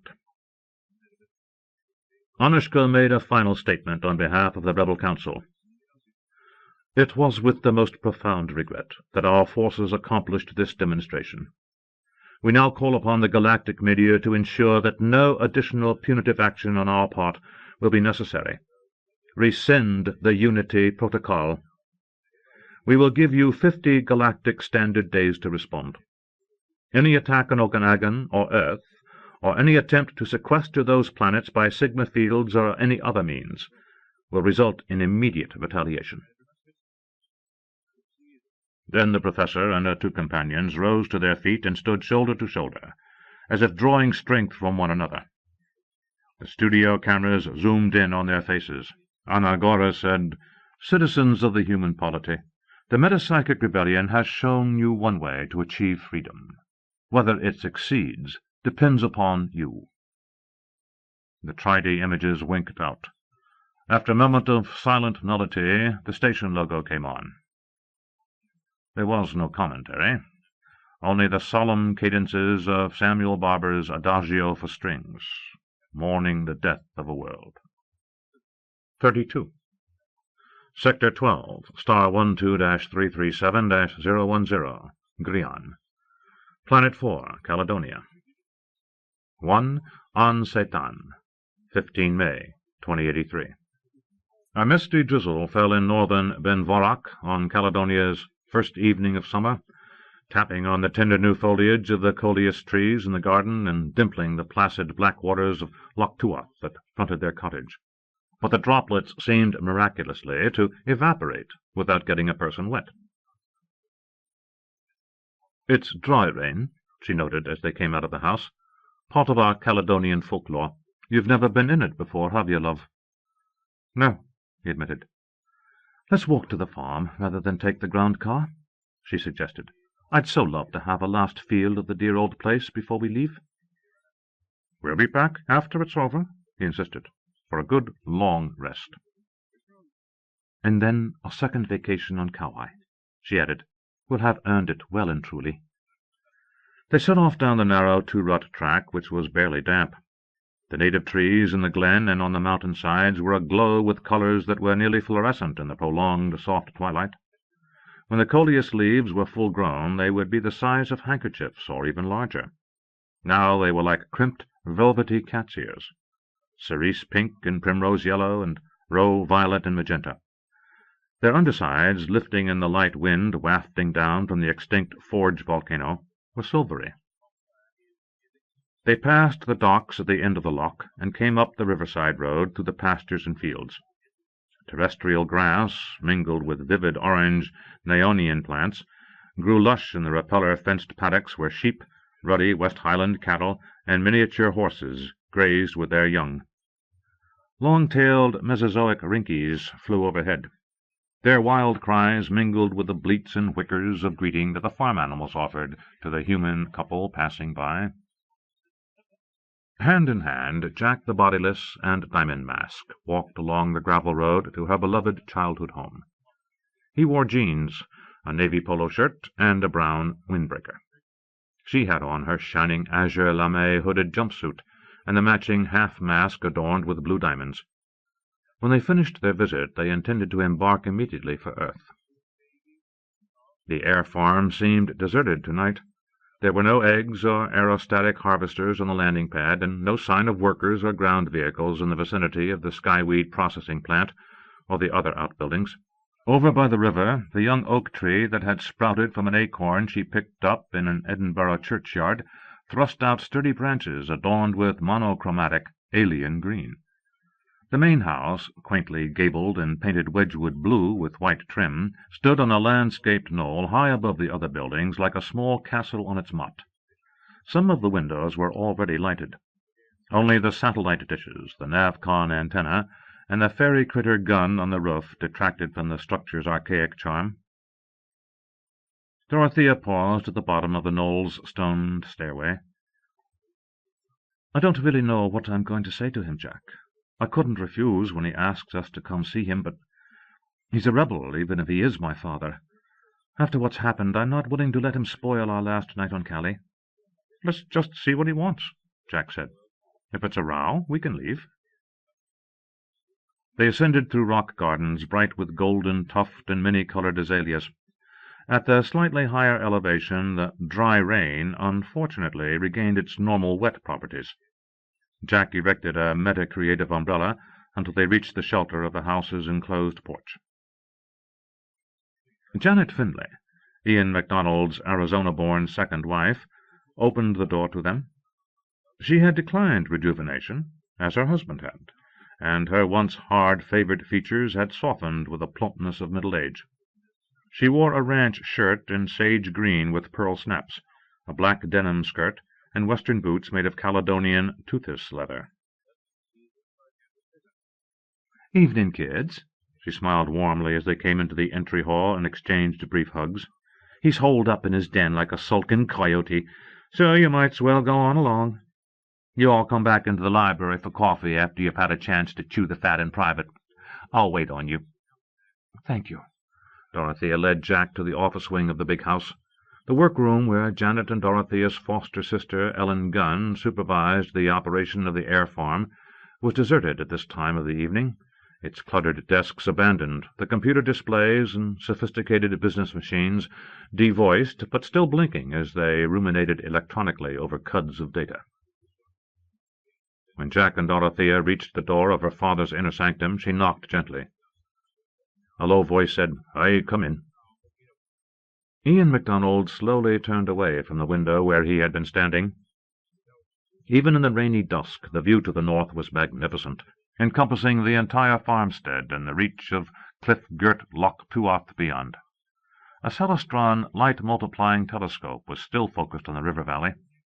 Dorothea realized that her non-operant father had probably been watching her and Jack from the moment they left the cottage. "Hello, Dad," she said, when he remained silent. He said, "Hello, Dory, Jack. Why don't we sit down?" Far from being a conventional snuggery, the room was almost like the bridge of a ship with tall windows on three sides. Two huge tri-D projection maps, one of the farmlands and the other of Ben Vorak subcontinent, which Ian MacDonald served as elected intendant associate, flanked the doorway. The principal pieces of furniture, occupying the room's centre, were a padded swivel chair and a massive antique Scottish table desk, crowded with reader plaques and Durafilm printouts. Near the southern bank of windows overlooking the rugged inland mountain range was a shiatsu recliner of wine-coloured leather, two cabriole armchairs done in worn forest-green plush, and a pedestal cocktail table made from a sawn and polished slab of malachite. Ian perched his rangy frame rather awkwardly on the edge of the recliner, while his daughter and son-in-law took the other two seats. "I've been delegated," the farmer said without preamble, "by a certain group within the rebel party to ask you with the utmost confidentiality if there's any way we can stave off this war." "A breakaway faction?" Dorothea's brow creased. "Don't get the idea that our rebellion is fragmenting," Ian growled. "We're all as steadfast as ever in our resolve to secede from the milieu.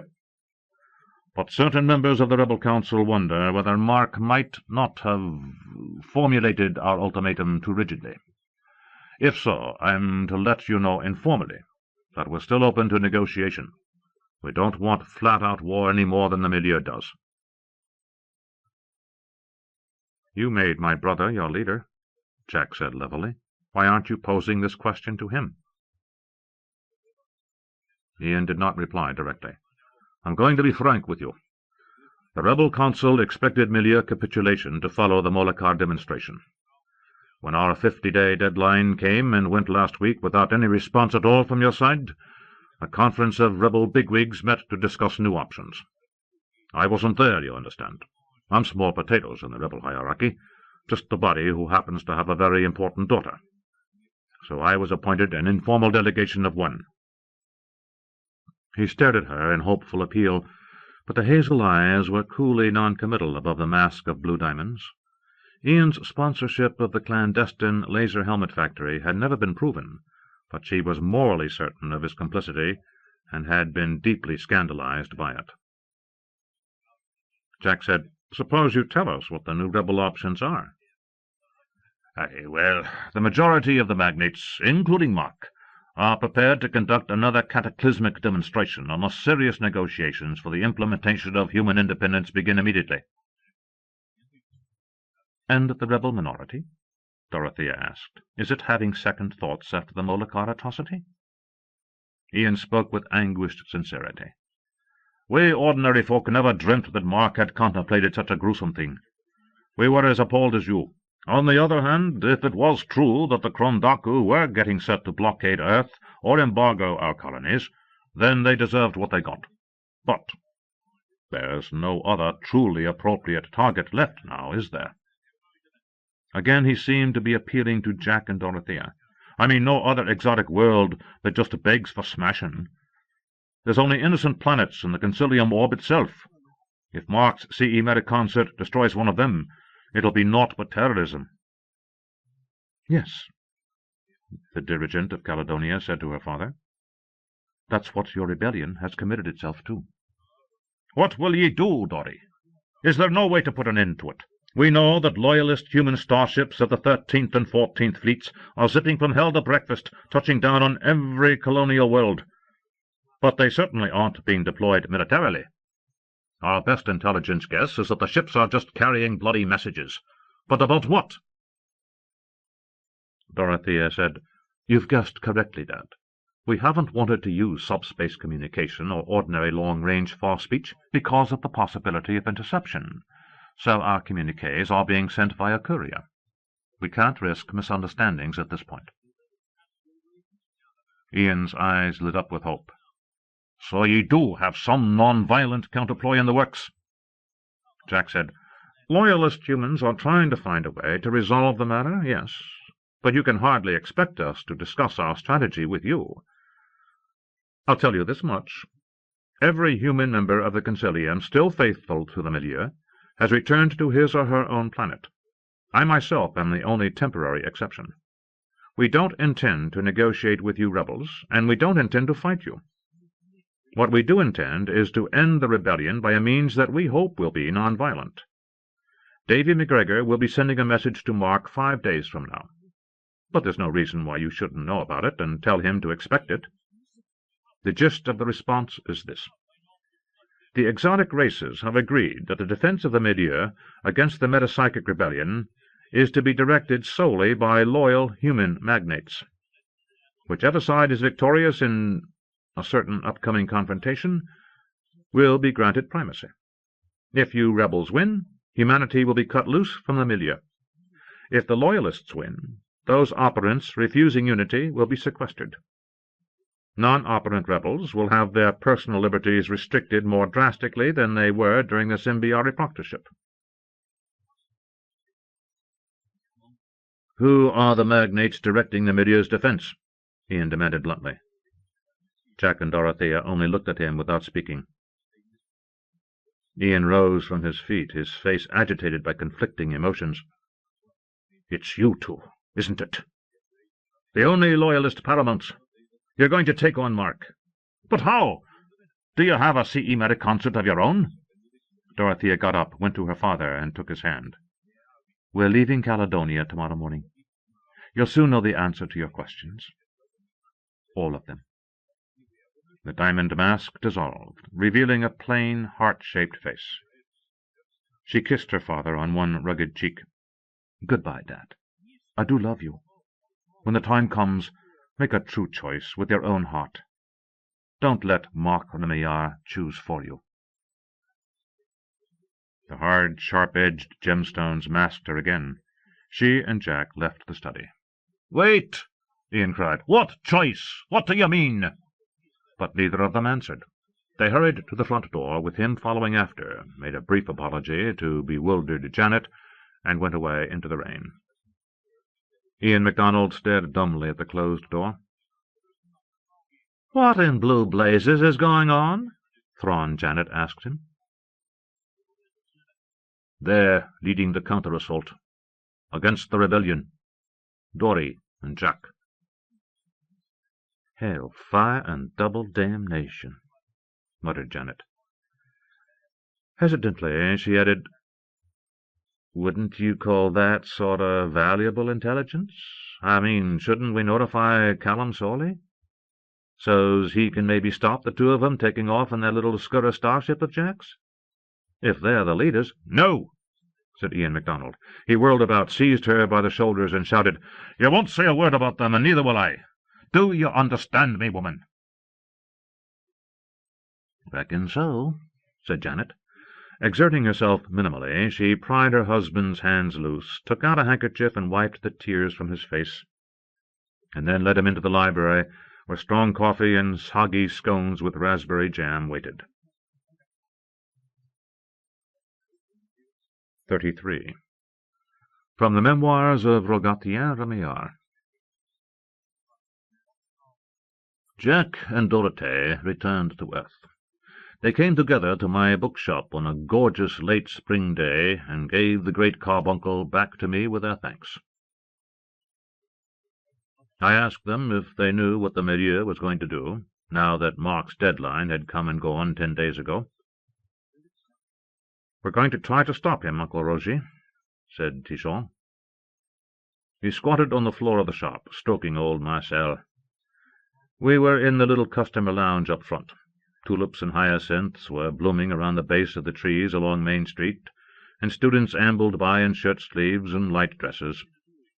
Ordinary old-world people, opulent and non, had managed to put Molokar out of their minds. After all, it was far away, and the victims had been non-human. Dorothée was wearing an oversized red T-shirt and white shorts that looked exceptionally bizarre with her diamond mask. She said, "We returned to Earth for a brief visit to Hawaii and to pick up Paul. In an hour or so we'll be taking off again in Jack's starship." "Where to this time?" I asked. "Davy McGregor will give Mark the milieu's response to the metapsychic rebellion on Monday, May 20th. He's notifying the rebel council that we're coming to the sea space of their headquarters world, Okanagon, so they'll be able to get their armada emplaced." "What are you going to do?" I asked, awestruck. "Will it be a space battle?" "Every operant person will know what happens," she replied. "We'll try to arrange it so that the non-operants will as well. But this confrontation won't be a tri-D spectacle like Molokar. The battle will be for the human mind, but it will be very different from what you might expect." "Oh, Mark," Tichon appended. He tugged Marcel's soft ears one final time, and then stood up. "We can't stay any longer, Uncle Roger. Thank you for all you've done for Diamond and me. Be sure to hang on to the great carbuncle." Before I knew what was happening, he folded me in an embrace. Then Dorothée took off her diamond mask and kissed me good-bye. Her face was very beautiful. The events I will relate to you now have come partly from my own memories and partly from information received. The long trip to and from the Concilium session on Orb had taken a severe physical toll on Paul, and he was recuperating in the old Remillard house around the corner and down the block from my bookshop, where Lucille still lived. Jack and Dorothea found him in the sun-dappled backyard, relaxing in a lawn chair with a plaque of War and Peace. When they expressed surprise at his choice of reading matter, he only laughed. "I never got around to reading this, and I've always regretted it. I'm about halfway through, and I figure to finish it off during the voyage to Okanagon. If there's time, I'll also try to read Milton's Paradise Lost. I've heard that the villain steals the show." He started to get up. "I'll be ready to go in a jiffy. I'm already packed." Jack restrained him with a hand on his shoulder. "Wait for just a moment, Papa. I'm sorry, but Diamond must do a redactive scan of your faculties. To be sure." Paul gave a martyred snort. "Go ahead." She placed both hands on his head. He tensed, then cried out softly and subsided into the chair, momentarily insensible. Jack said, "How does it look?" "He's deeply fatigued, and the psychic energy level is very low. But the neural structures are fully regenerated." Paul stirred and snapped back to full alertness. "Well, Was I all right? All systems back online and ready for action? Dorothea nodded. Your vitality is still below par, but your armamentarium is structurally adequate for the confrontation. Good. I'll get my stuff and we'll be on our way. He got up and headed for the house. Papa, you don't have to do this, Jack called after him. We may not even need a telurgic transfer monitor. Paul looked back over his shoulder. His face was sober. But if you do need one, you'll need him very badly. I may not be good for much, but that's one job I still can do. Wait here. He went in through the kitchen door. You mustn't try to dissuade him, Jack, Dorothea said. He loves the milieu with all his heart and soul, and he has a right to participate. But he looks so tired and ill, Diamond. His aura's even more diminished than it was in Orb. He's strong enough, and it's what he wants to do. Jack sighed. Yes. The back door opened, and Lucille Cartier came out into the yard and greeted them. "Everyone is ready," she said quietly. "I don't think there's a loyal soul in Hanover who isn't preparing for St. Augustine's Day." "Is that what they're calling it?" Jack said, his expression bemused. "How very Shakespearean. Let me see, how will it go? This story shall the good man teach his son, and St. Augustine's Day shall ne'er go by, from this day to the ending of the world, but we in it shall be remembered. We few, we happy few, we band of brothers—" "Don't be concerned about us here on earth," Lucille said. "Your instructions will be followed scrupulously, even if we don't understand them." "The other worlds are ready too," Dorothea said, hoping and praying for victory. "The whole thing's a prayer, in a way." Lucille smiled. "Dennis thought so, when we were together on top of the mountain just before the intervention. I like to think he'll be with us on St. Augustine's Day, too." They said their farewells. Then Lucille went off dry-eyed, and Paul emerged from the house with a small carry-on bag ready to go. On 27 May 2083, Earth time, a very small starship broke through the Upsilon field superficies into the sea space of the planet Okanagon, which hung in the sky like a brilliant clouded azure lantern some 400,000 kilometers distant. The colonial world had only a tiny natural moon, Chopaka, but more than 200 artificial satellites orbited it in a sparkling swarm. When the vessel had achieved a synchronous orbit above the planet's equator, it disgorged a tiny shuttlecraft, which moved off until it was 50 kilometers closer to the planet. Paul's far speech said, "Shuttle in position." Jack said, "Very well. We're deploying the cow-eye gem." The airlock of Skura opened, and a tractor beam thrust forth a transparent red sphere slightly less than a meter in diameter. Although the thing had no obvious orbital correction machinery, it took up and maintained a position 2.9979 kilometers off the bow of the little ship, on a beeline between Skura and Paul's shuttlecraft.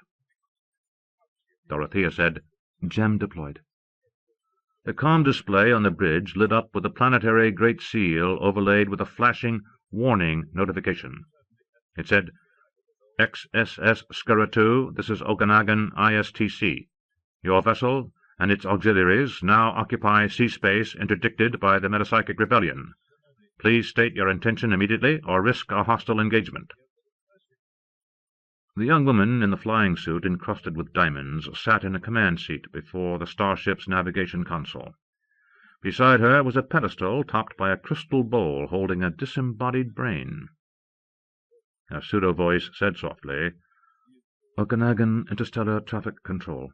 Skura 2 requests communication with Mark Remillard, chairman of the rebel party." "Skura 2 say who would communicate with the chairman?" She said, "John Remillard, of the Pan-Polity Directorate for Unity, and Dorothea MacDonald, Dirigent of Caledonia, designated advocates of the human polity of the galactic milieu. We are here for the final confrontation." The traffic control computer said, "Please wait." The icon disappeared.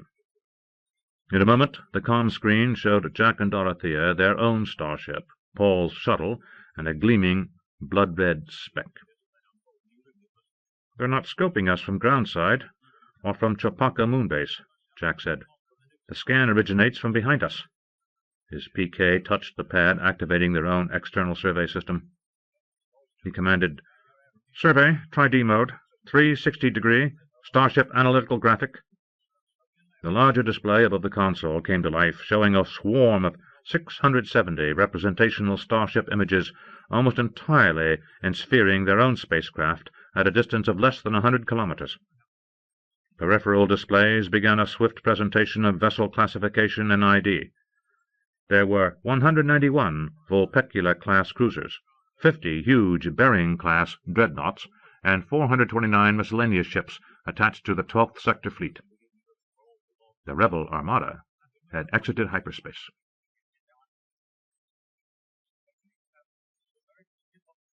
In spite of Alex Mannion's deep misgivings, Mark had pushed himself to the limit in order to reconfigure the offensive metaconcert after the Molocar demonstration. He completely reorganized the executive focusing structure and also managed to modify the original monolithic generator into a more versatile tripartite design. By incorporating CE trainees, he had increased the number of 600X operators to 1,900, divided into two groups that could be mobilized with great speed and agility. The third group of energizers was more cumbersome and would be held in reserve for critical situations. It comprised 5,110 operators equipped with E-18 helmets, virtually every Grand Master in the rebel party healthy enough to participate. Less than half of them were top-certified in creativity, but they did possess that meta-faculty at least at the master-class level. Mark's new design had incorporated their minds in positions where they would significantly augment the output of the GM creators in their group for very brief periods without seriously impeding the flexibility of the metaconcert as a whole. In addition to the mental weaponry, the rebel fleet was armed with a wide assortment of photonic projectors. 12 of the mid-sized cruisers also carried a single robot shuttlecraft bearing an antimatter explosive device that Rory Muldowney's Underworld associates had stolen years ago from the Krondak Planetary Modification Group. On the bridge of his flagship, Mark and the members of his new Prime Focus team viewed the exterior scan display with unconcealed incredulity. They were all dressed in CE coveralls, ready to be conveyed to the bay where the 600X rigs waited. The operators on the other ships were already fully invested. Mark gave a bark of cynical laughter as he studied the screen. "This is the Milia's answer to our Molocar demonstration? My little brother's toy starship?" "Evidently so," said Owen Blanchard. "How very curious." "I don't believe this. Do you know what scurra means in Latin? Clown. And the situation is completely ridiculous." "Perhaps," Jordan Kramer said tentatively, "Jack and Dorothea have been sent to us with a declaration of surrender, after all." "Davy McGregor's communique was quite clear," Cordelia Warshaw said, shaking her well-coiffed head. "The so-called Milia advocates are to engage us in a confrontation. If we win, rebel humanity may secede from the Milia without sanction. If we lose, we're fucked to a fare-thee-well," said Hiroshi Kodama. "Maybe it's some kind of diversionary tactic," Pete D'Alembert suggested. "While we roll about laughing at Scurra, the Lylemic could be sneaking up on us in hyperspace." "That's not their style," Mark said tersely. "I don't like it," said Helene Strangford. "Your brother has always been a wild card, Mark. No one really knows his mental potential. And that wife of his is just as peculiar, wasting her paramount metabilities, dirigenting that backward little Scottish planet. Who knows what the two of them might have cooked up?" Alex Mannion and Owen Blanchard were studying a smaller display with a proper depiction of Jack's starship. "Scurra's lifeboat is deployed," Alex said, "and there's something damned odd out there just beyond the nose of the ship itself." "Hang on," murmured the fleet commander. "I'm cranking up the scan resolution." He hit a pad, and a close-up of the glassy red ball flashed onto the main view screen. "What the hell is it?" Patricia Castellane asked, dumbfounded. Mark's eyes narrowed. If I'm not mistaken, it's a much enlarged version of my Uncle Roger's watch fob. When I was a child, I called it the Great Carbuncle. Dermid Keogh exclaimed, "Get on with ye!" and his voiceless twin sister Deirdre transmitted a derisive trill of telepathic scorn. Alex Mannion wasn't laughing. "The thing Roger said the Lyelmic gave to him ages ago, before the intervention?" "Yes," Mark said. "A very mysterious object. Roger's carbuncle was a red diamond polished in a spherical shape. He told me that it had saved his life several times by summoning Lyelmic help. He even claimed it had something to do with the intervention itself. Of course, I didn't believe him, and I didn't bother to scan it intensively." "Too bad," said Jeff Steinbrenner. "It might have given us a clue." Mark turned to Owen. "You'd better have one of the comet burner gunners get a bead on the thing just in case." "Very well. And not that I want to rush you, but it's about time that you answered Scurra's hail. All of us would like to know what's going to happen next." The fleet commander gestured to the command seat. "Be my guest." Mark sat down, and the others withdrew out of com-scan range. He touched the MW pad. "Mark Remillard responding to Scurra 2. Images of the brain and its masked spouse appeared on the big bridge screen. A dual pseudo-voice spoke. "We're here for the confrontation." "Just the two of you?" Mark said. "Paul is also here in the shuttlecraft. His role is subsidiary. But we're not really alone. Every human mind in the galaxy who believes in non-aggression and peaceful coexistence is with us spiritually. There are more of them than you might think, Mark. Molokar forced a lot of people to examine their commitment to you and your rebellion more carefully." "What a pity these spiritual allies of yours are so scattered and so far away. Or are you expecting reinforcements?" "No one besides the three of us will confront you physically." Mark laughed. "Only mentally? In some grand metaconcert as diffuse and exiguous as the cosmic background radiation?" "We may surprise you," said Jack and Diamond. "Shall we begin?" The communication cut off. Mark spun about and gave a sharp command to Owen Blanchard. "Blast the damn carbuncle, now!" Shaken, Owen transmitted the order. The Prime Focus team watched in rapt fascination as the image of Scurra and its odd satellite reappeared on the big display. An instant later, a golden beam of coherent light seemed to lance out of nowhere, striking the red sphere. There was a blinding flare. But when it dissipated, the carbuncle still hung against its backdrop of sunlit, blue and white Okanagon, apparently unscathed. "Shielded against actinic," said the fleet commander. "Try again with the X-lasers." "Negative." Mark was grim. "Never mind. We'll get it with a concert." His glance swept the assembled senior rebels. "I don't know what Jack and Diamond have up their sleeves, but whatever it is, it's no match for us. Let's go down to the bay and get this thing over with as fast as we can."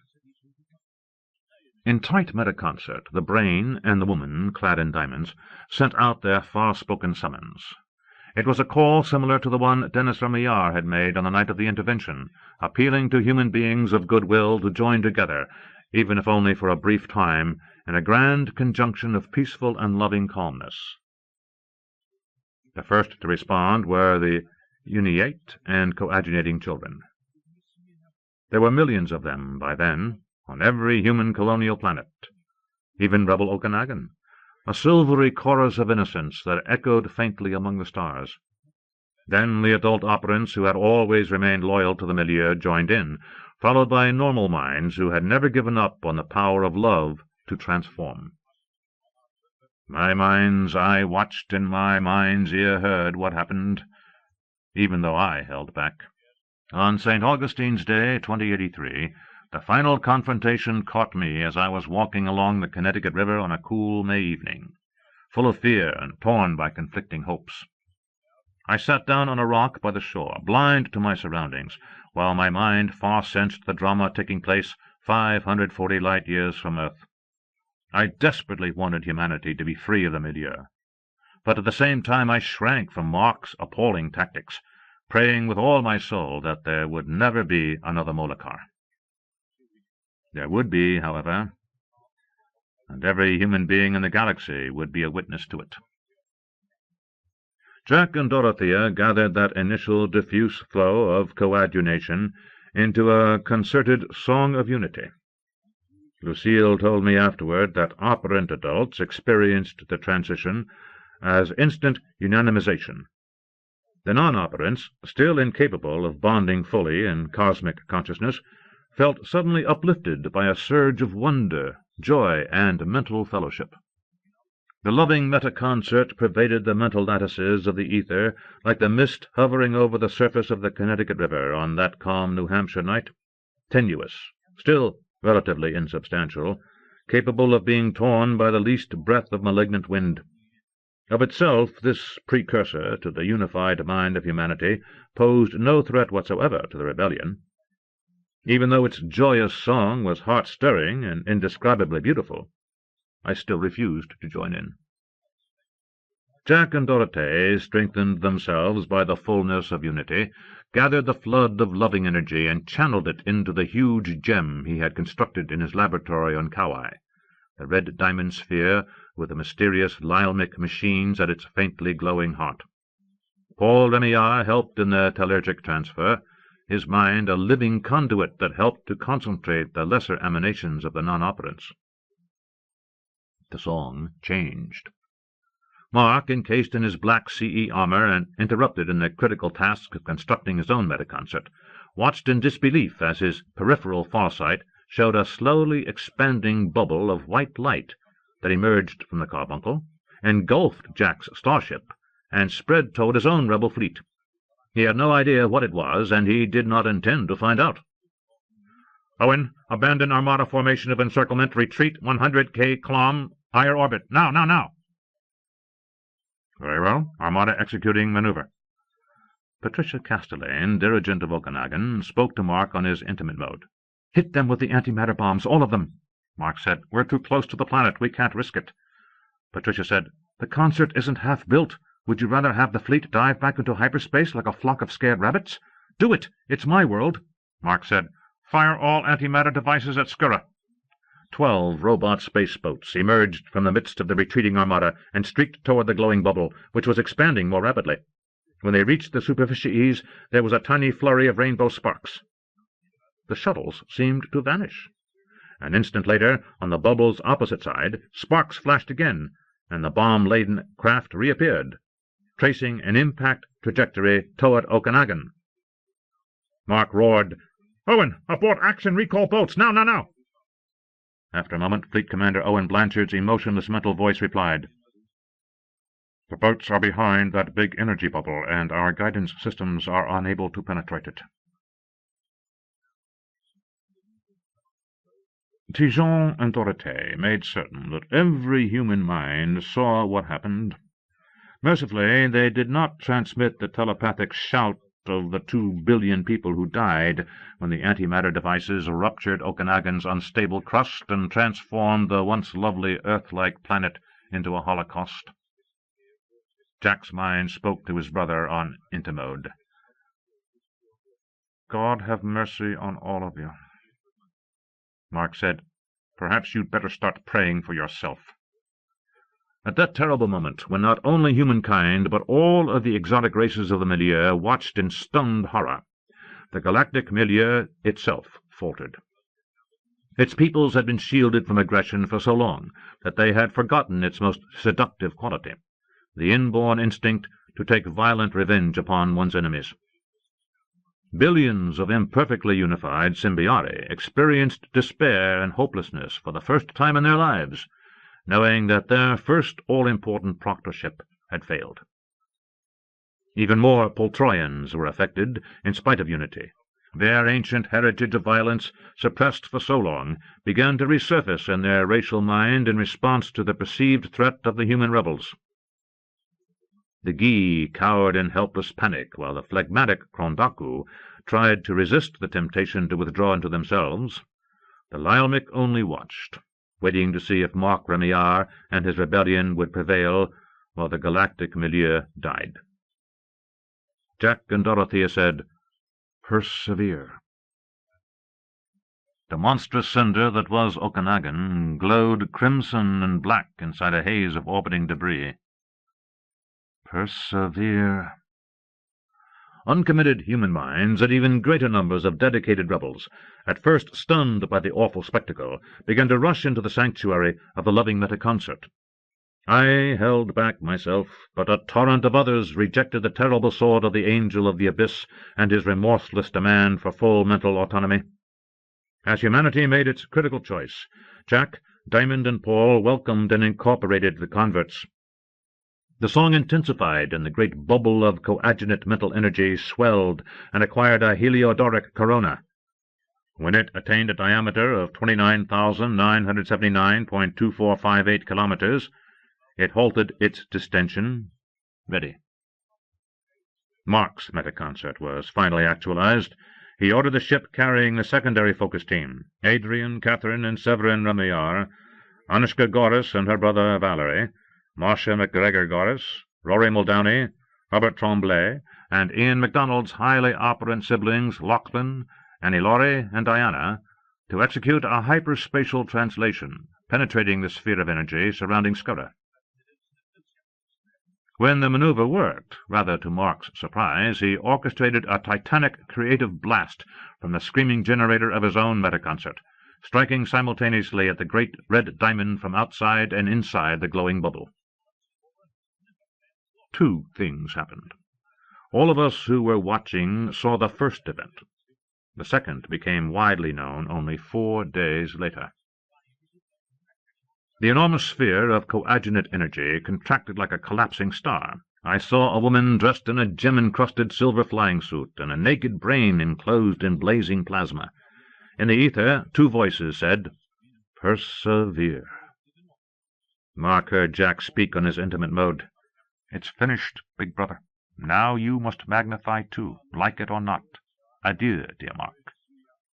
Scent of white pine, fading gem-light crash of silence. A miniature nova blazed momentarily where Skura had been. The invading rebel ship with its secondary focus team was vaporized by an incandescent shock wave. The shuttlecraft carrying Paul Remillard endured for only a microsecond longer before it also vanished. I was told later that there is a striking chemical phenomenon that can be demonstrated with a supersaturated solution of anhydrous sodium acetate, cooled below its normal freezing point of around room temperature. A single tiny flake of the solid chemical is dropped into the supercooled solution, and within moments the entire volume of liquid undergoes a swift phase change, becoming a solid crystalline mass. This, I was informed, is analogous to what happened to the mind of humanity, still enmeshed in its lattice of metaconcerted love, as it saw the glowing dust that had been a tiny starship named Skura fading and wafting away on the solar wind. The carbuncle, concentrating the mind, endured, and so did the song, now augmented by almost every human individual. It rang from one end of the galaxy to the other, now joined by a thundering chorus of uncountable exotic voices in a hymn of unity. The human participants knew the third level of consciousness only for a moment before sliding back reluctantly to lower plateaus of coagination or simple fellowship. The song descended into diminuendo and faded away. The great red diamond remained, wrapped in stillness. The confrontation was over. I came to my senses sitting on my rock beside the river. It was full night, with a sky full of sparkling enigmatic stars. A massive wave of dysergistic flashover had struck Mark and the other 9 members of his exotic focus team at the instant of the phase change. They did not die, but their hyper-energized brains were severely injured, causing the entire rebel metaconcert to collapse. The minds that had comprised the tripartite generator structure were not so lucky as the focusing agents. Every one of the E-18 helmet operators was roasted alive by metacreative flashover, and many of the smaller ships that had carried them were destroyed. Those operators whose bodies were frozen solid in 600X CE rigs mostly survived, the weaker mentalities reduced to virtual imbeciles, while the stronger suffered brain burns similar to those of the prime focusing team. Because of the ceremetal refractive lining in the CE bays of the larger rebel starships, their hulls did not breach. There was some internal damage to the vessels, but in most cases this was not so critical as to preclude superluminal travel. Mark emerged from his CE rig and surveyed the scorched bay and half-melted auxiliary machinery. He forspoke the other 9 members of his team, and after he had determined that they were alive and capable of shedding their armor by mental override of the ruined computer, he staggered to the personnel conveyor. He had been severely injured, but his redaction and paramount creativity were already initiating repairs to his brain. The conveyor door slid shut, and Mark stabbed a shaking finger at the pad that would take him to the Vulpecula's bridge. He slumped back against the wall of the car, his soaking wet coverall dripping dermal lavage onto the floor. Only then did he realize that he was not alone. A tall figure stood in one corner. It was an elderly man in old-fashioned evening clothes, with a neatly trimmed white beard and a patriarchal halo of silvery hair. Mark had last seen him when he was 13 years old in Concilium Orb, at the inaugural ball of the human polity. Mark tried to smile. "Hello, Lalmic," the exotic voice said. "Hello, Abaddon." The conveyor was clearly not moving. Mark said, "We fought against the Empire of Heaven. We were, that I will not deny, vanquished in that conflict. Yet the great intention was not lacking in nobility. Something or other gave them victory. To us remains the glory of a dauntless daring. And even if my troop fell thence vanquished, yet to have attempted a lofty enterprise is still a trophy." "I've forgotten the author," the Lalmic admitted. "Is it Milton?" "Giambattista Marino. Have you come to haul me off to solitary confinement?" "No," Unifex said. "The Quincunx has voted a reprieve. Your armada will go to Earth. There the injured can be evacuated to medical facilities. After they've recovered, most of them will be given the opportunity to choose again." "Most of them?" "I have other plans for you, and certain other Grand Master-class rebels in the fleet who aren't too badly wounded, and who choose to accompany you. Assemble 100 of them here on the Vulpecula before you set out for home." "What are you going to do?" Mark spoke with weary resignation. "Make some kind of example of us?" "Au contraire," said atoning Unifex. "I am going to let you go free, in a manner of speaking." Then he told Mark why he had to go to France, and what he would find waiting for him in a warehouse just outside Lyon Metro. In the days following St. Augustine's, the whole world talked about what had happened at Okanagon, not so much the destruction of the planet, nor even the heroic deaths of Jack, Dorothea, and Paul, but rather that effulgent, unforgettable glimpse of unity that would eventually bring about a spontaneous metamorphosis of the human racial mind. There were still rebel soreheads who vowed never to give in, and numbers of bloody-minded fools who insisted that Dorothea and Dijon had been to blame for Okanagon's destruction, but most people knew better. The milieu canonized Jack the Bodiless and his wife, whom the exotics called Illusio Diamond Mask, assuring their mourners that the ashes of the couple would help to bring about the birth of a new star, commemorating humanity's entry into full cosmic consciousness. But that was still in the future. When the rebel fleet began to limp into Earth starports 4 days after the confrontation, the battered crew members were greeted with compassion. In the excitement, no one noticed at first that 101 high-echelon evildoers, including the Angel of the Abyss himself, had escaped. After a single unobtrusive stop-off in Hanover, New Hampshire, which I did not witness, they flew in small orbiters to the tiny village of Saint-Antoine-des-Vignes in France.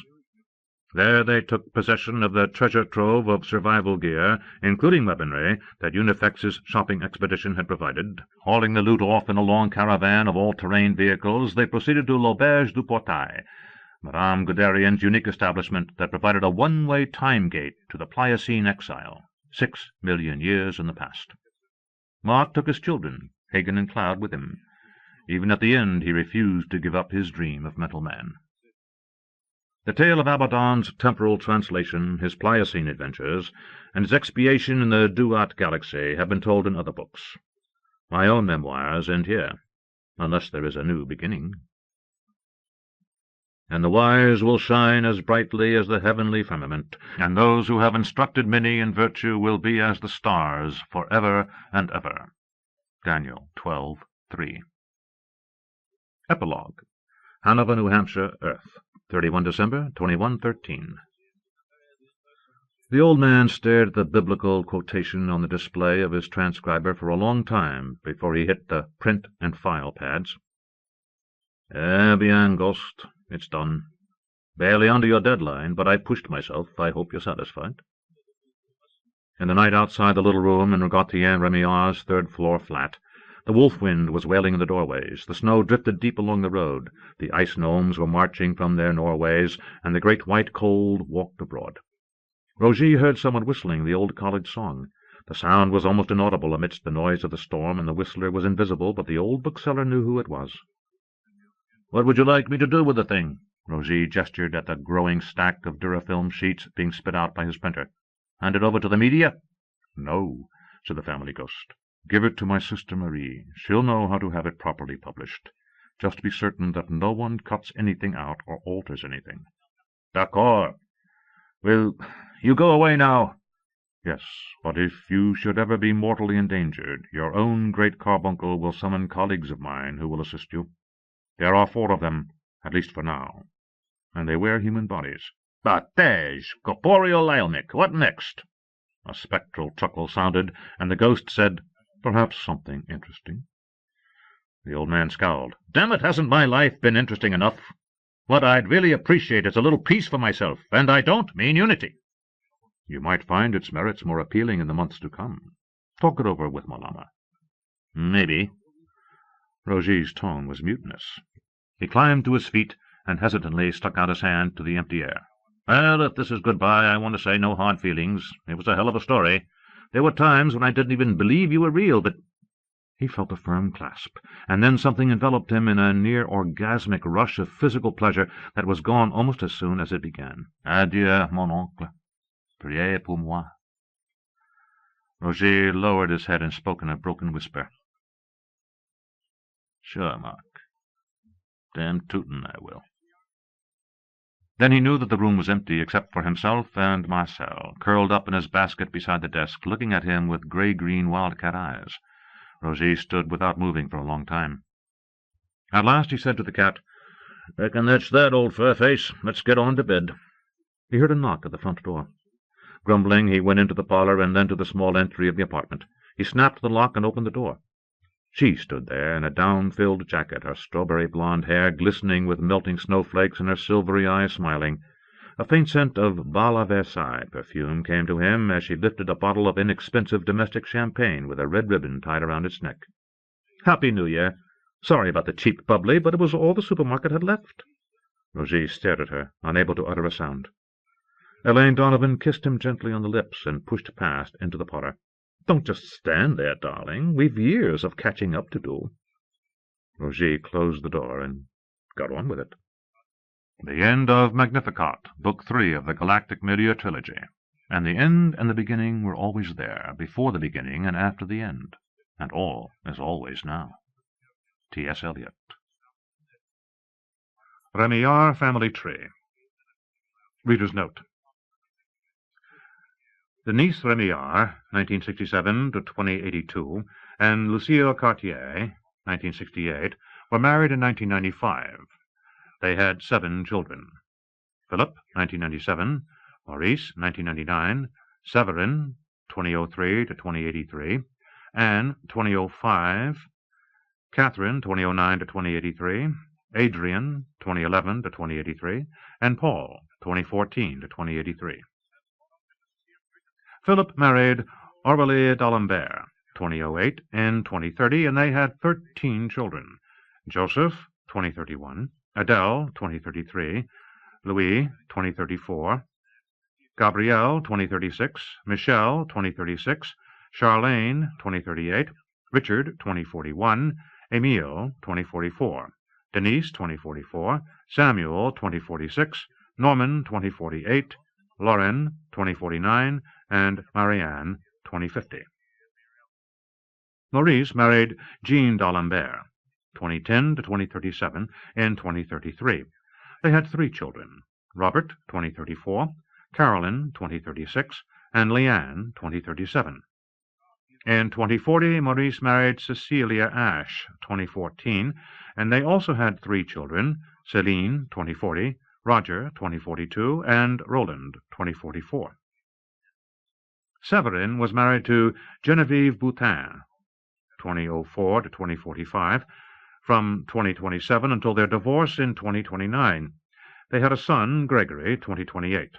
Severin's second marriage was to Galia Miaskovska, 2006, and lasted from 2030 until their divorce in 2033. They had 2 daughters, Yvette, 2031, and Natalia, 2032.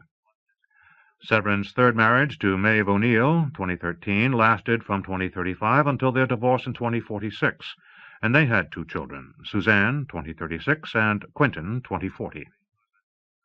Anne Remillard, 2005, never married and had no children. Catherine, 2009 to 2083, married Brett McAllister, 2012 to 2051, in 2035, and had 4 children, Douglas, 2036, Renee, 2038, Ronald, 2038, and Gordon, 2040 to 2054. Adrian, 2011 to 2083, married Sherry Lochier Drake, 2077, in 2035, and they had 6 children, Adrian, 2038 to 2052, Parnell, 2040, Henry, 2043, George, 2045, Rosamond, 2047, and Corey, 2049. In 2037, Paul, 2014 to 2083, married Teresa Kawalana Kendall, 2017 to 2053. They had 6 children, Matthew, born and died in 2038, Mark, 2038 to 2113, Marie, 2039, Madeline, 2040, Luke, 2041, and John, 2052 to 2083. End of note. End of Magnificat by Julian May. Read by Roy Avers in the studios of the American Printing House for the Blind, Louisville, Kentucky, for the Library of Congress, March 1999. A Borzoi Book, published by Alfred A. Knopf, Incorporated, New York. Further reproduction or distribution in other than a specialized format is prohibited. End of book.